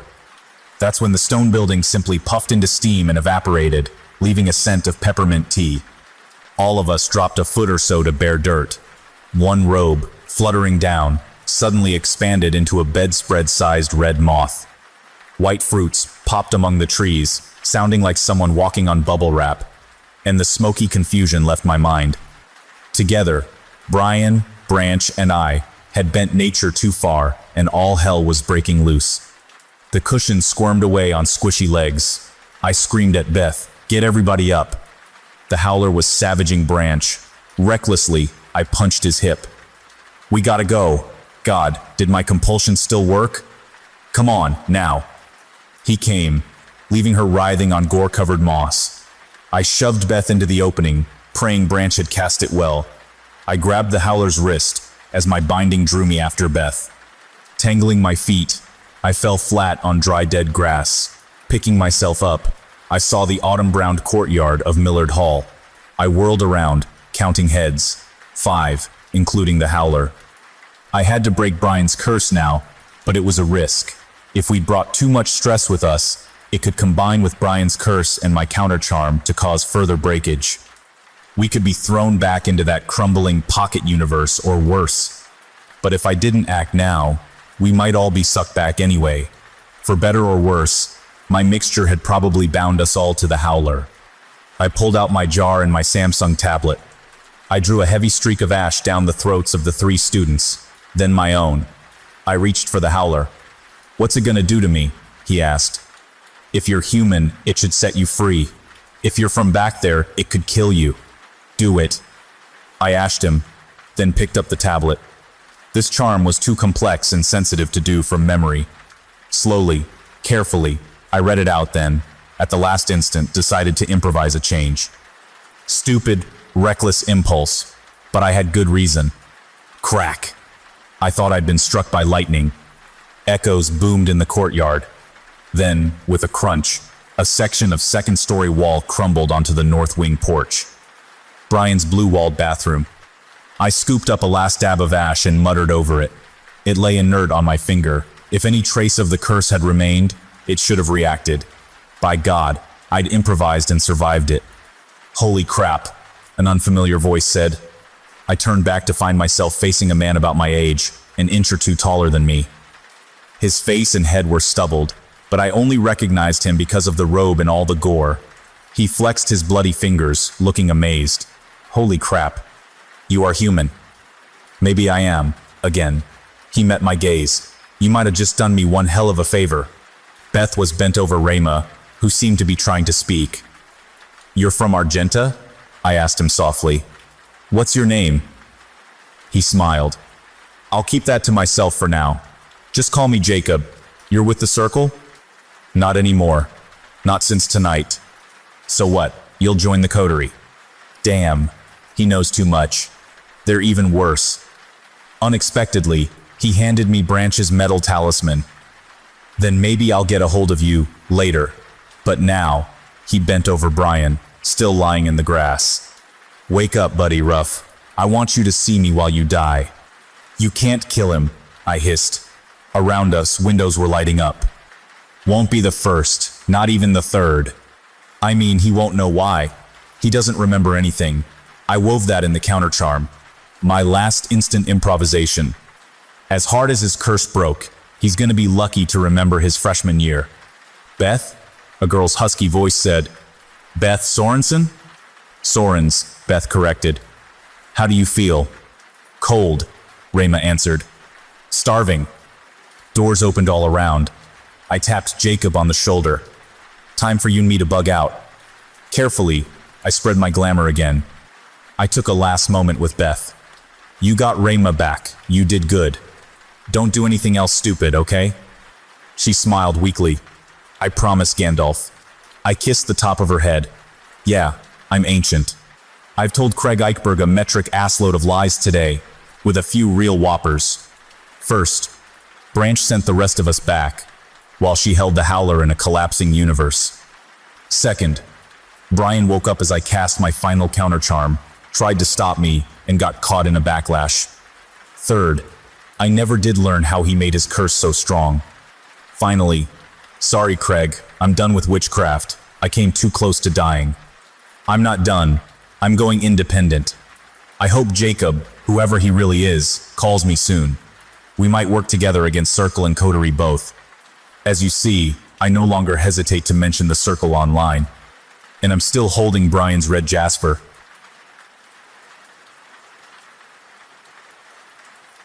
Story: drive safe.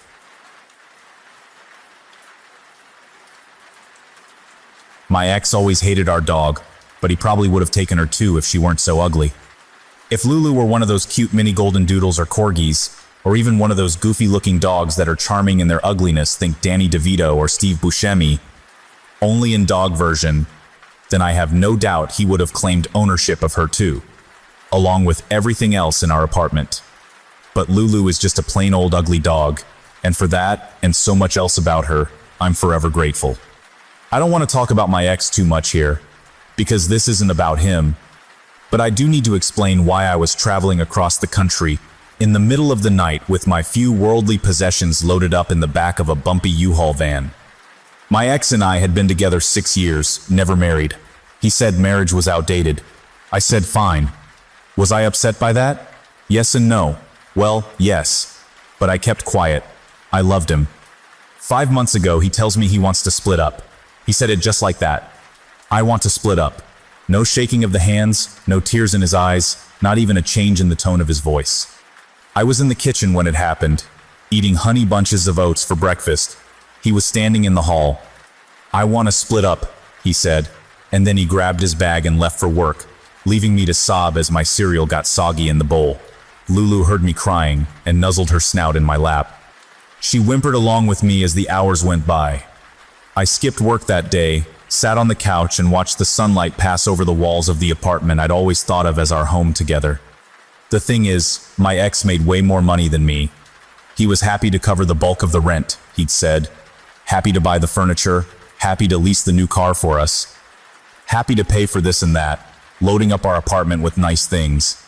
When the time came for me to move all the things that were actually mine out of the place, I realized I had even less than I did 6 years ago. It all barely filled the U-Haul van. I didn't have a couch or chairs. Those were his on paper. I didn't have any dishes or silverware. We'd thrown out my old ones when he'd bought a fancy new set a couple years ago. I didn't even have a mattress. He'd gotten us an expensive memory foam king size. I remember I'd always wanted to let Lulu hop up on that bed to snuggle while we watched movies in our room. My ex wouldn't hear of it. "Stop treating the dog like it's a person," he'd said. "She's lucky she gets to even live inside the apartment with us." I was the one who got Lulu from the pound, back when she was a puppy. She's a street dog, or she was, until the people from animal control swept her up one day as she'd been rummaging through an overturned trash can. You can tell she's got a good amount of pit bull in her, but beyond that she's an all-American mutt with a big boulder of a head, a weirdly thin body and stumpy legs. She waddles more than walks, and she snores like crazy, but she's a total sweetheart. When she sees kids, she lies on her belly and waits until they get close before she gives them kisses. We didn't even train her to do that. One afternoon about a year or so ago, Lulu came up behind my ex and licked his ankles, and he turned and gave her a small kick right in the head. It wasn't enough to hurt Lulu, but that was when I should have known. Looking back, it's amazing how much you can convince yourself someone is who they're not. And so the U-Haul was packed, I'd quit my hourly job, and I was now on the road toward my sister's place in Spartanburg, South Carolina, where I'd been promised a place to stay for the time being. It was a 10-plus hour drive, just Lulu and me in the front of the van as we rumbled through the endless pastoral of farmland and cow towns. I'd purposefully decided to take the smaller highway to avoid traffic, since I was still uncomfortable driving the U-Haul, and the scenery made me glad I did. Tall fast food signs rose up into the sky like totem poles against clouds so big and white they almost made you want to cry. But I'd promised myself I was done crying, or at least until I'd gotten off the road. I'd had to pack the U-Haul by myself, so it had already been early afternoon by the time I set off. After about 4 hours on the road, the sky began to dim over the highway. Just as the sun sunk beneath the ridges of the mountains in the distance, I heard a loud clang somewhere below my feet. All at once, the U-Haul van started shaking. It felt like the wheel was fighting against me. I kept having to grip it and yank it back straight.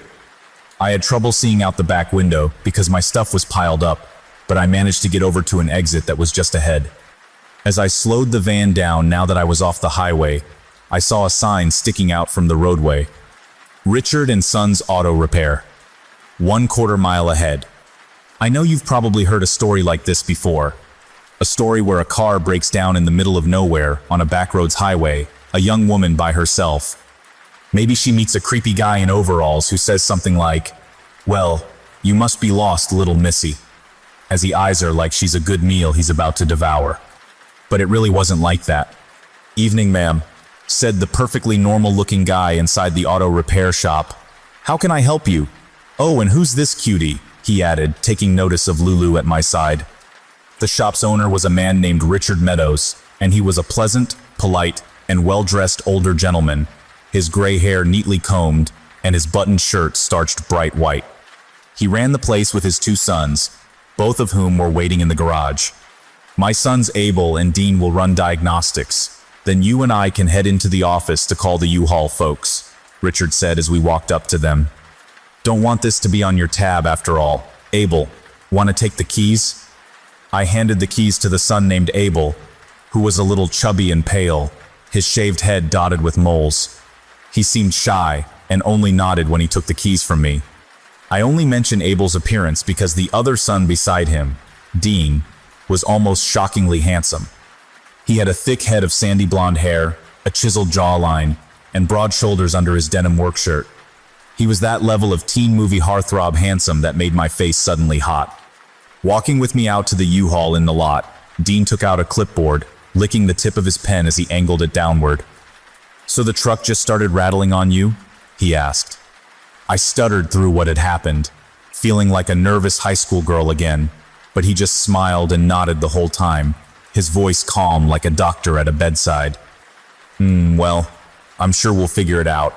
And like my dad said, don't worry, we'll make sure the U-Haul folks pay up, not you." I thanked him, trying to ignore the fact that I was blushing for no reason. "Good thing you've got a bodyguard here with you," Dean added, smiling down at Lulu. "What's his name?"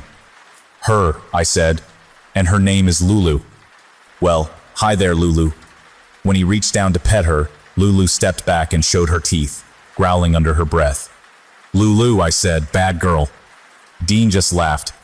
"Nah, she's cool just protecting her mom, right, Lulu?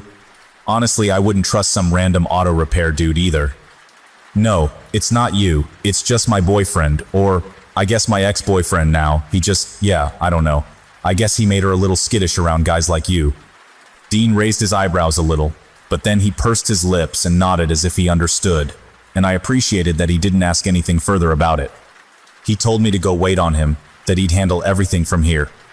When I got back to the office, Dean's father Richard had already sorted out the bill with the U-Haul folks. "Free and clear," he said. There was nothing else to do but wait for the van to be ready. A television hanging in the corner was playing a muted episode of Judge Judy. Richard took a seat across from me in the waiting area and petted Lulu while telling me a little about himself and his family. His wife had died a 1.5 years ago, he said. Passed suddenly in her sleep, which is a mercy, I suppose. It had been a tough string of months, but he and his sons were close. They were getting him through it. Lulu seemed to sense his sadness, because she showed more attachment to him than most other male strangers. "I hope you don't mind me speaking out of turn," Richard said as he stroked Lulu's head, "but I'm relieved you have this dog here with you." "Why's that?" "Well, not to scare you, but there've been some incidents." He told me he didn't want me to cause any undue worry, but there had been 7 women found dead in the woods beyond the cornfields down the highway over the past 1.5 years. All the victims were like you, young women, traveling alone, Richard said. "So it's good you got this girl here." And he put his face close to Lulu, who licked him on the cheek. "Ah, good girl, such a sweetie." "I mean, I appreciate you giving me a heads up at least," I said. "Sure. And like I said, didn't mean to scare you. Probably nothing." "No, it's nice of you. You guys have all been really nice," I added. He was very helpful. "That's just the wonderful service and dedication you would expect from the world-famous team at Richard & Sons Auto Repair." Richard laughed. "But I do thank you sincerely." I almost asked if Dean had a girlfriend, as if that weren't a totally crazy and pathetic question to pose to a total stranger. But before I had the chance to embarrass myself, the other son, Abel, shuffled into the office, and murmured something to his father. Richard nodded, saying to me, "Well, looks like you're all set. No paperwork or anything?" "Nope, all taken care of. Get you a receipt for insurance purposes, but otherwise you're good to go. Here, let me walk you and Lulu out." On our way out of the office, I debated the merits of giving Dean my number, trying to balance the pros and cons. Was it better to risk wild embarrassment if I get rejected, versus the regret I might feel if I did nothing? I was so new to the single life again that I didn't know how any of this worked anymore. It turns out the decision was made for me, because Dean was gone when we got to the van.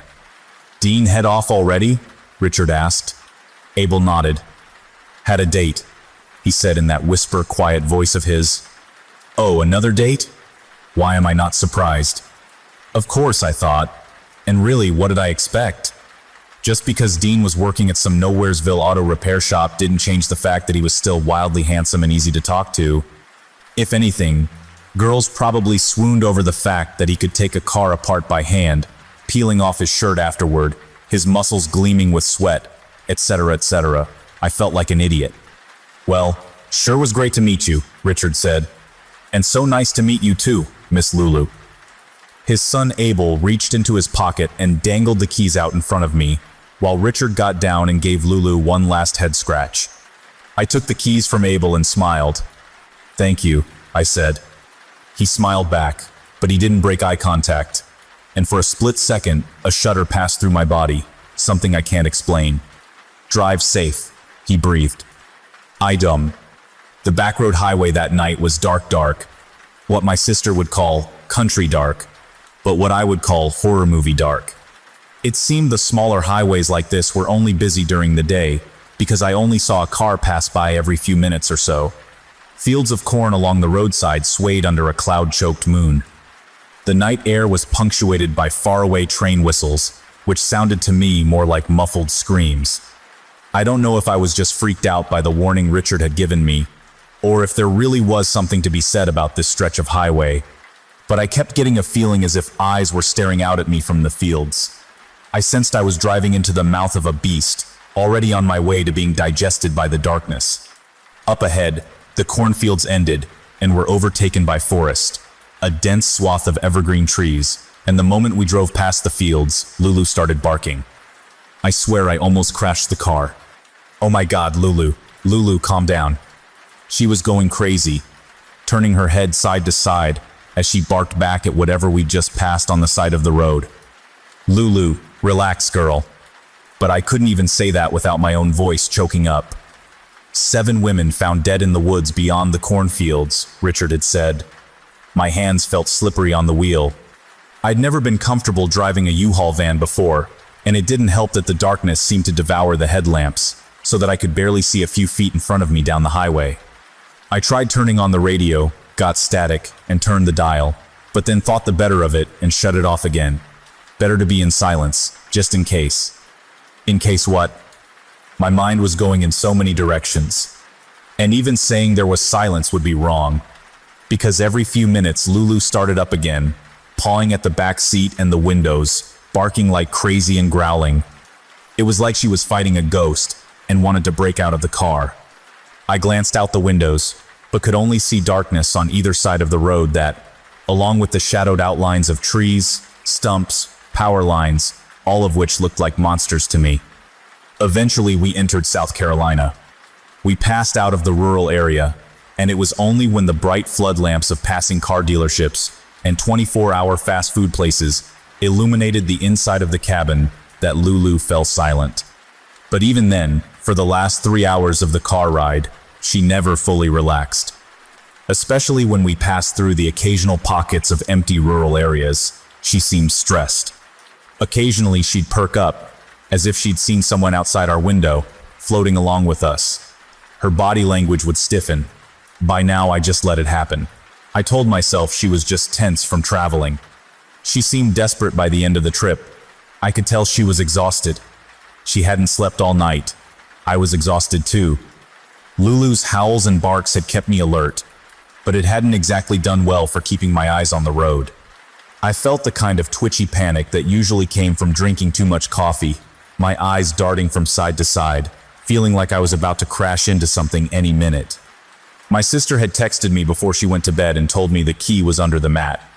It was around 3 a.m. when I pulled up to the curb outside her house and put the van in park. When I did, Lulu shot up. "Okay, yes, we're here, girl. You can relax now." In the glow of the van's cab, as I reached over to grab my night bag, I could hear Lulu breathing deeply. She was taking fast and muffled breaths, panting. It sounded like she was trying to catch her breath after running. "Hey, chill out," I said as I grabbed my bag and sat up again. "What are you panting for, girl? We're all ready." I froze. Lulu was totally still beside me. She was facing the back of the van. Her mouth was closed. Her tongue wasn't hanging out. Her chest wasn't rising and falling. She was calm and focused, breathing slowly and silently. It wasn't her. The breathing wasn't her. It was coming from somewhere in the back of the van. Just then, Lulu showed her teeth and growled. "Oh, okay, girl," I said, trying to keep my voice normal. I was shaking. I could barely feel my body. I was floating outside of it. Let's head on inside now. Come on." I fumbled with the door handle. I almost fell when I stepped out. I tried taking out my phone and dialing 911, but my hand was shaking so bad I couldn't even unlock my home screen. Lulu hopped out and circled me. She was on high alert. Her head was low, and she moved like a predator, keeping close to my legs. I walked backwards with her up the driveway, but she stayed between me and the van, pacing quickly from side to side. I managed to get my phone unlocked. I was about to hit the emergency call button when I heard something move inside the van, a metallic click. The back door, I realized. I'd locked it, but it could still open from the inside. The street was dark, only one lamppost glowing off at the intersection down the road. Everyone in their homes were asleep. I was totally alone. In the darkness, I heard something scrape at the back door from inside the van, then a soft clunk as the door opened. It opened slowly at first, as if a creature inside were checking to see if it were safe. I hit the emergency call button just as the door swung all the way open. 911, what's your emergency? 911, what's your emergency? But I couldn't speak. I was frozen. The door bounced back as it fully opened, and then out fell a naked body, tangled limbs hitting the pavement, a mess of blonde hair shimmering in the dark. When the person rose up again, I almost passed out. It was Dean. "Hello? Hello?" I said into the phone. I need help. Someone. He was in my van. Please send police to..." Lulu barked and jumped forward. "Jesus fucking Christ," Dean said, shaking out his limbs. "Can someone please tell this fucking dog to shut up?" Dean was covered in sweat, wearing only his boxer shorts. He looked sickly and diseased. "All fucking night, it's just bark, bark, bark, yap, yap, yap." He exhaled and stretched out his arms, and I saw he was holding a knife in his hand. With his free hand, he swiped back the sweaty hair off his forehead. "Cooped up in a hot-ass truck for hours under all your useless shit, had to take off my clothes, it was so damn hot, and I gotta hear that fucking dog barking nonstop? Please send help," I said into the phone, repeating my sister's address over and over. "Please, he's got a knife." "Oh, he's got a knife, does he? Oh, boo-hoo." And Dean walked forward, holding the knife out toward Lulu, tossing it casually from hand to hand. Every time I try to make a move, this bitch goes nuts on me. Yap, yap, yap, yap. "Dean, please, I don't know what you want, but please. You should be thanking me. You know that?" He waved the knife from side to side, as if reprimanding me.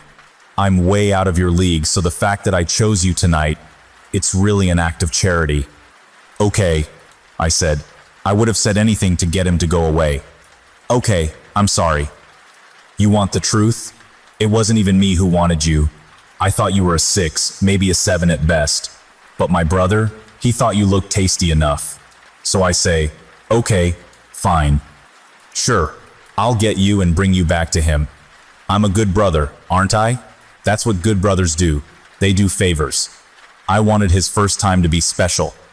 "No, I know. You're a good brother." I still held the phone up to my ear, hoping the operator could hear me. This all could have been so easy. So fucking easy. Would have been over by now. But no, because Miss Yap Yap Yap over here. He gripped the knife tight, squatting as he stepped forward, his eyes on Lulu. So keep on crying into the phone, but make sure you tell them your dog is dead too, because the bitch deserved it. No. Dean lunged forward, slashing the knife at her. Lulu yelped and flipped to the side as the blade swept across her back, her body scrambling over the pavement. But then it was Dean who screamed, falling back as his knife landed on the ground. Fuck, Jesus Christ, my hand. Even in the darkness, I could see the blood pour from Lulu's back where the blade had sliced her open, but I could also see her spit out a mangled hand onto the pavement, as if it were nothing but a squeaky toy. I'm gonna kill this dog, Dean screamed. Blood poured from the stump at his wrist. With his other hand, he reached down to grab the knife, then turned to face her. But Lulu was already upon him, lunging up in the air, her own blood streaking off the gash in her back as she flew. This time, she aimed for his face. A severed hand, it turns out, is a more than adequate DNA sample. It only took a few days before the police were able to match Dean's DNA with the DNA found on the bodies of the 7 women who were found in the woods down the highway from the auto repair shop. Dean's mugshot showed a guy with a mutilated, torn-up face, bruised and bloody, and held together with stitches. When the police had arrived that night outside my sister's house, they had found him half dead on the sidewalk, blood leaking from his neck. As for Lulu and me, I had already carried her inside the house. The police found us on the tile floor of the kitchen, Lulu bleeding out in my lap, unmoving, while I whispered to her, "I love you, girl. I love you so much." It wasn't long before Dean's brother Abel was arrested as an accessory to the crimes. During a news conference a few days later, the police chief said that for the past year and a half, the 2 brothers had been using road traps on the back road highway to cause damage to passing vehicles, forcing them to stop. In most cases, they fixed the cars, and that was nothing more than a scam to gain business for their father's shop. But when the driver was a pretty young woman, the 2 used the shop's tow truck to lure the women away to a remote location past the cornfields. DNA samples from at least 4 of the women were found inside the truck. With the last would-be victim, the brothers appeared to have gotten reckless and instead lured her right to the repair shop, said the police chief during the press conference. Had the young women not been accompanied by her dog, a pit bull mix by the name of Lulu, there's no telling what. I closed my laptop. I didn't want to hear the rest. Later, I saw in an online article a photo of their father Richard shielding his face as reporters surrounded him. There was no evidence he'd been involved in any way. He'd seemed shocked when the police came to the auto shop. I felt bad for him. He seemed like a good man. I couldn't even imagine what he was thinking. The police chief had said the brothers had been committing the assaults and murders for the last year and a half, which means they would have started right after their mother died. The timing made me feel sick. Richard had said his wife's death was from natural causes, that she died peacefully in her sleep. I like to believe that's the case. I like to believe the brothers had waited for their mother to die, and that's the only reason they started their murderous spree right after her funeral. Despite all they did, I really hope, if only for Richard's sake, that they hadn't gotten impatient and done something to their own mother. It was surreal trying to get settled in a new place after all this. I felt like my old life had been years and years ago. My ex did text me once though, just after he heard the news. "Hope you're okay," the text said. Normally, I would have sat for hours, deliberating over how to respond. But now I texted back right away. "I am," I said. I watched 3 dots pop up in the bubble as he was typing something. Then they disappeared again. End quote. That night, the news ran a segment about Lulu. There was a whole ceremony in her honor. Normally, I wouldn't have watched the rest of the coverage of the case. It was already traumatic enough.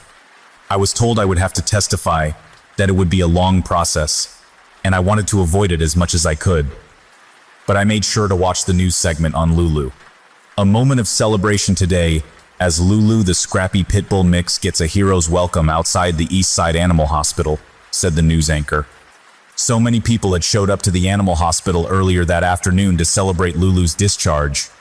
The footage held on Lulu's face as she eyed the crowd of police officers, the news crews, the reporters, and hospital staff. I was right beside her in the footage, looking just as awkward. "See that girl?" I said as I watched the coverage with her later that night. Lulu was curled on my lap on the couch as I stroked the long scar on her back, the jagged ridges where the animal doctors had sewn her up again. "That's you and me on the news, see, girl?" Lulu had been sleeping, and now she lifted up her head, drowsy from the commotion of the day. She didn't seem too interested about her 15 minutes of fame. She just sighed and plopped her head right back down again on my stomach and went back to sleep. When the news was over, I nudged Lulu awake, and after she went outside to pee, the two of us shuffled down the hall. I led Lulu into the guest bedroom. As I pulled down the covers on the bed, Lulu went to lie down on the hardwood floor in the corner of the room, by herself. No, come here, girl." She glanced up at me, one paw on top of the other. I patted the bed. "You sleep up here from now on. Come on up." She made a soft noise, her tail wagging. Then she hopped up awkwardly on the bed, still a little sore from her wounds. As I shut off the lamp, Lulu nuzzled up against my legs, resting her head on my thigh. "Comfy?" I asked. She sighed a grumbly, growling purr in response. "Get used to it, pretty girl," I said. "You've more than earned it." Story: The Worst Kind of Monsters.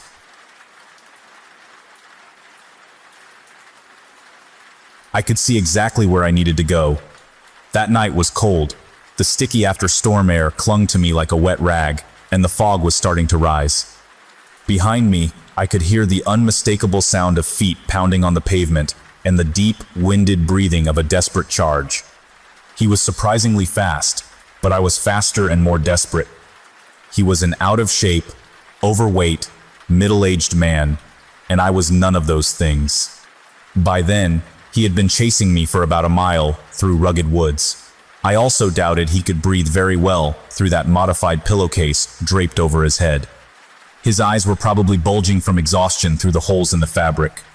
I hoped he would just keel over, dead from a massive heart attack, but luck wasn't on my side yet. I sprinted across the two-lane road toward a community that I could see from that hill over the tree line below. My leggings were in tatters from foliage grabbing onto my clothes. My shoes had been long missing, and I had stripped my muddy socks off probably a mile ago. My bare feet were aching and probably bleeding from running across forest debris and gravel, but I persevered. I didn't care about the pain. My life depended on escaping from this psychotic man. No matter what, he wasn't going to win. I was. He had been driving for hours with me tied up in the trunk, but I was carefully sawing at the extension cords he used for rope with a pocket knife. The trunk was completely dark, so I had to navigate only by touch. The trunk had a pungent, metallic odor that I realized was the smell of old, dried blood. There was also a small leak in the trunk, which happened to be dripping on my head, adding to the torture of this hell. The car was ancient, so it didn't have an escape button or hatch from the trunk. After what seemed like hours, the car had suddenly come to a stop. I heard the door slam shut, and then heard his feet crunching on gravel as he marched toward the rear. The trunk popped open to reveal dusk had come, and that the pillowcase psycho was back. Well, hello, beautiful. I just had to stop to get one last look. From hours of seething anger and the primal urge to survive, I leaped from the trunk, lunging for his face with that pocket knife. His eye popped like a grape, exactly where I was aiming. Blood immediately began gushing from the wound. His face twisted in agony as he screamed a guttural roar of pain and fell to his knees. I thought about stabbing him again or trying to beat the shit out of him, but last second, I decided he would probably win that battle. Every hour of jogging and running in the mornings had prepared me for this moment. Not knowing how much time that had given me, I sprinted for the woods. He soon followed. Hours later, here I was sprinting for an unknown town through a dense patch of woods long before sunrise. It was nearly pitch black, except for what little moonlight was peeking between the clouds. Earlier that day, it had rained. Before all this chaos, I hadn't even considered how the rain could be a curse. The mud in this part of the woods was becoming thicker and deeper with every step. It soon became obvious that I had entered a swamp. Soon, I was up to my knees in water, then my waist. It had been a while since I'd seen or heard the man behind me. I hoped and I prayed that he had given up on his pursuit.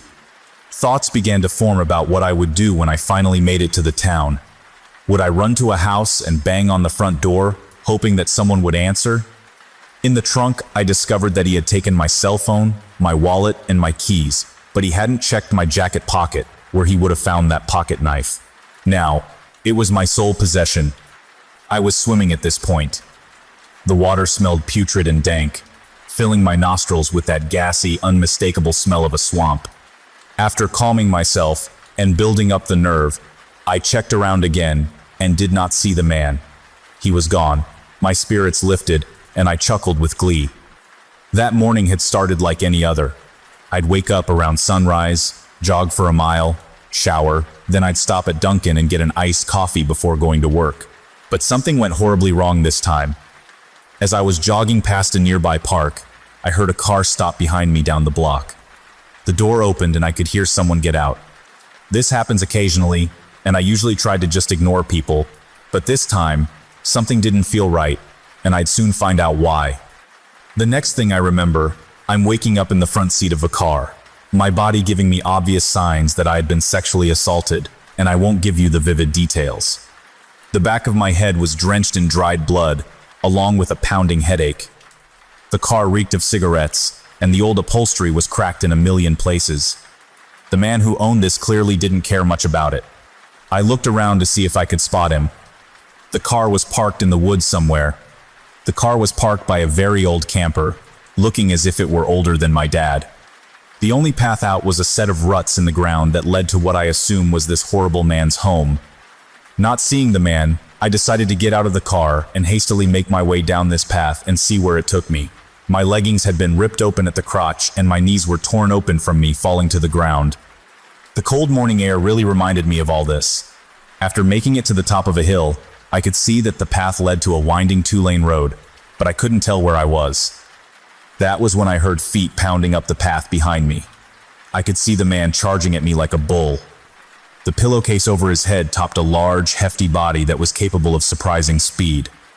I bolted, praying that my morning jogs would give me the endurance beyond his. The next thing I remember is waking up in his trunk, tied up like a hog heading out to be slaughtered. The water had become shallower after a few minutes. I examined myself and found that my body was covered in algae, mud, and reeked of that awful smell. I trudged through mud once again. The moon had been completely obscured by the clouds. It was so dark that I had to feel my way through the woods, making me move very slowly and carefully now. I could see the lights of the town through the foliage, partially guiding my way. I was almost running, but still trying to be careful. Lining the road to the town was some very thick foliage, so thick that the lights could barely peek through. I was making my way past them. Suddenly I fell. I had fallen into a ditch covered by those plants. My knee had snapped, and my ankle rolled. The fire-hot pain shooting all through my body. Even the smallest twitch set it off. I was writhing, screaming out in agony, when I saw a car coming. "Hey!" I shouted. "Stop! Please help!" waving my arms frantically while trying to bite back the pain. The car slowed and pulled to the curb nearby. I couldn't see the person because their brights were blinding me. I raised my arm to shield my eyes. Through the radiance, I could see a figure coming my way. It was him. The pillowcase was once again pulled over his head. I noticed a bloodstain streaming from the gaping wound where his eye had once been. His other eye glaring at me with white-hot anger through the hole he cut in the fabric. "I got you now, bitch." He was gripping a tire iron. "You're gonna pay for my eye," he barked through gritted teeth. What was I going to do against this gigantic man wielding a tire iron? He took a long arching swing at me, I rolled. His weapon struck the ground with a ringing thud. Pocket knife in hand, I swing for his neck. I missed my intended mark and stabbed him in the back of his right ear. He bellowed in pain, grabbing for the wound, blood squirting out between his fingers. "Fucking bitch." He swung again, connecting with my right shoulder. More pain, more ways to slow me down. The man wrestled me to the ground, trying to force the knife from my hand. My teeth crunched into the bones of his hand as hard as I could. The taste of his blood poured over my teeth, making me nauseous. He bellowed again. This time, though, I took the opportunity to snatch the tire iron away from him and struck the top of his head with as much force as I could. He went out immediately, dropping to the ground. I yanked the pillowcase off in a fury and had the knife in my hand. I don't know why I wanted to see his face, but when it happened, something triggered deep down inside. All the memories of everything he did to me, the faces he probably made while he had his way with my unconscious body, the sheer ugliness of this awful man, made me snap. Something primal took over then. I'm not sure exactly how to describe it, but the memories of what he had done to me, and what he had probably planned to do, just made me erupt in a blind rage. I gripped that tire iron so hard that my knuckles went white.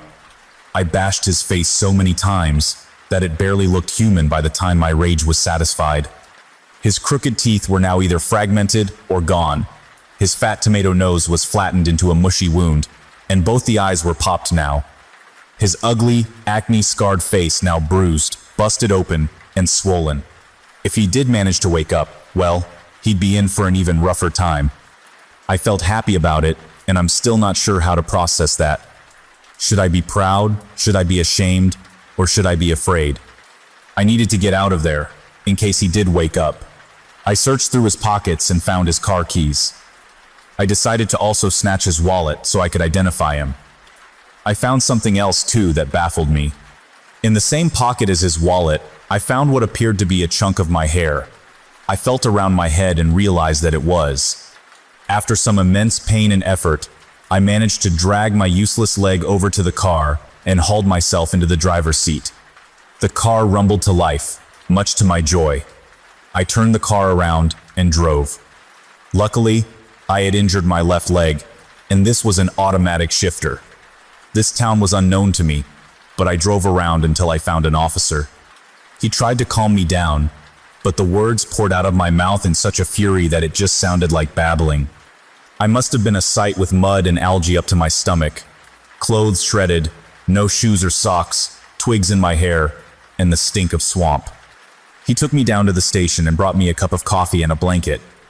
The officer did his best to calm me down, and after a while, I managed to tell him the story. I remember thinking about how many showers it would take to not only clean off the swamp gunk, but to clean myself of the filthy memories from that evening. The police found him still unconscious by that ditch. He confessed to my assault and 3 murders, but DNA testing later pinpointed him to 12 others, all of them around my age and looked striking like me. In his home, they found boxes of demented memorabilia, like their underwear.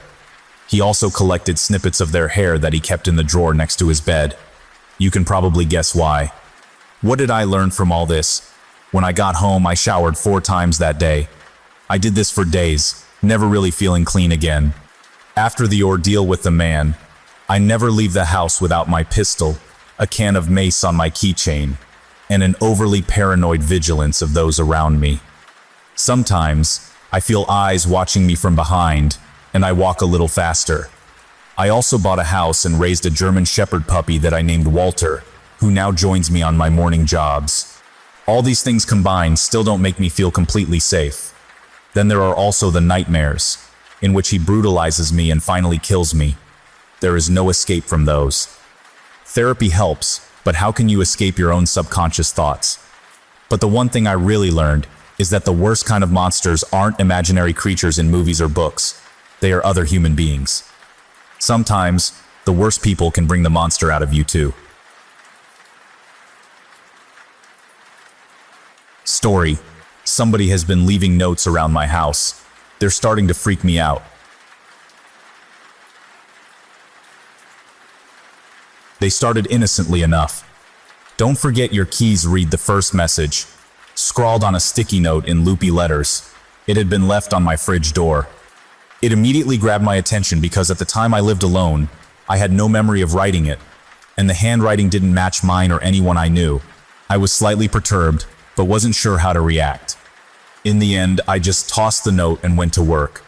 The second note came a few days later, left on my kitchen counter.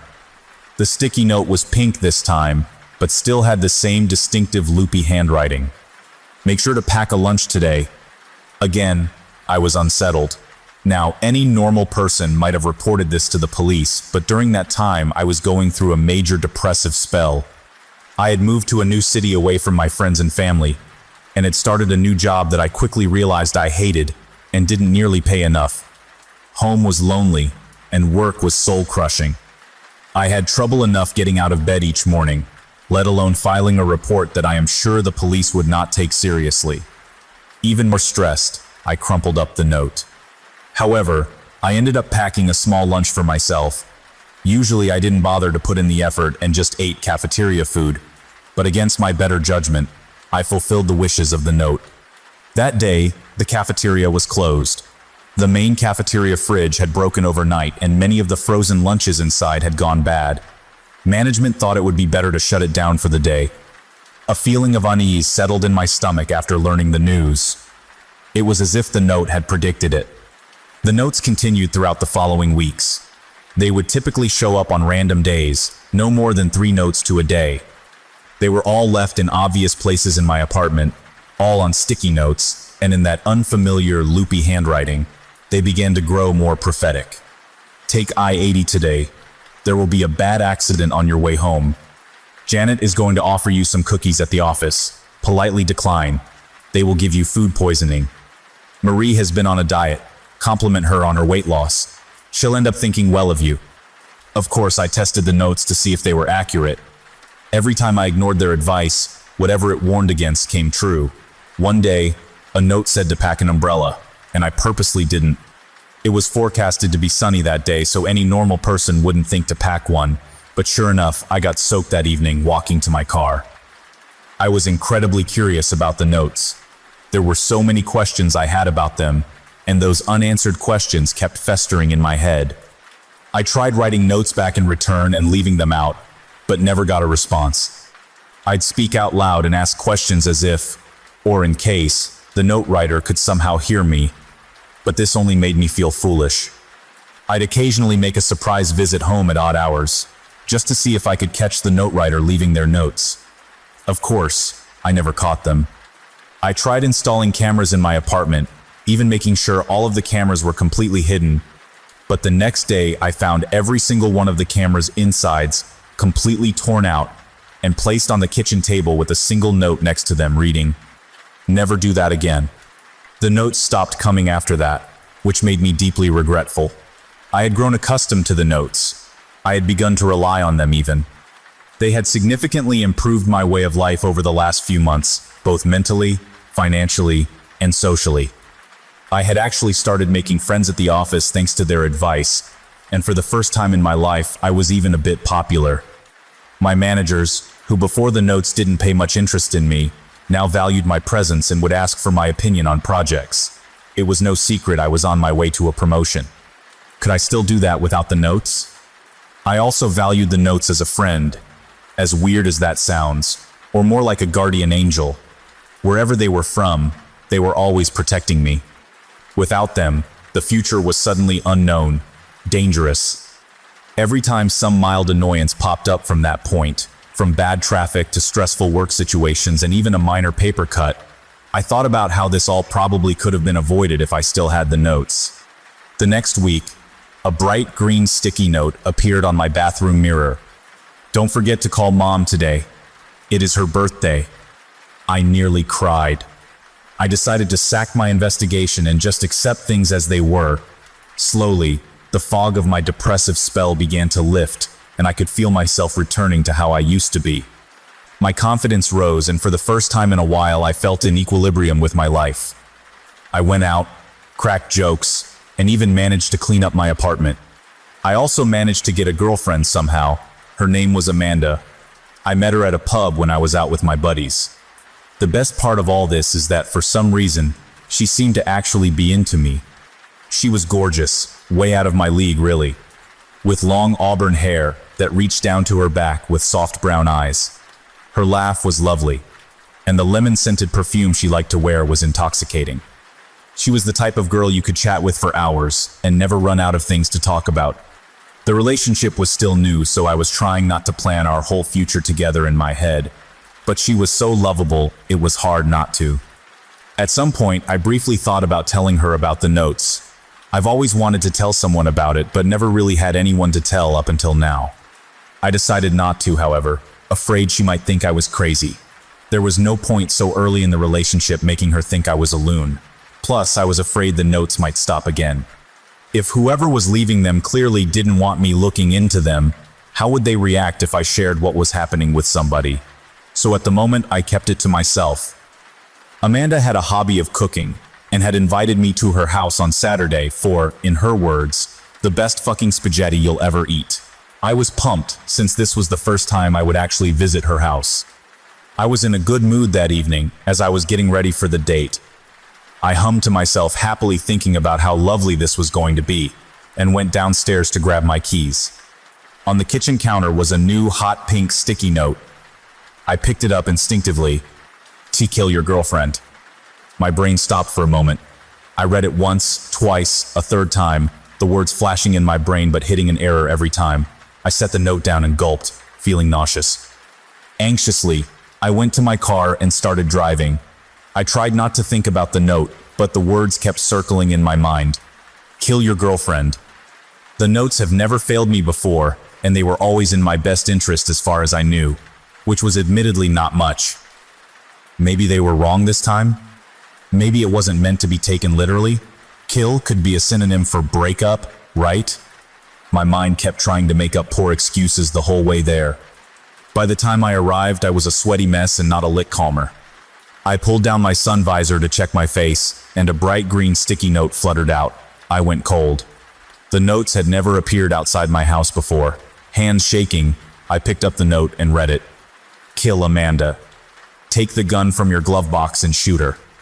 I looked at my glove box wide-eyed. I did indeed keep a handgun in my glove box for safety purposes. I wanted to puke, to believe this wasn't happening. Again, I ignored the note and walked up to Amanda's house, trying to shake the message from my mind. She answered the door almost immediately after I rang the doorbell. Hey, what's up? She said with a bright smile, but when she saw my face, the smile dropped. You okay, Gary? What's wrong? She said in concern. Nothing. I lied, trying to force a smile. Well, actually, I think I have a bit of a stomachache. Come in, she said, ushering me in. The inside of her house was cute and homely, and she fretted over me worriedly as she led me over to her kitchen table. She then took my hand and rubbed it comfortingly. If you're not feeling up to spaghetti, we can always have it another time. Don't worry about it. Do you want any antacids or something? I smiled. The way she was so concerned for me over a simple stomachache made me fall in love with her all over again. My heart panged with both love and guilt. The aroma of cooked spaghetti was also extremely strong, and even though she said it was fine, I knew it would probably be a bummer for her to pack away all that spaghetti after just making it. I'm fine, sweetie. I probably have a stomachache because I haven't eaten much today. I was looking forward so much for your spaghetti. Her smile returned again. I always loved how fast she smiled at things. Well then, Mr. Hungry, let me grab you a bowl. She left for the kitchen. I reclined back inside, sticking my hands in my pockets. I felt a crinkle of paper. Shit. I pulled the paper out of my right pocket. Take your chair and bash your head in. I had a hard time controlling my breathing as I stuffed the note back in my right pocket. I also felt paper in my left pocket, and against my mind screaming for me not to, I pulled it out, realizing that it was actually 2 notes crinked together. Shakily, I unwrinkled the first note. Do not eat the spaghetti. Drugged. What's that, Gary? Asked Amanda behind me. I nearly jumped out of my skin. I stuffed the notes back in my left pocket. Oh, just some note from work I forgot was in my pocket is all, I said in a weird voice. She frowned, looked like she wanted to say something, but then thought better of it. Here, babe, she said gently, handing me a bowl of spaghetti. It looked heavenly. I wanted to puke. She sat next to me with her own bowl. She rested her head in her hands and looked at me excitedly, expectantly. I stared at her blankly. Well, take a bite, silly, she said, gesturing towards my bowl. I'm so sorry. I really need to use your bathroom. I jumped up and started looking for her bathroom. She jumped up after me, looking confused. Gary, what's wrong? You've been acting weird. When I found the right door, I went in and locked the door behind me. She kept knocking and knocking. Gary, seriously, what's wrong with you? Is the stomachache that bad? Talk to me, Gary, please. I backed up and against the bathroom wall, then sank down to the floor. I pulled out the 2 notes from my left pocket again, this time reading the second note. My heart sank. She is not Amanda. Story. I just graduated from medical school, and my new hospital has some very strange rules. You probably think that all doctors are filthy rich, because I sure as hell did in the beginning. 8 years and a fistful of premature gray hairs later, I'm just a few $100,000 poorer than broke. That would matter if I had a family to provide for, but the long hours in med school have led to an end of my last relationship and a countdown on the shelf life of my ovaries. I was in a take what I can get and be grateful situation.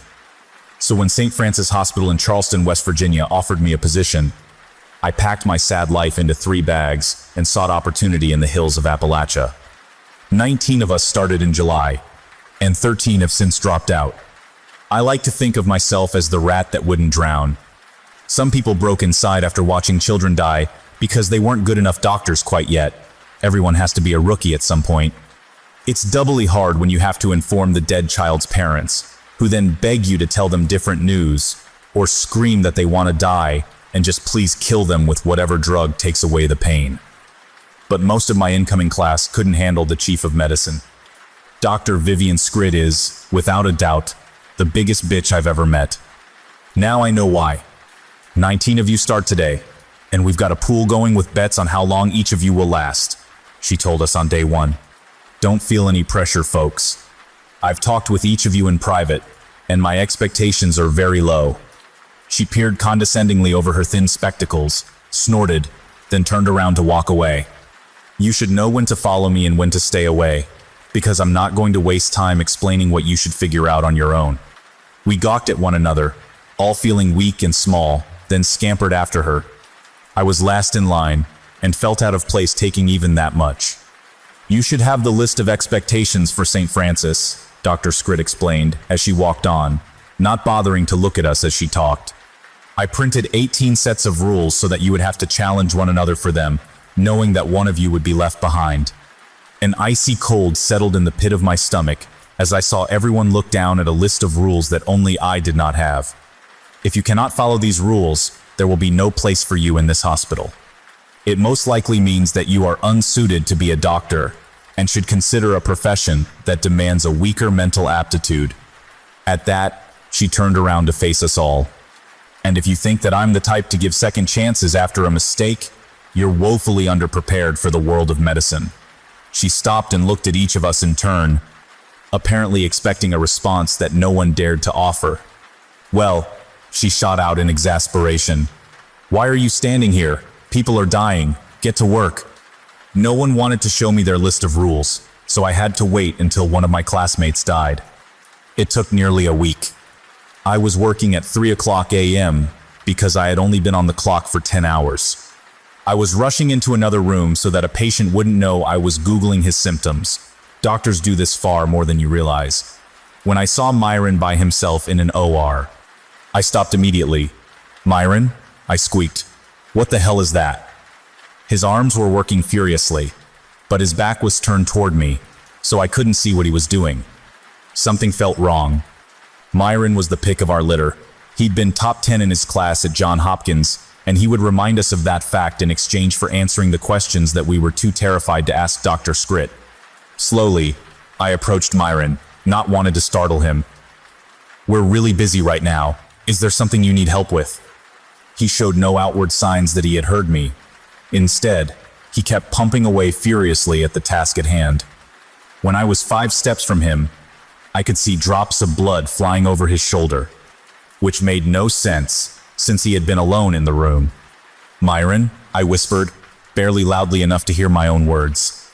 I slowly crept around his left side, finally bringing the scene into full view. Myron's abdomen was split from sternum to pelvis. His esophagus spilled out, and his stomach sat on the table. A nest of quivering small intestine led from the bottom of his stomach back into his shredded torso. Myron showed no outward signs of pain. He was too busy working. He clutched his own stomach tightly in his left hand, the folds squirting through his fingers like unbaked bread. His right hand was working furiously with a scalpel, sawing his organ into ribbons. Rivers of sweat poured down his forehead with the intensity of the effort. I tried to scream, but it only came out as a moan. That was enough to get Myron to notice me. Slowly, he raised his head. Slowly, he smiled. It was not a happy smile. With eye contact locked on me, he licked his lips, angrily stabbed a piece of his stomach, and lifted it to his mouth. He bit. He chewed. Then he lunged. But most people don't know how to move with their innards splayed out for all the world to see, and this was his downfall. Myron's tattered guts caught on the corner of the table, and he fell to the floor. Finally, he screamed. I had learned very early in my medical career that compartmentalization is indispensable. That instinct took over my brain in the moment, and I acted clinically. Myron was still grasping his scalpel with his right hand. I kicked it, hard, and it flew out of his hands. He stared at me and screeched. With his entrails still wrapped around the table, I figured my best option was retreat. I moved to the back of the room as a doctor, and a janitor burst in. And in possibly the most shocking moment of the night, I realized that they were not shocked. Myron was anesthetized, subdued, and extracted within a minute of their arrival. For a moment, I was alone with a pool of blood and diced stomach lining. And something else. A sheet of paper lay on the floor, its corner just touching the edge of the creeping blood. Myron had dropped his list of rules. The practical part of my brain continued to drive me. I snatched the paper from the ground, then quickly exited the room, taking care to avoid the puddle. I didn't want to leave any bloody footprints in my wake. I knew that I had to read the list as soon as I was able to find 30 uninterrupted seconds to myself. 3 hours later, I had my opportunity and ducked into a janitor's closet. With a shaking, exhausted hand, I pulled the chain on a bare bulb, tried to ignore the noxious smell of leaking ammonia, and read, St. Francis Hospital Rules, Guidelines for New Doctors. 1. Never, under any circumstances, share your copy of the rules with anyone else. 2. If any other doctor displays erratic behavior, leave the area immediately. Do not make eye contact. 3. If any other doctor is approached or detained by someone in a janitor's uniform, do not interfere. Never ask about that former doctor again. 4. Never touch any seemingly abandoned Reese's peanut butter cups. Those are Dr. Scrit's favorite candy. 5. Any child that dies in St. Francis Hospital must be cremated within 120 minutes of official time of death. If you suspect this rule has been broken, alert Dr. Scrit, and the hospital will be evacuated. 6. There is no children's burn unit at St. Francis Hospital. If you find yourself there, continue walking until you return to familiar territory. This usually requires traveling in a straight line down the central hallway for 47 minutes. You will not reach a wall during that interval. 7. This rule is on a need-to-know basis. 8. A small quantity of sulfuric acid is kept in every room. This is only intended for use on patients with severed spinal cords. If they attack, a hypodermic injection of H2SO4 into the cranium is the only way to subdue the subject. 9. The morgue must house at least 13 cadavers at all times. 10. If find yourself on the hospital roof with no memory of how you got there, you have only 2 choices. Either wait for an extraction team to find you, or jump 4 stories to the sidewalk on Court Street. 11. If you see room 1913, do not look directly at the numbers. Do not open the door. This is, by far, the most important rule. My heart stopped when the door opened. Dr. Scrit was staring at me. What little emotion shined through her exterior seemed to be surprise. We both stood, frozen, for 5 seconds of agonized silence. Dr. Athalis, she drawled gravely. I'm shocked. She stared down at the blood-stained list of rules in my hand. I reached for words. Any words, because literally any response would make me look less guilty than I did in that moment.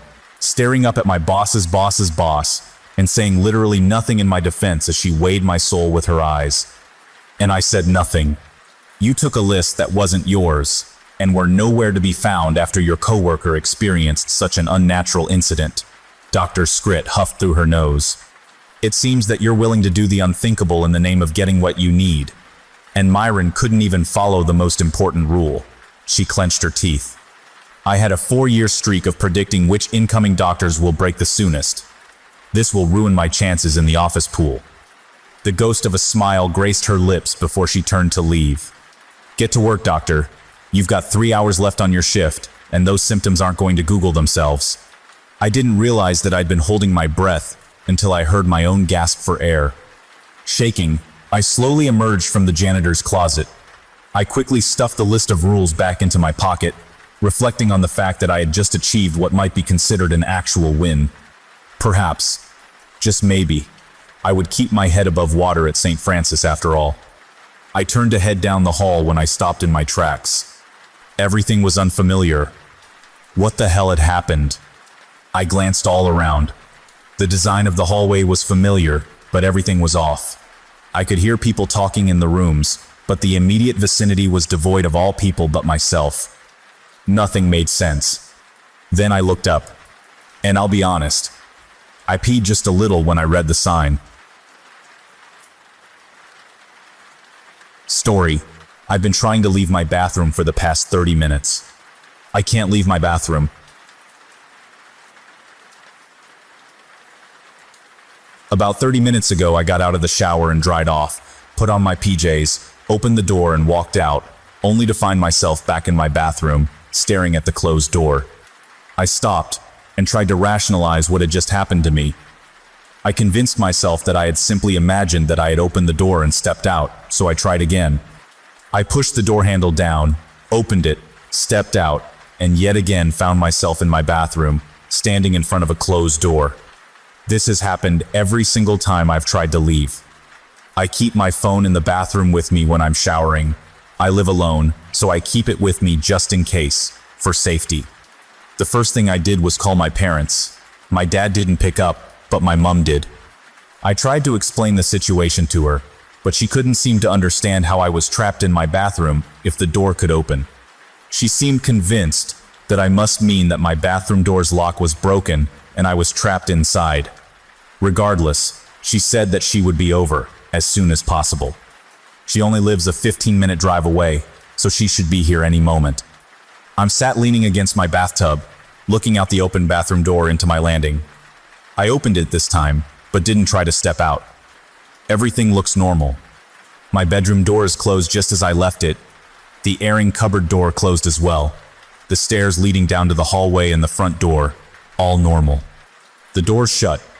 I don't have any recollection of how it shut, when it shut, only that it must have happened in the last few seconds after I wrote that last paragraph. I've just reread and reread that paragraph. It's proof that I'm not going crazy and imagining this. My mom just texted me to ask if I'm in the house. I said yes, of course I am. I'm trapped in the bathroom. That's the whole reason that I called you here. This is what she has sent. Mom, why aren't you saying anything? Me, what do you mean? Mom, are you even in there? Me, yes, I'm in here. Are you here? Mom, I'm outside the bathroom door. I've been calling your name. I don't understand. I can't hear anything through the door. I'm going to open it. I can see my landing, my stairs, my front door, but no Mom. I tried to walk out, but it was fruitless, back staring at the closed bathroom door. My mom tried the handle of the door from her side, but it won't open. She brought tools to unscrew the lock. She says she's doing it now, but I can't hear anything, and I can't see the handle moving. Okay, Mom texts me to say the lock is taken out, but the door still won't open on her side. She looked through the circular hole in the door where the lock was, but just saw my bathroom. Empty. There's no hole on my side of the door. The handle and lock are intact. I have no idea what's happening, or how I can get out. After much convincing my mom that I am in fact in here, she said she is calling someone to possibly knock the door down. I'm worried that once they do that, they will find an empty bathroom, and yet I will still be here, trapped in my bathroom. There's no plug sockets in here, never mind my phone charger. My phone will die at some point. I'm already on 24%. When it runs out, I might lose my only point of contact with the rest of the world. I don't know what to do. Mom's left now to get help. I'm sat wondering what I can do. I tried to break the door down myself. I knew it wouldn't work, but I had to try. I remember reading once on Reddit that you shouldn't use your shoulder. You should try to kick the door by the lock because it's the weak point. It didn't work. I'm not sure any part of this door has a weak point now. The window is small, and I'm not sure if I'd actually be able to fit out of it. Scratch that. The window won't open either. There are locks on the windows in my house. You can lock them with a little key, but I never received any when I moved in, so I've never been able to lock them. It's locked now, though. It's got one of those white plastic cheap blinds covering it. I ended up ripping it down. It's pulled some plaster down with it, but now I can get at the window better. It's straight above the toilet, so I am kneeling on top of the toilet lid, yanking at the window handle. It won't. Wait. It opened. I didn't notice how dark it was outside. It shouldn't be dark, it's midday. I looked around, desperately trying to see anyone. No one's around. Everything looks kind of muted. I can't describe it. Nor can I describe the deep-seated feeling of dread and wrongness as I look out into my neighborhood. My instincts are telling me not to, but I stick my head out to look down to where I could possibly drop to. My window's closed. I never felt myself move, but my window's closed. Even the fucking plastic blind is back in place. I'm sat on the floor now, as far away from the window and door as I can get. I feel sick. Mum came back, along with her work friend. He helped her unscrew the hinges and remove the door. I'm not in there. They can't see me. My mum sent a photo of her inside the bathroom, with no me. She thinks this has all been a joke, and is refusing to reply to my texts or answer my calls. I'm on 14% battery. I don't know if I will ever get to leave. This might be my only chance to say goodbye to my mum, but she won't answer her phone. Edit. I've ripped down the shower curtain, and yet I'm staring at it right now, hung up, hanging over the side of my bath. I looked out the window again. I think I heard a rumbling. Low, quiet rumbling. I haven't opened the window since. My phone's on 1%. If I get out, I will update this post. If no edit comes, assume I'm still here. Story. After 2 years, I finally read my dad's suicide note. I really should have read it sooner.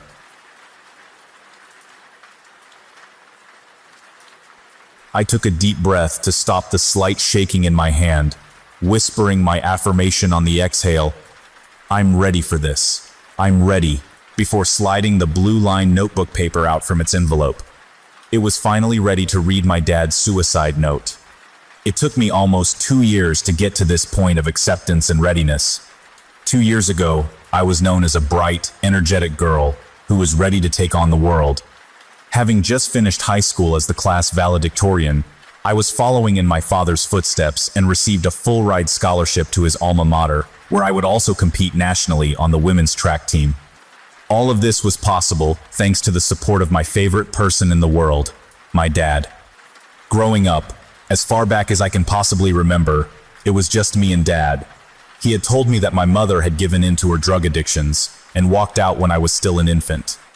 He always told me I looked just like her, which I can verify by the pictures he showed me. That being said, he never was able to find her. Nobody knows if she is even alive. My dad didn't hesitate to be the perfect dad, regardless of losing my mother. You and I, we're a team, he always told me. Together, there's nothing that we can't handle. And that was true. Every day, he'd take me to school and head straight to work, just to come home and shuttle me to all of my extracurriculars, and still make time to help me do my homework and studying. Okay, so sometimes he forced me to do my homework, but it always got done before bed. Dad was genuinely my best friend. Our bond was something most other girls just couldn't understand, as they constantly fought and argued with their fathers. Not me, though. We were a team. There was nothing that we couldn't handle. That is until there was no we anymore. That weekend, we spent all Saturday moving my things into my new college dorm. I remember that day like it was yesterday. We talked and laughed all day as we unpacked and set up furniture together. We could only avoid the inevitable for so long, though, as night fell and Dad still had a 3-hour drive home. Finally, we both broke into tears as we said our goodbyes. Remember, we're a team, he told me, choking back his tears. Together, there's nothing we can't handle.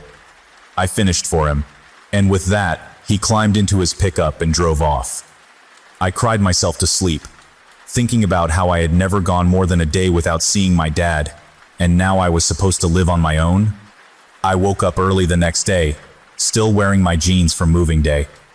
Realizing that I hadn't stayed up to get the text from my dad ensuring he made it home safely, I picked up my phone to check for his text, but naturally, the battery was dead. I connected the charger and got the coffee pot started while I waited for my phone to charge. By the time I got back to my bedroom, the phone had enough juice to turn on. I put in my passcode and went straight to the messaging app, but there was no message from Dad. I immediately had a bad feeling about that. It seemed so unlike him to not send the message when he got home. My mind started jumping to all of the what ifs. What if he had been in an accident? What if he was in the hospital, or worse? I called, hoping he would pick up the phone and calm my anxiety, but the call went straight to his cheery but sarcastic voicemail he hadn't changed in years.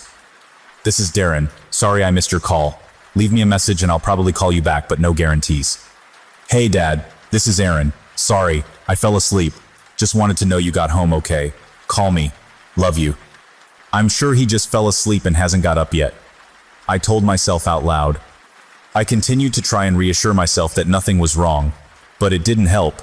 I just couldn't quash that feeling that something was wrong. An hour had passed, then 2, then 3. I must have called at least a dozen times, but every call had the same result: straight to voicemail. By the time it was noon, I knew something had to be wrong, very wrong. If my dad slept until 7:30 a.m., that was sleeping in for him, even on a Sunday. I did the next thing I could think of and called my Uncle Dan, who lives only 25 minutes away. "Hey, Uncle Dan, sorry to bother you, but have you heard from my dad? He never called to say he was home last night, and well, he hasn't answered his phone." "Oh, I'm sure he's fine. He's probably just sleeping in.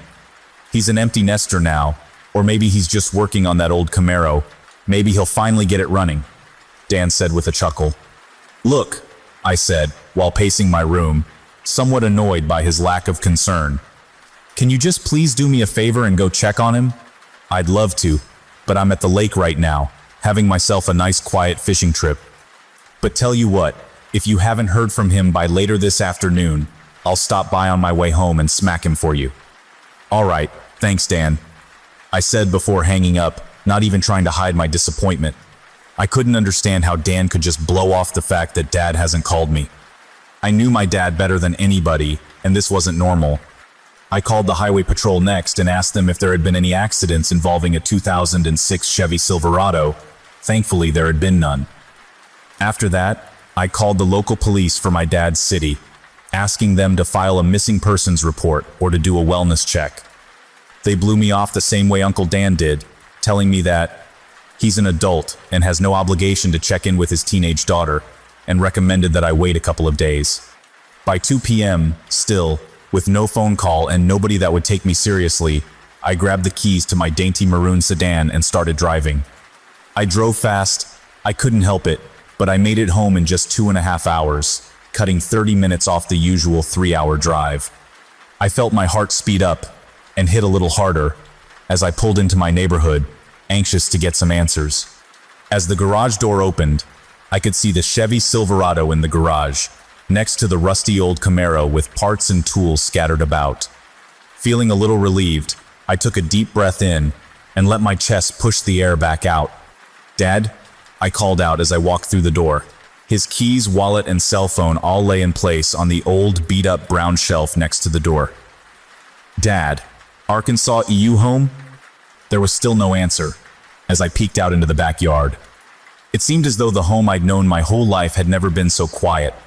It was usually filled with the sounds of conversations, laughter, music, or the sound of sports playing in the living room.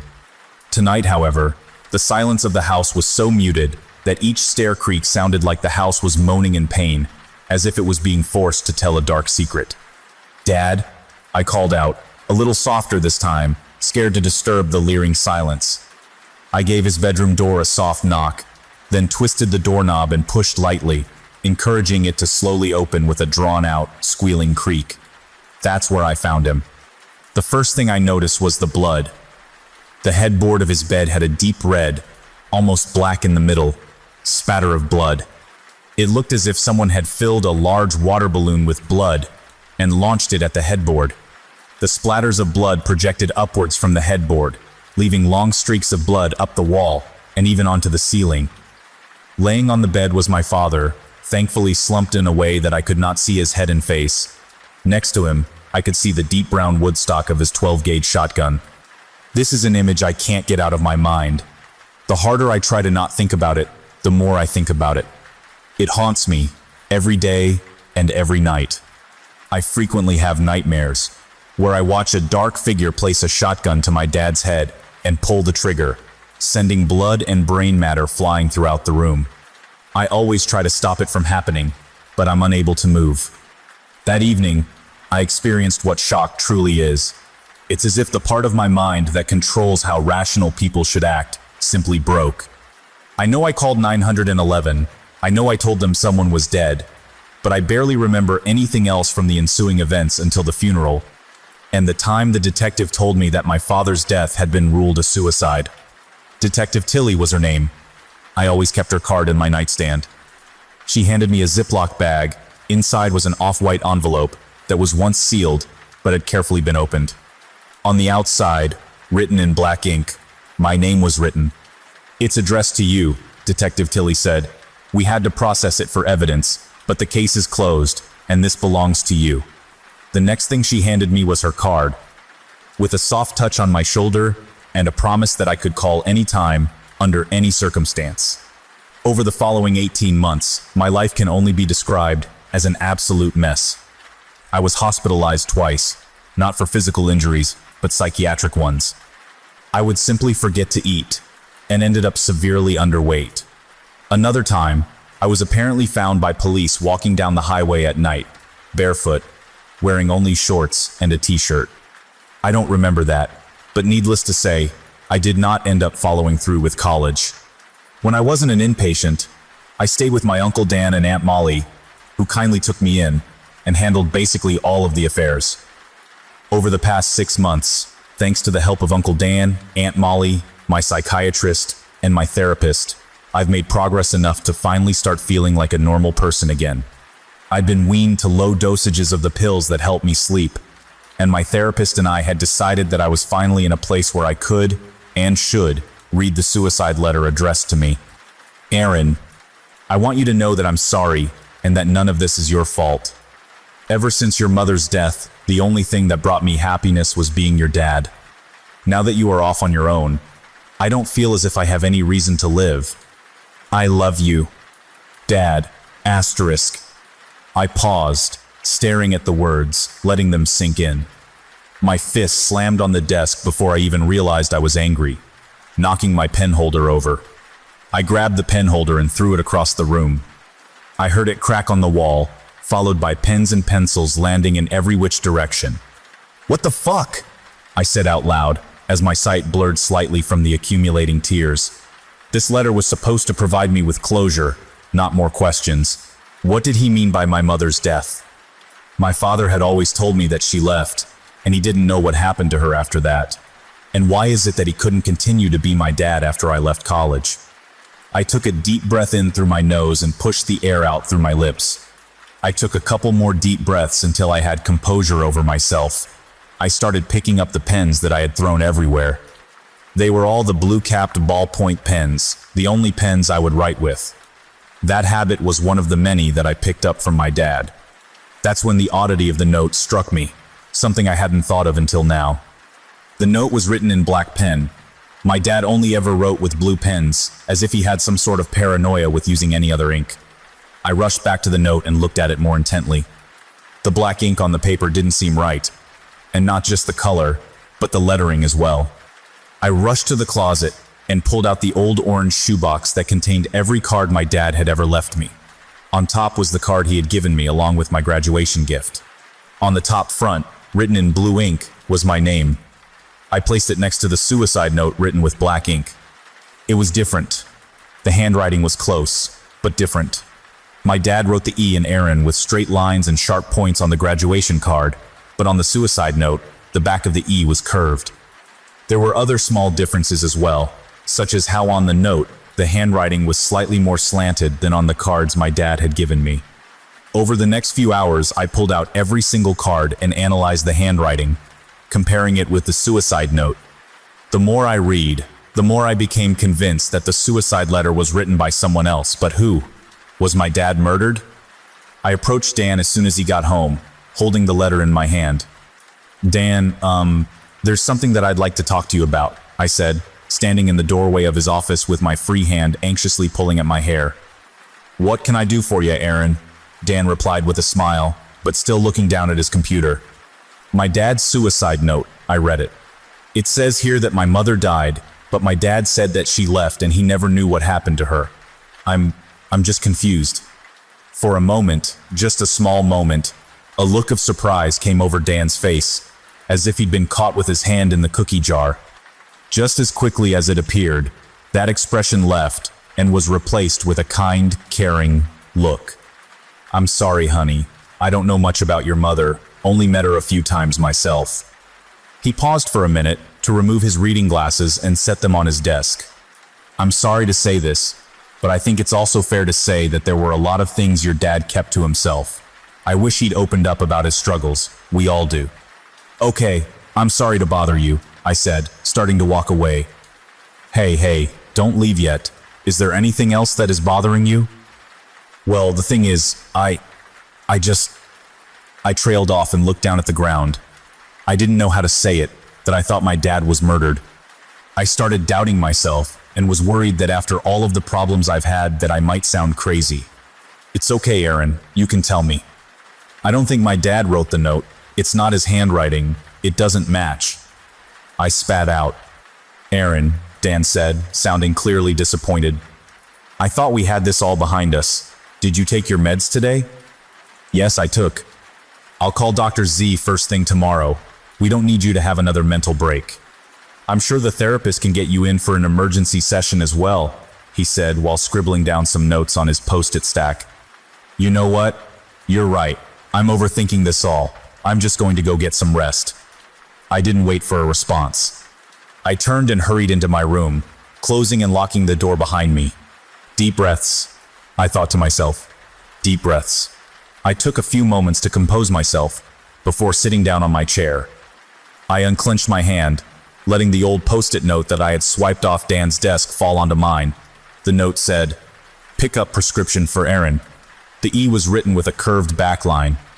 I placed it next to the alleged suicide note. The handwriting from Dan's post-it note was a dead match. Dan wrote this suicide note, not my dad. Hours passed while I sat at my desk, staring at the notes, grasping the new reality of the situation. A dozen thoughts crossed through my mind as to what might have happened, what role Dan had played in my father's death. Molly had knocked on my door and tried to coax me out for dinner. I declined, saying that I needed some rest. My therapist called too. Undoubtedly, he had received a call from Dan. I ignored his call, thinking Dan was trying to make me think I'm crazy. What are you hiding, Dan? I asked myself. It was 11 p.m., and I was sure Dan and Molly had gone off to bed. I pulled out that old business card that I had kept for the last 2 years. On the top, in blue handwriting, the card read, "Tamitha Tilley, Detective." I pulled out my cell phone and dialed the number, hoping that she would pick up. Listening to the tone, I couldn't help but think about that day 2 years ago, trying to call my dad not knowing he was already dead, laying on his bed with his brains splattered across the wall. "This is Detective Tilley." The voice startled me. I had been so lost in that horrific memory that I forgot about the present. "Hello, is anybody there?" Detective Tilley asked from the other end of the line. "Yeah, sorry, my name is Aaron Mills. 2 years ago, you worked my dad's case, Darren Mills?" "I remember you, yeah," she said, in a kind voice with a hint of sadness. "Some cases are hard to forget. How are you?" she asked. "Well, I'm a little freaked out," I said, feeling comforted by the openness of Detective Tilley's warmth. "The thing is," I started to pace the floor, not really sure how to say it. "Go ahead, Aaron. What can I do for you?" Detective Tilley encouraged. "I know it's been 2 years, and I know this probably sounds crazy, but I've just read my father's suicide note, and it's not his handwriting. He didn't write it." There was a pause of silence from the other end of the line. "Are you sure?" Detective Tilly asked. "Yes, and I've compared it to my uncle's handwriting, and it looks exactly like his. I know how this sounds, but—" "I believe you," Detective Tilly said before I could finish. "Look, if you're right about this, we need to get ahead of the situation now. Where are you? I can come pick you up, bring the note and your uncle's handwriting sample, and we'll look at this together." It felt so good to hear her say that she believed me. It had been so long since somebody truly believed in me, instead of treating me like some sort of head case. "Okay, I live at redacted 30X Street," I told her, already grabbing some clothes from my closet with my free hand. "But I'll probably have to sneak out. This is my Uncle Dan's house, and when I said something to him about the note, he got really weird." "Oh shit. Aaron, you need to get out of there. I'm already on my way. Keep me on the line. Get out of that house, walk down the street, then start talking to me and I'll pick you up." "Okay," I said. "I'll talk to you in a few," before slipping the phone into my pocket, with Detective Tilly still on the line. I quietly slipped my Vans on and grabbed a backpack with my computer, phone charger, and a set of spare clothes, along with a folder containing the suicide note, writing samples from my dad, and the post-it note from Dan, before quietly opening the door and stepping out. Going somewhere? I jumped a mile at the sound of Dan's voice, and almost fell over while my heart punched my chest from the inside. "Dan, hey," I said, trying and failing to hide the obvious fact that I was caught red-handed by the man that may have murdered my dad. "I was just going for a walk." "With your backpack?" Dan said immediately, taking a step forward. I took a step backward at the same time. "Yeah, just in case I get hot and need to take my jacket off." Dan took another step forward, and I took another step backward to keep out of arm's reach. "Look, we just want to keep you safe. You've made so much progress, we don't need another regression. Why don't you hand over the note so we can get past this?" His suggestion sounded more like a demand, and it occurred to me that he had probably been listening to my conversation with Tilly. He took another step forward, and I took another step backward. "No," I said. "It's mine, and it belongs to me. You should remember who took you in, and put up with all your psychotic breaks before you go making crazy accusations about the people who care for you." His usually cheerful voice now sounded dangerous and sharp, and he took another step forward. I realized that I was all but cornered. He stood between me and the door. "Give it to me now," he demanded, no longer able to maintain the Mr. Nice Guy facade. He lunged at me. I turned to run, but his hand caught my backpack, ripping me backward. I landed hard on the floor, smacking my head on my chair on the way down. "Get off me," I shouted, and started kicking my feet at him. He ripped the backpack away, but I held onto it with both hands on the straps. He pulled again, even harder, and the seam in the straps started to rip. I remembered what my dad had taught me, if I were ever to be attacked by an evil man, to kick him in the groin. I summoned all of my strength and kicked as hard as I possibly could, placing my lower shin right between Dan's legs. He let go of the backpack and fell to his knees while I fell backward toward the window. "You stupid bitch!" Dan yelled as he started to stand up. I was already pushing the screen out of the window, and just as he rose back to his feet, I jumped out of the window, landing in the bushes 4 feet below. I scrambled to my feet while wiping the blood away from the cut on my forehead created by my collision with the chair.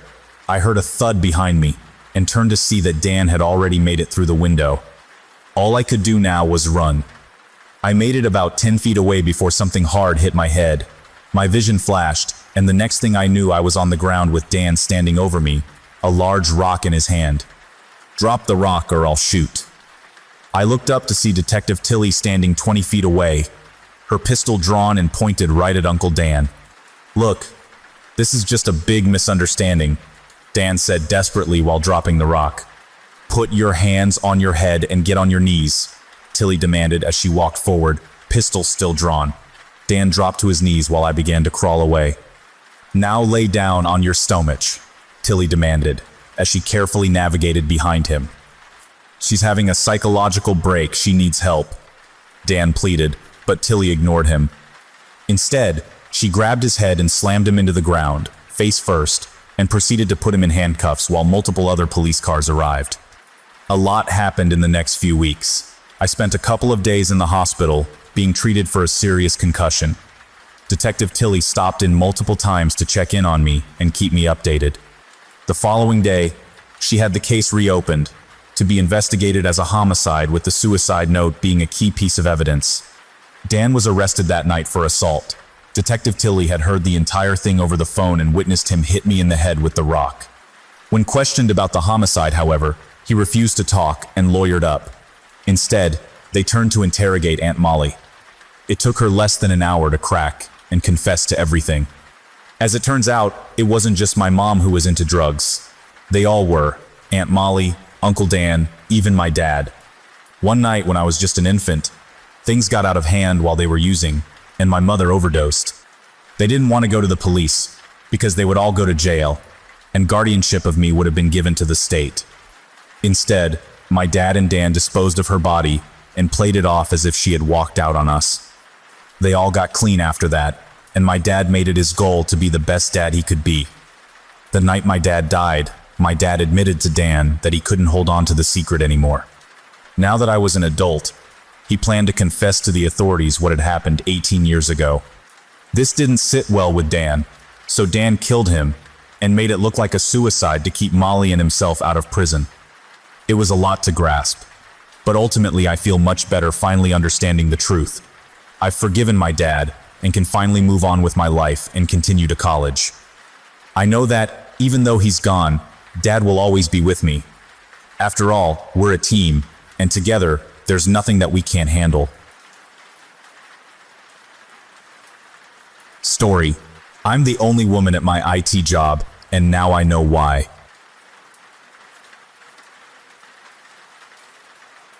I was fresh out of college and desperately looking to start a career that didn't involve serving burgers, wiping down storefront shelves, or bringing stuffy old businessmen their coffee.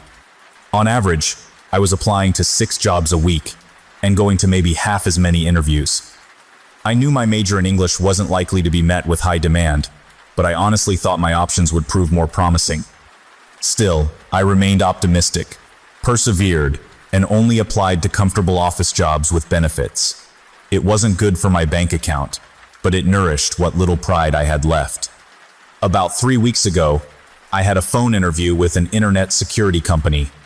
Proficient Technologies had offices all over the country and were looking for a new customer support specialist for their international department.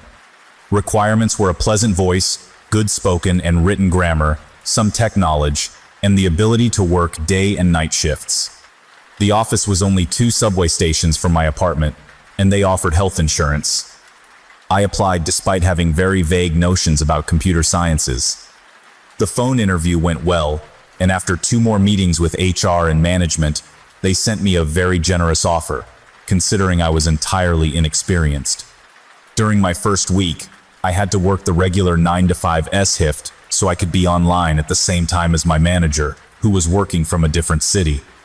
Afterward, I would work on the regular support schedule, 4-day cycle of 1-day shift, 1 night shift, 2 days off, 9 a.m. to 9 p.m. and 9 p.m. to 9 a.m. respectively. On my first day, I dressed smartly in a loose sweater and long skirt.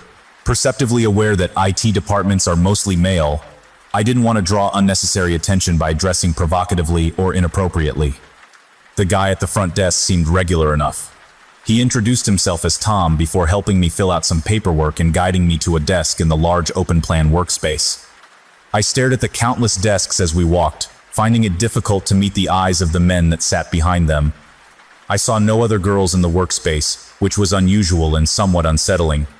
Tom's relaxed demeanor could not make up for the immediate hostility aimed at my presence.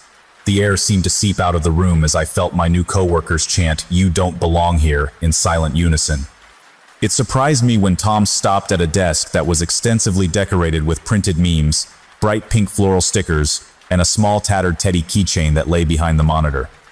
Apart from these artifacts, there was a thick layer of dust coating the keyboard, monitor, and desk space. "Oh, what the actual," Tom muttered angrily. "I'm so sorry," he said, chancing a quick glance down at my papers. "Gemma, this desk was supposed to have been cleared ages ago. I'll have to have a word with the custodian." "Oh, that's all right," I answered. "I could just wipe it down myself, no problem." Tom was skeptical. but a sweeping glance around the room confirmed that there were no other free desks for me to occupy. The rest of the day went by in a haze. I learned about my tasks, which were to answer support-related phone calls and create new tickets in the system. I had to monitor all incoming chats and written tickets, and sort them by level of urgency and type. I wouldn't be required to offer any technical advice, but I had to become well acquainted with the product software. Since I wasn't answering any calls yet, I immersed myself in the manual. I didn't understand a lot of it and spent most of my time Googling networks, black and white box testing, database security, and other things.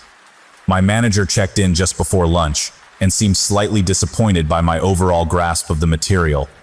Feeling like a failure, I took a break to clean the desk. I got up to find Tom and ask him for a cloth for my countertop. I instantly regretted my decision. Every eye in the room was upon me the moment I rose. I couldn't stare back to confirm, but there was a surreal hush as I made my way back down the workspace. The familiar clatter of keyboards had noticeably diminished, as my face grew warm and self-conscious. I noticed myself hunching forward slightly as I walked, a weak attempt at becoming less visible. Before turning off to the passage that led to the front desk area, I dared to meet the eyes of one of the shameless gawkers. I don't know what I was expecting, but the sight of a sneering hooded programmer sent a chill down my spine. He was around my age, but didn't seem the least bit ashamed or uncomfortable by my confrontation. There was a cruel smile playing on his thin lips as he eyed my exposed ankles before turning his attention back to the screens in front of him. I wondered how he would feel if I eyed his long, pimpled neck in the same manner. It was the same as I walked back to my chair with a box of computer wipes. There was some good to come of that day. While I was cleaning the desk drawers, I found a half-used notebook from the previous occupant. She never wrote her first name, only an initial followed by a last name, S. Brooks. However, based on the desk decor, I was sure she was a girl like me. Her discarded belongings provided some comfort, but it was her notebook which proved to be a true treasure. In it, my predecessor had summarized and simplified the entire manual, using easy-to-understand terms and explanations for the daunting terminology and complicated instructions in the manual. With her help, I was able to surprise my manager with my product knowledge at the end of the shift. After a good day's work, I braved the workspace once more to explore the kitchen before heading home. Tom had advertised a top-notch coffee machine and snacks, and I was starving after such an emotionally and intellectually taxing day. Besides, all my credit cards were in the red, and I wanted to fill up on cookies. As I approached, I heard eager chatter coming from the kitchen area, and even some laughter. Foolishly, I hoped that my kitchen-dwelling coworkers would be warmer, more welcoming, or, at the very least, civil. Instead, the small kitchen space fell perfectly silent upon my entrance. There were 5 men of different ages and sizes seated around a cheap-looking cafeteria table, and they were all looking directly at me. "Rough first day?" inquired a sardonic, medium-pitched voice. I lifted my gaze from the floor tiles and scanned the crowd for my addresser. It wasn't difficult to recognize the self-assured hooded figure that had stared me down earlier. "You must be very experienced," he continued snarkily, waving a strand of greasy black hair from his eyes. "To get such a comfortable job, you must be quite the whiz." "What is this, high school?" I blurted out. Now, I'm not usually a confrontational person, but this was honestly too much. Hostility is one thing, social awkwardness another, but this was beginning to feel like a cheesy 80s high school drama with 30-year-old actors playing teenagers. "I'm just here to grab some coffee, and if you doubt my candidacy for this job, you can take your concerns to HR directly," I continued, enjoying the shocked and somewhat nervous faces of my offenders' gang. Good. I wanted them to feel a fraction of the discomfort I had been dealing with all day. Opting to enjoy my snack far away from my coworkers, I walked back to my desk with my head held high and a mug of coffee. Right as I was about to sit and enjoy my frothy treat, I saw I had a text message from a withheld number. "You have quite an attitude, don't you?" I froze, hovering over my desk with the mug in one hand and my phone in the other. As I was attempting to process this grave breach of boundaries, I received 2 more messages within the same chat window. One was a naked photograph that I had sent my first serious college boyfriend. The second read, "Why don't you take that photo to HR?" Obviously, I was deeply unsettled by this invasion of my privacy. The shame crept in, and I felt angry about drawing so much unwanted attention to myself. This was all my fault. I had come to work in an office full of ethical hackers, with a very common dog name as a password. No doubt the photograph had made the rounds thanks to my gross coworker, and I was now the silent laughingstock of the office. Leaving my coffee untouched, I signed off and headed home, holding off the waterworks until I reached the safety of the subway.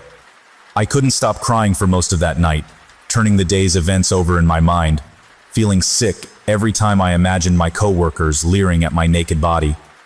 At around 3 a.m., however, I realized that there was no sense in continuing the pity party. I had to come up with a plan of action if I was going to survive this workplace. Quitting was not an option, because the pay they were offering me was far too good to pass up. Besides, I was literally living off scarcely more than a slice of pizza a day. My second option was going to HR, but there was no way I was going to open that can of worms. I couldn't prove who had sent me those messages. Last option? Stick with it. Keep my head down. Do the job they hired me for, and ignore all further harassment attempts. So that's what I did.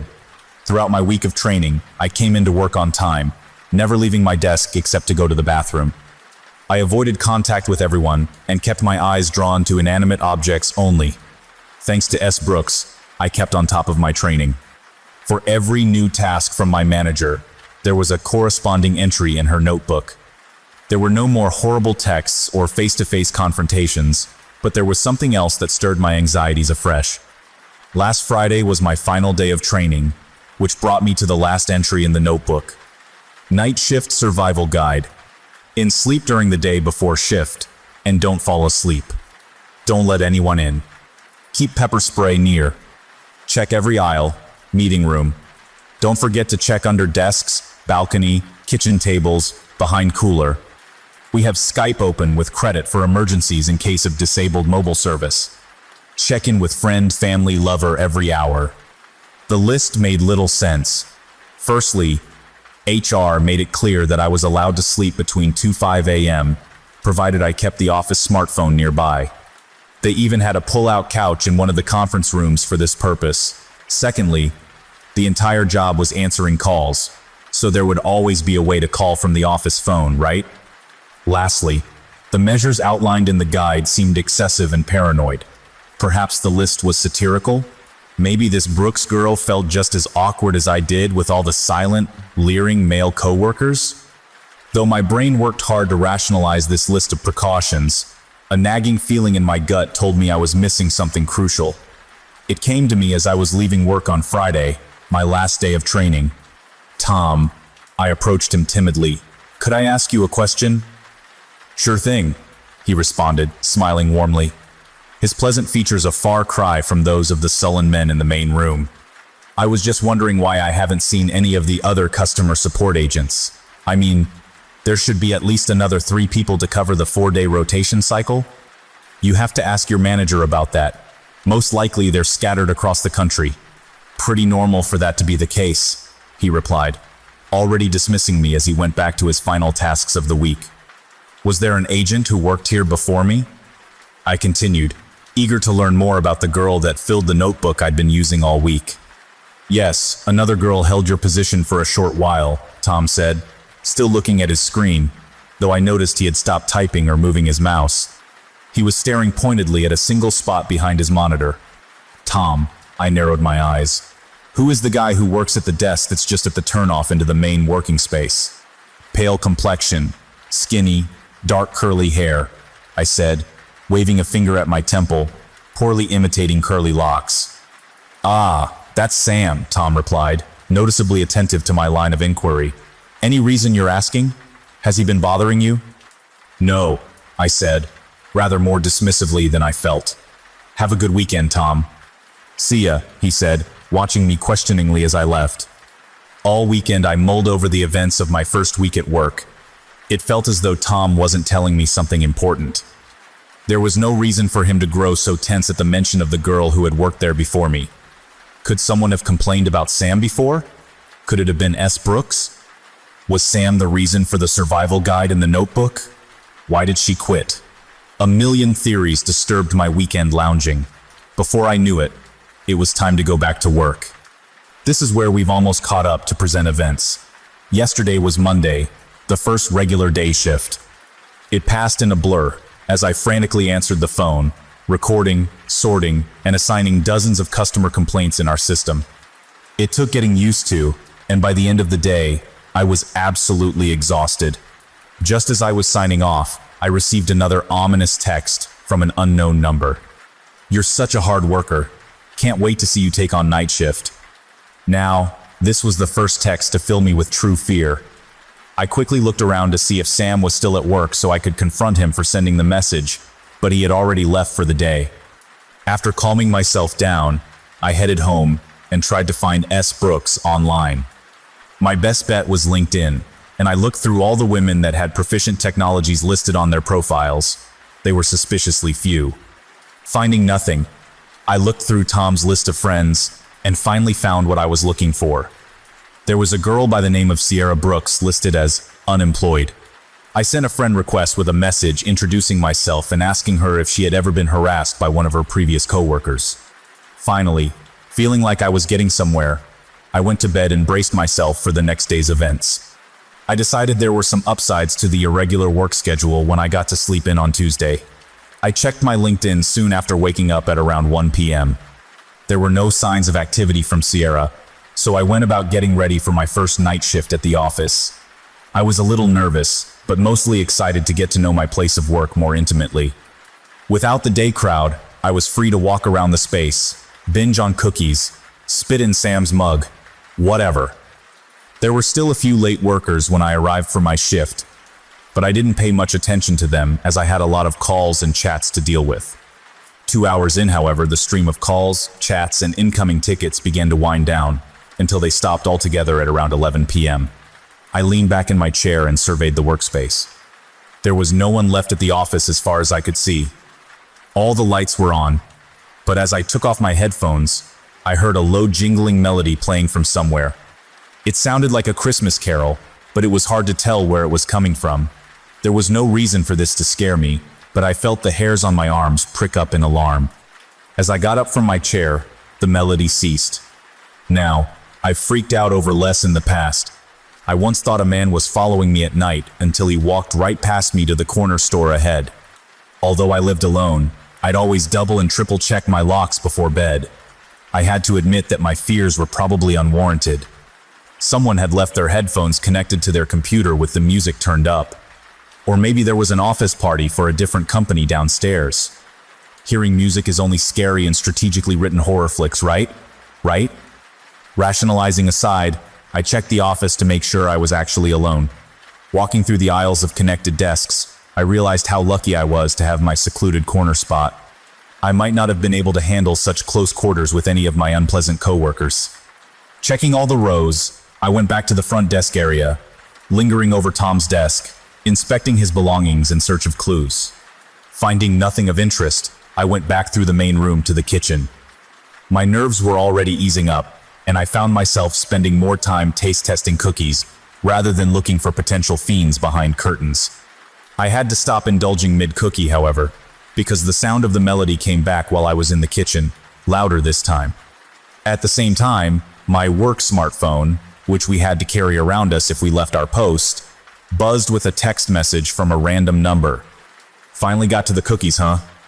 My entire body stiffened as I processed the implications. It was probable that Sam had not left the office and was now screwing with me. I pricked up my ears and listened carefully. There was no one in the kitchen as far as I could see or hear.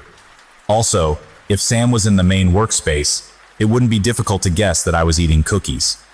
Breathing out slowly, I ignored the melody to see if I could hear anything else. Nothing. Slowly, I walked to the kitchen drawers and found a large knife. Did I know how to use a knife? Number? Would my wild jabs ward off an unarmed opponent? Definitely.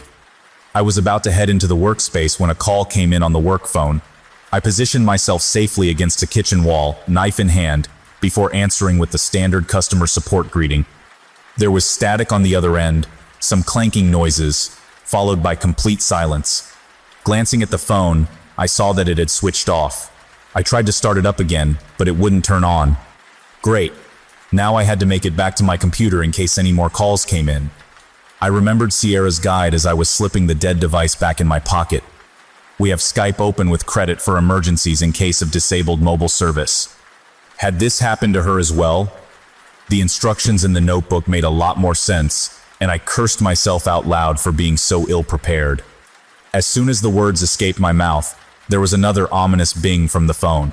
I pulled it out and tried to unlock it, but the regular home screen didn't come up. All that came up was a white screen with a short bit of text on it. Tut tut. Ladies really shouldn't use that sort of language. As soon as I read it, the screen cleared and more text appeared. Why don't you come out and play? Don't bother taking that knife with you. It won't do much against my gun. I threw the phone across the room and dashed to my computer. The melody grew louder as I approached my desk, finding a pink stuffed pig toy.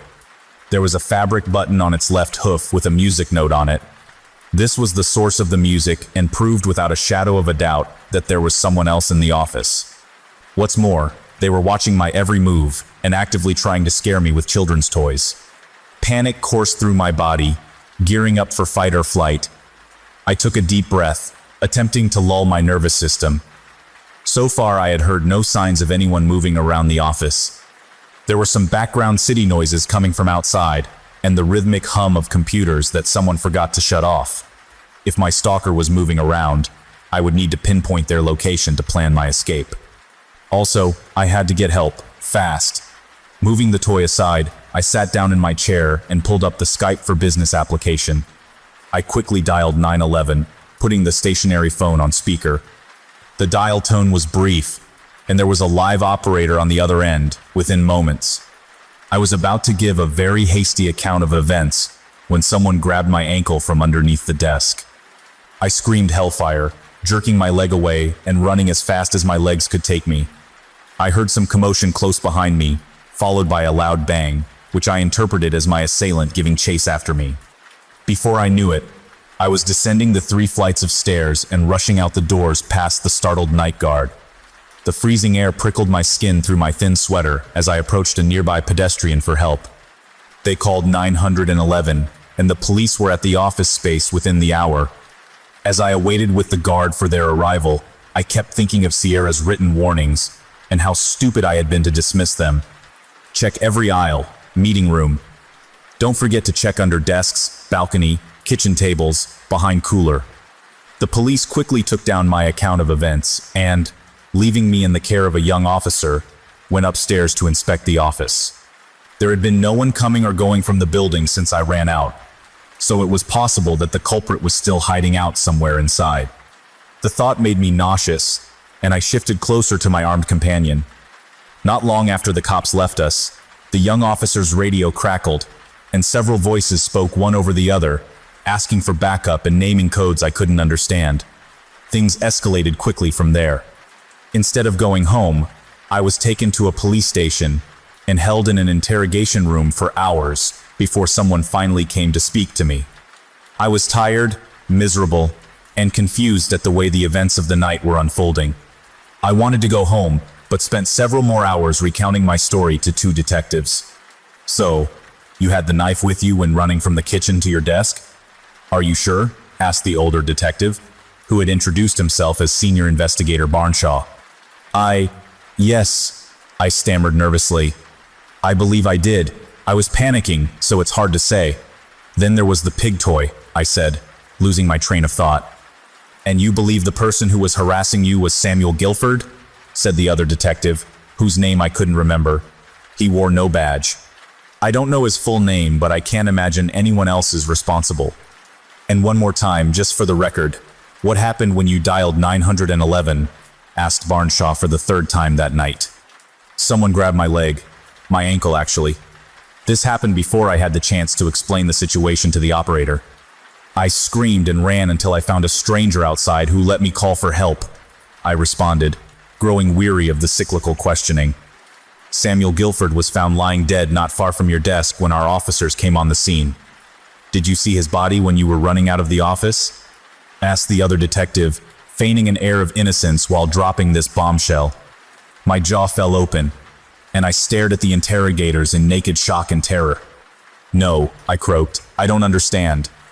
"He was stabbed to death with a large kitchen knife. His body was covered in 23 stab wounds," Barnshaw explained. "And we found the knife wedged in his mouth, pinning him to the floor through his throat. We have reason to suspect it was the knife you've described to us in your statement," added the second detective. I eyed both detectives mutely, straining to focus when my mind seemed to have lost all clarity. "Your story checks out for the most part. We found his phone riddled with amateur hacking apps," continued the senior detective. "We found several naked photographs of you, and all the texts you've mentioned. He had a gun in his hand, and we found the bullet he fired as you fled. What we don't understand is how he died," added the second detective, keenly gauging my reaction. "It's okay if you killed him in self-defense, Gemma. The guy was a creep." "I didn't," I stammered. "I swear, I had no idea." Oh God," I cried out helplessly. "I mean, just a month ago, a report was filed against him by another coworker," said Barnshaw. "Sierra," I murmured. "You knew Miss Brooks?" asked the second detective, suspicion flaring in his eyes. "No," I insisted. "I got her desk and her notebook. I should have mentioned it before." "What did the report say?" Barnshaw scrutinized my face before meeting his partner's eye. Some sort of unspoken exchange took place before they decided to disclose the terrible things that had happened to Sierra. Things that had so nearly happened to me. Sierra Brooks had come straight to a nearby hospital from her first night shift 3 months ago. She was badly beaten and bruised, wanting to register an anonymous rape kit. The damage to her reproductive organs was severe, and she had to get stitches. She filed a police report 2 months later, when she failed her probationary period at Proficient Technologies, losing her job, her only way to pay off her medical debt.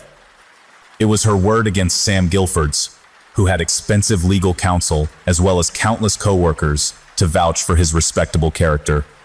"It was just yesterday that Miss Brooks came by to drop all charges against Samuel," said the younger detective.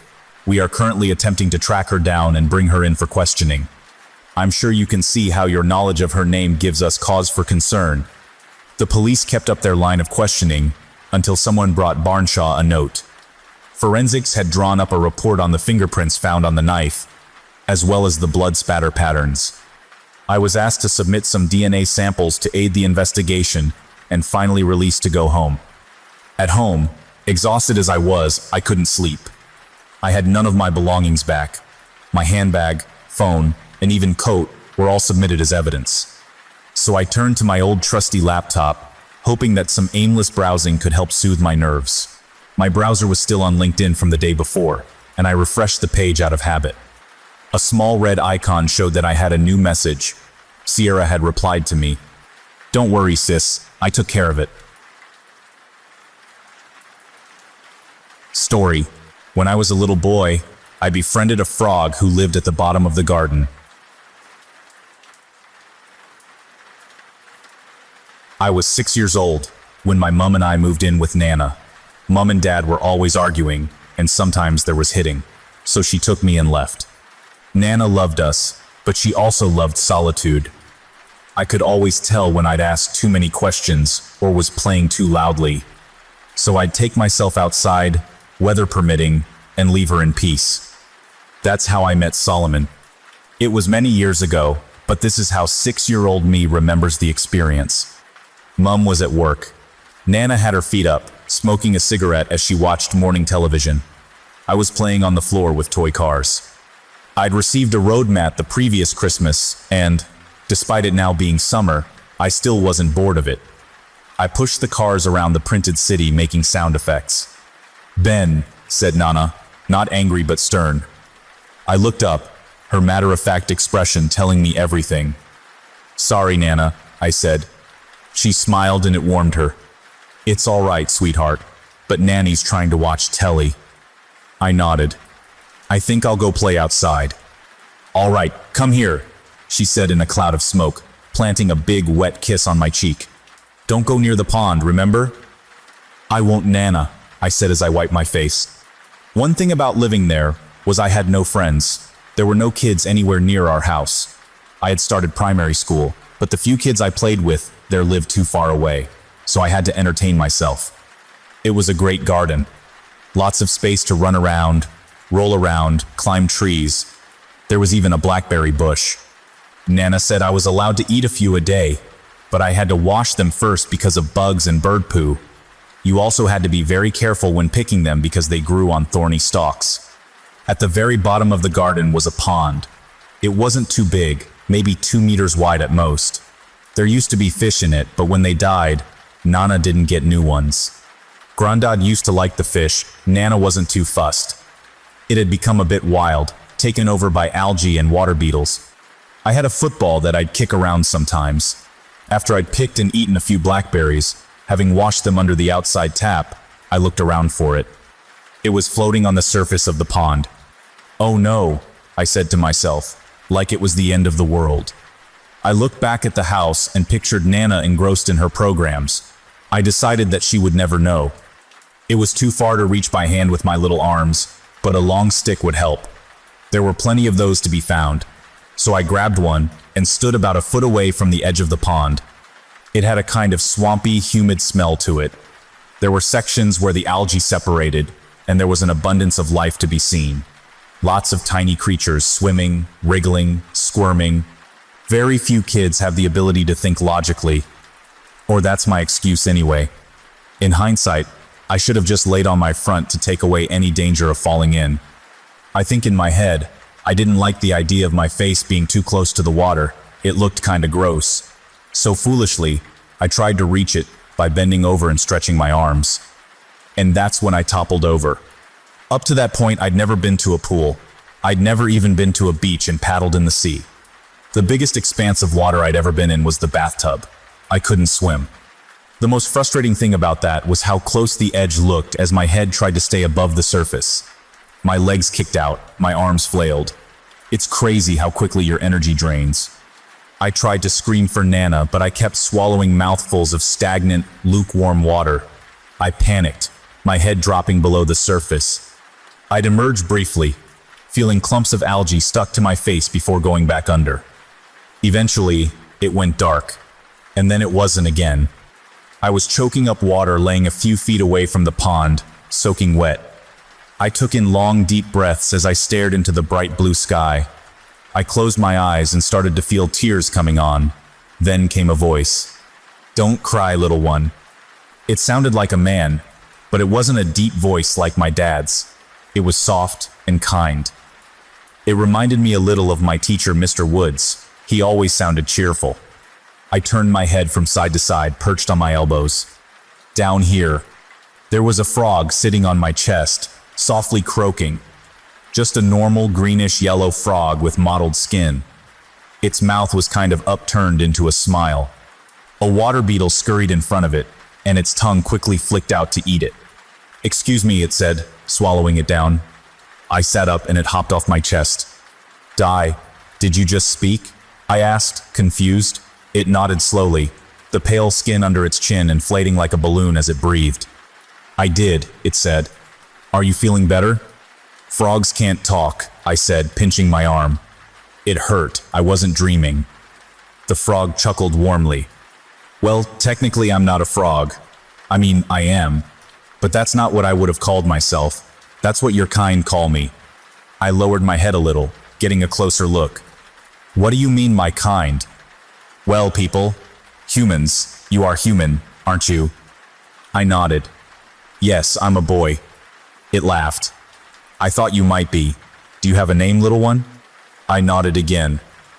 "Ben, what's your name?" "Nice to meet you, Ben. I don't have a name, sadly." I frowned. "Why not?" Its front legs moved up slightly, like a shrug. "It's just not something we do. As far as I'm aware, I'm the only one of my kind who can talk like this. My mother couldn't have given me a name if she tried." "How can you talk?" I asked inquisitively, shifting down lower. I laid on my front and put my hands under my chin. It shook its head. "Sometimes strange things happen in this world that can't be explained. I'm one of those strange things, I guess. If you're the only frog who can talk, that means you're special." Its little mouth turned up at the corners. "That's a very sweet way to put it, thank you, Ben. I can tell that you're special too." I shook my head. "No, I'm not. Everyone who I know can talk." The frog laughed warmly. "Oh, Ben, that's not the only thing that makes something special. You're special in other ways." "Like how?" "Well, maybe you're special because you can hear me?" I looked up to think about it, then nodded. "Maybe you're right. I've never ever heard of anyone who can talk to a frog before. Honestly, I don't think many can." I got a little closer. "Can I touch your skin?" Its mouth opened as it laughed. "Why on earth would you want to do that?" "My friend Henry Collins said frogs feel slimy." "Well, that's just rude," it said. "I'm sure this Henry Collins is slimy himself." I laughed, shaking my head. "No, silly. He's like me. For all I know, you're slimy too," it said. "I'm not, feel." I held out my hand, palm side up, just in front of it. It hopped a little closer, then one of its little webbed feet pressed down on one of my fingers. There was a slight cool sensation. "Well, definitely not slimy," it said. "See, I told you. Now it's my turn." It sighed. "Very well, but be gentle. I'm a lot smaller than you." "I will." I stroked its back with my forefinger. It shook its body a little like a happy dog. "Oh my, that tickles a bit," it said, laughing. "I wouldn't say you're slimy," I said. "I'm certainly glad to hear it," said the frog. "But you feel kind of wet, and a bit squidgy." It gasped. "Well, sorry to tell you this, Ben, but you're a bit squidgy too." I laughed and rolled onto my back. "You're funny." The frog shook its head, but smiled regardless. "Oh, to be a child." "Ben!" came a loud voice from behind. It was Nana, standing on the back doorstep with a cigarette. My heart jumped a little as I sat up. "Yes, Nana? I told you to stay away from that pond." I looked back. I was a few feet away from it. "I'm not that close, Nana." She took a drag and blew a big cloud of smoke. "I don't care. Get away from it now." Then she went back in the house. "Oh dear," said the frog. "I might have just gotten you into trouble." I shook my head. "No, I did that myself. I was silly and fell in because I was too close." I paused and got lower again. "Wait, did you see how I got out?" The frog shook its head. "Can't say I did, but I'm glad you're all right." I accepted it as just one of those things. "I better go, or I will be in trouble." I sat up. "Are you always here?" It nodded and turned its head to the pond. "Yes, that's my home. Please come and see me again sometime." I nodded. "Definitely, but I'll have to be careful Nana doesn't see me." It laughed warmly again. "I understand. Just to be safe, maybe it's best if you don't tell Nana, or Mum, or even Henry Collins about me. They might not understand. Does that sound reasonable?" I nodded. "I don't think anyone would believe me anyway." It gave a slight nod. "I think you're right." I got up to leave, brushing bits of grass off my front. My clothes were already drying due to the temperature. "Ben," the frog said. I looked down. "Would you do something for me?" I nodded. "Sure. I don't think it will be too difficult for you, but I'd love you to give me a name." "You mean I get to decide what your name is?" I said excitedly. It nodded. "Absolutely. I'd really like that. Unless you're going to call me something silly like Froggy or Hoppy. I wouldn't like that." I laughed. "I won't, I promise." "Good. Well, next time we see each other, hopefully I'll have a name." I nodded. "You definitely will. I'll think really hard about it." "I look forward to it. Goodbye for now, little one." I waved. "Bye, Froggy," I said, giggling. It shook its head but laughed along with me. "Oh, Ben, you really are something else." A few weeks passed. I'd spent plenty of time in the garden, sometimes near the pond too, but I didn't see the frog, and it was a little disappointing. One day I came home from school. Mom couldn't always pick me up, so it wasn't unusual for her to arrange a taxi to collect me. I walked through the front door and could hear sniveling. "Mum, Nana," I called. "In here, darling," I heard Mum say from the living room. I walked in. Her eyes were puffy and red. She held a scrunched up tissue. "What's wrong, Mummy?" I asked. She held out her open arms and I accepted them, feeling my eyes fill up. Part of me knew already. "It's Nanny," she said as she hugged me. She's gone to heaven, darling. The house felt different without Nana. But no matter how much Mum cleaned around, there always seemed to be the smell of cigarette smoke. It wasn't unpleasant. It offered a strange kind of comfort. It was almost like she was still there. Mum and I were lucky to have the house. It was paid for in full. But Mum still had to work. Sometimes I'd have a babysitter, a nice lady called Sarah, who lived in one of the houses down the road. But sometimes that wasn't an option. I know she felt terrible about it, but my mum would leave me on my own on those occasions. "Promise me you'll be a good boy," she'd say. "Don't do silly things. Be safe." I'd always promise and always meant it. On one of those days, I was playing in the garden. It had been maybe a month since I'd seen the frog, but I was so happy when I heard his soft little voice. "Ben." He was sat around a foot from the edge of the pond. I ran over excitedly. "Whoa, slow down, little one," he said. "Be safe, remember? We don't want you falling in again." I slowed to a normal pace and nodded, sitting cross-legged in front of him. "Sorry, I was excited to see you." He laughed. "That's sweet of you, and you don't need to apologize. I just feel it's my duty to look out for you when no one else is around." I sighed and nodded.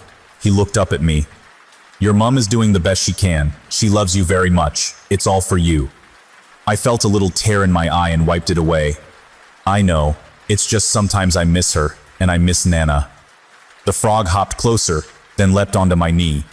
It made me smile. "I'm so sorry about Nana, little one. Don't ask me how I know these things, but I can tell you she's nearby in some way. She's a bit mad that you're this close to the pond, but she's happy you've got me as a friend." I cried, but they were mostly happy tears. "Dry your eyes, little one. You've got a big job to do today. Do you know what?" I shook my head. "Number, I've already tidied my room. I washed up my cereal bowl. I picked up my cars from the floor." The frog laughed. No, I'm not talking about boring jobs like that. This is a very, very important and meaningful job." "Tell me," I said excitedly. "You need to do me the honor of naming me." I took in a big breath. "Oh yes, and I name already. A good one." Its little mouth smiled again. "Oh my, I can't wait to hear it." My Nana and I used to watch a particular film together, quite a lot. As a kid, I loved it. I need you to remember that. I was a kid. Because it's a bad film. But kids aren't as critical and cynical as adults. They can see past the flaws and focus on the best bits. That's my excuse anyway. King Solomon's Mines. Not only a shameless Indiana Jones ripoff, but shockingly bad all around. It was my Nana's favorite film, mainly because she thought Richard Chamberlain was so handsome. Sometimes it got a little inappropriate, but being a kid, it would go straight over my head. I loved your grandfather, but the things I'd let him do to me. Little did we know back then that my Nana would have never stood a chance. I loved the film for very different reasons, not only because it was our film, but for the sense of adventure. I didn't understand a lot of it, but I enjoyed it nonetheless. At the time, it seemed like the only fitting name, and it would honor my Nana's memory too. "Solomon," I said with a smile. "I'm naming you Solomon." The frog looked at me curiously, turning his head from side to side. "Solomon. Then it smiled. "It's perfect." I clapped my hands. "Yay, I'm so happy you like it." "I never doubted you," he said. "I'm proud to call myself Solomon. So now, if anyone asks what your name is, you can tell them." He nodded. "I can indeed, though I don't think that opportunity will come up very often. You're still the only thing I've ever spoken to." I gently stroked his back with my finger, and he closed his eyes with a smile. "Do you think you'll ever talk to anyone else?" He looked up at me. "Honestly, I don't think I'll ever meet anyone else special enough." A few days went by and seeing Solomon was a given. I was happy to have him as a friend, and I appreciated that he didn't always treat me like a child. He'd tell me things as they were, truths that most adults would hide or sugarcoat. But I always felt he had an underlying responsibility to look out for me too. I was a child, and I could act like one. One day we were chatting about school. I was laying on my back, and Solomon sat on my chest, like the first day I met him. He cut me off mid-sentence, tapping his little webbed foot. He turned his head to face the house. Sorry, little one, something's not right. I perched up on my elbows. What is it, Solomon? I could see a change in his expression. He looked concerned. He had this amazing ability to show emotions like we do. Ben, someone's coming. Someone you'll recognize. I need you to know that whatever happens right now, you'll be safe. Do you understand? I sat up, and Solomon leapt onto the grass. You're scaring me, Solomon. I don't mean to, little one. It might get scary, but believe me, you'll be safe. My breathing started to get heavier, and I felt butterflies in my stomach. Solomon hopped closer and rested a foot on my hand. Look at me, Ben. I looked down. My breathing stuttered. Do you trust me? My lips trembled a little, but I nodded. I did trust him, as much as I trusted my mum or Mr. Woods. Good boy, he said. I heard a loud noise come from inside the house. It made me gasp. Remember, you'll be safe. I'll always be honest with you. But you need to go see who it is. I sniveled a bit and nodded, standing up slowly and turning to the house. I started walking. I'm here, little one, he called from behind. I walked closer to the house, hearing the sound of furniture moving around. Every now and then, I heard an expletive. I did recognize the voice. It was my dad. I hadn't seen him since we moved into Nana's house. I didn't want to. He wasn't nice to Mom. I walked into the back door and through the kitchen, following the sounds of disturbance. They took me to the living room where he was rummaging through drawers. It took him some time to notice I was there. He jumped when he saw me. Jesus fucking Christ, Ben. My hands shook a little. I didn't like it when he used bad words. What are you doing here? I asked, my voice wavering. He shook his head. Hello to you too, boy. Where's your mother? She was at work. I couldn't lie and say she was home, so I said nothing. He laughed. She's not here, is she? The worthless bitch left you on your own. That's negligence. Leaving my fucking son unsupervised. Who does she think she is? Stop saying bad things about Mum, I shouted, my whole body trembling. She's got you fucking wrapped around her little finger, hasn't she? He started to step closer. I backed up. What lies has she been feeding you, huh? Turning my own son against me. She didn't tell me anything, I cried. I heard the things you said. I saw what you did. He shook his head and grinned in a sarcastic way. Right. Well, you're a little kid and have a wild imagination. She's twisted it. I didn't do shit. I slowly stepped back through the hallway as he edged closer. Anyway, I heard the mother bitch is 6 feet under. There's gotta be some cash around here. That Scrooge hated spending money. Unless it was for a pack of John Player specials. Ha. I shook my head. There's nothing. He smiled. Well, I'll just have to keep looking on my own then. There's nothing, I shouted. Stop saying bad things, get out. The phone was on a little table by the staircase. It was just behind me. I ran to it and started dialing 999. It was a rotary dial, and each 9 took forever to make its way round. I'd barely managed 2 before he snatched it out of my hand. You little shit, he sneered, pushing me back against the staircase. What the fuck do you think the police are gonna do? They'll take you away. Is that what you want? I started crying and hit out at him, but he just laughed. I hate you, I sniveled. I wish he wasn't my dad. As if by magic, the sound of sirens could be heard in the distance. It was enough to spook him, his head turning towards the front door, then back to the phone. No, it couldn't have. That's not possible. It was a miraculous coincidence, but he fell for it. I just stared at him, shaking. You know what? I bet you're not even mine anyway. Your slut mother couldn't keep her legs shut. He backed up to the front door and opened it. Yeah, there's no way a little cunt like you is mine. He left and slammed the door behind him. The word he used was genuinely new to me, so it didn't have the desired impact. It confused me, but I figured it wasn't very nice anyway. My trembling legs carried me down to the bottom of the garden. Solomon was there. He hopped closer as I got near the pond. Are you all right, little one? He asked. I nodded, but fell to my knees and cried. He didn't hurt you, did he? I shook my head. Number, I believed you. It was scary, but I believed you. He patted his little foot on my knee. You're a very brave boy. When Mom came home, I had to explain to her what had happened. She panicked and held me tighter than she ever had before. If anything good came from it, it's that she told me she would never leave me alone again. I helped her clear up the mess Dad had made. I asked her if she was going to call the police, and there was a flash of consideration in her eyes. But she decided against it. That night when I went to bed, it started to rain. I could hear it tapping against my window.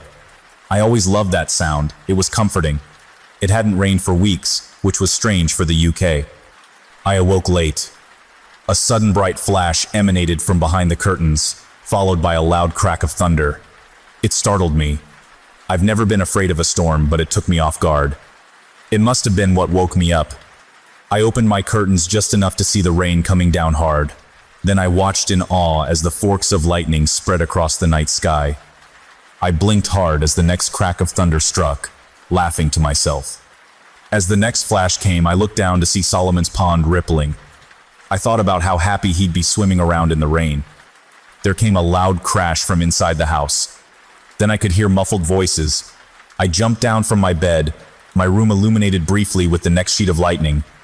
I knew the thunder was coming, but it still made me flinch as I crept closer to my door. I pulled it open just a little and listened closely. My mom was talking downstairs. No, shouting.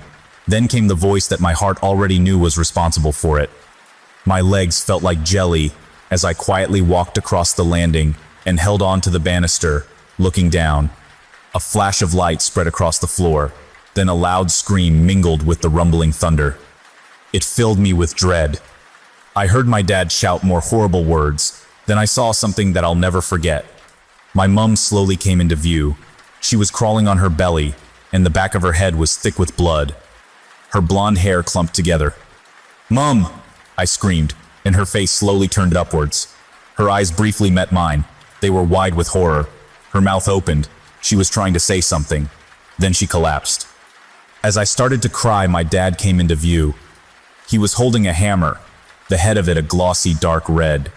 He looked up and sneered as the lightning struck again, and the crash of thunder was like a starting gun. I ran back into my room as I heard my dad on the staircase, slamming the door shut. There was a chest of drawers just to the side, and, being young and stupid, I thought I might be able to push it over to stop him from getting in. The reality was, it didn't move an inch. He burst in, making me scream.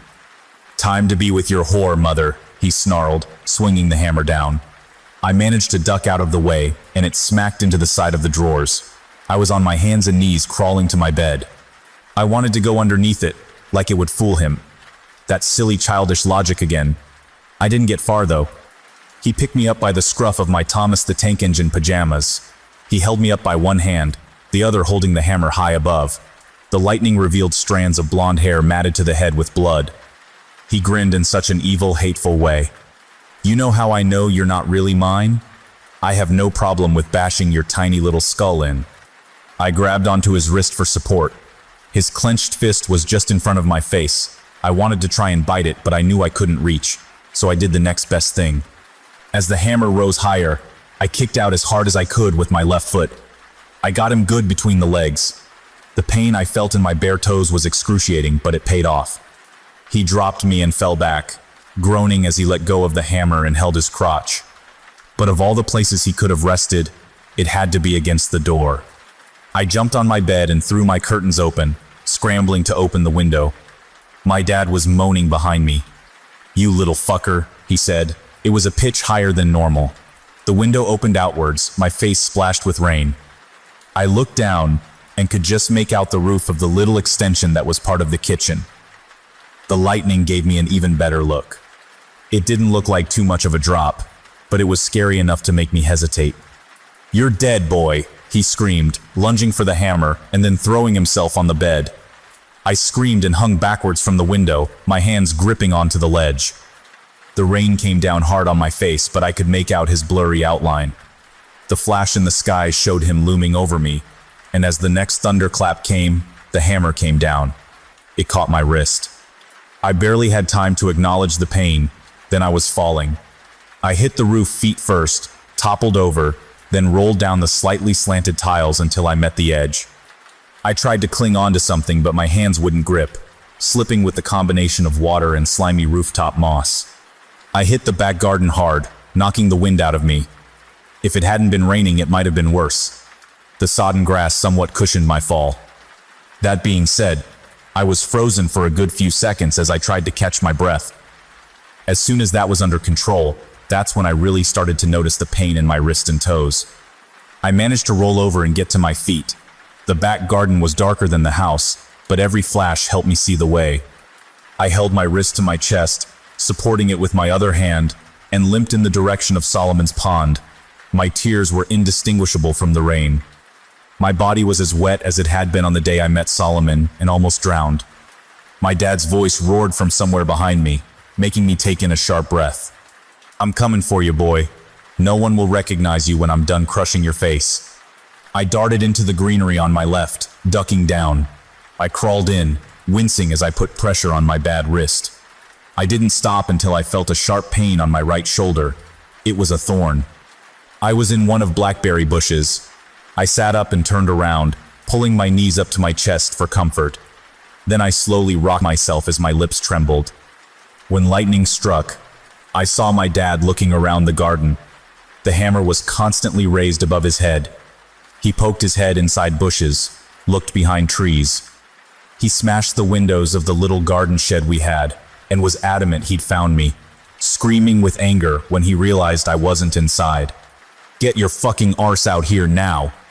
Every crack of thunder made me jump like I wasn't expecting it. My dad turned his head to the sky and roared along with it, like a taunt and intimidation. I closed my eyes tight and continued to slowly rock.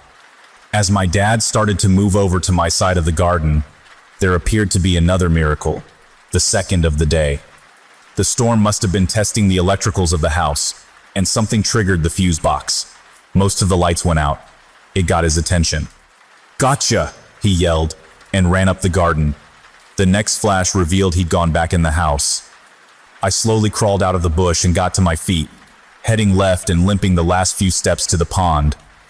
I was exhausted, and in more pain than I'd ever experienced before.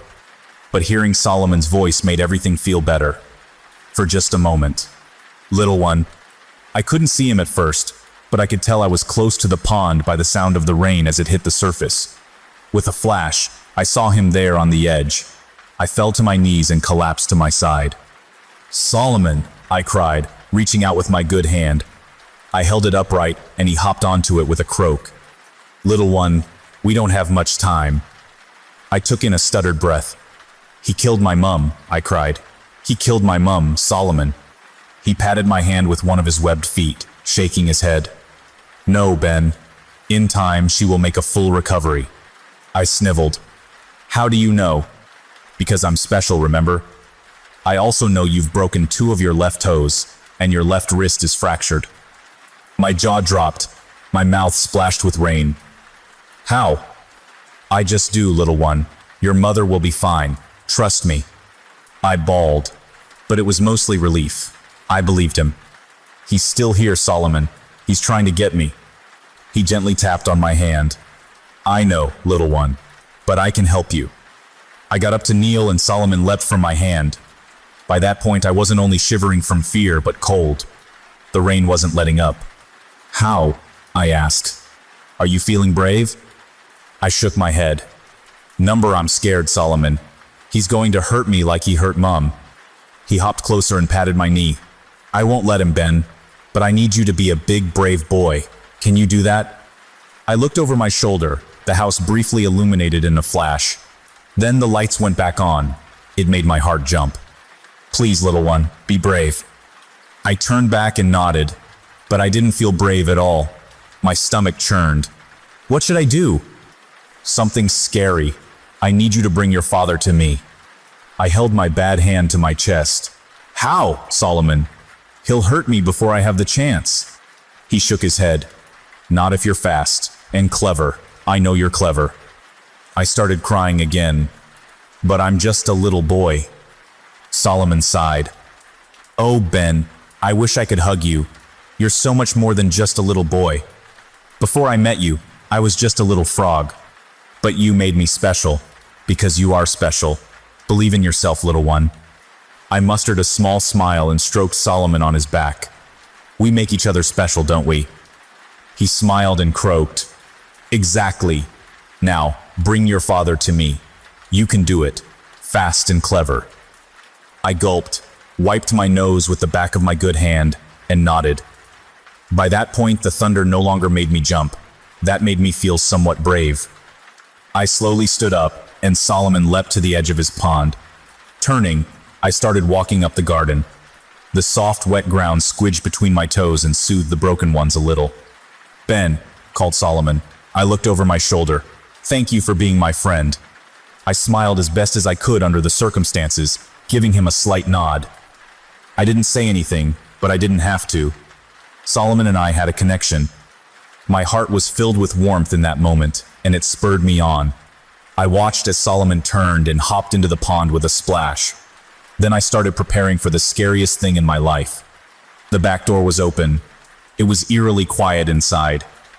A small part of me had hoped that my dad had left, but I couldn't be sure. I picked up a small saucepan that sat on the counter, my hand trembling. Then I banged it on a cupboard door. "Dad," I called, "I'm here." It didn't take long at all. Within a few seconds I heard heavy footsteps on the floorboards, then he appeared in the kitchen doorway. The hammer was by his side. He grinned. "Oh, I'm gonna enjoy this." He raised the hammer and lunged forward. The first thing I did was throw the saucepan in his direction. That hadn't been planned, but felt like a wasted opportunity if I didn't. It barely touched him, but it was worth a try. I turned and ran, going as fast as I could given my foot injury. It didn't take long to hear a thump and a painful yell, and I allowed myself to look over my shoulder. I'd crushed blackberries all over the doorstep, making it slippery. My dad was laying on the ground, writhing around. It had given me a small advantage. "Fuck you!" he screamed, getting to his feet. I gasped as I turned back to face the back of the garden. My little toes were so painful, but I still ran as fast as I had in the 100m race on my school sports day. At least it felt like it, but I knew my dad was twice, maybe even 3 times faster than me. It wouldn't take him long to catch up. The lightning flashed, and it guided my way, showing me what I needed to do next. As I heard my dad closing in, I jumped. I landed on the wet grass with a little slip, but managed to compose myself and kept running. I heard another yell and looked over my shoulder again. My dad was laying on the ground again, swearing. We had a pile of logs in the shed for winter fires, and I'd placed some in the garden. "Ben," he screamed, getting to his feet. "I'm gonna start by smashing in your fucking teeth." I turned back and kept running, relying on the lightning again. The thunder roared, but I could still hear my dad behind me. I jumped over another log, but that one didn't stop him. He was looking out for them now. My last attempt at slowing him down was coming up, though he'd need to be closer for that to work. Not that I needed to slow down, I was practically within his grasp. He laughed maniacally, and I could hear the hammer as it swiped through the air. I jumped again, but this time I didn't land straight away. There was a branch sticking out from my favorite climbing tree, and I used it to swing myself a little further ahead. When I let go, it swung back and smacked my dad in the face. He screamed as he came to a halt. "Your eyes," he yelled as I ran with all I had. That was the last of my obstacles. "I'm gonna start by gouging out your eyes." I felt panic rising inside as I sprinted the final stretch to Solomon's pond. My bad hand clung to my chest, feeling my heart beating hard beneath it. My dad wasn't too far behind now, and there was nothing between us. With a flash of light, I saw the pond, but I saw something else too that gave me a little fright. Protruding slightly from the surface were 2 big glowing eyes. Then they raised up slightly to reveal a wide mouth that was upturned in the corners, like a smile. As the thunder rumbled, I heard a deep croak, and the pale flesh below the mouth inflated intermittently. The eyes were fixed onto mine, and with a final flash of light before I reached the pond, the large head motioned to the sky. I understood. My dad had stopped speaking hateful words, and instead screamed in a constant fit of rage. I took a deep breath and leapt as my toes reached the edge of the pond, landing in the middle of the squidgy wet head. It flicked up slightly to spring me to the other side where I landed straight on my arse. I had just enough time to turn, and see my dad's terrified reaction as Solomon emerged from his pond in a geyser of water. Solomon roared and shot out his large tongue. It wrapped around my dad's ankles and pulled him over. I watched in disbelief as he dropped the hammer and tried to claw at the soft ground. Solomon began to retreat back underwater. My dad's screams were more terrifying than the disturbing threats he'd hissed throughout the evening. All I could see was the very top of Solomon's head as my dad was pulled into the water, his lower legs submerged. "Help me!" he screamed, his hands tearing at patches of grass. He turned to look over his shoulder at the face of what was to end his violent attack. My dad was as pale as snow, his nose bloody from the tree. I heard a loud croak as Solomon raised out of the water, then closed his mouth around my dad's waist. He smacked at Solomon's head as he struggled, but I could see him becoming visibly weaker as I heard the sound of crushing bones. Finally, my dad's eyes met mine. I can't be sure, but I think I saw the moment that life left them. They just appeared to be void of any emotion as Solomon dragged him to the depths, and the pond became deathly still. Just a few weeks ago, I happened to be in the area of my Nana's old house. I've long since moved away, as has my mum, who is as fit and healthy as you'd expect a 70-something to be. I pulled up outside and took a deep breath as I looked upon it with mixed emotions.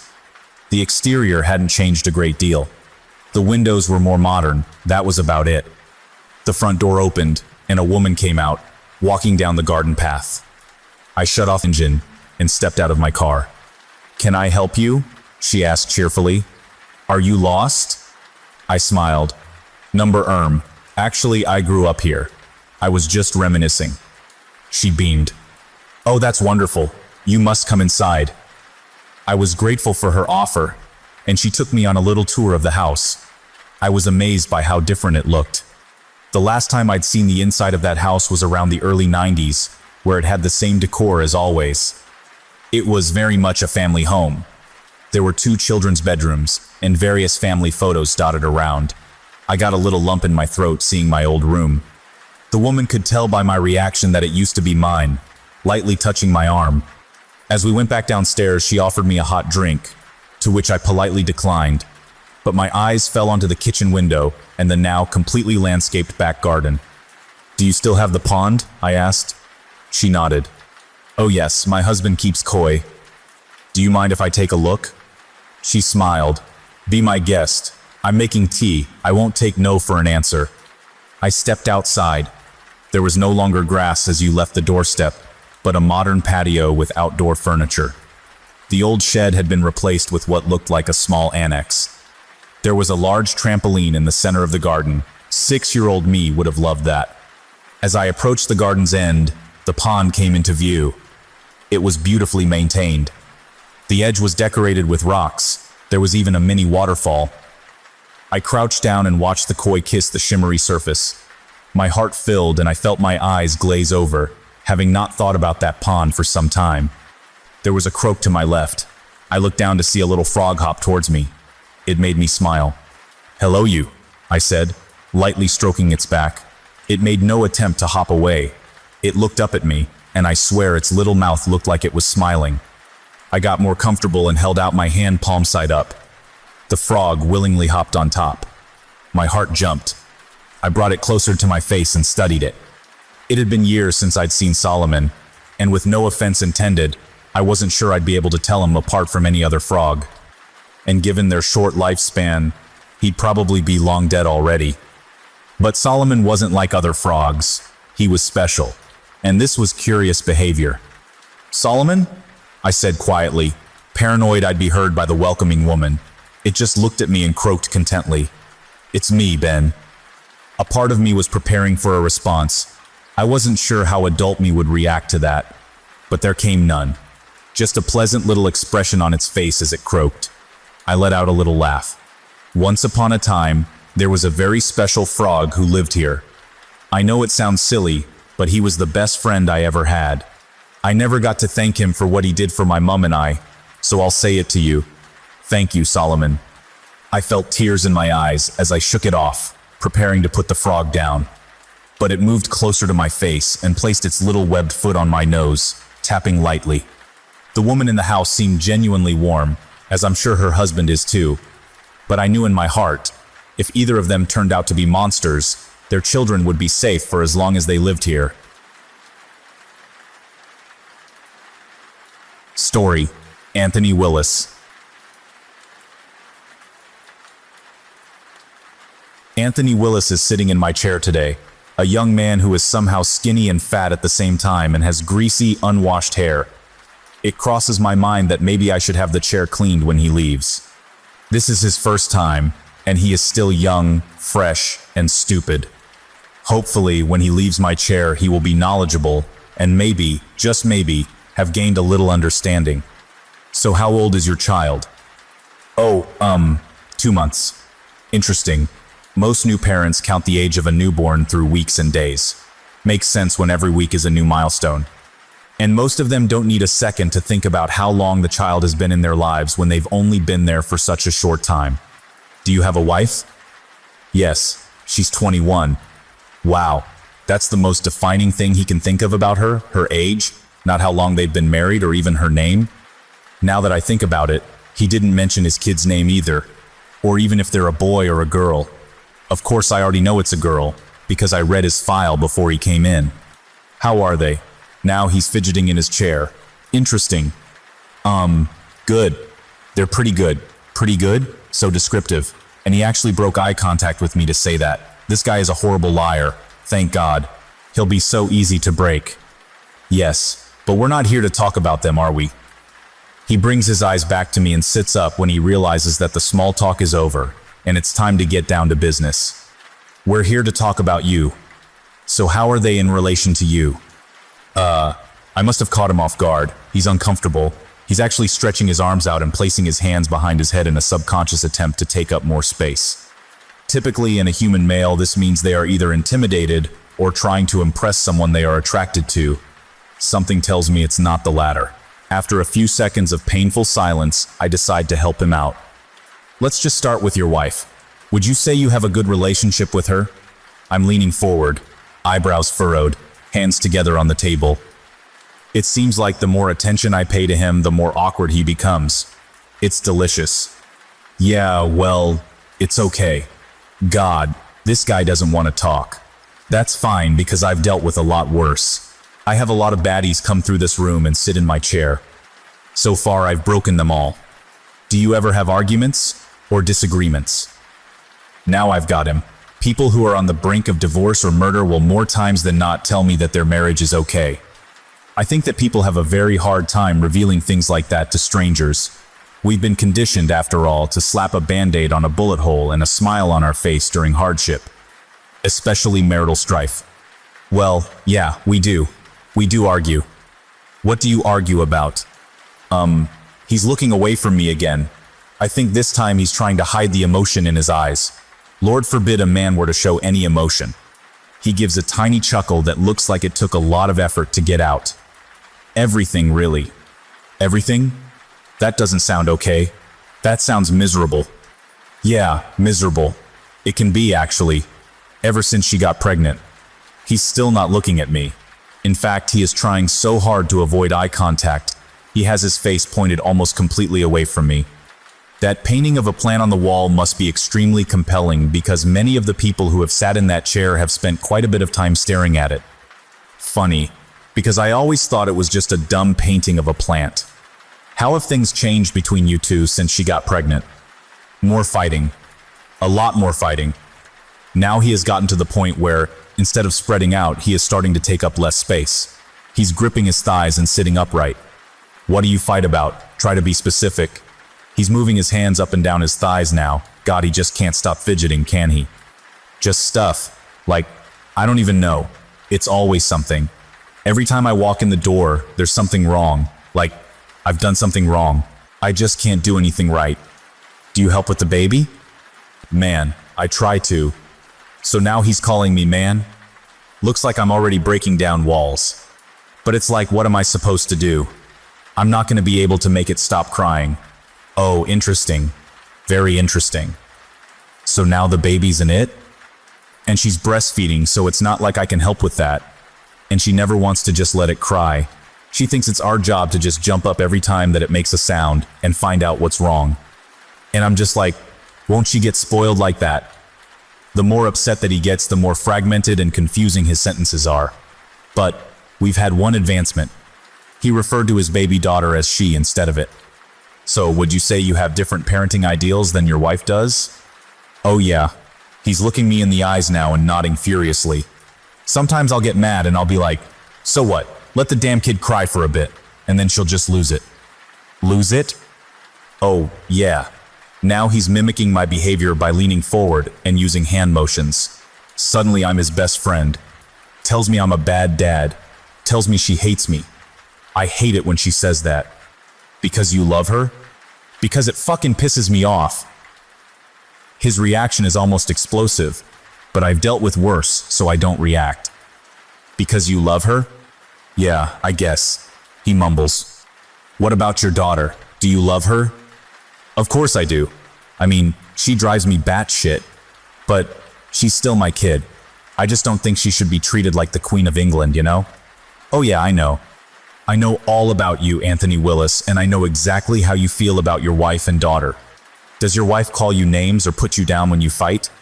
Yeah, lazy bastard, fat ass, dumb ass, deadbeat. Like she thinks it's my fault I can't get a job in this shithole economy.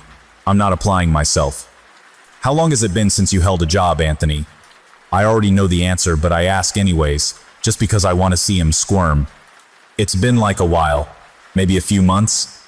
Suddenly he's not looking at me anymore, and he's leaning back in his seat like he thinks if he gets far enough away, the question won't hit him. Or maybe that I won't hear him. But I don't have to hear him because I know why he's really sitting in my chair. So, does your wife work? No, of course not. She can't work, cause of the baby, right? She quit her job like a couple months before the baby was born. Isn't that a load of shit? She just gets to prop her feet up all day while everyone rushes around her like she just gave birth to baby Jesus, and then they all scream at me to get a job, like it's just that easy. If neither of you work, then how do you support yourselves? Of course, I know the answer to this as well, but it's very important that he says these things out loud. It's the only way I'm going to lead him to the truth. Her parents, you know, they've got a little money, I guess. We sleep in the spare bedroom, sometimes. Sometimes I just sleep on the couch, because I don't feel like fucking dealing with it. Sometimes I just want to get a full night of sleep without that kid waking me up, you know? Yes, Anthony, I know. I know all too well. She insists on having the baby sleep in the bed. I don't see why she can't just put the crib in the bathroom or the living room, and then just let the baby cry for a little bit. Even for just a few hours if it means we'll get some sleep, you know? But no. No, no, no, no, no. I need a full night of sleep sometimes, you know? What about your wife? Does she ever get a full night of sleep? What does she need it for? What does she do all day? She's always either sleeping, watching television, or just completely glued to that baby. But then she complains at me that I should be doing dishes and making dinner, even though I literally spend hours every day on the internet searching for jobs. But as soon as I try to take a break, you can guarantee she's gonna come in and start screaming at me. I think it's funny that a few moments ago, he wasn't even speaking in full sentences to me, and now he's spewing paragraphs. He's not uncomfortable anymore. He's still fidgeting though. He keeps his eyes on me, but his hands are traveling all over his body like he's covered in ants. Guilty conscience, Anthony? Living with your in-laws must be stressful for you as well. I'm trying to hit all the pressure points. How worked up can I get him? And what can I get him to confess? Man, you don't even know. I know, Anthony. I know all about it. But I want you to tell me anyways. Her dad? The dude fucking hates me. Like, hates my guts. He is constantly telling her to leave me, and he really wants to kick me out. Or kill me, probably. And then her mom is just a bitch. Just a straight-up bitch. She doesn't like cussing. Doesn't like drinking. Or smoking. Or anything except for her grandbaby. She treats that baby like it came from God. But me, the man who made the baby, she treats like shit. Go figure. Do you fight with her parents? Yes and no. Like, they won't say anything to my face. They just say it to her. And then we end up fighting because of it. Do you get angry? My voice is so low now, it's almost a whisper. I'm leaning forward, preparing for the pounce. Who wouldn't? How angry? Well, sometimes his voice is getting lower as well. I hear that baby. That damn baby screaming. And, I swear to God, I want to kill her. He's holding his hands in front of himself now, with his fingers clenched. The tendons in his hands are sticking out, and I can see veins under his transparently pale skin clearly. So what do you do when you're angry? I've already got him. He'll answer any question I ask him, but I still want to lead him into his own realization. Also, I'm not done toying with him yet. I throw things, break things. Her mom doesn't like for me to get drunk, so sometimes I just throw empty bottles and break them when they're not home. I slam the doors, I punch the walls, kick the walls. I punched a hole in our bedroom door one time. I can't help it. It's really hard, you know? Being a man but being treated like a lil kid. I just want a little fucking freedom. How does your wife react when you go into a rage? Oh, you know, all scared and shit. Like she actually thinks I'm gonna hurt her. She gets all freaked out. One time she told me that if I laid a hand on her, then her dad would shoot me. Dude, at this point, that fat, old man can go ahead and do it. It would be a fucking blessing right now. And what about the baby? Have you ever hurt her? God, no, of course not. I've screamed at her before, told her to shut up. But all parents get frustrated. It's actually supposed to be normal to get frustrated sometimes. But I get treated like I'm a monster or something. Sometimes when she's crying so fucking loud, it's like I just can't take it anymore and I have to punch something. Like the wall? Or the door? Yeah, like that, you know? Or what about the lamp? Do you sometimes smash the lamps? Sometimes, yeah. It's like I just want some fucking sleep. And sex. This is really hard to admit, especially for a man. But, you know, we haven't fucked since before she gave birth. She doesn't understand because for her it's not as big a deal. She doesn't even take one single second to think about how that affects me. Especially since I can't really jerk it more than maybe once a day since we have absolutely no privacy. I have to hide in the bathroom like I'm a kid again. It's humiliating. By this point, I'm feeling borderline rage. But I've learned how to hide it very well. My face remains practically expressionless, although underneath I'm tensing up for the kill. Think about the last time you argued with your wife. What was it about? At first it was because I wanted her to actually show me that she loved me, you know? Like put the baby down for 2 goddamn seconds and pay attention to me for once. Oh, she didn't like that.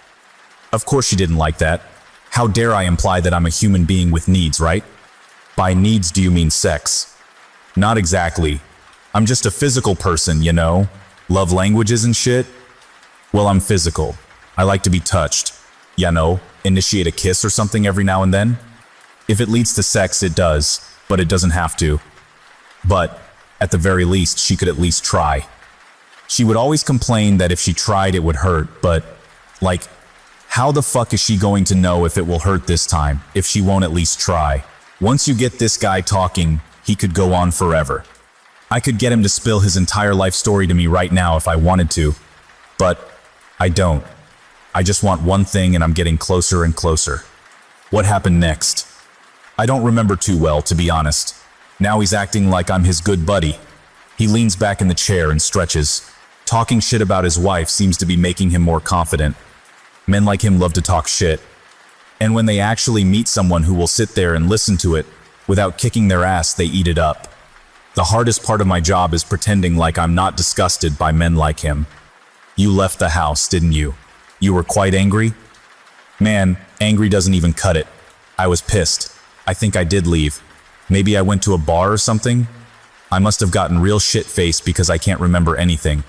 Can't or won't. I have to speak slowly and enunciate each syllable to keep from screaming. What does that mean? Let me help you out.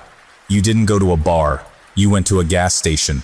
You bought a lot of beer. You drank a lot of beer, all by yourself in a gas station parking lot. Then what happened? I went home. His poor, stupid brain is going into overdrive now. I think for the first time, he's actually starting to question where he is, and maybe who the hell I am. But there's no time for that, and he wouldn't understand yet anyways. I have to keep him on track. We're nearing the breaking point. Yes, you went home. Now focus on remembering. I'm leaning so far over the desk now, I'm practically laying on it. My eyes are stuck on his so hard he doesn't dare look away. I have to keep him focused. Her parents were still gone. I was really happy about that. I couldn't stop thinking about how lucky I was. But then I was really mad. Why were you mad? Because the fucking door was locked and I didn't have a key. And I was pounding on the door and yelling and she wouldn't come and open it. She was purposefully not letting me into my own house. It's not your house, Anthony, but that's not important right now. He's making progress. So how did you get in? Oh, easy. He looks down at his bloodied right hand. I broke the window on the door and just reached through and unlocked it. It was really simple. And I was so drunk that it didn't even really hurt. And your wife? She was inside? Yeah, I think so. He was still looking at his hand like he just couldn't comprehend. I can't let him finish the puzzle yet. He needs to put the pieces together in order. Anthony, your wife, what was she doing? What did she do when she saw you? She started fucking screaming, loud, telling me to stay the fuck away from her. Oh yeah, then she tells me, guess what? Her parents are at the police station. They're trying to get me put in jail. Over a tiny punch, like, not even half force. And what did you say? I told her that if I was going to jail, she was going to the hospital. So she fucking runs like a little bitch into her parents' room and locks the door. I can hear the dumb bitch through the door. She's on the phone saying, oh God, he's gonna kill me, help me, oh God. I'm mad, so I start kicking the door. I'm really only trying to scare her, but then the door breaks. And next thing I know, there's a gun pointed at my face. She's pointing a gun at me, but she has the nerve to call the cops on me? I wasn't even afraid though. I mean, I knew she wouldn't do it, you know? There's no way she has that much courage. So I just start walking forward, and she's walking backwards, and crying, and saying, don't make me shoot you. So you know what I did? I walked right up to her, I took the gun, and I held it to my chest. And I just said, if you're gonna do it, fucking do it. And you know what she did? She threw the fucking thing on the ground. And then she's just crying and saying, please don't hurt me. That bitch was gonna shoot me, can you believe it? He's no longer on the line between crying and laughing. He's playing hopscotch with it. But she didn't shoot you. She couldn't do it. The game is over. Anthony Willis will be leaving my chair and taking his filthy, greasy hair with him. He won't be leaving a better man. It's simply too late for him. But maybe I can rid the world of his stench once and for all. Maybe I can properly finish the job he left half done. No, she couldn't. She was too sweet, too kind, too babying, too scared. Hell, I don't know, but she made a fucking mistake. I saw some bright lights. Yep, she had called the fucking cops on me. She had denied me sex like I was fucking unworthy, locked me out of my own house, pulled a gun on me, and then called the cops. And of course, who are the cops gonna believe? Not me, for sure. They always take the chick's side. Always. Probably because they think she's gonna bone him, you know? No, Anthony. I don't fucking know. A shoulder to cry on becomes a dick to ride on, as they say. What did you do to your wife, Anthony? Well, I thought, you know what? Maybe I should show her what it's like to have a gun shoved in her face. So I grabbed it off the floor and pointed it at her. And then, I don't know, I was so drunk. Yes, you do remember. You remember exactly what you did. I remember she screamed or something. The cops were banging on the door. It scared me. Say what you did. Say it. I realize that I'm no longer sitting and I can't calm myself down enough to sit back down. I'm going to break him. He looks at me with tear-filled eyes. A pathetic and ugly look for him. I was just so scared. No, Anthony, she was scared. I think there was some kind of accident. Like, she fell. His veiny, bloody hands are on his face now. They weigh down his skin and make his eyes look saggy and inhuman. No accident. What did you do? I think he's rocking now. The truth is fighting him hard. It's fighting to come out and be free, and I think that very soon, he will be defeated by it. I think I shot her. Shot who? Who was she? I'm walking across the floor now and then, standing over him. I want to hit him, but I know it would be pointless, so I fight him the only way I know how. My wife. Her. No, Anthony. Her name. What was her name? Oh God, what's happening? Where am I? Who are these people? He tries to rise from my chair, only to find that he is bound, but not by chains. Why can't I leave? Why can't I stand up? This is my last question, Anthony. Just answer it, and I will answer your questions. I'll tell you everything. What was her name? He curls up his knees and hides his face in them like a tired child. I can't say it. You have to say it, or you won't ever leave this room. You won't ever leave this chair. Please don't make me. Please. He's openly sobbing now, and I can't help but remember how he felt towards his sobbing, pleading wife. You cannot leave unless you say it. There's no other way. This is the toughest stretch, but I know that I've already won. All I have to do is keep pushing. He's so close to breaking. His wailing stops, and he is calm for a few seconds. He breathes deeply a few times, and I allow him this reprieve. When he looks up at me with bloodshot eyes, I know there's no need to prod him more. The truth is bubbling its way up to the top. The silence is thick and heavy and suffocating, which I know will make it all the more relieving when it is broken. Priscilla. My wife's name is Priscilla. The words come out flat and emotionless. I wonder if this is the same way he looked when he pulled the trigger. Her name was Priscilla. I correct him. Standing up, I walk away and sit back down in my chair across the table from him. It's time to answer some questions. Your name is Anthony Willis. You died when you were 23. This is the house that you killed Priscilla and yourself in 10 years ago. These are the people that live here now. You can see them, but they can't see you or hear you. They have a message for you. The young couple sitting on the other side of the room are watching with wide eyes. I know that they can't see or hear him, but the goosebumps on their arms and panic in their faces tell me that they can sense him. One of them is gripping the other's arm, so hard I can see pale fingerprints in their arm. Anthony is sitting in the chair and finally looks like what he is, dead. His eyes are flat and detached, his mouth hanging slightly open. They want you to know that this is their house now, and you are not welcome here. You never were welcome here. It's time for you to stop breaking their lamps, kicking holes in their walls, and terrorizing their children. That's why I'm here, to give you this message and to enforce it. He doesn't respond for a few seconds, but I am willing to wait. I have learned that death is a very hard thing to accept, even for those who deserved it. I'm not surprised when he finally starts to fight against his invisible bonds. He is trying so hard just to stand, but I know that his chains are unbreakable. Much stronger people than him have fought them and lost. The chains are made powerful by personal items of his. His obituary, a picture of him and his dead wife at their high school prom, and a picture of his dead wife and their baby daughter. The couple who now own the house are becoming more frightened as he struggles. His presence must be stronger now with all the energy he is exerting. If he keeps this up, they may be able to see his physical presence. No, this is my house. You're not going to take that away from me. You can't make me leave. He is fighting full force now, which is actually stronger than I would have thought when I first met him. No, Anthony, you are going to leave. I pull a lighter out of my pocket, click it, and produce a small flame. Anthony seems to go even paler when he sees it. When I burn these items, you will be released from this world, to go wherever it is you will go. Wait. His voice is high-pitched and panicky. Where will I go? That's for you to find out, Anthony. I'm still alive, so I don't know. I bring the flame towards the pictures in front of me, but he cries out again, and I allow him his last words. Am I going to hell? He asks quietly and looks pleadingly at me. I don't know, Anthony, why don't you send me a postcard? I like the pictures. I know the couple in the room with me can hear the screaming because they both jump and grow a shade paler. One of them actually screams out loud and acts like they are going to bolt for the door. To my surprise, they find enough courage to stay.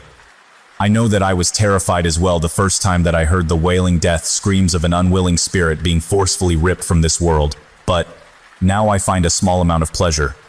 The world could always use less Anthony Willises. Of course, it's the most horrible people who seem to cling to life the hardest. It might be because they are so terrified of what awaits them on the other side, or maybe it's because they just want to inflict as much pain as possible. Either way, it's not my job to know. It's just my job to get rid of them. Not a job I chose, but the job that was chosen for me. The last remnants of Anthony Willis are fading out of this world in long tendrils of smoke that continue to spark in an unworldly manner. The young couple are holding each other and hiding their faces from the gruesome sight that I have grown so desensitized to. Eventually, the smoke starts to clear, but a musky, sulfurous smell is still lingering in the hazy room. Yes, I'll definitely be having that chair cleaned. The next few moments are silent except for the haunting echoes of Anthony's passing. The couple finally look towards me. One's face is tear-streaked, and they are trembling. The other steps forward and addresses me while never letting go of the other's hand. Is it gone? They ask in a whisper that is barely more than a breath. Yes, he's gone. He won't be back either. Of course, if I were you, I would still keep my eye out for any other occurrences. While uncommon, this was a traumatic death involving more than one person, so I would keep an eye out for the wife just in case. The wife? The one he killed? Their question reminds me that they could only actually hear my side of the conversation. Yes, it's unlikely that she is still here, and even if she is, I don't think she would actually cause you any problems. But if there are problems, don't hesitate to reach me again. Okay, thank you. And the payment? They asked tentatively. I never ask for payment up front because in my experience, any medium who asks for payment up front is a fraud. My assistant will get with you about that. Is there anywhere you can stay for the night? Possibly tomorrow night as well? My mother's house. That's where the children are right now. Why? Is it not safe yet? They seem so awkward talking about this. They always do. I find that many people, when actually confronted with the supernatural, would rather brush it under the rug and erase it from their minds. I can't blame them, honestly. It's not the kind of thing you can just bring up at a company picnic in casual conversation, and retelling the story around a campfire at night just seems to make light of the situation. His presence is gone, but there is a remaining mist and bad odor that will likely persist until at least tomorrow evening, possibly the next morning even. Some people have found this smell to be overbearing, and some have even had negative side effects due to it. Nothing too serious. Headaches, nausea, lightheadedness, moodiness. Finding another place to sleep for the next 2 nights would be safer. I think that's a great idea. I'll call your mother now. The one who has been crying seems eager to leave this place and return when the memories are less fresh and easier to reconstruct into something tangible.